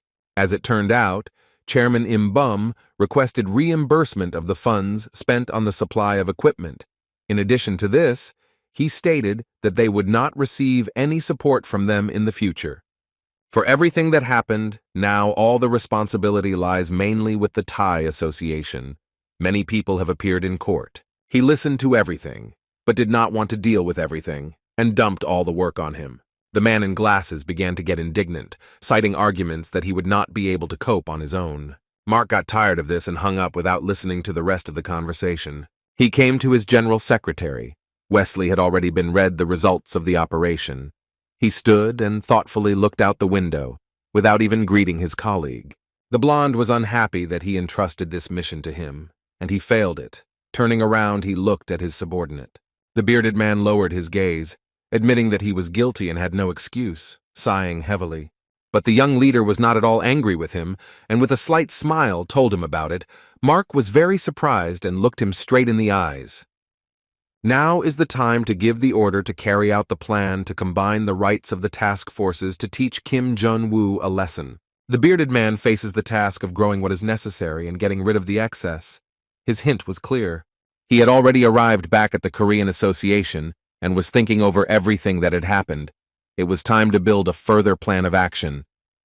Then he suddenly screamed so loud that he frightened all the passers-by. Minju and Han Yubin became worried and ran up to him. He said in a trembling voice that he had a severe headache. A system appeared in front of him, glowing red, and warning that the level of hostility from the International Association towards him had exceeded the norm. Based on the entire situation, the probability of achieving his main goal is slightly more than 1%. The guy's eye twitched after reading. It was already evening. The chairman was still at work and used his skill to summon a huge tiger. He loves his pet very much and often calls him to spend time with him. His name is Puku, and he loves to play with his owner. At this time, Kim Jun arrived and was happy to meet Im-bum and his pet. They sat down on a bench, and he told everything that happened on the business trip. The brunette suggested that the branches of the countries acted on the orders of the International Association to capture the dungeons. After a minute of silence, the chairman noticed that something was bothering his young colleague, and he asked what had happened. Sighing heavily and hanging his head, the guy thinks that the opponents are getting stronger and warn that they can put them in danger. What worries the former cleaner most is that his loved ones who are connected to him are also involved in this and are in serious danger. He knows that the people from there are very powerful and strong. Now the guy is sure that it was they who killed him in his past life and no one else. The thought that he could become the main target frightens him.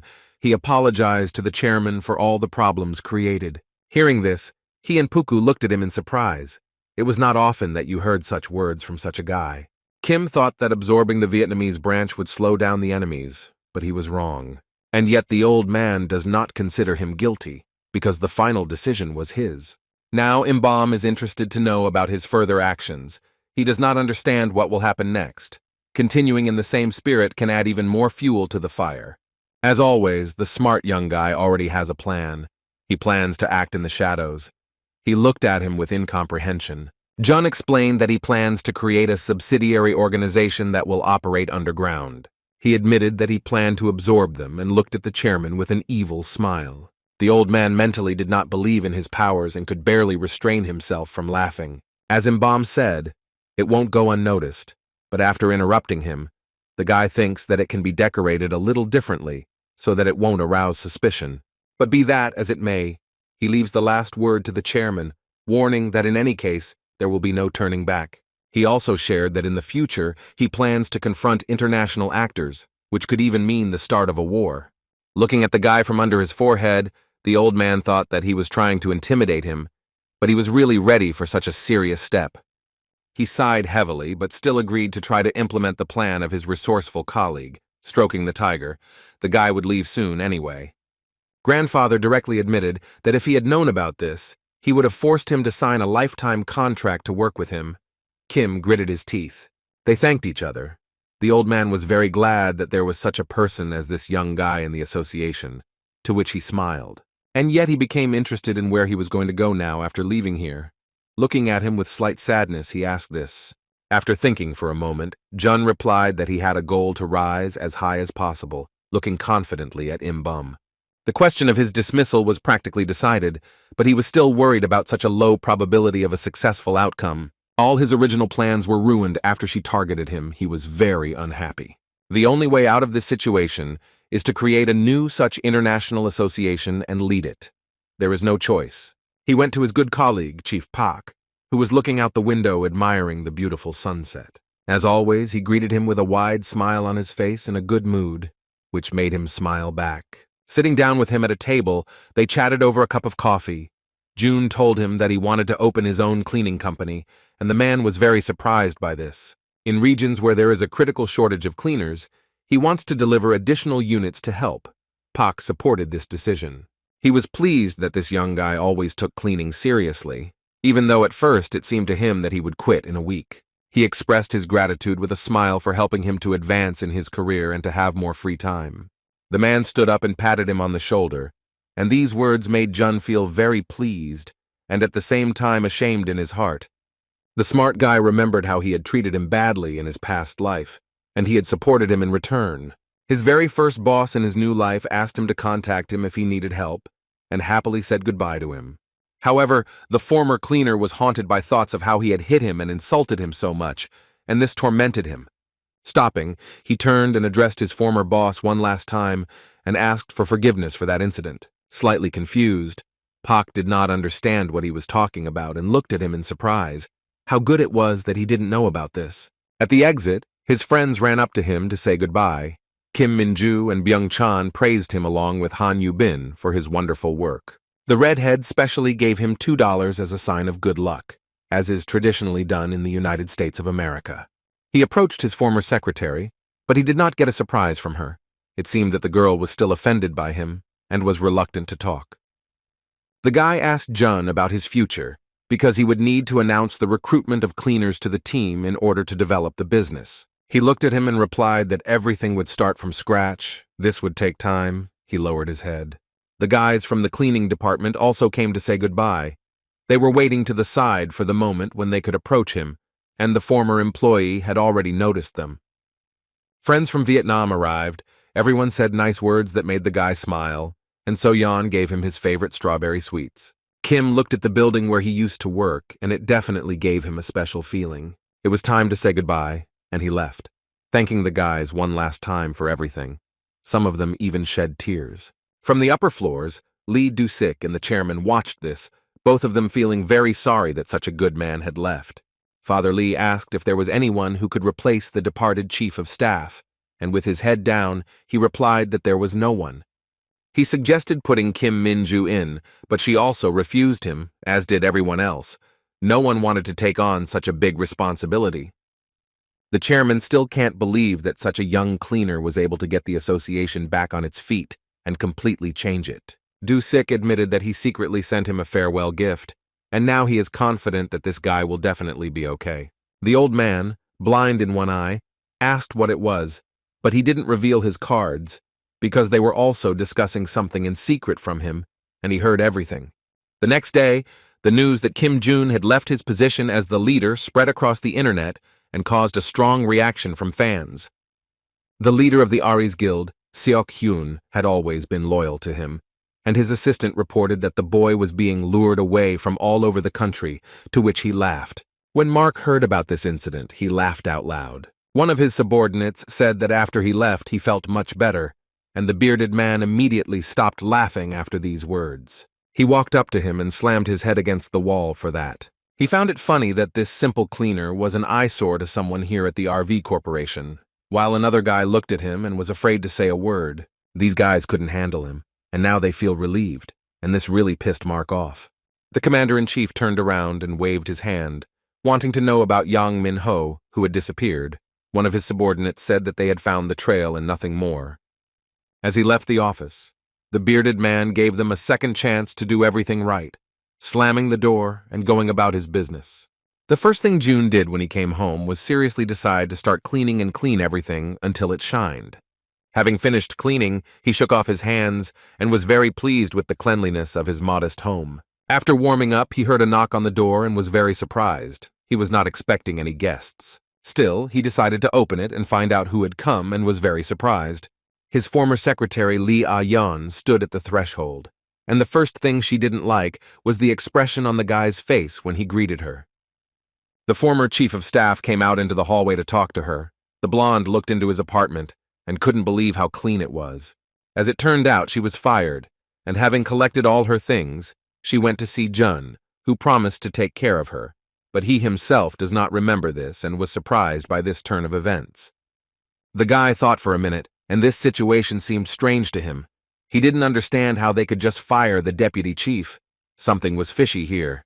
The brunette didn't want to get involved with her and asked her to go back, but the girl had already gone inside and promised to give him something. Having settled down, she took out all the information about the current cleaning squads in the country, which was written down in detail, and a lot of other data. Jun, of course, was very surprised by this, and it seemed illegal to him, but the blonde boldly handed him these documents and asked him not to worry. As they sat down to work, Lee felt a little hungry and took out a cookie, biting into it with gusto. Hearing the crunch, the guy looked at her angrily and then looked down at the table. He had just cleaned up here, and she had already managed to litter it with crumbs that fell on the work area and the floor. While devouring the sweet treat, she carefully read the information on her computer and thought about it. The first thing she did was advise him to improve his reputation in Korea and emphasized that thanks to him the number of cleanup teams had increased.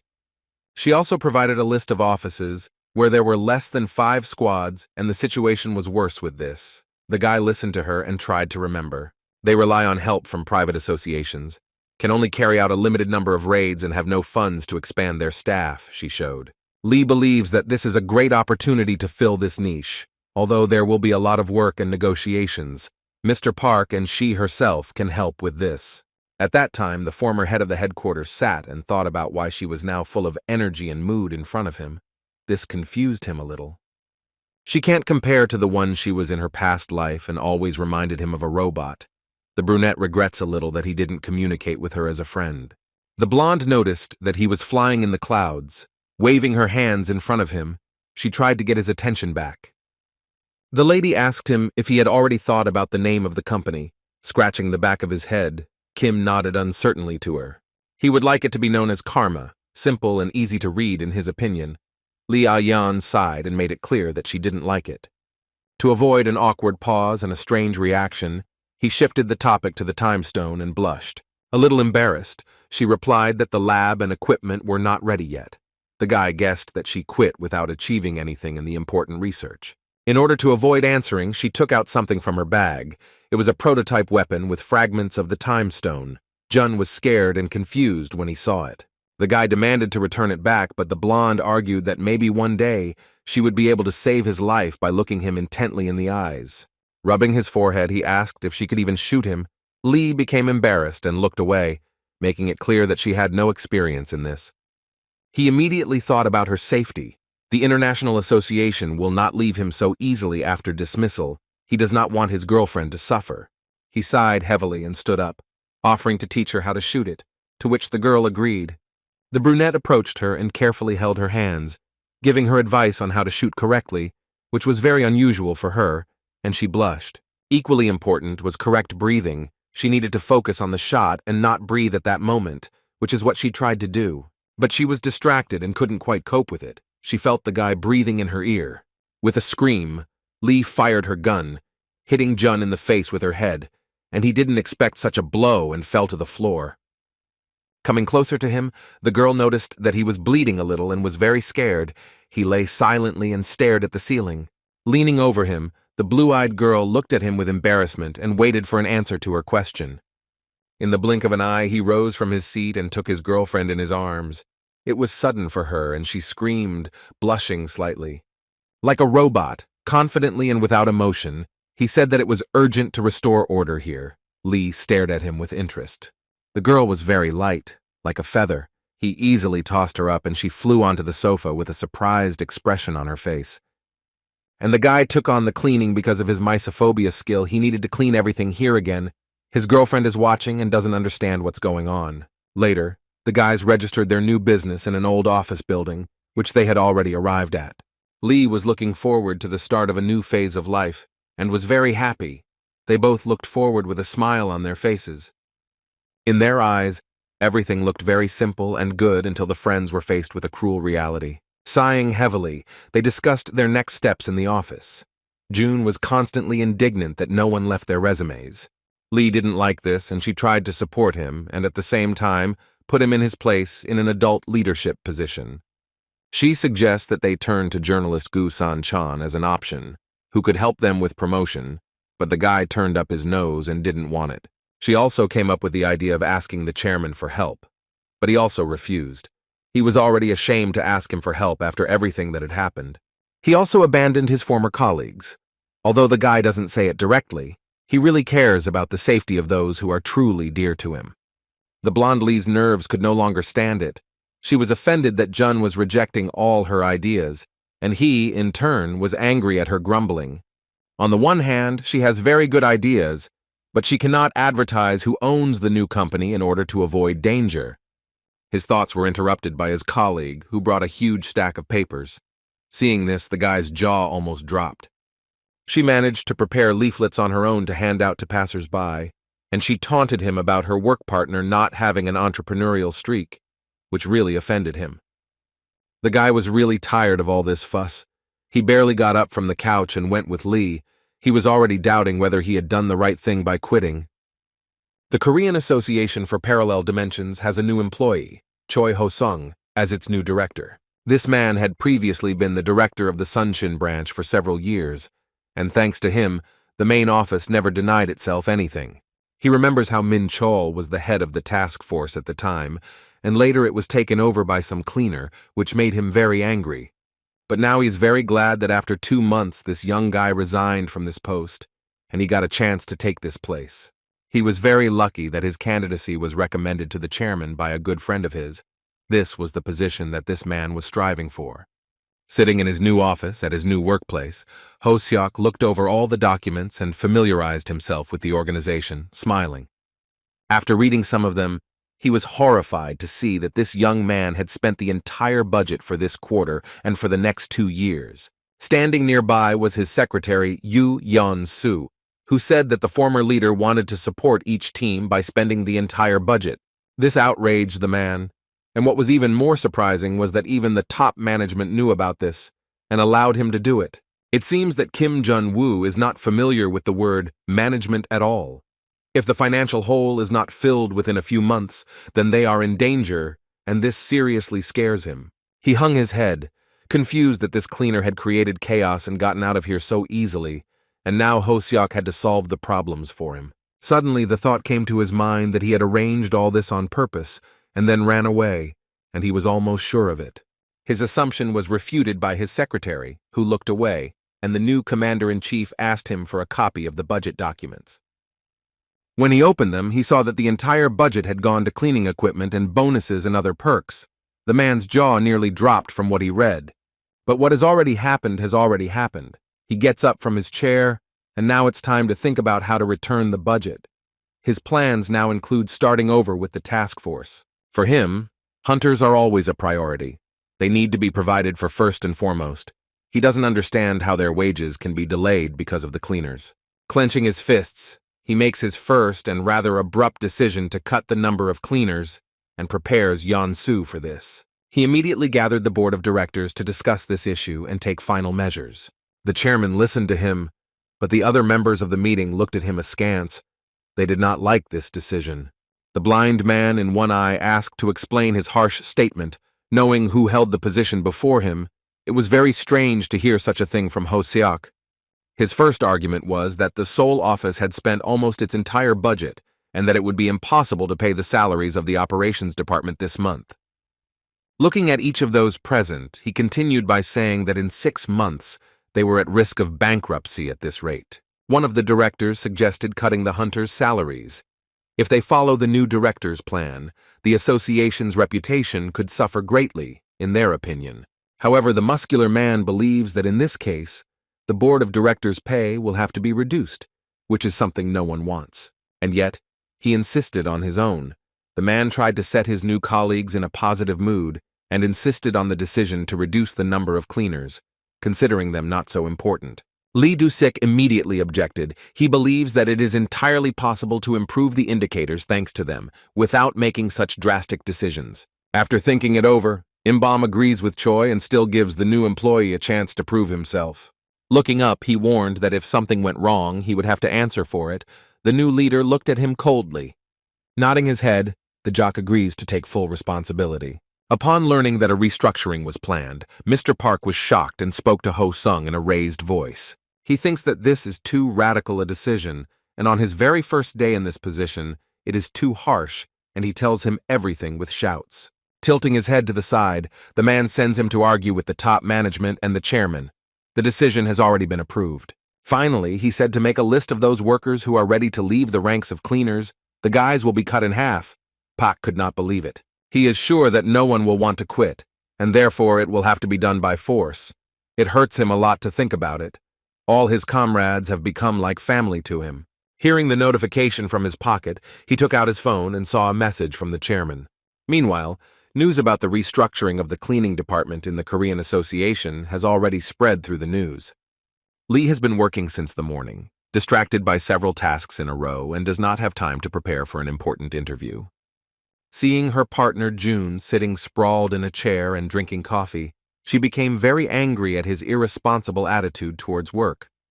Throwing all the papers, the girl ran up to him and shook him by the jacket, demanding that he take today at least a little more seriously. The guy rolled his eyes. He had already seen these faces many times and was not at all worried about the impression he would make on them. Lee looked at him with confusion. He glanced at the door and saw that the guys had already arrived and were demanding to call the general director. Indeed, these were the familiar guys from the cleaning department with whom Kim had previously worked side by side. They cheerfully waved their hands in greeting. Seeing how surprised his former secretary was, he smiled slightly and was touched by her reaction. There were also many other people who sent their resumes. The first one accepted was a blond man, an acquaintance of Jun. Suddenly, his former enemy, who had been in prison and had been stripped of his hunting license, came, but he accepted even him without any problems. There were even people who only had time to say hello and didn't even say their name, but were already accepted. Lee Ah-yeon looked at her colleague in surprise. She couldn't understand why he was taking everyone in a row, even if they had a shortage of workers, but it turns out he has a lot of connections, and they were all his acquaintances. She looked at him, narrowing her eyes and thinking that he had planned this in advance since he was doing everything so confidently. He laughed slightly, and then said that he was very lucky that the association had undergone a restructuring, and only now had it dawned on the girl that everything had gone according to plan. A few days earlier, he had met with the chairman at a restaurant to discuss the current situation. The old man helped him find workers, promising that the guys would send him their resumes themselves, and he thanked him for his help. The blind man thought that it would be difficult to find new colleagues because of such a multi-move strategy, and crossing his arms over his chest, he explained why it was better for everyone. Laughing lightly, Im-bum asked him not to do such things again. Director Lee Do-sik was very angry at him for this. The guy asked him to explain the situation to him. The chairman thought for a moment, and a question arose in his head about how this guy could have found out what the new head of staff would do.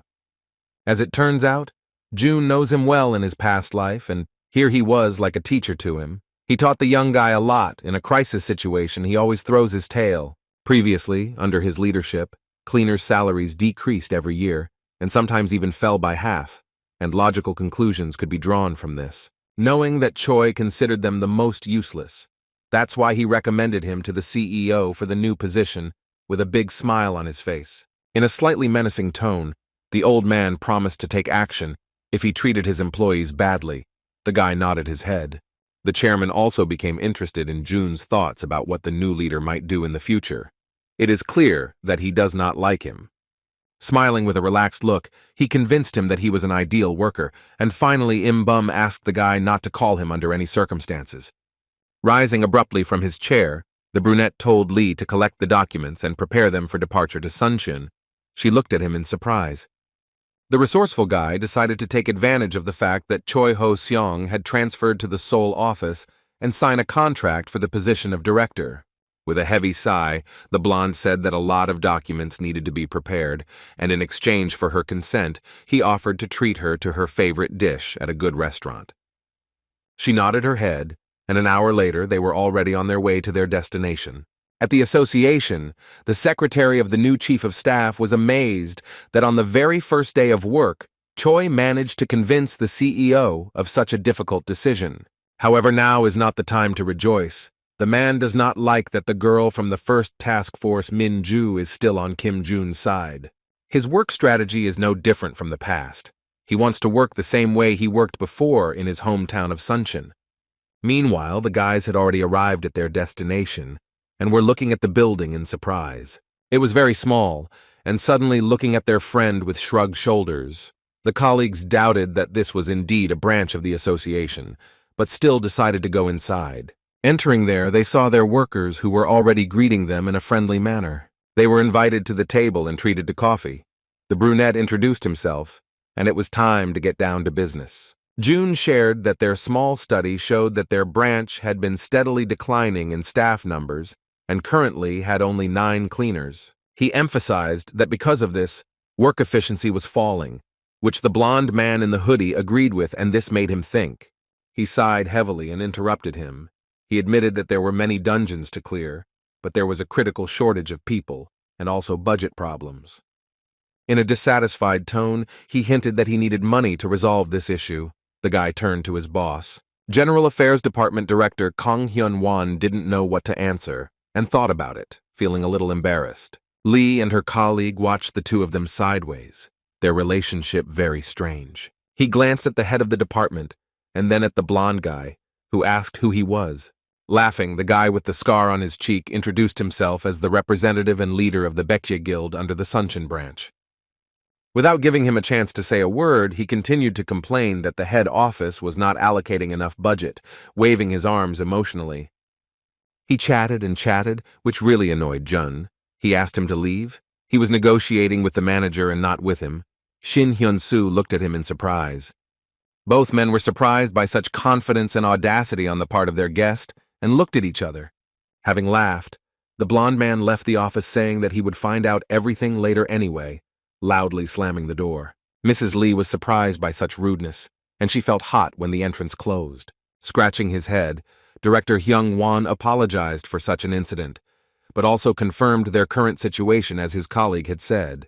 Remembering that the guys had come to discuss a contract for the provision of cleaning services, he laughed a little and suggested signing it right away. The guests were surprised at how easy it was to get along with them, but Jun slightly shamed him for allowing the branch to be in debt to the mercenaries, and he blushed slightly. The guy doesn't like how soft his colleague is. He looked him straight in the eye and explained that he needs to be stricter so that people trust him. He looked at him in surprise. Slightly lowering his gaze, he admitted that he was too gentle and accommodating, but according to him, their branches cannot do without the help of Baekje, sighing heavily. The man understands perfectly well that in order to grow further, he needs to separate from this guild. There are certain points that the guys discussed. After leaving the building, Jun explained to the girl that starting tomorrow, Sang-hyuk and So-yeon would be working here as veterans. Their conversation was interrupted by a familiar voice. It was the members of the guild where that impudent guy was. They surrounded his car. The brunette politely apologized that they didn't have time and needed to go. The cheeky guy explained with a smile that their influence here was much greater. In a cocky tone, he said that the support fund lives on donations, and in order to maintain good relations, you need to invest a sum. The guy looked at him with incomprehension. Shim added that they were a private company, while his other workers surrounded the guys. Kim Jun protected the girl with his hand just in case. The brunette also learned that this cocky guy was familiar with the former director Choi Ho-seong, promising that he could help them in any situation. Only the guys who came here didn't like this manner of communication. They looked at them askance. But just because of these impudent ones, he can't stop his work.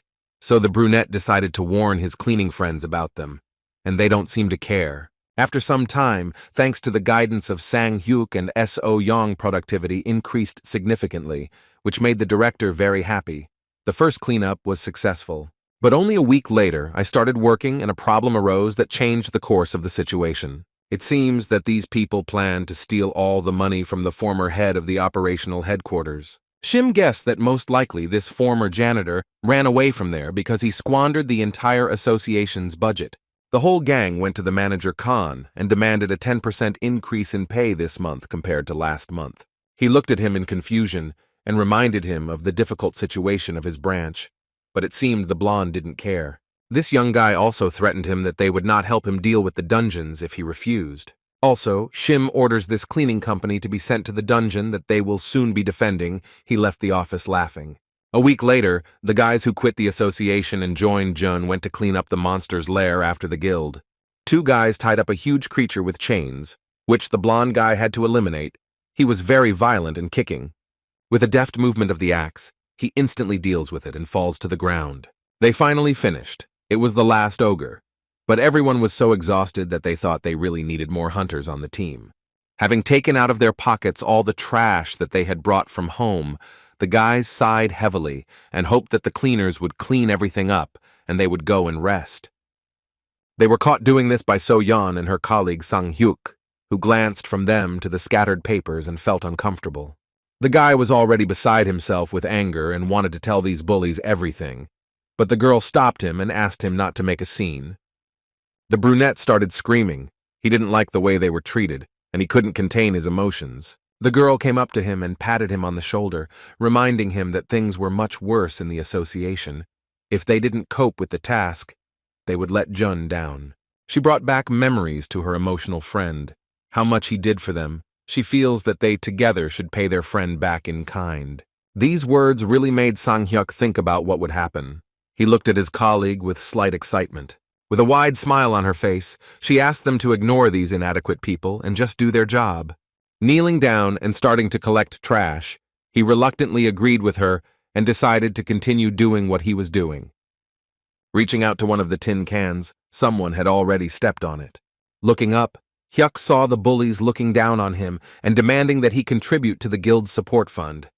The cleaner didn't know anything about this yet. He hadn't been told, and he looked at the bully in surprise. Shim threatened that if he didn't make a donation today, the guys would no longer be able to exit through this portal. So Yan got tired of enduring this bullying, and she walked past this blonde guy, pushing him with her shoulder. He got very angry with her, and at the same time she took her partner's hand and headed towards the exit.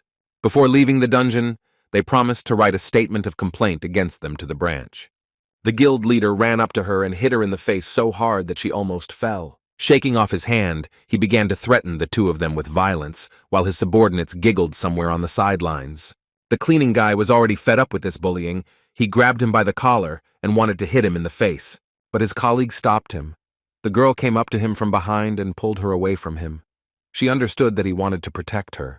She felt him shaking with anger because some guild leader had the idea to raise his hand against her, but she said that she was fine. Almost in tears, she asked her friend to stay outside. She didn't want him to get hurt because of her. He sighed heavily and answered her that there was no point in talking to these people and that it would lead to nothing. For this, he got a punch in the face from the leader. The girl was grabbed, and their showdown lasted for some time. Finally, after a couple of hours, this terrible day ended. Getting into the car, they went to rest.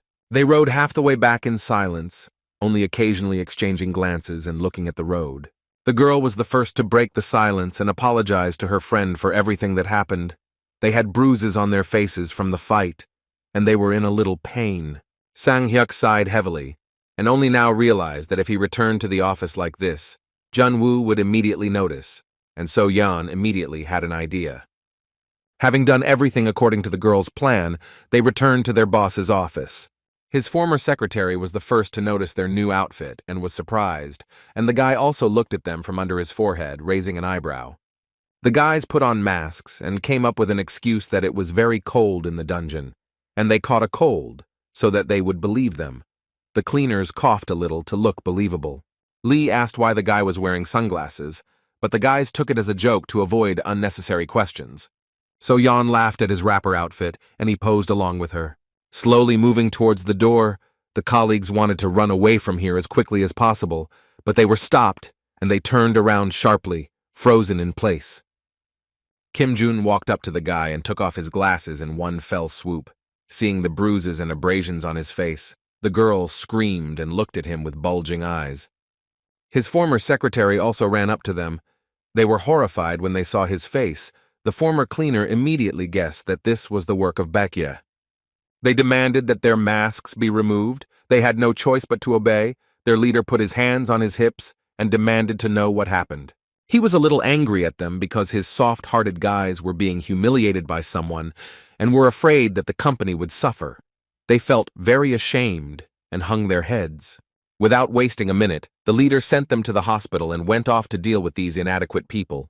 He was seriously angry, and he was not at all worried that there was a risk that the contract would be terminated. He wanted to teach them a lesson. Together with Lee Ah-yeon, they got into the car and drove to them. Entering the room, they heard the loud laughter of the guild leader. The guys made fun of the guys they beat up in the dungeon today and wanted to do it again next time. Walking down the corridor, the former head of the operational headquarters found their office and first of all, knocked Shim off his chair, and he fell to the floor, screaming. Jumping up to his knees, the blonde was outraged that he was being treated like that, even by the leader of the guild, and was rude to him. Now Jun gave the order that from now on they would not clear the dungeons. Everyone present stared at him. This decision angered the chief and he was going to activate the skill and attack, threatening him. But his opponent skillfully pinned him to the ground, looking at him with an evil gaze. He could not come to his senses after what they did to his friends. Now the clearing of dungeons will be carried out by normal and adequate people, and not some bullies. His assistant met with the director and explained everything that had happened, sighed heavily. He apologized and still complained about the lack of staff. Smiling, she offered him a choice between the guild and them, promising that she would help solve the problems with the shortage of employees for free. Their conversation was interrupted by a familiar voice. Upon seeing the new guest, the man jumped up and was very surprised. The commander of the Seoul branch, Kim Min-ju, entered and happily greeted Deputy Lee. At the same time, in the office of those bullies, they were lying on the floor looking at the ceiling, and their leader called their former director, who now works in the association. They talked about the company Karma, which is headed by Kim Jun-woo, as well as their recent fight. Smiling maliciously, he added that the commander-in-chief said that he would not allow them to clear the dungeon, slightly embellishing the whole picture. The man was, of course, surprised, but he listened carefully to his interlocutor. The impudent blonde subtly hints that he should help him kick everyone out of the branch and hope for his help. But he refuses. He is not able to forbid him to cooperate with a private cleaning company. Shim thought it would be a good idea to tell the management that this company had not proven its competence and demand that the contract be terminated. After thinking about it, the man nevertheless agreed to help him. His old friend was very happy and ended the conversation there. Having risen to his feet and gained confidence, the blonde became sure that he would be able to take revenge on these guys for everything. After leaving the building, Lee and Jun saw that the long-haired swordswoman was upset about something and did not want to talk to them. The guy approached his former secretary and asked what happened, why the girl was so angry, raising an eyebrow. Coming closer to him, the blonde stood on tiptoe and explained that her friend had once told her that she had no friends in the association.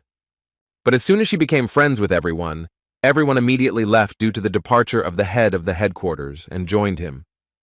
She was left completely alone, and she was very sad that no one even wrote to her or asked how she was doing.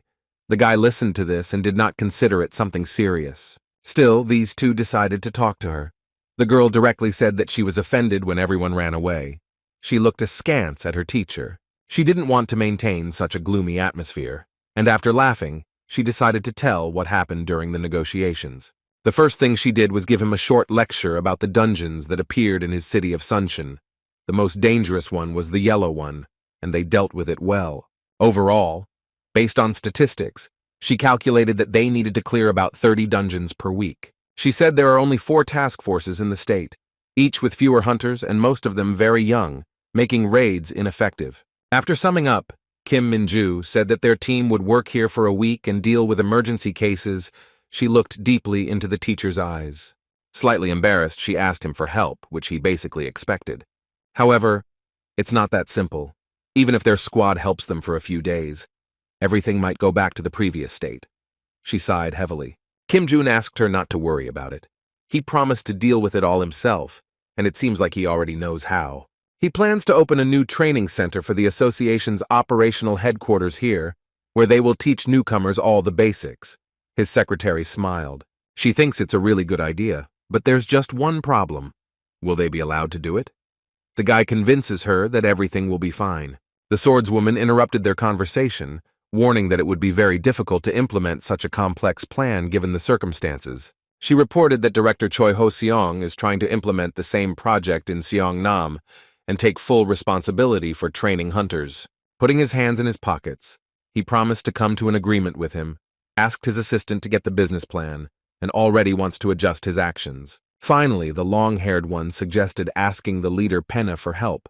Smiling, the brunette thought that this was a good idea, and why not? The Korean Association already knew that they wanted to open a project next to the branch in Suncheon, which enraged the new commander-in-chief. He was indignant to the chairman about this, and his tongue was already getting mixed up. But he gave some strong arguments about this. He knows that their headquarters lacks personnel, and everyone there depends on the guild, and this made him keep quiet. Thoughts. Keep yourself in hand, not giving in to emotions. Took a deep breath and exhaled. The man asked if he should decide this issue and not the old man. Looking into his eyes, he wanted to say something else, but he interrupted him. Baum was not against it open. Wiser where it is most needed, looking up at your colleague. At that moment, he had the thought that he wanted to get something in return for making this decision, looking at him angrily. Choi was a little scared, but confidently answered that this couldn't be, his eyes darting around. With a smile, the top manager decided to open the center in Suncheon, and the new employee agreed. When he entered his office, the man was very angry, because he had promised the head of the branch in Seongnam to do it there, and construction work had already begun. The bearded man had already signed a contract with the construction company in advance, and even received a discount, but he sighed heavily and didn't know what to do next. His thoughts were interrupted by a phone call. Taking his mobile phone out of his pocket, the man answered immediately. It was his friend from the guild about a request he had made earlier, but he was interrupted at the very beginning. He informed his young comrade that his problem would be made worse by the structure of the training center. Raising an eyebrow, he did not understand what was going on. Choi told about everything that happened.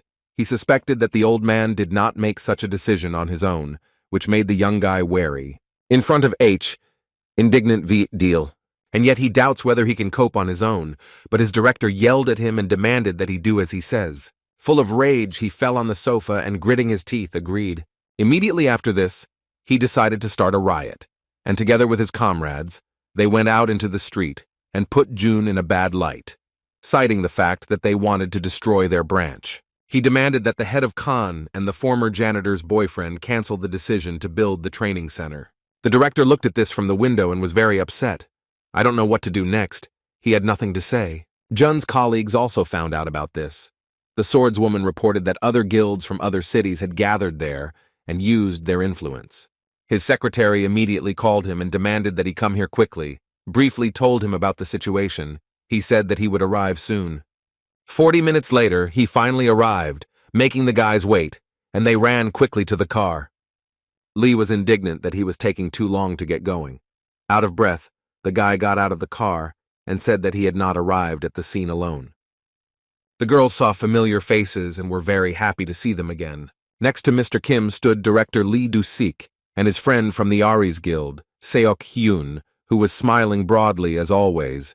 We need to move on to the meeting right away. 3 men walked towards the bullies to talk and were already standing in front of them. All the members of other organizations present in the hall were whispering among themselves. Everyone was discussing those who had arrived from the association. Hyun-soo sat in confusion.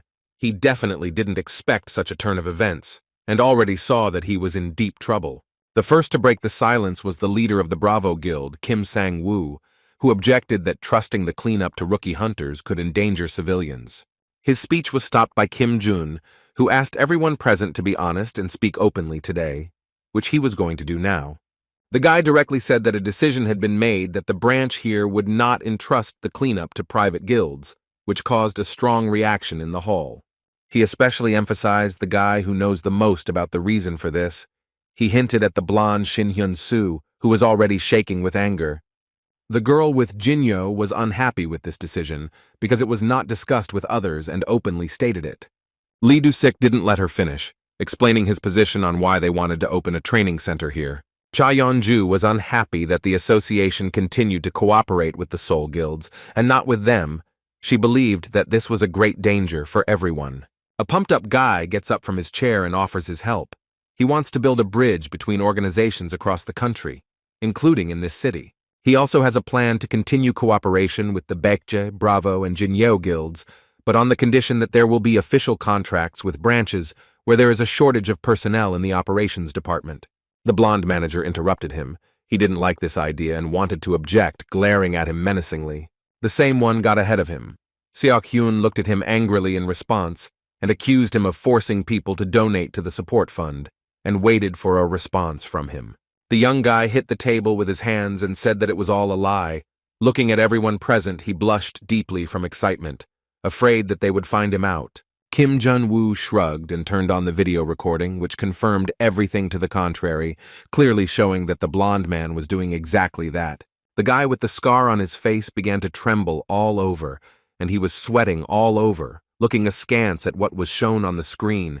His thoughts were scattered, and he didn't know what to answer or how to justify himself. With his arms folded across his chest, the former head of the association's operational headquarters reminded that such gatherings were prohibited by law, telling everyone that representatives of this guild had threatened his friends. He looked up and the phone rang. This is already shaping up to be a criminal offense. After this, you can't trust the cleanup. Lee Du-sik, after listening to him, also supported this decision, and adding a little fuel to the fire in the atmosphere, was about to put forward a decision. The blonde looked at him in surprise. The man said that this guild would be blacklisted throughout the country. Upon hearing this, the leader was beside himself with rage that filled his entire body. Gritting his teeth, he couldn't understand how they could forbid him from doing his job, and began to threaten that he would call S-Ho-seong. However, here too the bully failed. His friend said that he knew nothing about it, and on the contrary, supported the construction of the training center and the solution to the problem. Hearing this, the blonde broke out in a cold sweat and realized what he was now facing for this. His legs gave way when he learned that the director had betrayed him. Shin Hyun-soo fell to his knees in front of Kim Jun and asked him to spare him, give him another chance. He begged him not to treat them so cruelly, almost in tears.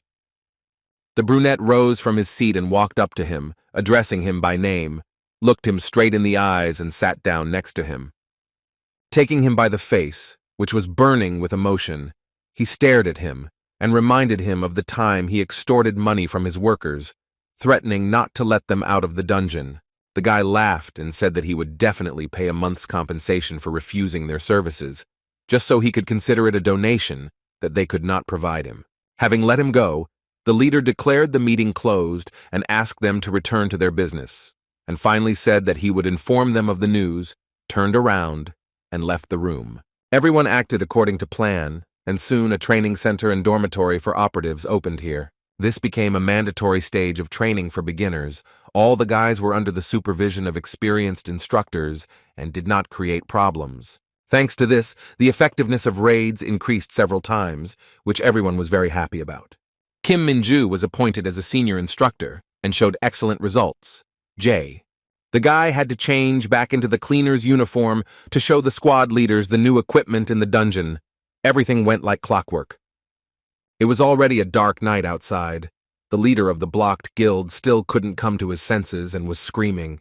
He gathered in a quiet place with his other colleagues. They reported that many wrote a statement of resignation from here. Having heard the news, the guy was outraged.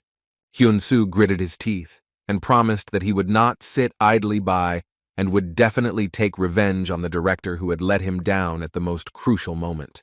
Taking a step forward, he trips over someone's leg and falls with a scream. His subordinates asked if everything was okay and wanted to help him. Full of rage, he raised his head and looked at the one who did it, threatening to hit him, but then froze at what he saw. In front of him was a man in dark clothes and a hood, who looked very tired and angry. Stroking a cat, he introduced himself. It was Yang Min-ho. The creepy guy got closer to him, touching his bangs with his hand. The blonde trembled even more and could not answer. This terrible look frightened him. He had nothing to say. The Superman asked him to be quiet and not attract unnecessary attention. During the cleanup, Kim Jun, as an inspector, asked the guys how they were doing. Everything was more or less fine for everyone. No one had any particular complaints. The only problem that remained unsolved was the equipment, but the brunette promised that the newest ones would be delivered soon and the work would go even better. Seo Yeon and her friend Sang Hyuk were sitting off to the side. The leader addressed everyone and asked them to speak up immediately about what was bothering them, looking at everyone present. The cleaning lady decided to raise her hand, even though she was a little embarrassed to say such a thing in front of everyone. The guy turned to her and gave her the right to speak, turning his notebook over to a clean sheet and gripping his pen more firmly. The food lover had a small but important request. She asked for more snacks in the kitchen. He could not refuse the sweet tooth and wrote it down on the list. Red-Eyed was very happy that her request was heard. The other guys also joined her and demanded that changes be made, but this was too much. Lee came up and, laughing slightly, said that it seemed like the guys were happy with everything and no more edits needed to be made. Before he could answer her, he was interrupted by his student Min Ju, who came running from the next room and, having caught her breath, asked him to come with her. The guy and his former secretary turned around and looked at her with incomprehension. The girl said that there was a very strange monster body here. Longhair was very careful with him and decided to come for help right away so as not to accidentally get into trouble. He looked like a goat. American Hanyu Bin also has no idea what kind of creature it is. After examining it, she reached out to touch it and take some mucus for analysis. But then his eye changes its appearance and makes a strange sound. Only at that moment the former high-ranking hunter remembered who they were dealing with. He grabbed the little one by the collar of her work shirt and dragged her aside with a scream. The girl was more afraid of this guy than anything else. A strange pillar began to grow rapidly from the monster's skull, from which others grew, resembling a strange tree without leaves. The team looked at this strange creature in surprise. Jun Woo said that it was a monster in demonic form that could not be defeated so easily, oxidizing everything it touched. The redhead shuddered when she realized that she could have so stupidly died from her curiosity. But now it didn't matter. Her savior looks at him with horror and understands that this monster has already appeared. Even someone as fearless as him began to tremble. Flashbacks from the past immediately popped up in his head. This monster had previously dealt with all of his colleagues near Soko Station, and the catastrophe of the regeneration dungeon was near. At the same time, after meeting Yang Min-ho, the gang asked their leader who this strange beggar was. Shim stood up from his seat and was about to leave, ordering others not to pay attention, but he himself had something in mind.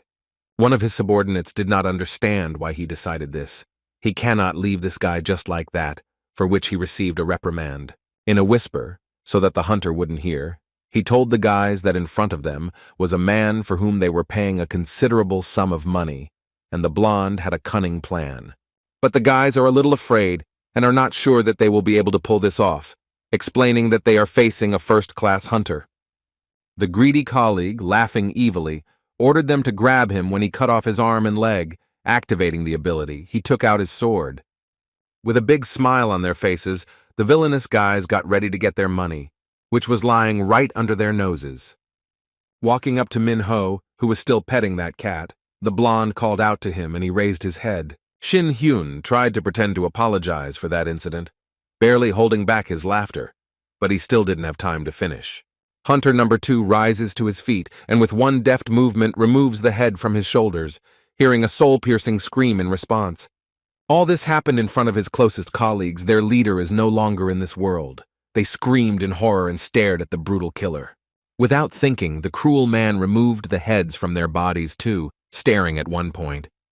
Hearing a voice behind him, he stopped in his tracks and listened. The blonde saw out of the corner of his eye the cat he was playing with, its eyes glowing bright yellow. An employee from the association, Huang Dong-hui, appeared from around the corner, complaining about the overtime work that was hanging around his neck due to his disappearance. This man reported that Mr. Mark was looking for him everywhere. The boy hunter looked at him with an empty and at the same time cruel look.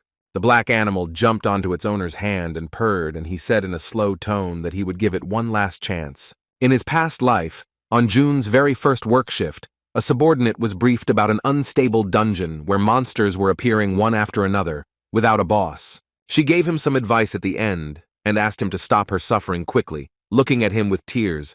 The guy's heart sank from such words of the girl. It was raining outside. The atmosphere was very gloomy. The guy was kneeling in front of her and barely holding back tears. She was amazed by this monster. The next day, this dungeon turned into a real nightmare. In the battle with such creatures, similar to demons in the flesh, all strategies and plans were useless. They became many times stronger. In order to save the most important thing, the precious lives of his people, Chief Kim ordered everyone to retreat quickly and call for reinforcements. Looking at Lee Soo-yeon, Jun saw how he was trembling in fear and couldn't move from the spot. It was barely audible how he also asked everyone to run away. A large team rushed from the spot. Everyone ran as fast as they could. Their commander ordered everyone to survive almost with tears in his eyes. He also assigned tasks to those hunters who ran ahead to help others, and they obediently nodded their heads. As a huge monster with terrifying eyes on its hands appeared in front of them, they had to stop and quickly take further action. As a commander, he took it upon himself so that the others could escape. The guys changed their route and were going to run back, obeying him. The guy has vague memories of that difficult day. Many of his classmates and good friends said goodbye to life that day. He only remembers activating the sacred relic skill and preparing to attack. With a loud cry, after which he lost his voice the next day, he rushed straight towards the huge beast. Having attacked him, the brunette did not think about anything and was not even afraid of dying. It was more important for him to save all his guys. On that terrible day, all the monsters rushed at him in a crowd. He fought with everyone at once, as many as he could reach. The battle was very hot. These creatures were climbing from all sides, not giving anyone a chance to even catch their breath. It was very difficult. Other hunters helped him and did not leave him alone, but unfortunately, they did not have time to cope and died right before his eyes. This mess continued for 3 whole days. The battles almost never stopped, and it was necessary to deal with everyone in any case. The guy fought desperately. They were never able to reach the gates of the dungeon, and it was only a matter of time before their hometown of Seoul was destroyed. All the houses around were in ruins, and there was no living space left on the streets. The city seemed to have become a ghost. Only after this did director So Min-chul take up the matter, realizing the seriousness of the situation and asking for support from everyone across the country, and they were able to retake the territories. The guys were finally able to get to the gates, and as expected, the dungeon disappeared, and this 3-day hell ended.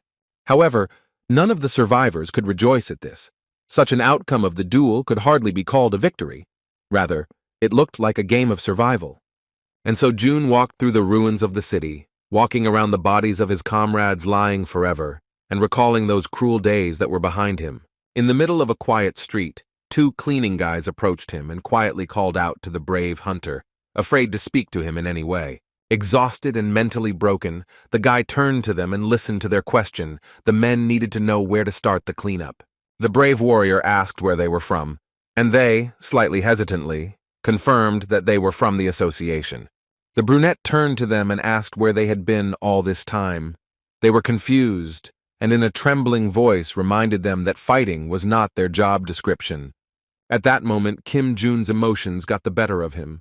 Passing them by, he was very angry, and even he himself did not understand why he said such a thing to innocent people. The guy was mentally broken and very tired. That day he couldn't control himself, or even communicate normally with anyone. His memories were interrupted by a worried female voice, and he had to open his eyes. He flinched when he saw his former secretary Lee standing in front of him. The girl heard him muttering something under his breath. Rising from his chair, he grabbed his head, which was aching from the traumatic memories, but he replied that everything was fine. The guy remembered that there was only 1 month left until the same disaster. The most frightening thing is that this is the only dungeon that is impossible to clear. This was the Omega level. They are very rare, but also the most dangerous, appearing a couple of times throughout history with the most terrifying creatures. He remembered that 40 years ago something like this appeared in South America. Even the most powerful cleansing system could not cope with it. Many civilians and hunters died. Immediately after recalling that day, the boy called the chairman and asked him to call all the task forces to Seoul, but he refused him. So the former hunter decides to take matters into his own hands and approaches Lee Ah-yeon to ask if she will be free next month. Laughing slightly, the blonde showed a huge stack of documents that she planned to sort through in the future, but still agreed to help. Without letting her finish, he demanded that his girlfriend get him a powerful weapon, naming it according to the criteria. She looked at him with incomprehension and remained silent. After a while, the girl yelled at him for something that made his head hurt even more, but their quarrel was stopped by a knock on the door. Raising an eyebrow, Jun thought that perhaps he had forgotten about the scheduled interviews, but according to Lee, there shouldn't be anyone there today. The door opens with a quiet creak, and the guys see a very familiar person, whom they had encountered earlier. It was Im Dong-bin. He was accepted, and the next day he started training under So Yeon and did well. When the test came, they were amazed by him. The girl looked closely at his technique of doing his job and was truly surprised that he was going to become a cleaner. This guy literally grasped everything on the fly and remembered it. It was amazing. Jun and Lee were also delighted by this, but for the former task force leader, such work should not be particularly difficult. Dongbin didn't expect that there was a clear algorithm of actions for cleaning, but his mentor explained everything clearly to him and answered his questions. Looking up, he saw the brunette watching him intently, and unpleasant memories immediately popped into his head. The man turned away abruptly, not showing that he had seen him. The former cleaner remained silent. Mr. Kim thought. Yesterday he thought that this fat man was making fun of him, because it was strange that he decided to work here, considering his past. Yesterday he interviewed him and found out that his enemy is really in a very difficult situation after leaving the association. He couldn't work as a hunter, so he went to work as a strategist in the guild. But then rumors of a disciplinary violation spread and it was rejected. Of course, our hero is not so insensitive in any case. He believes that Dongbin himself is to blame for everything that happened to him, such as his karma, heavily, and said that it didn't matter at all what he was asked to do, and looked into his eyes with hope.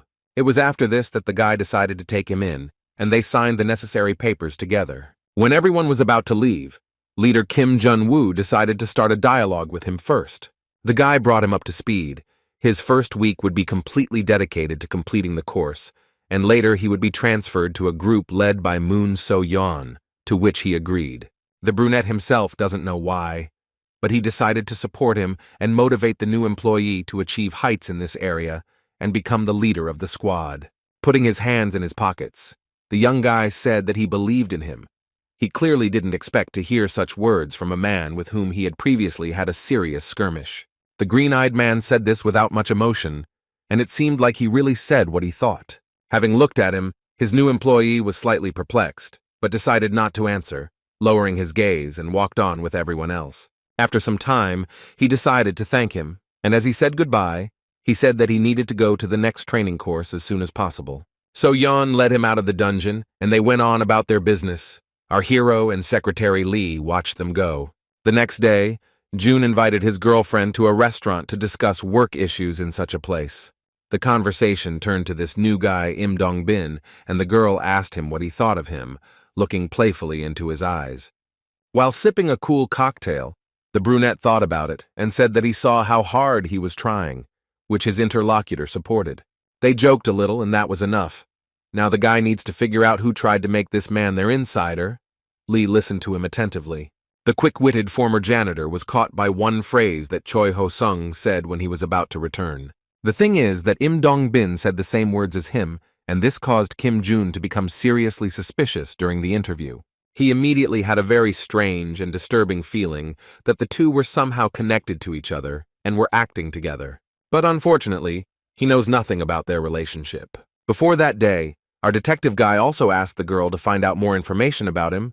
She said that they studied at the same university. Their first meeting for her data happened at a high school reunion, when Im Dong became part of the task force. Ho-sung actively supported him at that time and helped him in any way he could. Now everything falls into place for Jun, and it becomes clear how he was able to achieve such great success as a newbie. Raising her eyebrows and looking into her colleague's eyes, Lee guessed that this guy might have really come to them of his own free will. Leaning his hand on the table, the guy expressed a completely different opinion. He had no doubt that the chubby man was not at all happy with his new job. It seems logical to Kim Jun that Choi could promise to help him return to the association in exchange for some important information. When the girl asks if they have one, he himself cannot give a precise answer, which makes everything even more tense. What scares him most is that he could easily be exposed as having spent money while working at his previous job, and no one around him would be able to understand him. While sipping his drink, he decided not to say anything even to Ah-yeon and kept it a secret. But then she remembered that they received a good portion of funding from the association's budget. Upon hearing this, the brunette even spat out a cold cocktail right on her. The lady covered herself with her hands and got angry at him, staring with an angry look. And June, wiping his mouth, looked at her with bewilderment. Wiping the sticky liquid off her jacket, she irritably explained that all the accounting work was hanging on her and, of course, she knew all about it. This did not please her colleague. He frowned and was depressed, even though Lee did not demand an explanation and promised to keep her mouth shut. Rolling his eyes, he admitted to her that sometimes her skills scared him. The assistant looked at him and winked, laughing slightly, considering it a compliment. In addition, She sees that the new head of the operational headquarters is not indifferent and is suspicious of their finances, and it was hard to disagree with this. Now, the former janitor has a theory in his head that he sent Dong Bin to obtain clear evidence for blackmail or publication in the media. Looking at him from under her forehead, the girl thinks that he shouldn't have been hired here, knowing that he's an insider. Raising his head up, the brunette proudly replied that this was a mandatory step. In the past, when the day of the opening of the regeneration dungeon came, the guys tried to close it earlier, but because of this, they suffered many casualties. Due to this incident, the Korean Association found itself in a difficult situation, and no one had time to catch their breath. At the same time, the international community began to interfere in their affairs, and they became their puppets. And everyone knew that the main reason for such big losses was the leadership of Lee Soo-yeon and Seo Min-chul, who thought that they could handle it themselves. And in order to close it, we need at least 30 operational teams and a declaration of a state of emergency to avoid breaking the law. The guy is very worried about what will happen in a month. If the situation is not corrected now, then on that day they will suffer huge losses. He became very sad. He wants to at least minimize the number of victims if he cannot prevent the disaster. A plan was already spinning in his head that could work. The young man wanted to disable the association and thereby prevent the clearing of the dungeon. June knows that this dungeon will close itself in 5 days, and it will be necessary to evacuate all civilians during this time, leaving the city empty. From all his insidious plans, the guy himself did not notice how he began to smile evilly, and this was noticed by Lee, who was sitting nearby and became a little wary. And he finally came to the logical conclusion that Im Dong-bin appeared just in time. The brunette could barely hold back his laughter. After the first day of the cleaning course, the fat man was very tired, and his whole body ached on the way back home. He needed to call his friend Choi and report the situation, but he forgot about it, so he did it. He made his friend, the manager, happy that they couldn't figure him out and everything went smoothly, and he promised to give Don Bin a place in the main office for good evidence. But he stopped him, and a thought came to his mind. What if none of them were stealing the association's budget? There were a lot of doubts in his thoughts. His classmate Choi Ho shouted at him, convincing him that there was no way he could have made a mistake and that it was important to focus on the task at hand. Silently hanging up the phone, he put the phone in his pocket and went to the nearest bench to catch his breath. Finally, he can rest a little. With a quiet sigh, he sits down and floats in the clouds for a bit, enjoying the pleasant breeze outside. But still, the thought of this task did not give him peace. It seems to him that this man is even more cruel than Min-chul. He begins to doubt him. In his association office, his friend Ho Sung stood and looked at the night view from the window. He did not want to increase suspicions by frequent communication. He lowered his head and thought about this whole situation. His comrade had a chance to remain a cleaner forever if he didn't obey orders. His sad thoughts were interrupted by a knock on his office door. He was not expecting anyone but invited a guest to his office. The best hunter Min-ju came to him with the purpose of talking about something very important. Walking through the door, she was indignant that the workload had increased by 30%, and it seemed to her that this was too much. Turning to her, he objected that they couldn't handle all of this given the help of the guilds, looking at her questioningly. Exhaling, he couldn't believe his eyes that the elite huntress of the entire association was whining to him right now. Taking a couple of steps forward, the girl clarified that this problem only arose with the cleaners and looked the man in the eyes. He looked at her and asked for an explanation of where such problems could have come from. In a calm tone, the long-haired woman said that those situations had actually been gradually accumulating, and now they were having a hard time. But what angered Choi Ho the most was that the hunter interfered in the cleaners' affairs and tried to help them, and he yelled at the girl for this. She did not remain silent and raised her voice in response to him, looking straight into his eyes. She does not like this division of people into categories of important and not so important. However, for this stubborn man, these people are nothing more than support, and in his opinion, do not deserve respect. The long-haired girl continued to confidently stand up for them and asked to expand the staff of cleaners or hire a cleaning company. The stubborn man looked at her sideways and asked about Kim Jun, who could have persuaded her, but she confidently refuted his assumption. After thinking it over quickly, Choi Ho-seong decided to retreat this time to avoid arousing unnecessary suspicion. The yellow-eyed girl looked at him intently and was not going to back down, which he knew well. Sighing slightly, he promised her to consider her proposal and give an answer later, letting her leave the office. Minju said nothing and silently left. The next morning, Jun had a visit planned to the association with his assistant. Entering the building, he looked around and still felt confused. He needed to get to the main office. He couldn't believe his ears that they were the first to offer to conclude a contract. He walked down the corridor, smiling maliciously. Arriving at his destination, he politely greeted the new leader Choi and sat down in a comfortable chair directly opposite him. The man was the first to start the dialogue.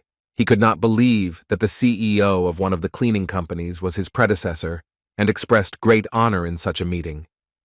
Jun was of course glad, but asked not to make such formal greetings, suggested getting straight to the point, and asked what pace of cleaning was interesting. Leaning on the back of the chair, he doubted that he understood this. He said that good quality of work remains if you take no more than 3 dungeons per day. Having thought it over carefully, the young guy offered to sign a contract for 10 appearances per month for one team. Looking him closely in the eyes, he immediately asked for the cost. The former cleaner was already ready and presented him with a document where the approximate price list of the service was written. Choi picked up the document and his eyes almost popped out of his head from such astronomical prices. He decided not to show that it was dear to him and agreed to continue working under these conditions. The brunette immediately saw through him. This man does not know how to hide emotions and pretend as if nothing had happened. They continued the dialogue. Having heard that it didn't matter to him which team would help, he immediately offered a squad with the newcomer, smiling slyly. After thinking about it for a bit, he asked for clarification with a hint, raising an eyebrow and looking at the guy. He waved his hand.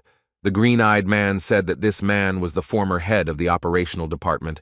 This one immediately guessed that it was Dong Bin. Ho Song pretended that he was not satisfied with this option either, looked away and began to get a little indignant. But still, he agreed with a smile to hire this squad. Jun politely thanked him for his trust and began to look for a contract. The man complained about the huge amount of work and leaned forward, thanking the young guy who turned away from him and smiled maliciously. There seemed to be some kind of struggle between them. Both of them felt this interesting atmosphere. After the managers had decided everything, they agreed on the date for payment of services. Kim left the office where his former secretary was already waiting for him, who did not understand why he had chosen that particular team for them. The guy didn't want to reveal all his cards and therefore ran away from the answer. Such secrecy on his part really angered his girlfriend, and she lost her temper. Putting his hands in his pocket, the guy walked on without answering the question. This infuriated her doubly, and the girl hit her colleague on the leg. The blow was quite strong. The brunette knelt down to look at the bruise, and then turned his gaze to her in surprise. With her arms folded across her chest, the girl was very offended at him for not trusting her and deciding everything himself, leaving her in the dark while he looked at her with bulging eyes. With a heavy sigh, she turned away from him and was about to leave, and the former cleaner was angry that she hit him and wanted to throw her out of the company. However, after cooling down a bit, he realized that he couldn't do this. A Yeon would be very useful to him, and he had already become attached to her, although he was irritated because of her. Having gotten to his feet, the green-eyed man nevertheless decided to share with her what would happen in 3 weeks, because of which the association could collapse. The girl listened in surprise.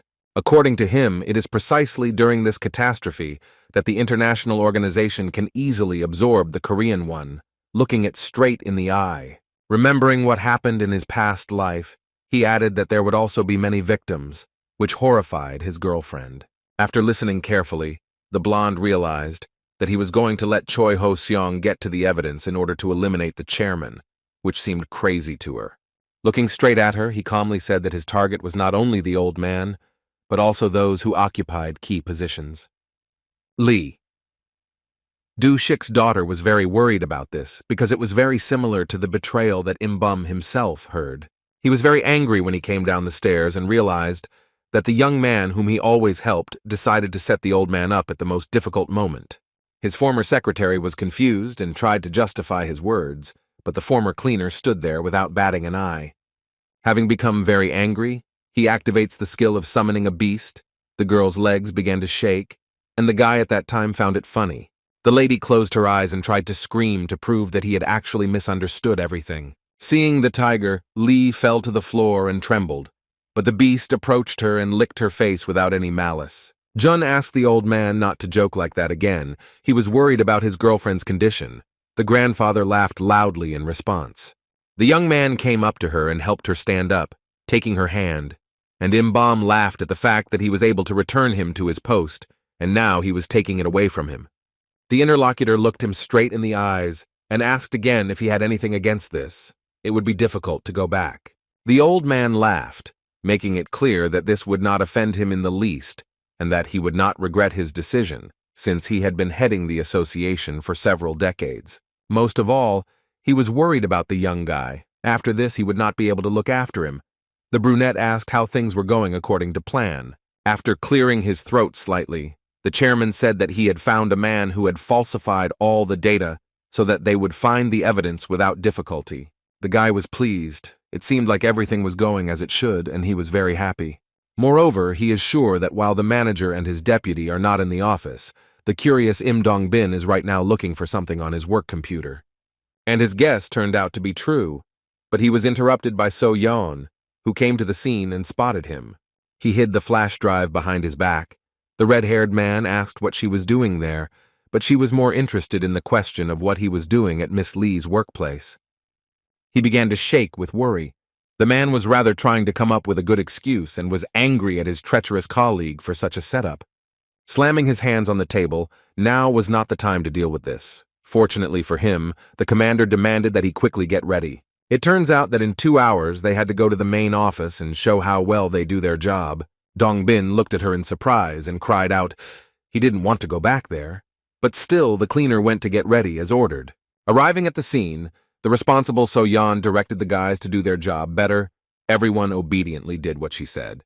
While cutting the monster, the narrow-eyed man thought about his next plan of action.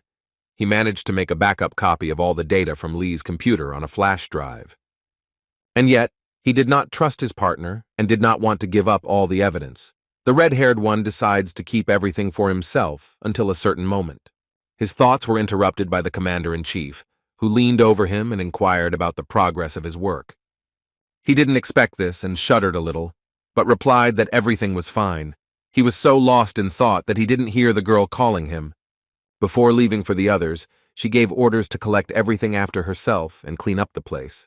With a wide smile on her face, the red-eyed one praised him and went with the others to the boss's hall. Dong-bin glared at her, feeling humiliated as he realized that their roles had been reversed, and a feeling of helplessness grew in his soul. The man had already managed to think to himself that the girl was making fun of him. He gave his word to himself to rise to the top and take revenge on So-yeon for this. She must be very pleased that she is in charge of someone like him. Pulling himself together, the cleaner decided to finish the job quickly and concentrate fully on it. He was delighted that he was so good at cleaning up this dirt. It really relaxed him and freed him from bad thoughts. Finally, the day was over. The guys were all happy and headed home. On the way back, the leader approached him and asked where the remains he had collected were. The narrow-eyed man calmly pointed to the cart into which he wanted to put the box with them. It seems that he forgot to pick them up. The manager was confused and ran to the portal, wanting to quickly pick them up before closing. However, unfortunately, she didn't make it in time. Right under her nose, the dungeon closed. The other boys' hearts began to pound. They were scared of the possible consequences. They had to turn to the huntress who was cleaning him and tell him everything. After hearing what she heard, the girl was beside herself. She yelled at Dong-bin for his mistake. The guys stood there with their heads down and remained silent as they listened to the reprimand. So-yeon saw that his subordinate felt awkward and humiliated, and she felt sorry for him to the point of tears. And the huntress took advantage of the moment to remember the past and respond in kind. Approaching him, she looked down at him intently. The cleaning girl felt even more sorry for him. She couldn't stand it, and was the first to ask for forgiveness for his mistake, bowing low to the squad leader. She took full responsibility and asked him to scold only her. Looking up, she said that this was his first real assignment. The short-haired girl looked at her with slight misunderstanding, hearing that she would reimburse the costs of this cleanup. Her eye twitched. After talking to the sweet lady in calm tones, the huntress realized that she had unconsciously lost her temper due to anger at the new employee. He stood with his eyes lowered to the floor. So-yeon had no intention of backing down and apologized again, promising to make a detailed report to the CEO. Sighing, The hot-tempered colleague fixed her hair and promised to turn a blind eye to this incident, but only for the first time. The girl was very happy and thanked Commander Chu. She was already tired of hearing these thanks and asked the guys to leave the office. Coming out of there, she breathed a sigh of relief. Everything went better than she expected. In a slightly sad tone, she addressed her subordinate by name. He looked at her and already mentally expected that she would start swearing. The guys stopped for literally a minute, and so Yon looked at him with concern and asked him not to take what happened to heart. She, trying to diffuse the atmosphere, told how she got lost on her first mission and cried. The narrow-eyed man looked at her and became completely confused. Dongbin lowered his head and couldn't understand why she was comforting him and standing up for him. If it was completely his fault, these thoughts haunted him. At the association, his evil comrade was having a telephone conversation with the president of a construction company. Choi Ho-sung promised them with a trembling voice that he would exchange the weight for a fine and a free training center in Gyeongnam. Kang Seung-hyun demands immediate payment. He is tired of waiting more than a few weeks and threatens to tell the reporters everything. He did not trust him again and simply hung up. Hearing the beeps, the man was very angry at such behavior on their part. In a panic, the new head of staff began calling his classmate Don Bin, but there was silence in response. There were no beeps, and later it turned out that he had turned off his phone and it could not contact him. The man was filled with rage from the pile of problems. He hasn't been in touch for several days.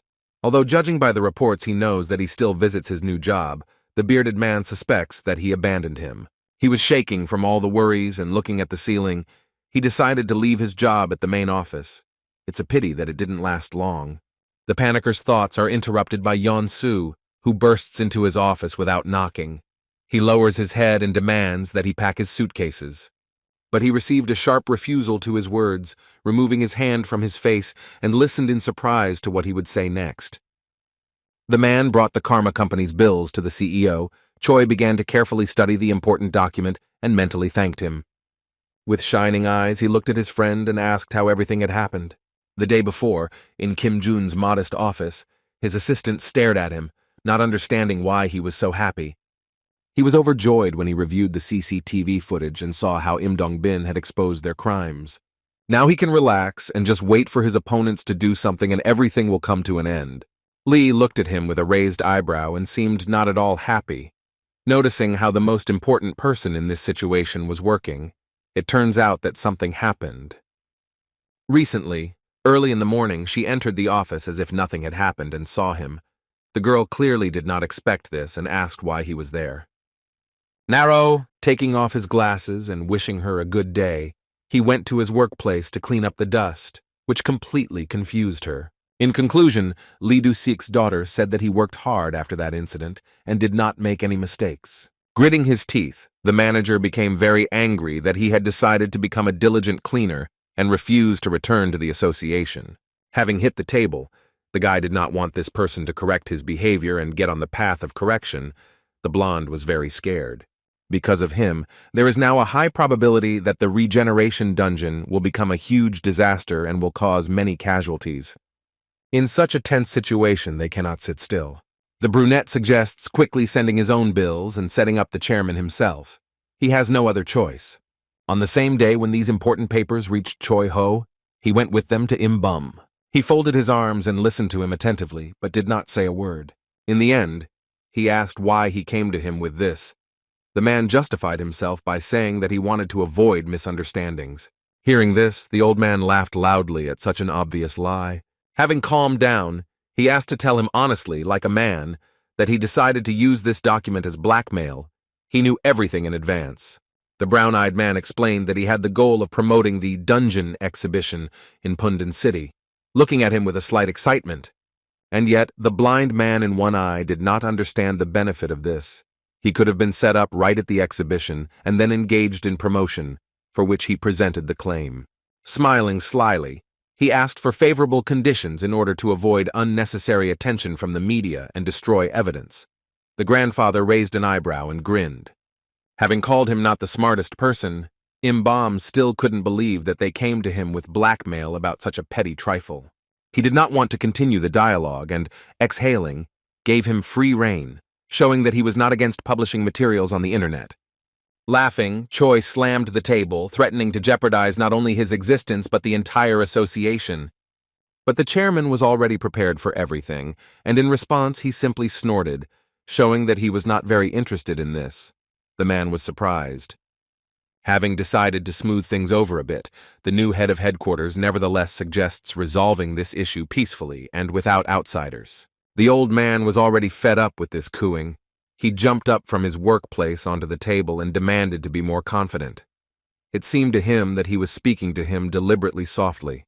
Imbam, shouting, compared this evidence to a powerful weapon and said that they should literally bite into his throat and not beat around the bush. His subordinate certainly didn't expect such a reaction, and he stood silently, unable to find the right words. In his thoughts, he understands that he greatly underestimated him.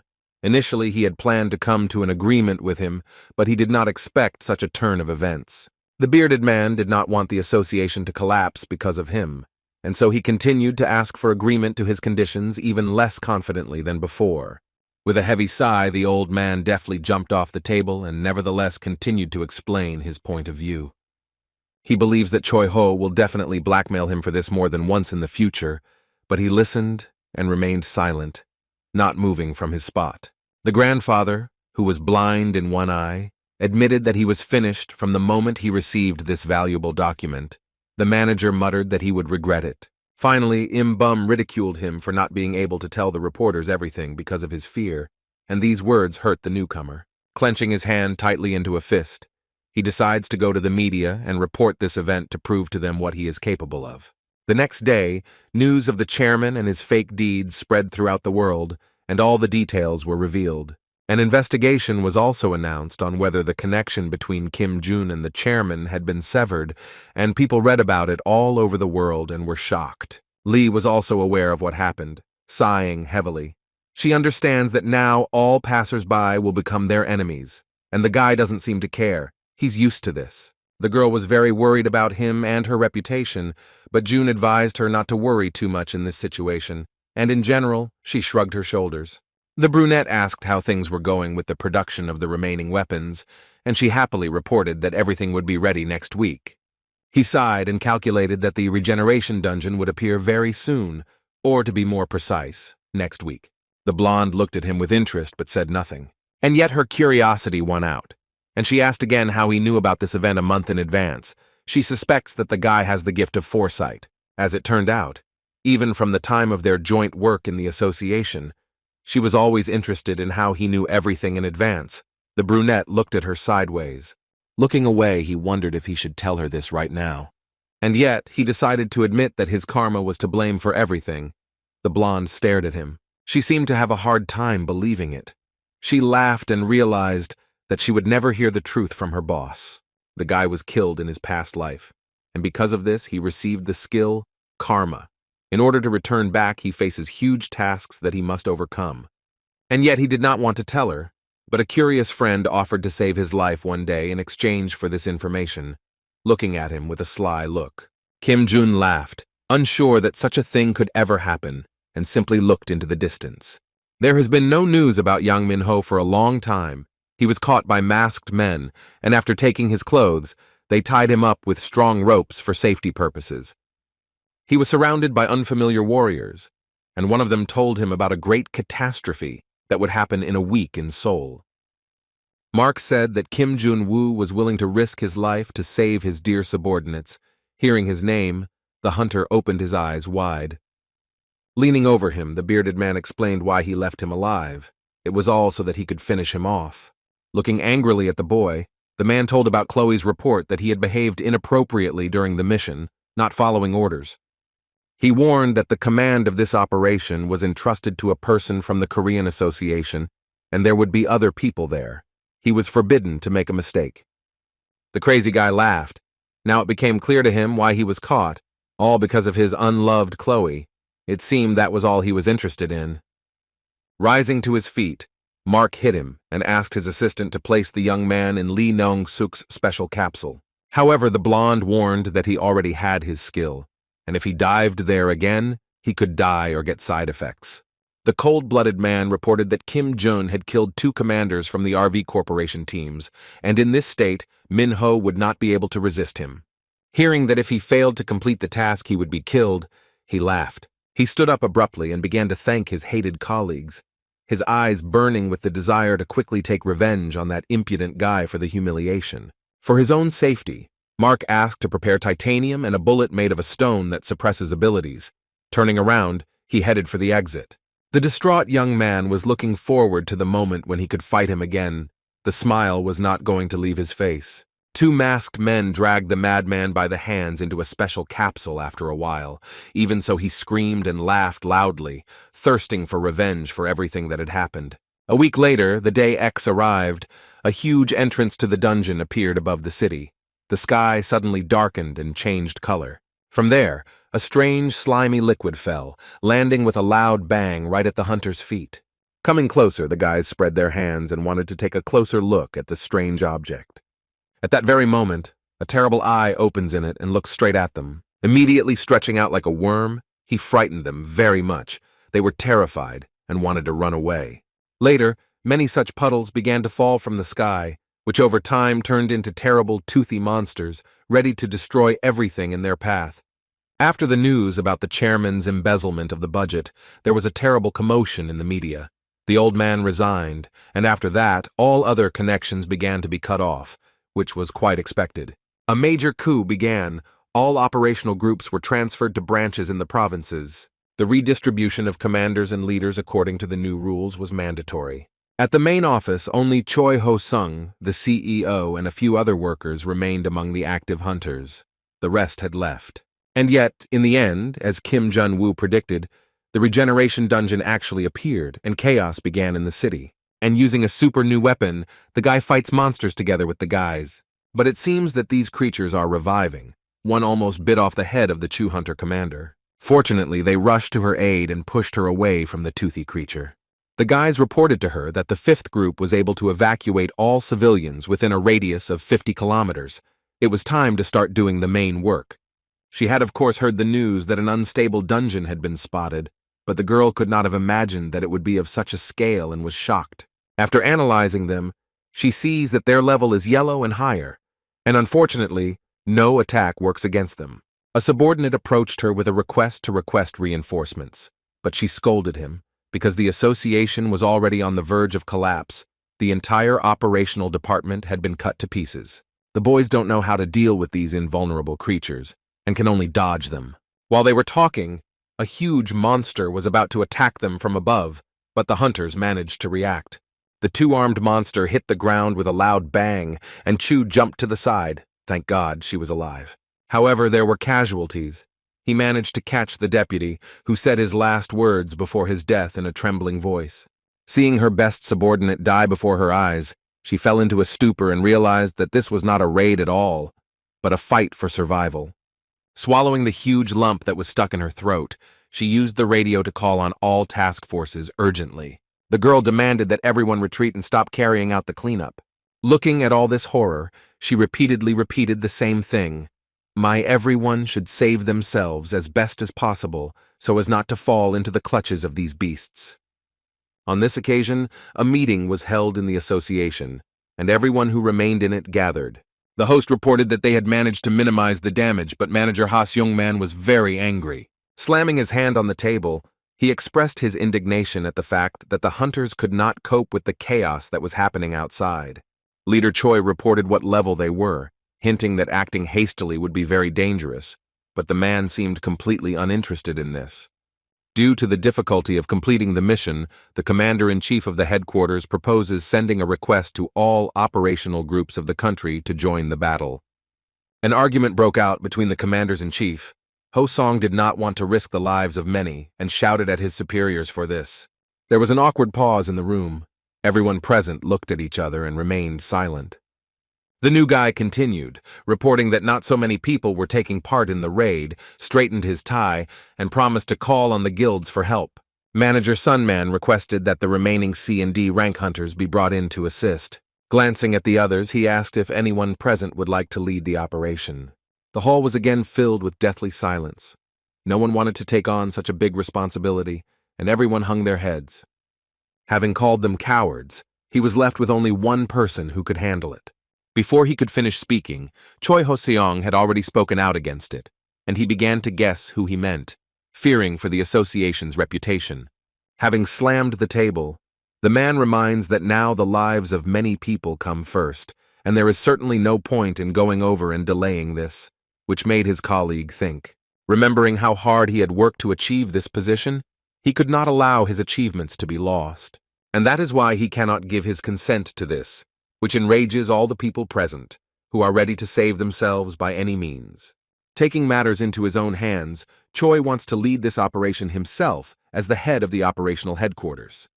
His first order was to discuss strategy with the task force commanders, and everyone listened attentively. Then, he gave the order to Hwang Dong-hui from the management department to collect data on the monsters. He obediently nodded his head. Meanwhile, June had already arrived at the scene by car and had come up with the idea of catching at least 50 monsters before the hunters arrived. Lee was worried about her risky colleague and asked to take at least the American Han Yu-bin with him. The guy looked into the distance. He remembers how in his past life these monsters dealt with his best subordinate and does not want to repeat such mistakes again. The brunette doesn't want to wait and decides to go there quickly, asking his assistant to get what he asked to bring here. Without wasting any time, the guy is going to change clothes right in the car, which surprised Lee. Before leaving, he asked the girl to stay here in the car but to be in touch and report in case of danger. Looking out the window, the blonde asked him to also be careful and attentive outside. In the past, Commander Chu received a small injury in a battle, but because of it, she had to hide and sit out for a while in a quiet place. But even there, a toothy monster from a terrible dungeon found her and was about to attack.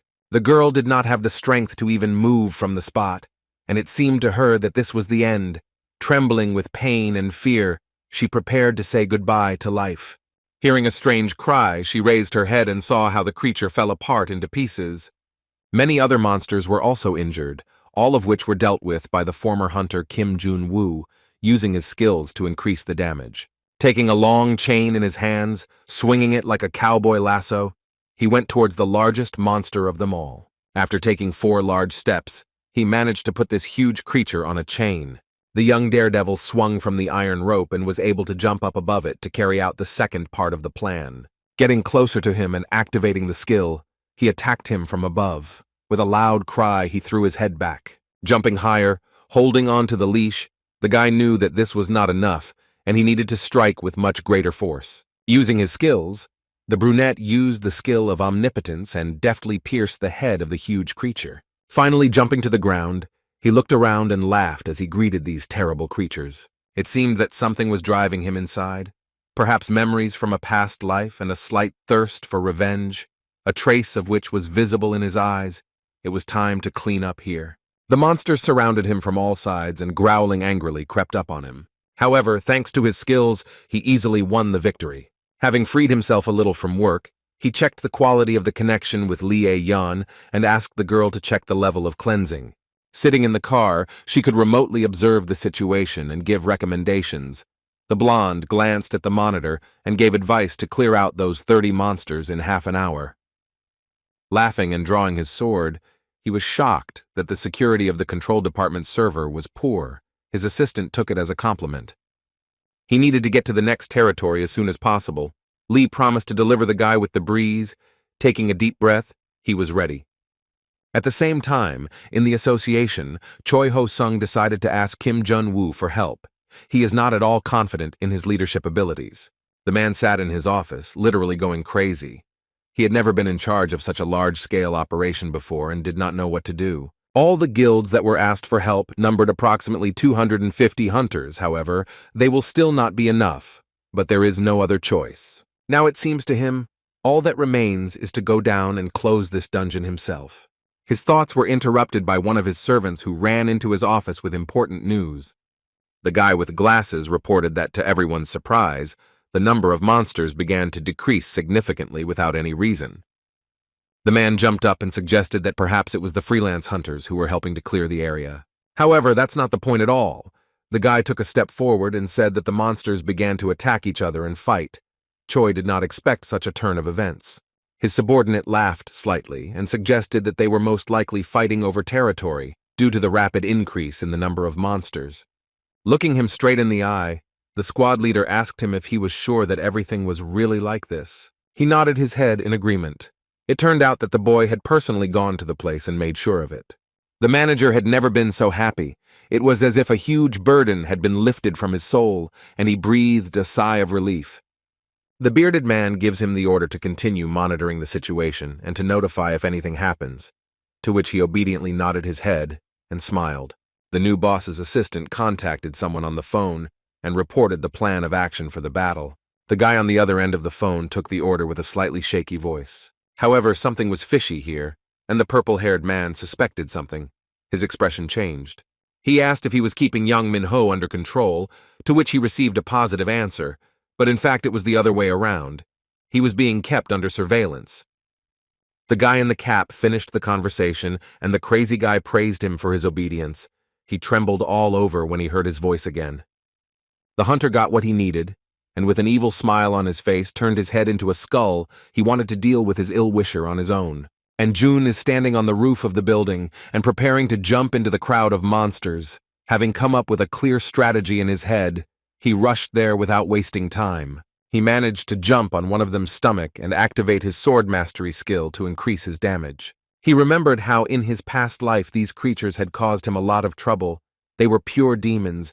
It was necessary to use sacred relics. Of course, having fought alone for a long time, he felt very tired in his legs. Kneeling down, he decided to catch his breath for a couple of minutes. A system appeared in front of him. The Demon King's skill was still blocked for him, which was very bad. He remembers how this opportunity was available to him before rebirth. If it were the same now, everything would go like clockwork. During all this time, the guy thought that he had only been able to defeat 24 such monsters. Lee heard his indignation and asked how he was doing. Despite his positive response, she demanded an immediate retreat, threatening to call for reinforcements. There was a serious threat to his life, but he remained stubborn. Their conversation was interrupted by Chief Chu, who limped on one leg and approached him, covering her shoulder wound with her hand.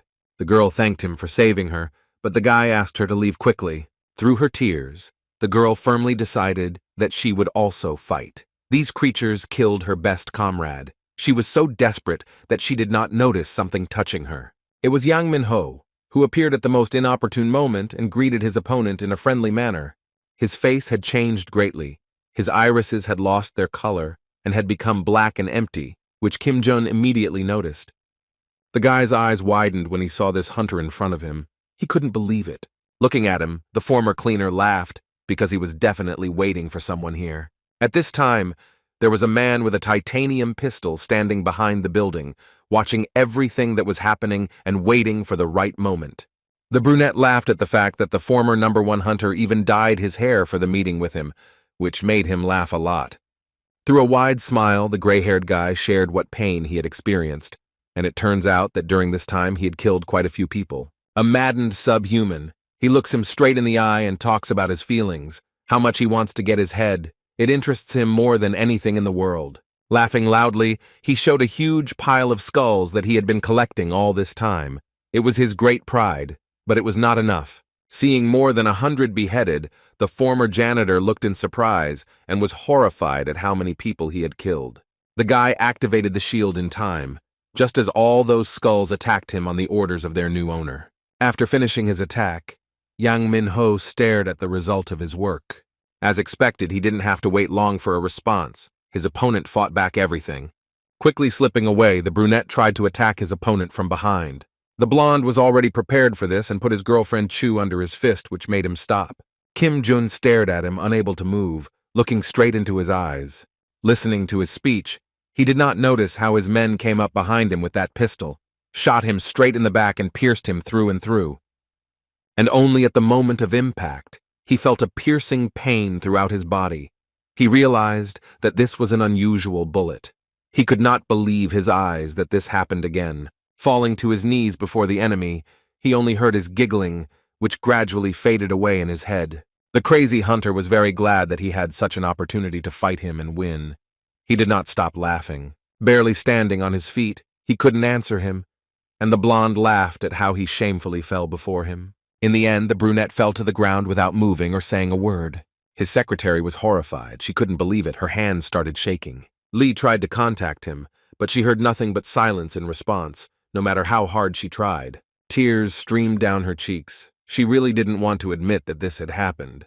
Pulling herself together, she refused to believe that her best friend could be killed so easily. Putting all her things aside and turning off the devices, she went outside to check her luggage. As she felt she had managed to grab the very pistol that this smart guy had taught her to shoot with, the blonde called Min-ju for help, briefly explaining the situation. His student was also fighting at that time, and was very unhappy that he had thoughtlessly gone alone to that very place. She called her American friend Han Yu-bin, who was already having a blast and was happy that she could fight. The redhead is crazy with happiness that she can finally stretch her legs after playing with rags. The long-haired girl also decided to ask the guys from the guild for help, and could not get a refusal. The guys went to her. Without thinking twice, Mrs. Lee went to look for him first, despite the fact that everyone was acting arbitrarily for his sake and could get a scolding. Running as fast as she could, the girl remembered all the best moments with him and cried, with hope in her heart, to get everything back. The brunette lay motionless on the ground. Everyone already thought that he was finished. The enemy team leaders reported to their partner that they had used the irregular under the influence of the ability suppressing stone with pride. The guy in glasses praised them, promised to report to his superiors about the work they had done, and grinned slightly. Suddenly, he heard a loud, piercing scream from one of his colleagues on the phone and didn't understand what was going on. As it turned out, someone attacked him at the most unexpected moment, cutting off his hands. It was Kim Jun who stood up and picked the perfect time to attack. Immediately after this, the brunette sat down and stopped moving again. The barrel of this pistol was pointed at him again, waiting for the order to shoot. The guy on the other end of the phone demanded the team leader answer him after hearing the heartbreaking scream again. For this, Min-ho now got angry at his stupid subordinate and cut off his head from his shoulders. He was beside himself when he saw that he wanted to shoot a hole in her. The blonde had wanted to get such a trophy for a very long time. While there was all this commotion, the leader of the hunting party ran up to the guy in the cloak and stabbed him in the back. Chu confessed that Jun-woo was her former boss, and she didn't want anything to happen to him by hitting him back in the same spot. The enraged hunter turned to her and was about to take her head, swinging his hand. But he was too slow. His shot opponent managed to activate the hyperboost skill and pin him to the ground with his foot. While he fell, the wounded man grabbed his former subordinate in his arms and carried her away. He could not understand how this could happen. Other subordinates ran up to Yang Min-ho and demanded an explanation from him. Laughing, the madman looked at them with wide eyes and wanted to compensate for his losses of those jewels that were broken. Jun and Chu stopped in a more or less quiet place, and he advised her to quickly leave here, holding her stomach. She resolutely opposed it. She wanted to thank her colleague for everything he had done for her. But now, at this moment, he was most interested in this stone that was shot at him. The brunette is sure that before the rebirth he felt the same. The first thing he felt was the numbness and loss of strength. Because of this, he did not have time to attack or even use a shield. Those bullets contained this substance. But now everything is a little different. Under its influence, the guy loses all his strength. His abilities are cancelled. To begin with, the short-haired one helped him to heal using medicine, but he will have to be immobilized for 10 minutes, which is dangerous for him. Leader Huang Do-yi, as always, he answered him with a smile. These guys were just a resource, and the irregular, according to him, is no longer dangerous. Kneeling down, he boldly said that he had found a more useful thing. This is the same backup that is very similar to a remote control device. Hearing about this, the bespectacled man was afraid that such an important thing had fallen into the hands of a madman. Having to urgently restructure all plans and change strategy, he turned to Team S. The commander-in-chief ordered them to get rid of this annoying Min-ho, of course. After the irregular, they obediently nodded their heads. At this time, the opponents had already found the location of the very first target, where Jun was hiding, healing his wounds. The men in black jumped down and were ready to end it all right then and there. The brunette asked his former subordinate Ji-yeon to quickly run away from here, but she, on the contrary, rushed to fight for him. It was necessary to wait for time. With one blow, they knocked her to the ground, and with the second blow, they activated a special skill with which they were going to deal with Jun. They pointed a gun right under his forehead. He saw everything and didn't know what to do. He couldn't move because of the effect of the treatment. But then he saw a very bright light before his eyes. The company representative's girlfriends came to help him and repelled the attack just in time. The red-haired American desperately fought with all her might against the attackers. She was very glad that she could finally let off steam. The man felt that he couldn't handle her and asked where the little one got so much strength. Hearing what she was called, the wild girl became even more angry and yelled at him. The shorty pressed even harder with his huge weapon, and he slowly moved back. Activating the additional skill, she broke through his only defense that saved the bully. At that time, Minju's student was fighting with another person and was doing well. And only in the middle of the battle did her opponent notice that she had activated her power, lost her sword somewhere, and was repelling attacks without it. Finally, the 10 minutes that Jun needed to recover his strength passed, and without wasting any time, he took out his weapon from behind his back. He hit the enemy hard on the back of the head, and he fell to the ground with a loud cry. The guy thanked his girlfriends for saving him and suggested that they quickly continue the operation. However, even now he didn't want anyone to help him, and asked the girls to go away from the place of the massacre. They looked at him in surprise. Kim Minju was the first to object to him. She had no intention of retreating and wanted to fight side by side with him. The brunette didn't like this tone of communication, and he ordered her to leave here quickly once again, looking intently into her eyes. The swordswoman held her sword to his neck, giving him an angry look. With tears in her eyes, she said that she would become his if he did everything alone. The long-haired girl reminded him that he no longer had the right to order her around, since he was no longer in the association. The guy rolled his eyes in displeasure. Her American friend Han Yu-bin supported her. Despite her tough character, she also didn't want him to take everything on himself. The girl is very stubborn and is not going to leave the battlefield like that. She is more stubborn than the brunette thought. In that case, he decided to retreat and entrust them with clearing the regeneration dungeon, asking them to promise to return alive. The girls smiled and listened to his instructions. He asked them to hold back the monsters while he dealt with the International Association. They obediently nodded their heads. The boy is very happy that he can now give it his all and fight these people with all his might. In the blink of an eye, everyone scattered to the sides, starting to carry out their tasks, while Mr. Kim stood in place. He heard a slight cough from his opponent behind him, and he remembered another very important matter that he had to carry out. Crouching over him, he grabbed him by the hair and demanded that he give out information about the titanium pistol, to which the man laughed and asked him not to bluff. He understood his hint. He stabbed him in the shoulder with a knife. His opponent screamed, and he laughed at him at that time, smiling broadly. This internationalist really thought that this guy was not capable of such a thing. At that time, Seo-kyun was dealing with the crazy guy Yang Min-ho. As always, he repelled all attacks using delamination. It seems like the guild leader is losing to him. He is taking quite a bit of damage. Laughing, the blonde said that he would send him right now to his friend Chang Yul, already pointing his hand at him. The jock had already resigned himself to the fact that his end was coming, and he lowered his head without saying anything. Smiling widely, the crazy guy admitted that he would like to add his head to his collection. Before he could finish speaking, he stared at something behind Seo-kyun. Kim Jun, who looked almost like a new guy and was full of rage, was walking towards him. His eyes widened and he stared at him, surprised that the boy could have survived that bullet. In a second, he jumped closer to him and punched him in the face, asking him not to talk too much. The leader declared the second round between them open, looking at him intently. Min-ho's minions appeared behind him, with various weapons in their hands, but now he can fight at full strength and is not afraid of them. Having opened the system, the former janitor removed all restrictions from the skills and was ready to attack the opponents. The blonde was frightened by such a powerful energy that emanated from him and demanded his servants to quickly deal with him. Kim Jun has broken ahead of them and already knows how he will act next. Using a combination of his two skills, the green-eyed man takes care of all of them in the blink of an eye. Lifting them into the air, the madman sat in shock. This man was able to kill the most elite team in the blink of an eye. The former #1 hunter was not surprised by anything like this. In such a situation, seeing how a simple cleaner easily killed all of his subordinates, he had only one thing left to do. From his pocket he took out the find, which looked like a control panel, informing him that the association building and the operational department were mined. The wounded guy thought he was just crazy and just continued to watch his actions. However, he was shocked that he actually told the truth, blowing up the building in front of his eyes. With a wide smile on his face, Minho only destroyed the management department, watching the boy's reaction further. He demanded to be a good boy so that he wouldn't blow it up, and the green-eyed operative couldn't allow this to happen, since all the headquarters staff were there.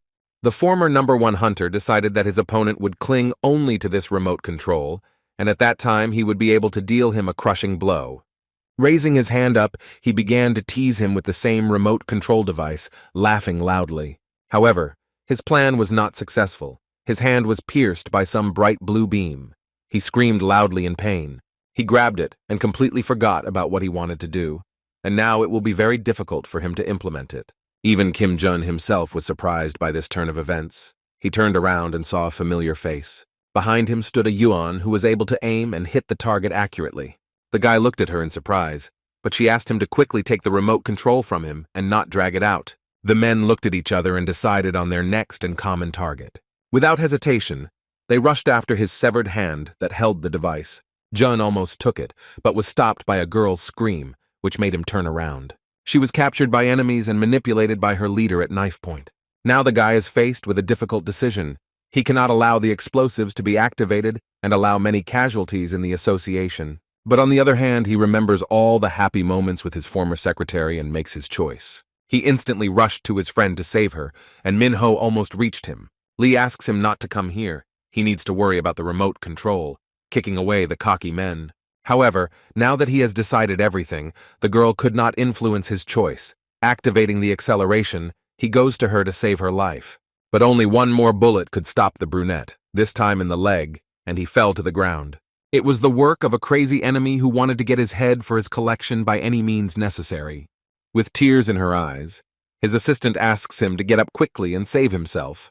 Unfortunately, the guy had no strength and all he could do was crawl, which he wasn't very good at either. Minho attacked him from behind at this time, activating a powerful explosion of blue fire.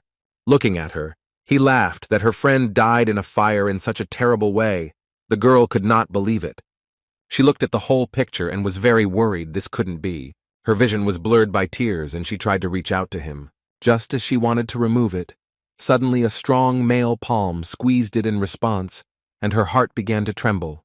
It was his hand, and she was very glad to hear his voice again, but he looked like a completely different person. The boy thanked her for helping him unlock the Demon King's special skill. Looking sideways at young Minho, he admitted that no one had ever irritated him as much as he had. Such an enraged look, coupled with this skill, seriously scared him. He froze in place and couldn't move or even breathe. The leader asks the girl to retreat. Something really hot and dangerous is about to start here. Activating the Demon King's skill, he prepares to teach everyone a good lesson. He instantly settles all the offenders who were near him, including the main crazy guy himself. He got it pretty bad. But even in such a situation, he was able to use his strength to try to resist him. All he had to do was forcibly sacrifice all his subordinates in order to win. Everyone who was nearby screamed at the top of their lungs, giving all their life energy only to him. Now the wounded souls have turned into a skeletal form, revealing the true nature of his power. Kim Jun is also awake and activates his ability, carefully observing the enemy's actions. He ran his finger through the air, creating a thin, bright blade that slowly moved towards the crazy guy. His body was cut in half. He stood there and didn't say a word. Everything was already blurry in his eyes. He didn't have time to react to it and just smiled. After this attack, the manager fell to his knees. His assistant ran up to him, wondering if everything was okay. He sighed heavily and looked at the former #1 hunter who was still speaking. Lying on the ground, he promised that from tomorrow the RV Corporation and its members would search for all those close to him. Lee managed to turn on the recorder in time and record everything. Now, 2 former employees of the association began to laugh, showing evidence of his crimes, promising that tomorrow the whole world would find out about everything. Raising his hand with the remote control, he wanted to blow up the last building that was left. But he was stopped by the laughter of the guild leader. S.O.K. Hyun is very good with technology, and he said that even if you press the button on the remote, nothing will happen. The enemy is very unlucky. The young blonde opened his eyes wide and was shocked by this final setup. Kim Jun approached him and was ready to end the showdown with him on this note. A fire broke out at that place after our hero's final attack. After the guy had done his part, he called his subordinate Dong Bin with a very important request. When the conversation turned to the theft of information, he nervously laughed and tried to justify himself, but was interrupted. Using his usual cunning manipulations, he revealed that he knew that he had decided to cancel his agreement with Choi Ho-sung, threatening to fire him. Looking out the window, the red-haired man asked why he had called him. The former janitor ordered Bean to retrieve explosives from the main office. He was very upset and did not want to do it, but under pressure he still had to, and he went to get ready.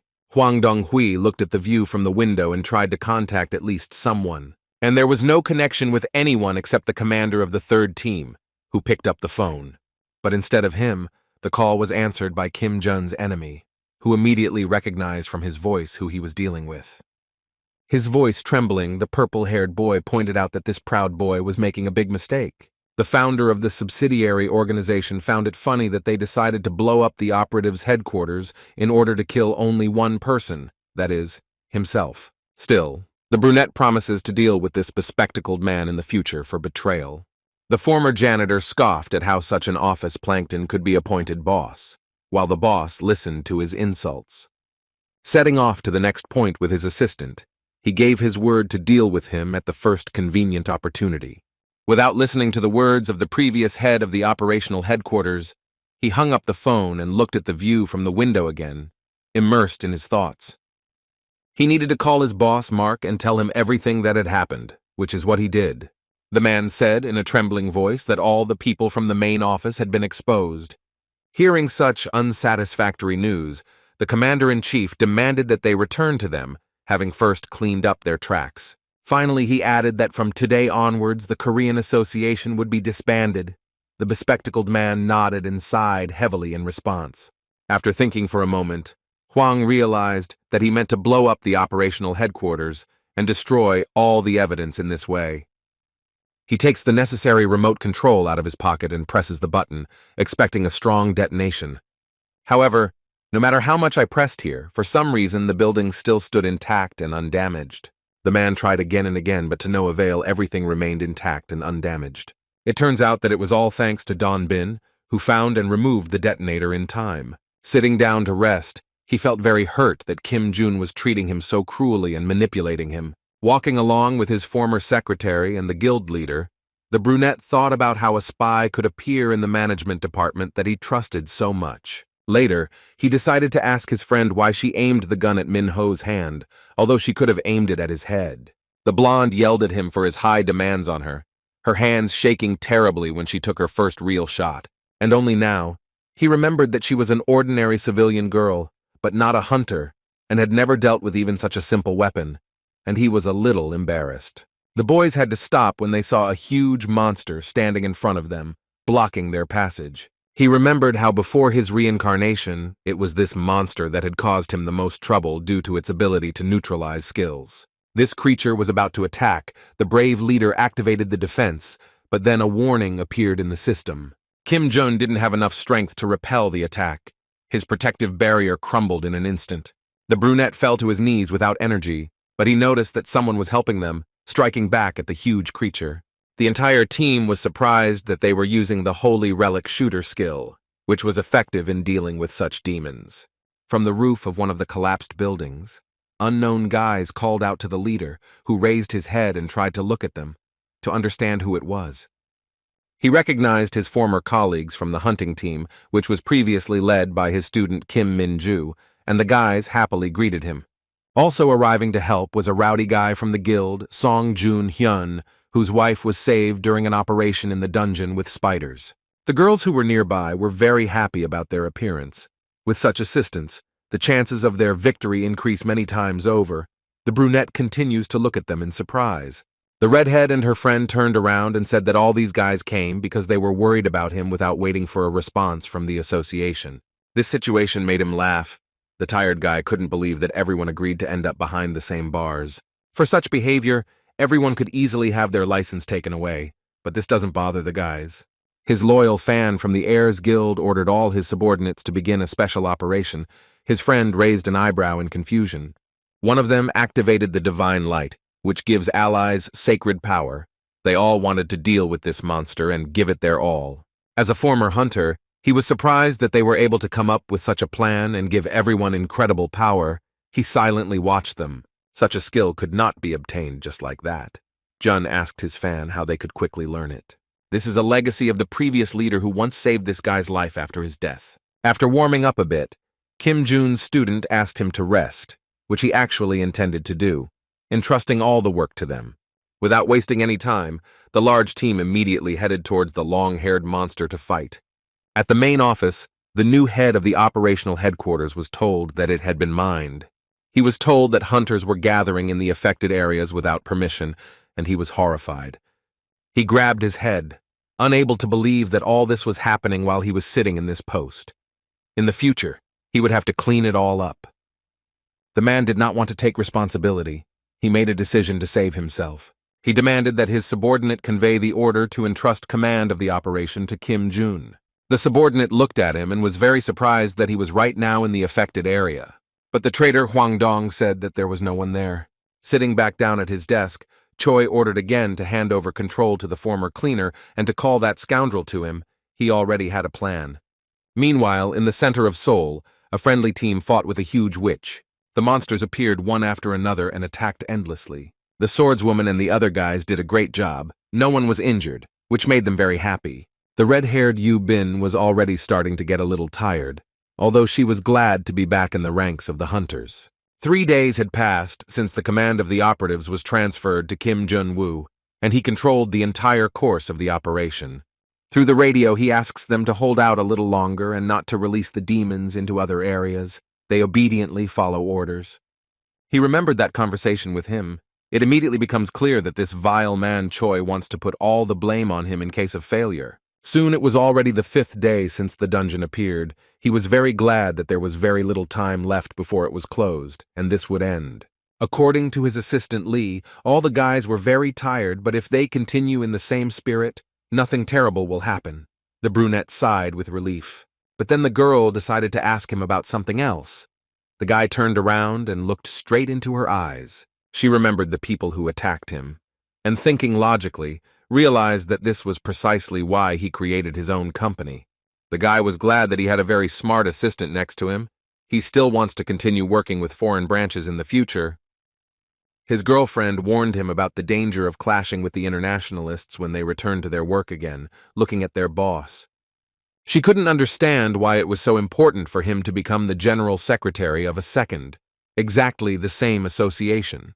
It was clear from her that she was very worried about her risky friend, and she suggested an option where he could avoid getting involved in such dangerous situations. Looking down, the brunette reminded her that this was his personal goal, and if she didn't like it, he suggested that she leave in a calm tone.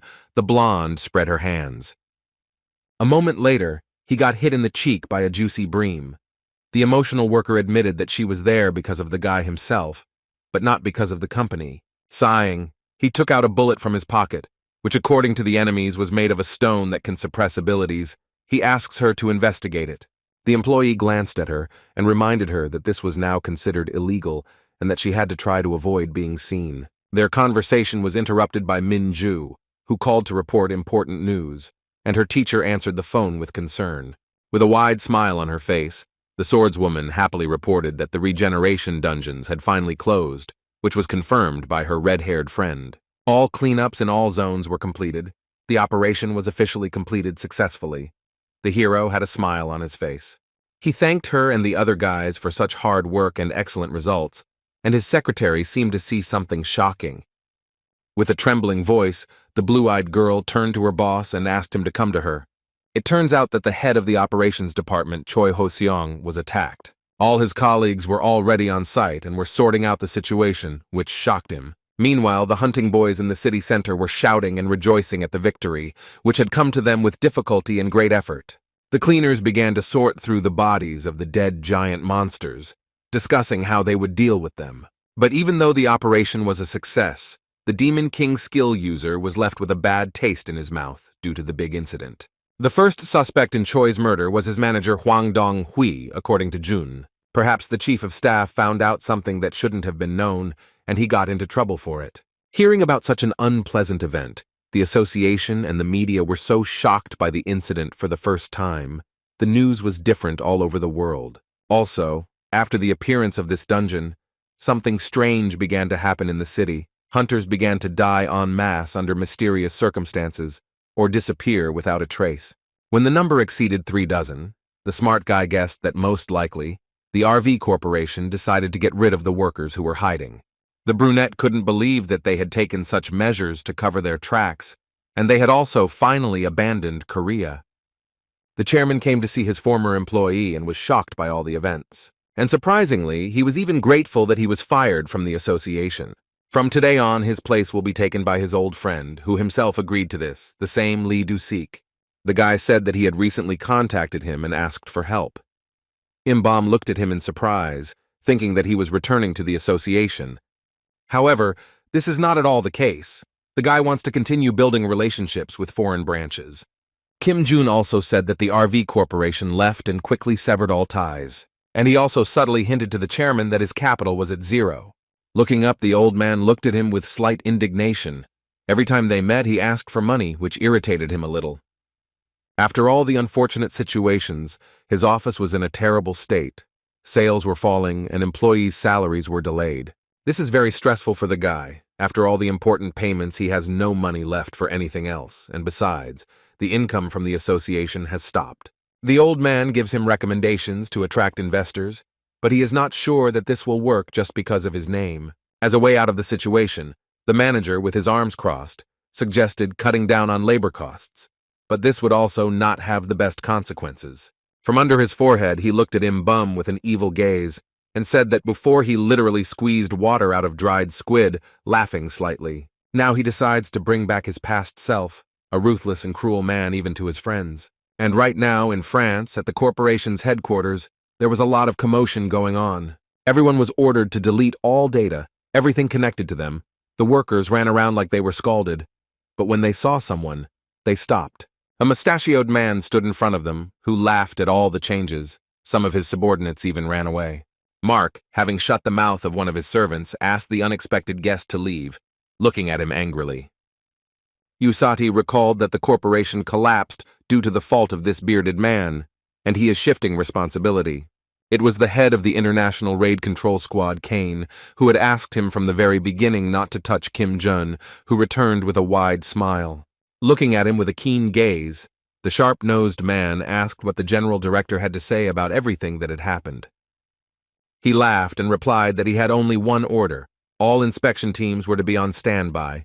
Sweat broke out on the bearded man's forehead. Usati was struck by the fact that the head of the team, Monsieur Kwan, had still not been removed. He looked at his interlocutor with interest, tilting his head to the side.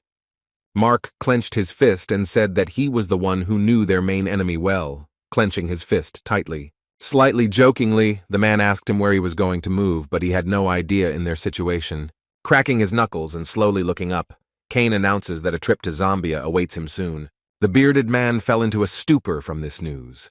Right now, he cannot go there because of the great danger from the enemy. He is afraid that this will be a good moment for him to carry out the so-called to the most operation, which not gives to him peace. Kim Jun's subordinates gathered in his office, unhappy with his decision to cut salaries. Even though these are his closest friends here, he cannot make concessions, hiding behind the fact that the company is in a difficult situation. Looking at them intently, he thought, he immediately knew that there would be such a reaction, but this time he was not going to make concessions. So Yan was most concerned about the ban on overtime work. Even though it was objectively a plus, the girl was worried. But it's not clear how this could harm the company. Jun listened silently. The redhead was tired of putting up with this, and she scolded her own boss. She didn't care about his position. She was offended for her friends and others. The guy said in a rude tone that he couldn't do anything about it, otherwise they wouldn't get paid at all, and this completely drove the little girl crazy. With her foot on the table, the girl proved that in such a difficult situation, one needs to work more and not sit with one's hands folded. Her colleagues grabbed her by the arms and tried to hold her back, but she continued to rage and stand her ground. The brunette was tired of these shouts. He didn't understand why they wanted to work for free, looking at the guys with interest. He didn't know that his employees were important and who was in charge of the company. Yubin told him almost in tears of rage. For the first time, such words could shock the cruel and cold-blooded man. His jaw almost dropped from what he heard. Having achieved nothing, the cleaners left his office dissatisfied and walked quickly, slamming the doors. After laughing a little, Miss Lee reproached the guy for warning him about complaining by slapping herself in the face. This was clearly not the reaction he expected. What struck him most was that they all refused money, but did not refuse work. They were clearly different from hunters. With a slight smile, the assistant praised him as an excellent and responsible boss who cares about his employees. She couldn't help but take advantage of the moment to make fun of him, hinting that despite this, he was a bad businessman. He slammed his fists on the table, wishing that a mountain of money would fall on him from the sky right now. It's really very difficult to develop your own business without outside help. He was distracted by a phone call. Lee Do-sik was calling his boss, and he needed to answer. He was invited into the office. Kim Jun told him, the department head, and Kim Min-ju about what had happened recently, revealed everything he knew about the RV Corporation and his personal plans. About the secret organization of their enemies, getting rid of those guys who are in their way, and all the other details. He also decided to reveal his cards, that he specifically created his company to fight them. The new future chairman could not believe all this and, clutching his head, looked down. He just listened in surprise. In his new position, he now had to know everything that really existed. He sighed heavily, now understanding why he had quit so quickly when things were going well. The man also said that the association is now on the verge of collapse, and it is unlikely that it will be able to recover and become the same as before, or even better. But there is also good news. Many people, having learned about this, expressed a great desire to return to work here. With them, they can rise to the top. Taking a business card out of his pocket, he explained that his daughter had told him about his new company. He gives the contacts of an advisor who can help him in his career growth. A few days later, the guys took advantage of it and invited him to their office. At the threshold stood a polite man who introduced himself as O.J. Yup, bowed deeply to them, and introduced himself. Kim Jun also spoke about himself as the head of Karma, and introduced his new acquaintance to his employees, who thanked him. Sang Hyuk leaned on his boss in a friendly manner, and was glad that their company would now be saved. Hearing their conversation, OJ was very surprised and yelled at the cleaner, which made his heart ache. Leaning over him, the gray-haired man asked him to speak respectfully to the head of the company even in front of other people, and he meekly agreed with him. The brunette watched all this with his mouth open and was surprised at how deftly he was able to put him in his place. The guy couldn't subdue him even by force. Keeping everyone in fear, the old man began his speech looking at everyone. First of all, he reveals the secret that in business there is no place for personal relationships. Everyone listened silently. His first order was this polite and formal communication to their leader Kim Junu W. The guys were shocked by such an old man. Some even had their knees shaking looking at him. He approached Miss Lee, his deputy, and asked to be shown around the office. With a little fear and distraction, she agreed to give him a tour. The green-eyed man watched all this and cried with joy that now they would help him create a real company. While sipping hot tea while the experienced businessman had gone away, the former cleaner recalled his assistant's jokes about this. She felt a little out of place but tried not to show it. After OJ's arrival, she didn't recognize her friend at all. He, looking out the window with a wide, crazy smile, admits that he is now beginning to understand all the intricacies of running his business. In the meantime, the steps of an old man could be heard from the corridor, who was timing the lunch break and walking towards them. The cleaners, hearing him, were already trembling with fear. After such a first meeting, they tried to avoid him as best they could. Approaching the door, the old man noticed that they had begun to rest without noticing how working hours had begun. The guys stood in place and could not move. The man looked at them menacingly and reminded them that they worked for a company and there was no room for games here. The cleaners nodded obediently. Hearing San-hyuk and Dong-bin arguing for the first time, he ran after them and scolded them like little children, while they ran away in horror from such an old man. After getting up from his chair, Kim Jun really felt like a real leader and was pleased with OJ Yup's work. Sales increased by almost half. The old man was watching So-yeon and took away her snack, which she was eating for 3 people, which offended her greatly and brought her to tears. And the guy could breathe a sigh of relief. He could feel the scent of the beginning of a new stage in his business in the air. The mustachioed man also followed the American woman and was dissatisfied with the reports, pointing out the most insignificant, at first glance, errors. After some time, she got tired of this bickering from a stranger. She smashed the computer keyboard and yelled at her grandfather. As a cleaner, she doesn't understand why she has to write reports and doesn't want to follow orders. Jay approached the little girl and presented her with a whole list of accusations. Everything should go strictly according to the plan, which she does not adhere to and openly violates. The old man told her that she should be fired for such behavior. The red-haired girl was frightened and even cried from such cruelty on his part. The manager approached him and hinted that it was very rude of him. He laughed and turned it into a joke. However, the effectiveness of his method was short-lived. It was urgent to find investors for the company. Jun was up to his ears in documents, and his head was splitting. The situation after the appearance of that dungeon has really become extremely critical. It seems that the Second International Association has already been destroyed. Raising his head, he saw how his colleagues had already become friends with OJ and were communicating truly like real employees of a large company. His assistant came up to him and noticed that the guy was in a bad mood. He folded the papers and sighed heavily. He was tired of all the work. The girl, like Imbam, advised him to start looking for investors who would help improve the situation, and looked at the guy with slight sadness. But the thing is that the guy created karma in order to resist the International Association, and because of this, many people will find out about it. And later she will completely lose the meaning of her existence, and he does not want to risk it. The guy's greatest inner desire was to remain anonymous, but also to have a lot of his own money. The brunette remembered how, before his rebirth, he had only planned to have fun with his salary as the best hunter in the country, but now it was completely different. Jumping up from his chair, he had a brilliant idea. No matter how much he didn't want to implement it, he still had to. He has come up with a method to attract investment without risking the company, and he needs Ah Yeon's help. The brunette turned to the girl and with a slight grin decided to hand over the company. And it seemed like she didn't mind and was even a little excited about the idea. In his new office, her father signed a lot of papers for more than 1 hour. His whole body ached, and it was difficult for him to sit still. To become the new chairman of the association, it was necessary to do a huge amount of work. Looking at how much more he needed to do, he already didn't want to become one. Leader Payan came to him and warned him that he had some business that needed to be completed by the end of the day. The guy said with a smile that he had received a response to an investment proposal from a trading company, and they were asking for a meeting. The new chairman, his eyes wide open, did not understand what was being discussed, and looked at his colleague with incomprehension. Due to the huge amount of work, Lee Du-sik completely forgot that he personally contacted them about this. Panicking, the man decided that he needed to fix all of this quickly, sighing heavily from fatigue. A few days earlier, at night, Lee and his boss were discussing possible investment options, and the guy had some high demands. He wrote about his advantages as others write resumes. The girl tried to dissuade him from this.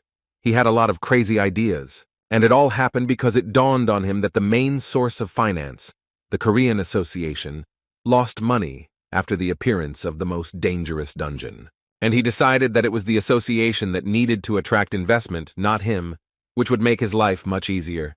Thinking logically, he remembered that their cooperation contract was still valid, and therefore karma could be restored thanks to this. Laughing menacingly, the guy believes that the new chairman will be happy with the renewal, even if it means dealing with investments. Right now, right in front of the main office of the Hano Trading Company, Lee Du-sik was shouting at these two.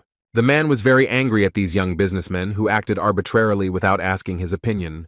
The former cleaner objected, hinting that this was a great opportunity for the association itself, and the old man froze in place. The chairman of this company also wanted to talk to Kim Jun personally, so he had to go with them to the interview. There was no time for talking. The guys needed to enter the building and find the right office. Finally, after a couple of minutes, they were already at the place where the head of the company, Ho Dok-soo, was waiting for them along with his assistant son. The man invited them to sit down in a comfortable chair, and he himself began to carefully study their investment proposal. It was indeed tempting and interested him, and he was sure that, in the long term, it would bring in a profit 10 times greater than the investment. The manager began to read out loud everything that was written there, and the new chairman became afraid of his reaction. The man tried to tone it down a bit, while June confidently stated that all the results could be achieved within a year. Lee Du-sik looked at him with a slightly forced smile, and the young man noticed this. Standing up from his seat, Duk-soo said that he thought it was impossible to get back the investment and profit, glancing at the two of them. It seemed to him that this was some kind of joke. Everyone except the popular Kim Jun was confused and did not know what to say. The guy puts forward an argument that if those two had thought it was ridiculous, they wouldn't have been invited into their office in person. The owner of the company directly said that he was really interested in the path of this young guy because he started out the same way. Without further ado, Doc got to the most important thing. It was important for him to know whether the Koreans were going to cooperate with them. Without giving them a chance to say a word, the man shared that he wanted to sign an exclusive import contract with the African branch. The guys listened attentively. Juna was the most interested in this idea. Looking him straight in the eyes, he asked to reveal more details. The chairman of Hanno told his colleagues that in just 1 week, 100 operational squads were created in private companies for cleanup. The young businessman knows that this is true, but the supply of other goods does not keep up with demand. If they monopolize this, they can rise high. He asks the commander-in-chief about the contract. He doesn't understand his intentions. The man looked up and asked if he knew about the fractal before answering. Few people knew that it was an indispensable tool for creating high-ranking weapons, and it was sold at a very high price. Leaning back in his chair, Doc Su noted that the Republic of Congo has the largest deposits of this material, and their goal is contracts for its import. Folding his arms across his chest, it seemed to become clear to Jun why this was offered to him. If you think about it, the Civil War left the United African Branch in a terrible situation. According to his data, those guys have an acute shortage of hunters and constant pressure from the government, and smuggling of important products is also thriving. That is why the branch must constantly extract products and maintain the clearing of dungeons in order to ensure continuous supplies. Ellen looked at him together with her father, and it seems that the guy has already made his decision. In his eyes, it is a winning deal. Green-Eyed knows that it is dangerous to leave the country now due to the unpredictability of the actions of the International Association, and this made him think. Doc Su was tired of waiting for an answer, so he said that he would guarantee investment and 10% of domestic sales, and looked at the guy from under his forehead. Lee Du-sik immediately agreed to this, which made the brunette very angry. He doesn't like to make rash decisions like him. The old man smiled through his teeth, taking revenge on him for everything he had done, barely holding back his laughter. Looking up at them, the company chairman thanked them and also asked them to take his son with them. Mr. Kim looked at him sideways. His father promised that he would be of great use to them, and they agreed that they would begin to act in exactly 4 days. When everyone went out into the corridor, the guy in the blue jacket asked to warn in advance if anyone else would be riding with them. The brunette nodded his head. Walking through the building, the head of Karma thought, he would like to take 2 girls with him at once, like he did in Vietnam, but he needs to choose one. A few minutes later, the former cleaner decided to ask his new colleague something. He wondered why his father was letting his son go to Africa with a stranger. He sighed heavily and looked down. As it turned out, the man was worried about him because of his soft nature, and decided to help him gain experience in this way. It was noticeable. The guy with the scar on his nose completely understood his parents' experiences. Jun stared at him. Quiet stopped and looked out the window. The very thought of traveling to another continent made him nervous. The brunette stopped and asked what happened there. It seemed to him that something traumatic and serious had happened. Looking him straight in the eyes, the dark-haired man replied that he was only worried about the heat there, slightly forcing a smile. All the guys who heard this even found it a little funny, but they didn't show it and got ready to move on. Meanwhile, in the main office, Sang-hyuk's sister was muttering songs to herself, which had already become boring to her brother. The guy was angry that she decided to take a vacation and go for a walk at such a stressful time, but the redhead, on the contrary, was very pleased. Even OJ supported her after overhearing the conversation. Her relative became very angry at her and looked askance. At this time, the door opens and the guys who just arrived from the meeting come in. The shorty's boss approached her to find out about her availability for the next week. The redhead reminded her that she would be on vacation at that time, and the guy handed her a large envelope as a gift. It contained a temporary hunter's license, and the girl carefully read everything that was written there. The boss asks to replace Minju next week at the association. She will be leaving with him for a few days. The shorty is very angry. Yubin wanted to punch him in the head in her mind. She lost count of how many times he had interrupted her vacation. It's a pity that she can't do this. The American woman stands and silently looks at him. Soon the day of his departure to Africa arrived. and his student was waiting for the guy at the airport with a suitcase and smiling.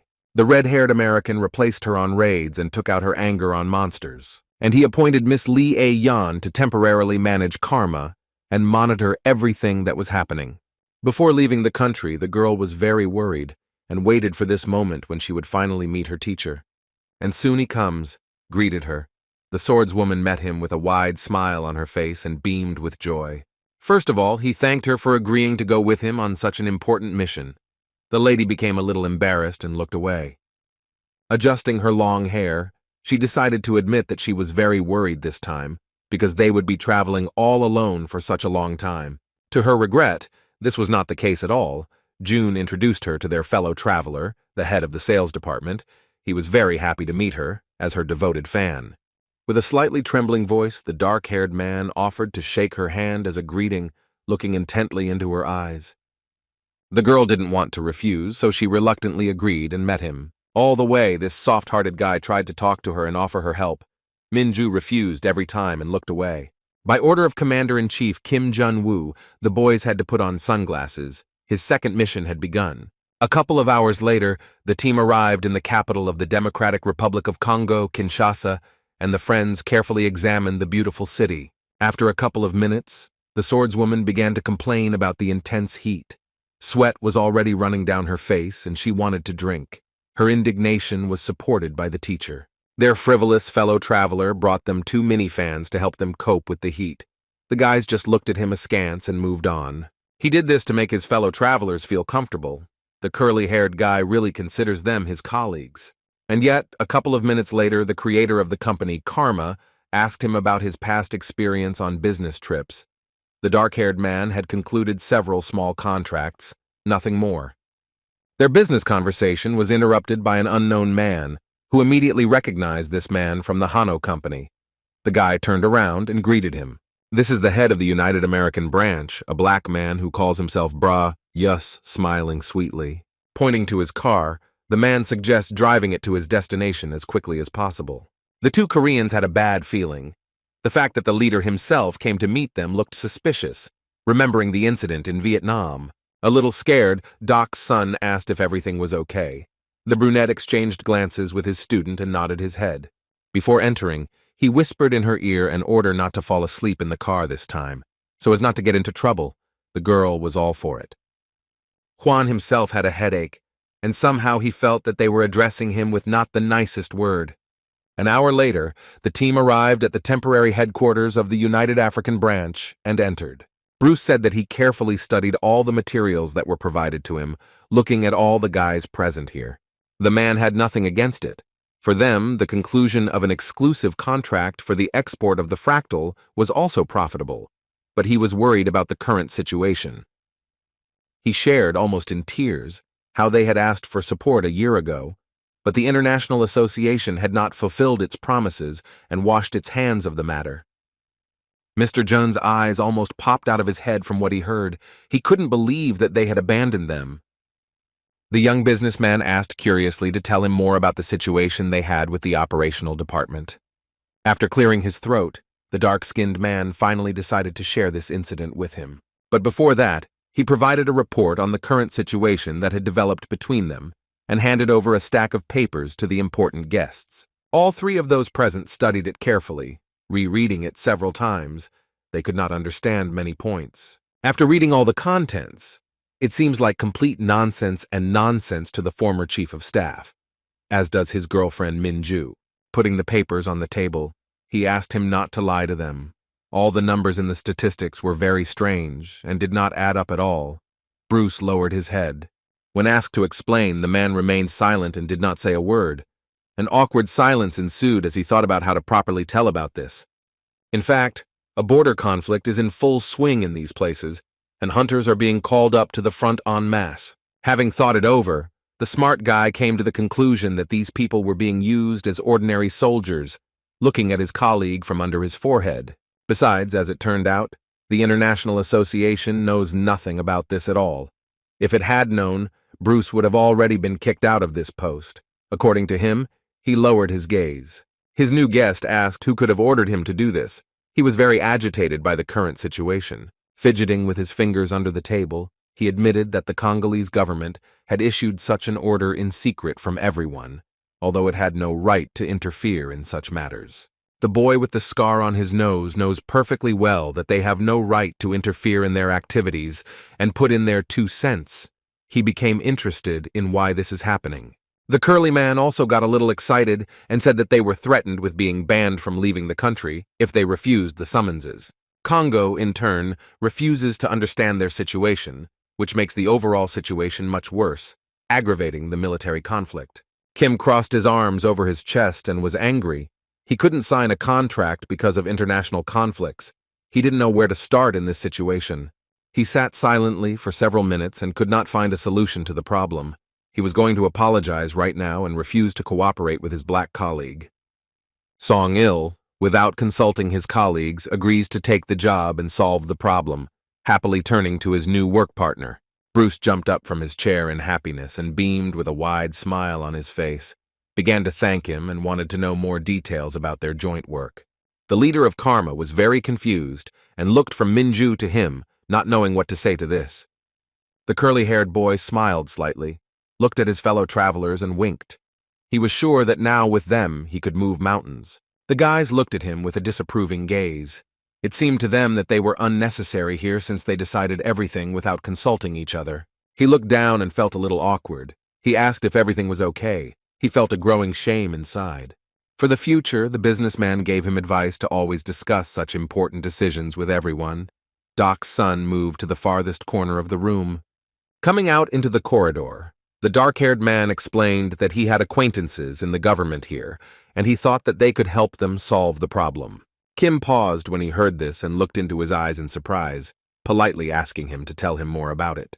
A little embarrassed, the easygoing guy quietly repeated that during the signing of the contracts he had become friends with some people here and that he had connections. The brunette joyfully patted his colleague on the shoulders. The clap scared the girl and his friend, and he leaned over him. From now on, he asked to talk about such things in advance. The new work partner was very happy that he was still able to help them, and obediently nodded his head with a wide smile on his face. The next day, Song-il had an important meeting scheduled in the Democratic Republic of Congo, and the boy was very worried. The brunette stood at the entrance for a long time and could not get into the mood, despite the fact that the conversation would be with his very good friend. His hands were shaking. He understood perfectly well that now was a very important moment, and the success of the business of all organizations depended on him, so he plucked up his courage and went further. At this time, the guys from the Korean Association decided to wait for him in a small restaurant in the city center. Minju, while drinking a chocolate shake, was very worried about their fellow traveler and shared this with the teacher. The brunette, as it turned out, was also worried about him and really wanted everything to go well. You could see how his hands were shaking slightly. Thinking back on his entire past life, Kim had never been interested in Africa, but he also didn't know about sending hunters to the front. His thoughts were dispelled by a female voice. There were no free seats, and she asked permission to sit down with them. He agreed without thinking, but having changed his mind, he turned around and saw a pile of empty chairs, and this immediately became suspicious. He looked back and wanted to answer something, but there was a lump in his throat and he couldn't utter a word.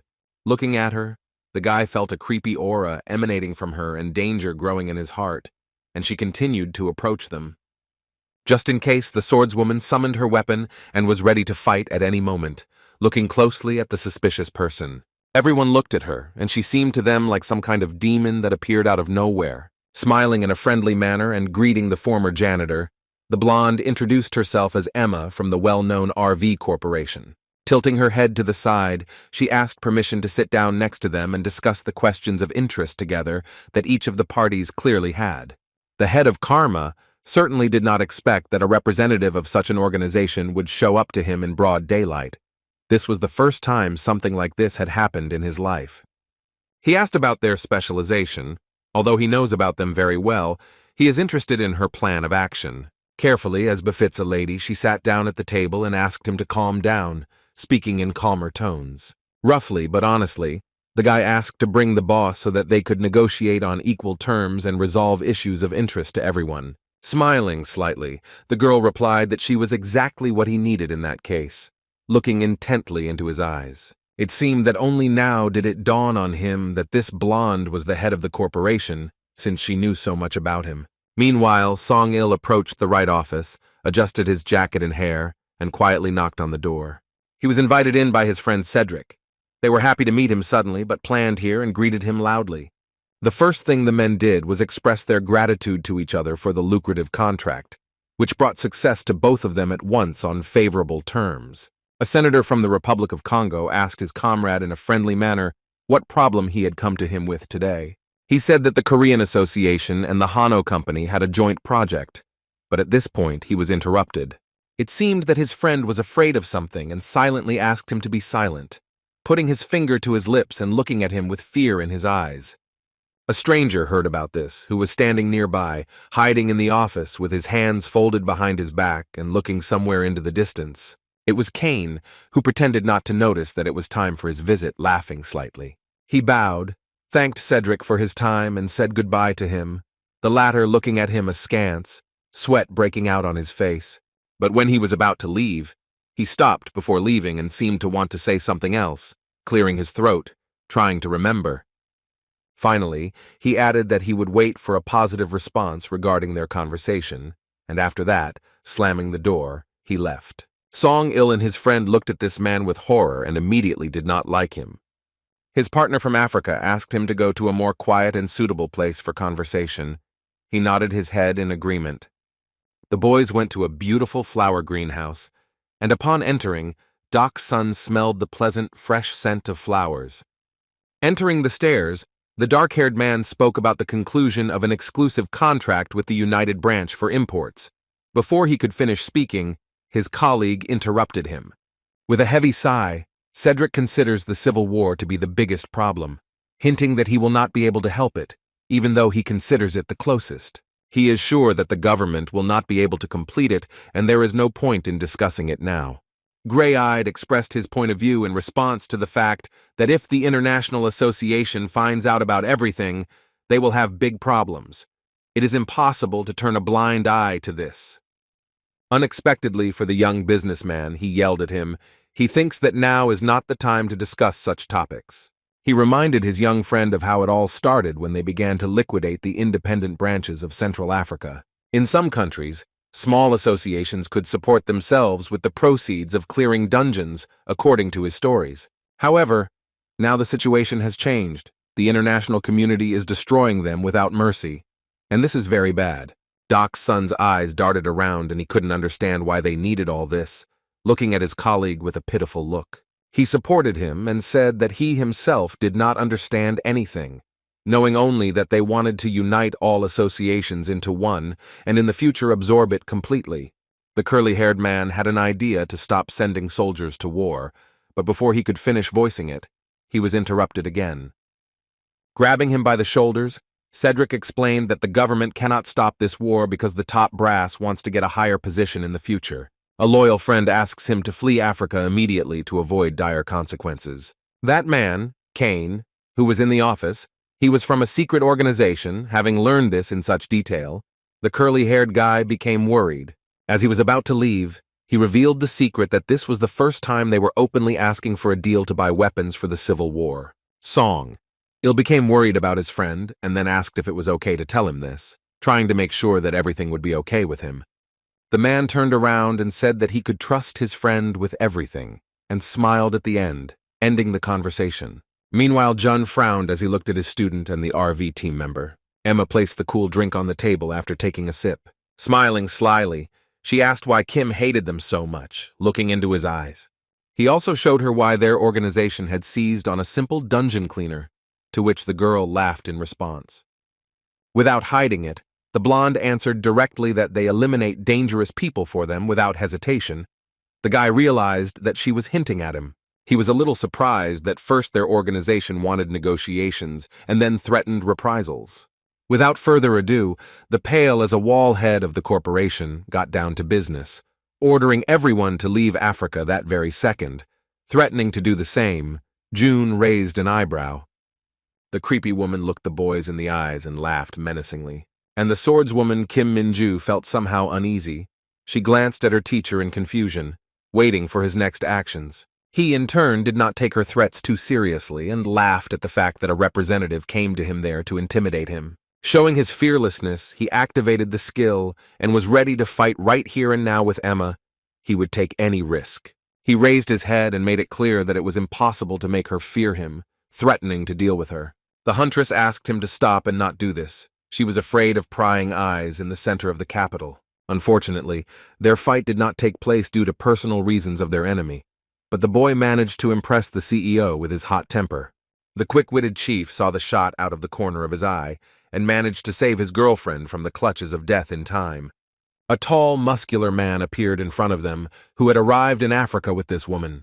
He held a gun in his hand, the barrel pointed at the former high-ranking hunter. It was the man who arrived on Emma's orders, carrying a deadly pistol and pointing it straight at Jun. A memory from the past popped into his head. It seemed that he was familiar with this device, and he was seriously shocked by what he saw. There can be no mistake. It was from this very barrel that this same man shot him in the head before his rebirth. It cannot be confused with anything. And here it is again, aimed straight at him and ready to strike. But the former janitor is not at all afraid. A fire of anger and joy lit up his eyes at the same time. His search was not in vain, and he finally found this man. It turned out to be the bearded Mark, Emma's subordinate. He is holding a gun and does not believe that he is so close to his enemy right now. He was filled with rage for all the humiliations he had suffered, and he shouted at his enemy.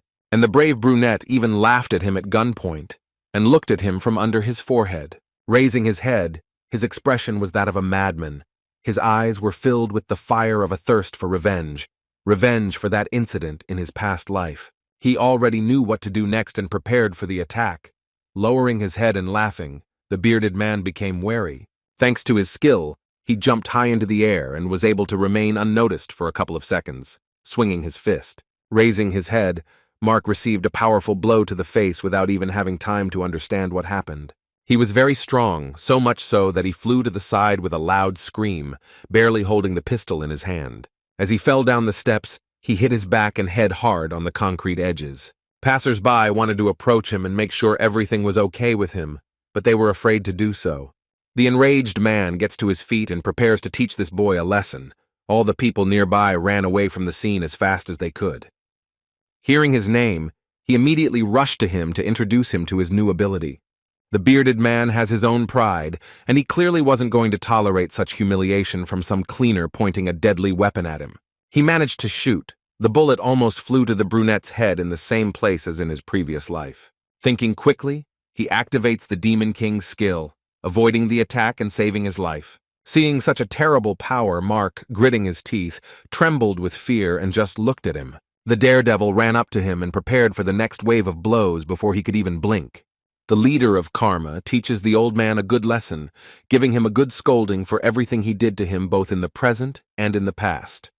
After a couple of minutes, he falls to the ground, exhausted, looking at the sky and breathing heavily. He couldn't believe that some ordinary cleaner from Korea could beat him. His whole body was shaking and aching. Unfortunately for the bearded villain, Kim Jun knew nothing about him, and after kicking him in the face, he demanded to tell him more about himself. Kim Min-ju, who had finally found the two and wanted to settle the conflict, ran up to him. But when she saw her teacher, how he looked at his enemy, how he spoke to him, it horrified her. He didn't look like himself to her. It seemed to her that the guy harbored a special grudge against him since he treated him so cruelly. He was seriously irritated by Mark's silence, who did not want to reveal his identity, and he threatened to continue to beat him even harder. He didn't hold back, because it was because of him that he ended up in the past and became a cleaner. He would never forgive him for this, and continued to yell at him. The man was in a lot of pain and felt humiliated. He tried to remove his leg and get out, and in the end he managed to push him to the side, away from himself. The bearded man had time to prepare for the next attack. Having caught his balance, the young man did a forward flip and watched carefully his further actions. The old man activated the forbidden skill and was going to deal with him in this way, turning into a beast, looking at him angrily from under his forehead. He admitted that he had greatly underestimated his opponent and regretted not having dealt with him sooner, baring his monster teeth. He already had huge claws instead of hands, which he was flexing and preparing to attack, growling incoherently in a voice that wasn't his own. In time, a mustachioed Cain appeared, who stood between the two violent leaders and tried to stop his friend's battle with the former janitor. Snorting under his breath, Kim Jun-woo demanded that he get off the battlefield as quickly as possible if he didn't want to get punched in the face too. Laughing and rubbing his facial hair, the man hinted that this young character had no manners at all. Unexpectedly unleashing his sword on him, he admitted that they themselves had come here to deal with them. The brunette defends himself from the blow by activating the barrier and listens to the enemy's babble with a displeased expression on his face. Trying to break through the fence, he laughed loudly and told about this place. It belongs entirely to them. It seemed like Jun didn't care at all about all these threats. On the other hand, he and Min-ju were attacked by another member of their team. The mustachioed cockroach, looking closely at his enemy, noted that he was not their main target now. The brunette continued to fight off the attacks. An unknown man from their organization reported to Mark about an important call from Wesley's secretary. This is what they will worry about the most now. The narrow-eyed man turned to them and said goodbye, promising to meet again soon with a wide smile. The weird guys hid their weapons and instantly disappeared from sight. Min-ju also silently hid her sword. Civilians watched everything and saw the hunters standing and looking at each other. The city residents were afraid to approach them. Mr. Kim saw them and advised his friend to run away quickly so as to avoid prying eyes. She agreed. Song. Il wanted to get back to the guys as soon as possible and caught the first car he came across, waving his hand. He decided to ask the driver about what happened in the square where his new friends were. Jonathan didn't answer. There was no time to wait. The guy jumped into the car and asked to take him, to which he was refused. He was afraid to even talk about it. The young man did not mind spending money for them and promised to pay 10 times more for the fare.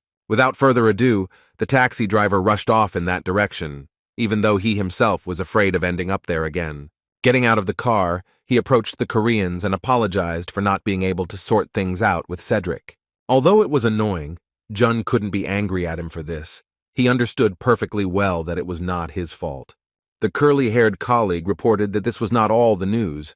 It turns out that the International Association was secretly supplying weapons to the front without the government's knowledge. This event shocked the boys. They looked at each other and both understood that they couldn't let this happen. At this point, Kim thought about it and came to the conclusion that the internationalists had a goal of uniting Africa and obtaining exclusive rights to clear the underground. He thinks it was a warning because of the incident in Vietnam. It wasn't hard to guess that the guy was bothering them everywhere without even noticing it. Now everything falls into place. The smart guy understands that this carnage will not stop until their enemies take over Africa. However, even in such a situation, he came up with a brilliant plan to destroy the International Association by entering into a civil war, and he shared this with Min-ju. She immediately agreed. He also needs the help of his friend Ho Seong-il. After listening to him, the modest guy was confused, but ready to accept this challenge. That same night at the Zambian border, Kim Jun gathered his colleagues, and for safety, they must confirm the identity of Cedric and the others present. He demanded that the people who deal with weapons demonstrate everything they have, looking closely at everyone. One of the workers gave a short report on the amount of everything they had in the boxes, adding that it was used by an international association, which meant it was effective. Song-il's dark-skinned friend suggested that the Karma leader test him to make sure his words were true. It seemed like a good idea to him. He bent down, picked up the gun, and began to examine it, and his girlfriend picked up the sword. She appreciated its quality and was pleased. The chatty worker reported that he had checked everything that was there and proudly declared the good quality of the work. He talked too much, and it was on him that Mr. Kim decided to test the strength of the product by hitting him on the head. The brunette is sure that this gun won't last long. He continues to turn it in his hands, examining it closely. Everyone present was frightened by him. He raised his head, looked at the man with a crazy look, and laughed. The other men were also shocked and began to fear him, moving away just in case. Kim Min-ju, as the closest person of all those present, especially noticed the changes in his character. Her teacher became more cruel and ruthless than before.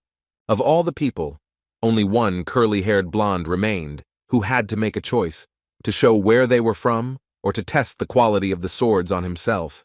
The brunette stroked his head like a dog, and he answered in a trembling voice that he dreamed of giving a tour especially for him, fearing his violent nature.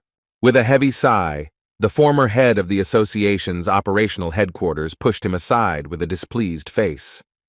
Cedric confidently turned to Jun and said that he trusted him and was ready to cooperate, but he was afraid of the actions of the internationalists. The Korean rolled his eyes.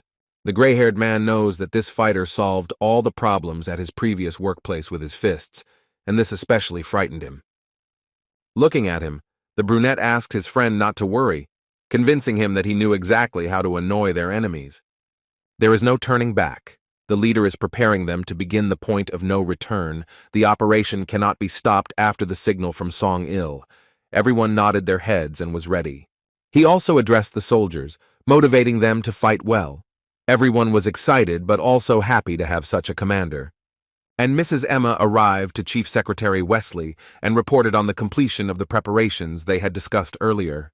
The blonde, building a house of cards, told a plan in which 2 scenarios would satisfy him.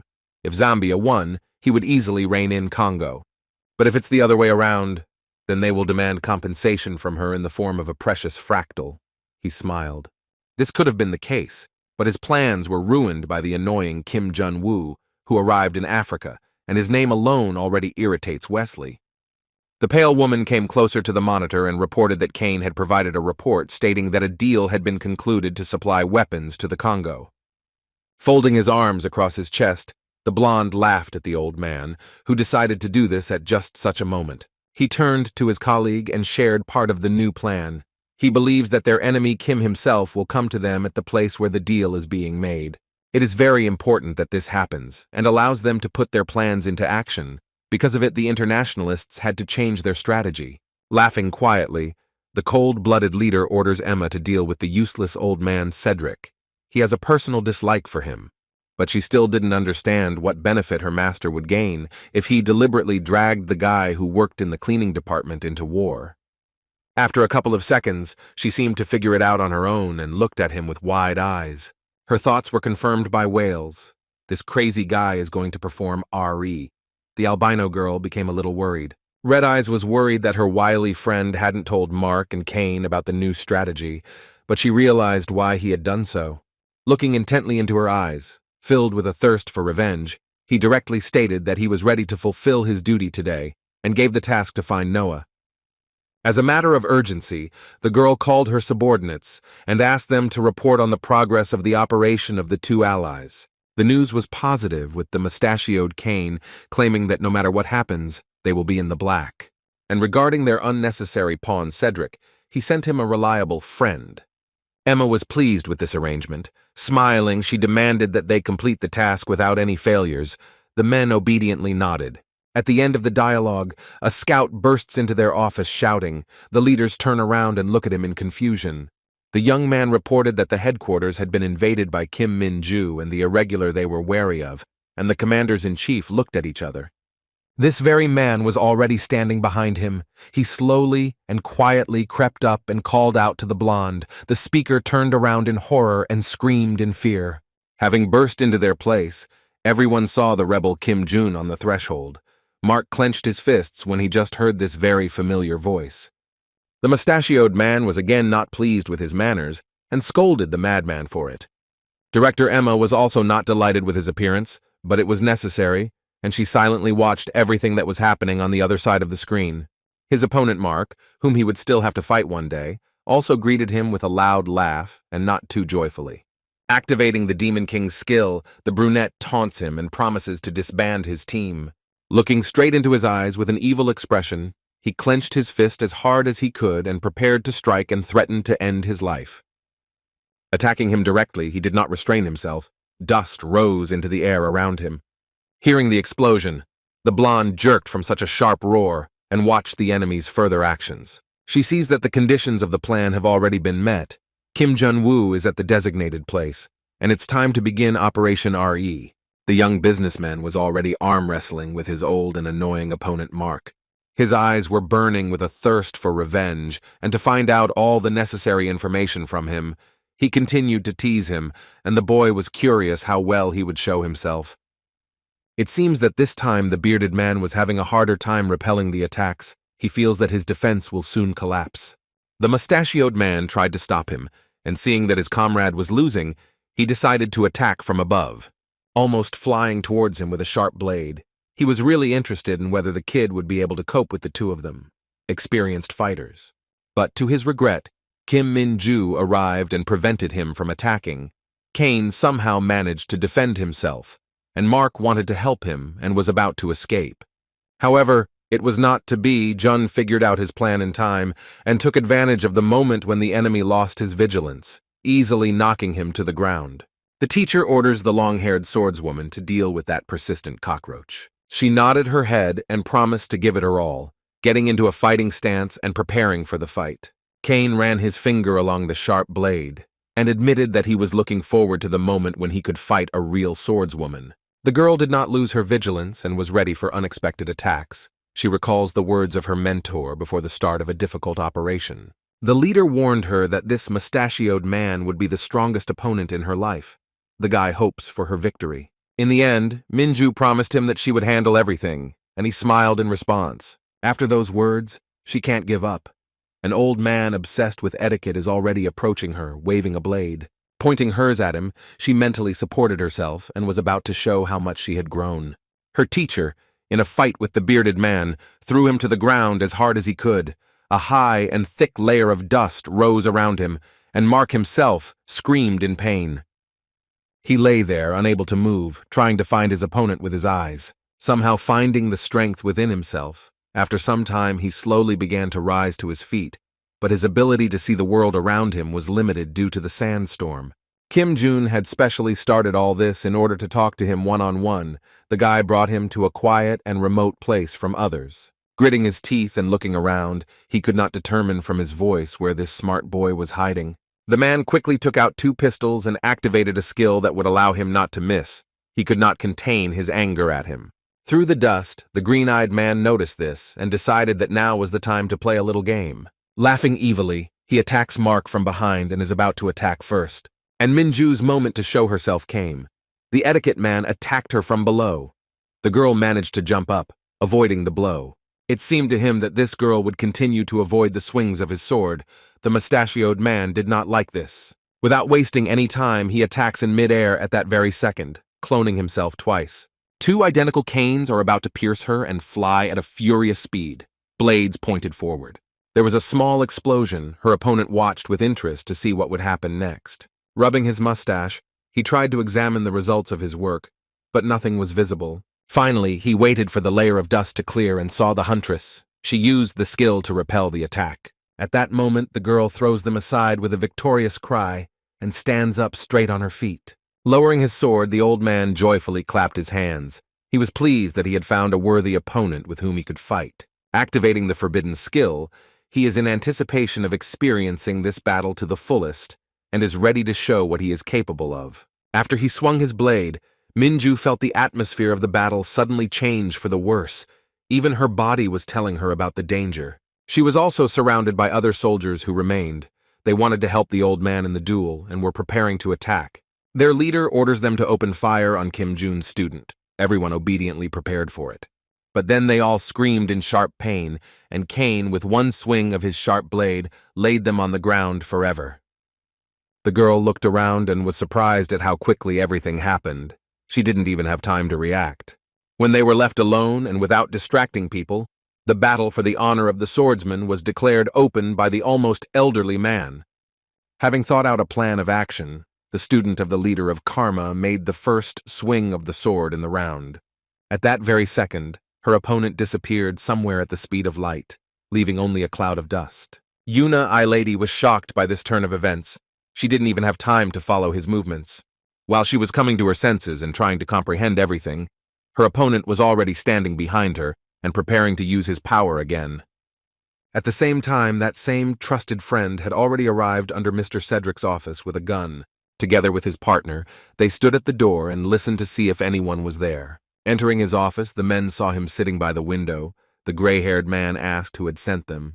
The bald friend points a gun at him, and without answering his question, shoots him right in the head, while the other one guards the entrance. The old man quietly falls headfirst onto the table and doesn't move. It looks like he's finished. The killer calls his superiors to report the mission's completion and asks his colleagues to check on him. The men examine the room but do not notice someone in iron armor hanging from the ceiling. The mysterious man, having waited for the right moment, jumped right on the blonde man's head, and he screamed and barely stayed on his feet. At that very second, the second one reached the bald one. Only at that moment the dark-skinned one realized that it was a trap. He doesn't have time to react and immediately gets a fist in the face. Song-il's friend is lying on the table and continues to repeat the same phrase. It seems that he was replaced with an iron machine with a dictaphone, and the robbers were deceived. Both bandits from the association are lying on the floor unconscious. The real Cedric enters the office along with other warriors. He looked at this picture with horror. He became afraid that he could have been in the place of the fake robot. As Lee said, these people from the international community commit crimes quietly to achieve their goals. They became victims of the same method.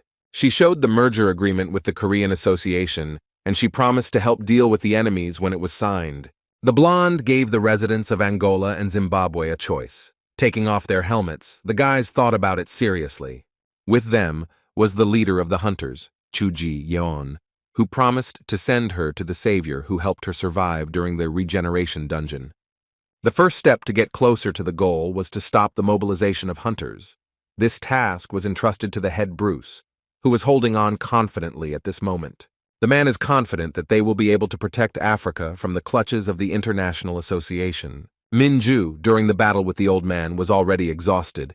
Having injured her shoulder again, breathing heavily, she is still standing. One more blow from him and the girl falls to the ground, losing her sword on the battlefield. It seems like Kane was disappointed with her results in the battle. She can't even stand on her feet. Her trembling hand can't even reach the weapon that lies so close to her. The girl felt ashamed that she had let her teacher down and not fulfilled her promise. She did not want to say goodbye to life like that. The etiquette-obsessed man swings his weapon and prepares to deliver the finishing blow, smiling maliciously. Having burst into tears, at the last moment, she raises her head from the ground, and a spark of hope and desire to be saved lights up in her soul. He noticed that the duel was not over yet, and wiping the blade, he got ready to go to her. When the annoyingly polite opponent got closer to her, she threw sand in his eyes and bought time. As a swordsman, he condemned the swordswoman for such a dirty and dazzling move by raising his voice at her. Taking advantage of the moment, she bites his hand with all her might. Such behavior was completely inappropriate for him. No politeness at all. The girl bit even harder, clinging to him with her teeth even tighter. He decided to use this moment and deal with her once and for all. Minju, thanks to the activation of the skill, was able to bite off the piece of hand that she was holding in her mouth. It was very painful, and Kane screamed at the top of his lungs from the pain, which was reflected not only in his arm, but also spread throughout his body. She stood up and walked over to the mustachioed cockroach who was looking at that place.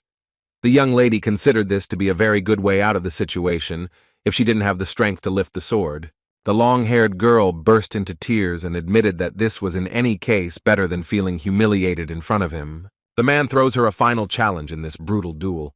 Without hesitation, he quickly attacked her using fencing techniques, and she put up a defense, standing confidently.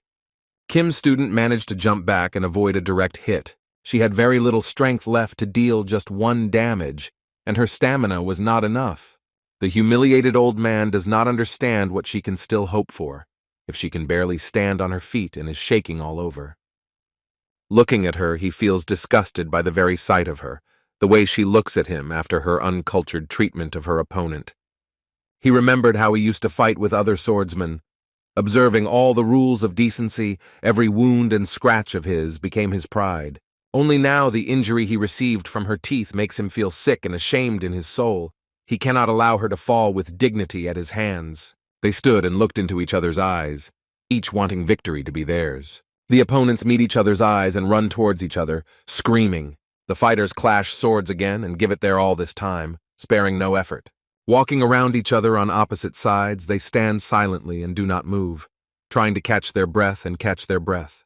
Minju notices how her sword breaks at the tip, the blade falling to the ground with a crunch. Kane smiled. He felt very sorry that such a talented girl worked in the Korean Association. Still, she managed to deal him good damage. He fell to his knees and lowered his head down, coughing heavily. The girl admitted that this man was the strongest of all those with whom she had to fight. She was truly pleased with the fight. Usati did not expect to hear such words from his enemy and was very surprised. The brunette noticed how he leaned over strangely during the last attack, with a mustache, It was probably the first time he held a sword like that. She also knew that this person had a shoulder injury just like her. This was the very first thing Kim Jun-woo told her.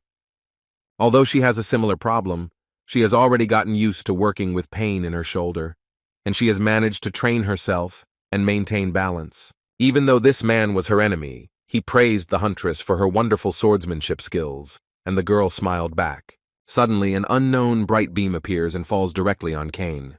The long-haired girl did not expect such a strange attack from the air and raised her head up to take a closer look. It was something like an angel statue that was glowing with a bright light. Minju froze in horror and did not know where to run. In his eye sockets there were many small red eyes that did not miss a single victim and looked ominously at everyone. A strange force destroyed everything in its path. All the people who were here, no one could escape. And now it's her turn. The swordswoman is blinded by a bright light and she can't see anything. The young lady mentally asks for the teacher to come and save her from this misfortune. At this time, the guy was fighting off bullets that were flying straight towards him and was busy fighting with his opponent. He decides to get out from under the curtain of dust and goes straight to Mark. The hero already knows what to do. Having deftly slipped under the hand with the gun, the boy is ready to inflict damage in the most sensitive place. The brunette kicks him in the jaw so hard that you can hear his teeth crunching. This time the games are over. He clenches both hands into a fist and prepares to strike with double force, while the bearded man, due to the dust in his eyes, cannot see the situation and prepare.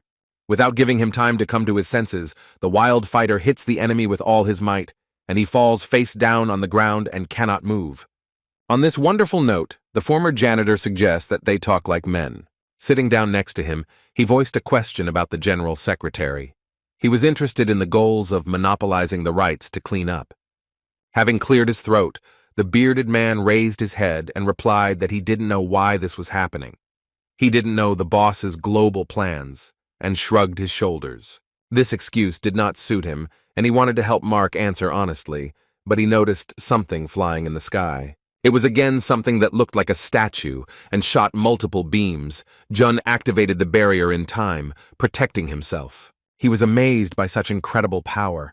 The hero is sure that if he had been one rank lower, the guy would no longer be alive. The brunette looked closely at this flying thing and could not understand what it was. Even before his rebirth, he had never seen anything like it. He heard Mark's hoarse voice behind him. He was all wounded but standing on his feet, according to him. This is the Ari project. It helps to start everything from scratch. Laughing, he took out a mysterious stone and said that according to the code, the squad leader was allowed to use any means to complete the mission. The other day, Mr. Wesley called him into his office and praised him for the work he had done and his good contribution to the development of the team. But after the mission failed, he wanted to exclude him and turn him into useless trash. Mark didn't want to appear weak or fall in his eyes. He apologized and promised to fix everything, almost on his knees. Having thought it over, the blonde nevertheless forgave him and advised him to do what he had to with a smile on his face. Remembering these words, he eats the stone without thinking and barely chews it with his teeth, which are loose after the battle. Taking a fighting stance and kneeling down, he vows to get rid of Kim Jun. The ground beneath him began to shake very strangely, but it didn't feel like an earthquake. The brunette barely keeps his balance, but tries to carefully observe the situation. In a few seconds, his enemy turns into a ferocious monster, ready to destroy everything in its path. And on the same battlefield where the swordsmen were fighting, a powerful fire started around the many-eyed statuette. Kim Minju lay in the middle of the fire, and after the explosion she couldn't get up, her body still ached and wouldn't obey, she could only crawl while lying down. Ari creature looked at her intently, narrowing its eyes. The girl stretched out her hand trying to get out, when someone grabbed her and pulled her towards themselves. It was Song-il. He came here on a motorcycle and was in a hurry to help her get out of this burning hell. The young lady thanked him for saving her life and asked about the other boys. The guy replied that everyone was fine, they were safe, and the swordswoman sighed with relief. Suddenly they both looked at something that shocked them both. Colleagues saw a huge monster that looked like a dragon and was holding Kim Jun-woo in its paw. Mark drove everyone out of here, fulfilling his mission. He attacked everything that seemed to him an obstacle. Ari came under attack. A powerful wave of attack flew at it. He has incredible strength, and the guys need to get out of here quickly to save themselves. The girl grabbed her friend tighter, and they rushed at full speed. She looked back at her teacher, The long-haired one was very worried about him and hoped that everything would be okay with him. Mark was analyzing his new form at this time. He was able to take out that flying statuette with one blow. Only now does he understand that the power of this stone cannot be controlled and subjugated. The dragon still held his opponent in his hand, and it seemed that even in this situation, he had something to say about the forbidden skills. Jun mocked this superhuman. He not only uses but also absorbs the ability stone. He looked at him with a cocky smile. He didn't have much time left. The toothy one thought that he could easily chew up the annoying boy. However, he activated the skill Uriel and easily escaped from his clutches in order to save his life. This dragon was very angry at him for the injury he had inflicted on his limb and loudly gnashed his teeth. Unexpectedly for the young guy, he receives a strong blow to the back while in flight. He fell to the ground and somehow managed to get up. This toothy lizard is quite fast. This creature named Mark asked him who he was that he was constantly ruining their insidious plans. Kim was amazed that such a huge creature was still very fast and could use skills. A clever dragon. He growled loudly when he heard the nickname he was given and was about to attack. Combining his abilities, he almost got close to this jumping guy, and at the last moment activated the super precision skill. The boy thought that this beam would hit the ground and that would be it. But it didn't work out that way. It turned in his direction. The brunette somehow managed to put up a barrier, just a little more, and he could have said goodbye to life. Goosebumps ran down his skin. Without having time to catch his breath, the dragon continued to attack him from above, and after his attack, there was an explosion. Mark, having eaten the stone, tries to catch it, and because his opponent is exhausted, he succeeds. The former janitor tries his best. He jumped high, but it was not the best decision.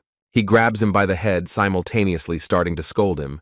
The guy with the scar looks at him in bewilderment. This creature carried him somewhere, and the whole way was indignant at how many problems Kim Jun-woo had caused him and his company.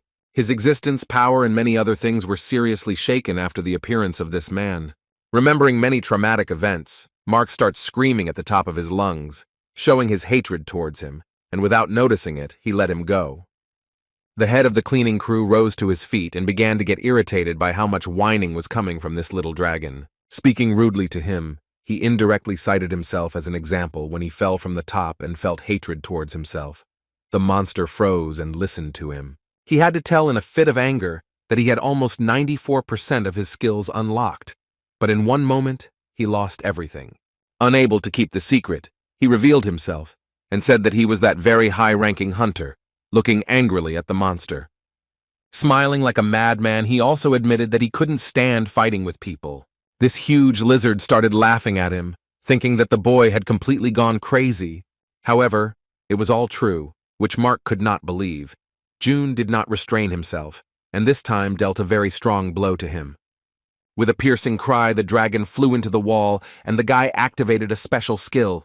He now had the ability to create skills directly from his head, which is what he was going to do right now. Having somehow gotten to his feet, the toothy one looked at him and did not understand what he was going to do. After mixing more than 5 skills, he got one big one that he will use right now. He runs at full speed towards the huge lizard. By hitting him with all that power, the monster Mark had no chance of survival, which brought great pleasure to Kim Jun, who had been yearning for this all this time. There was a loud explosion, and after such a collision, Kim laughed loudly.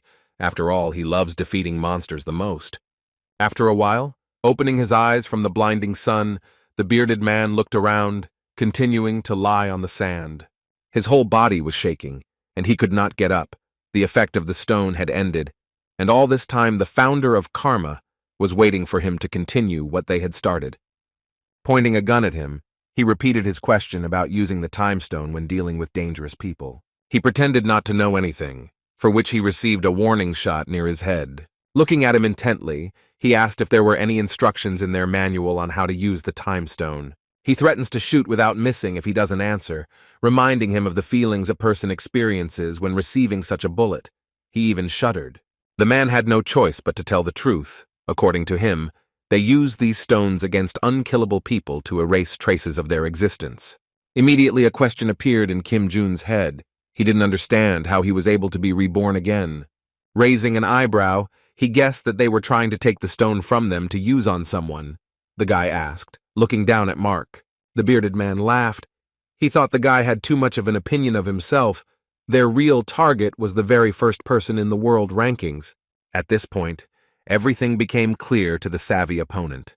Without removing the barrel of the gun, he looked at him point blank. The hot-tempered man looked up, but he was still haunted by the thought of what kind of person was standing in front of him right now. Putting his finger on the trigger of the gun, for the umpteenth time, he came to take revenge on him. He didn't want to leave the world at the hands of some cleaner. He begged to hand him over to Interpol. It seemed like a good idea to him. The next day, news of the International Association's atrocities spread around the world, and a plan to attack the Congo branch and illegal arms trafficking was uncovered. Politicians who witnessed these atrocities revealed everything in great detail and provided irrefutable evidence. A full-scale investigation was opened, and people from that organization denied all accusations. People also learned about the victims' cooperation with the Koreans. A small but important meeting was scheduled at the United Africa branch. Bruce still couldn't believe that the internationalists were trying to swallow up their association and stage a coup here. He looked at his colleagues in confusion. Song. Bill hopes that everything is over now, but Kim Jun disagrees with him. It seems to him that they definitely have a backup plan, given their excessive meticulousness. The man with the green tie was shocked by everything that happened so quickly. Now they can only hope for Interpol. He really admired the young representative of the company and expressed his gratitude to him with shining eyes, which made the other person feel embarrassed. Smiling broadly, Mr. Kim suggested ending this conversation and moving on to the most important thing. The boy took the documents out of his bag and handed them to Bruce. The brunette reminded him of the exclusive contract that he had promised to sign, and with great pride presented him with the important papers. The business partner put on his glasses and remembered that he had already studied everything except the part about profit sharing. Jun Woo looked at him from under his forehead, smiling slightly. He changed the rules. Because of such a large and serious event, he decided to add an innovation to the contract, considering that they are now part of the Korean Association. He was very upset because, of course, he didn't want to give away part of the profit. He also had privileges. He could manage the troops himself, but on the condition that he would not give up the hunters to war. With his head down, he agreed. Song. Il called his father and told him the good news about the successful conclusion of a contract with the African branch. His doc was very pleased. He watched the news and already knows everything. He praised the team for their good work. The representative of the company, Hano, is very proud of his son, who with a smile on his face promised that he will try even harder to achieve heights. Their friendly phone call was interrupted by Kim Jun-woo, who waited a few minutes to talk to the manager. Il was a little scared by his sudden appearance, but was ready to listen to his request, putting the phone in his pocket. The brunette looked at him with a serious look and asked for money for medical care, which they really needed right now. Minju was lying in the ward after a difficult battle and has not yet been able to recover for a very long time. Lee Ah-yeon was looking after her all this time and was very angry at the girl's teacher for such difficult tasks and demands. The guy was worried about the long-haired girl and was also next to her. She has very serious injuries from which she will take a long time to recover. Even despite this, the brunette is sure that everything will be fine with her, and in terms of battles, the battle with Kane was good for her, made her stronger. Sighing heavily, Lee doesn't understand the point, because she could have said goodbye to her life like this. Jun's former secretary is very worried about her. A representative of his personal company approached the assistant and tried to calm her down, since the international organization would not be able to act as confidently as before. But still, after all the incidents, the former hunter has a splitting headache. It will be very difficult to achieve his main goal. They probably consider him very dangerous. Now he wants to dig deeper and unravel the reason why he was able to be reborn. Right now he has money, a good fighter, and an experienced assistant who is always nearby, and also cooperates with a large guild and has friends from there, and a red-haired shorty with a berserker and much more. The hero realized that now he has many more achievements than he had in his past life, and that is why now is the best opportunity to strike at the enemy using everything he has. On the grass, in a very quiet and calm place, sat the strongest hunter in the world, admiring nature. An unknown girl approached him and pretended to be very happy about this meeting. It was Emma from the Internationalists. She found his place where he was secluded from everyone, enjoying the peace. Looking at her askance, he let go of the blue butterfly that was sitting on his hand.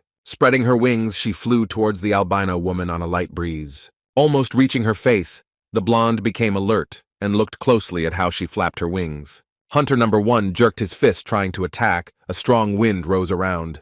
To the surprise of the director of the International Association, he was able, at such a distance, and there in a miraculous way, to inflict a light cut on her cheek, a rather rude greeting. She, smiling broadly, reported that her general secretary was concerned about his search. The very first in the world rankings, endowed with incredible strength, is now sitting right in front of her. This is the same man Wesley has been telling his subordinates about. His name was Noah.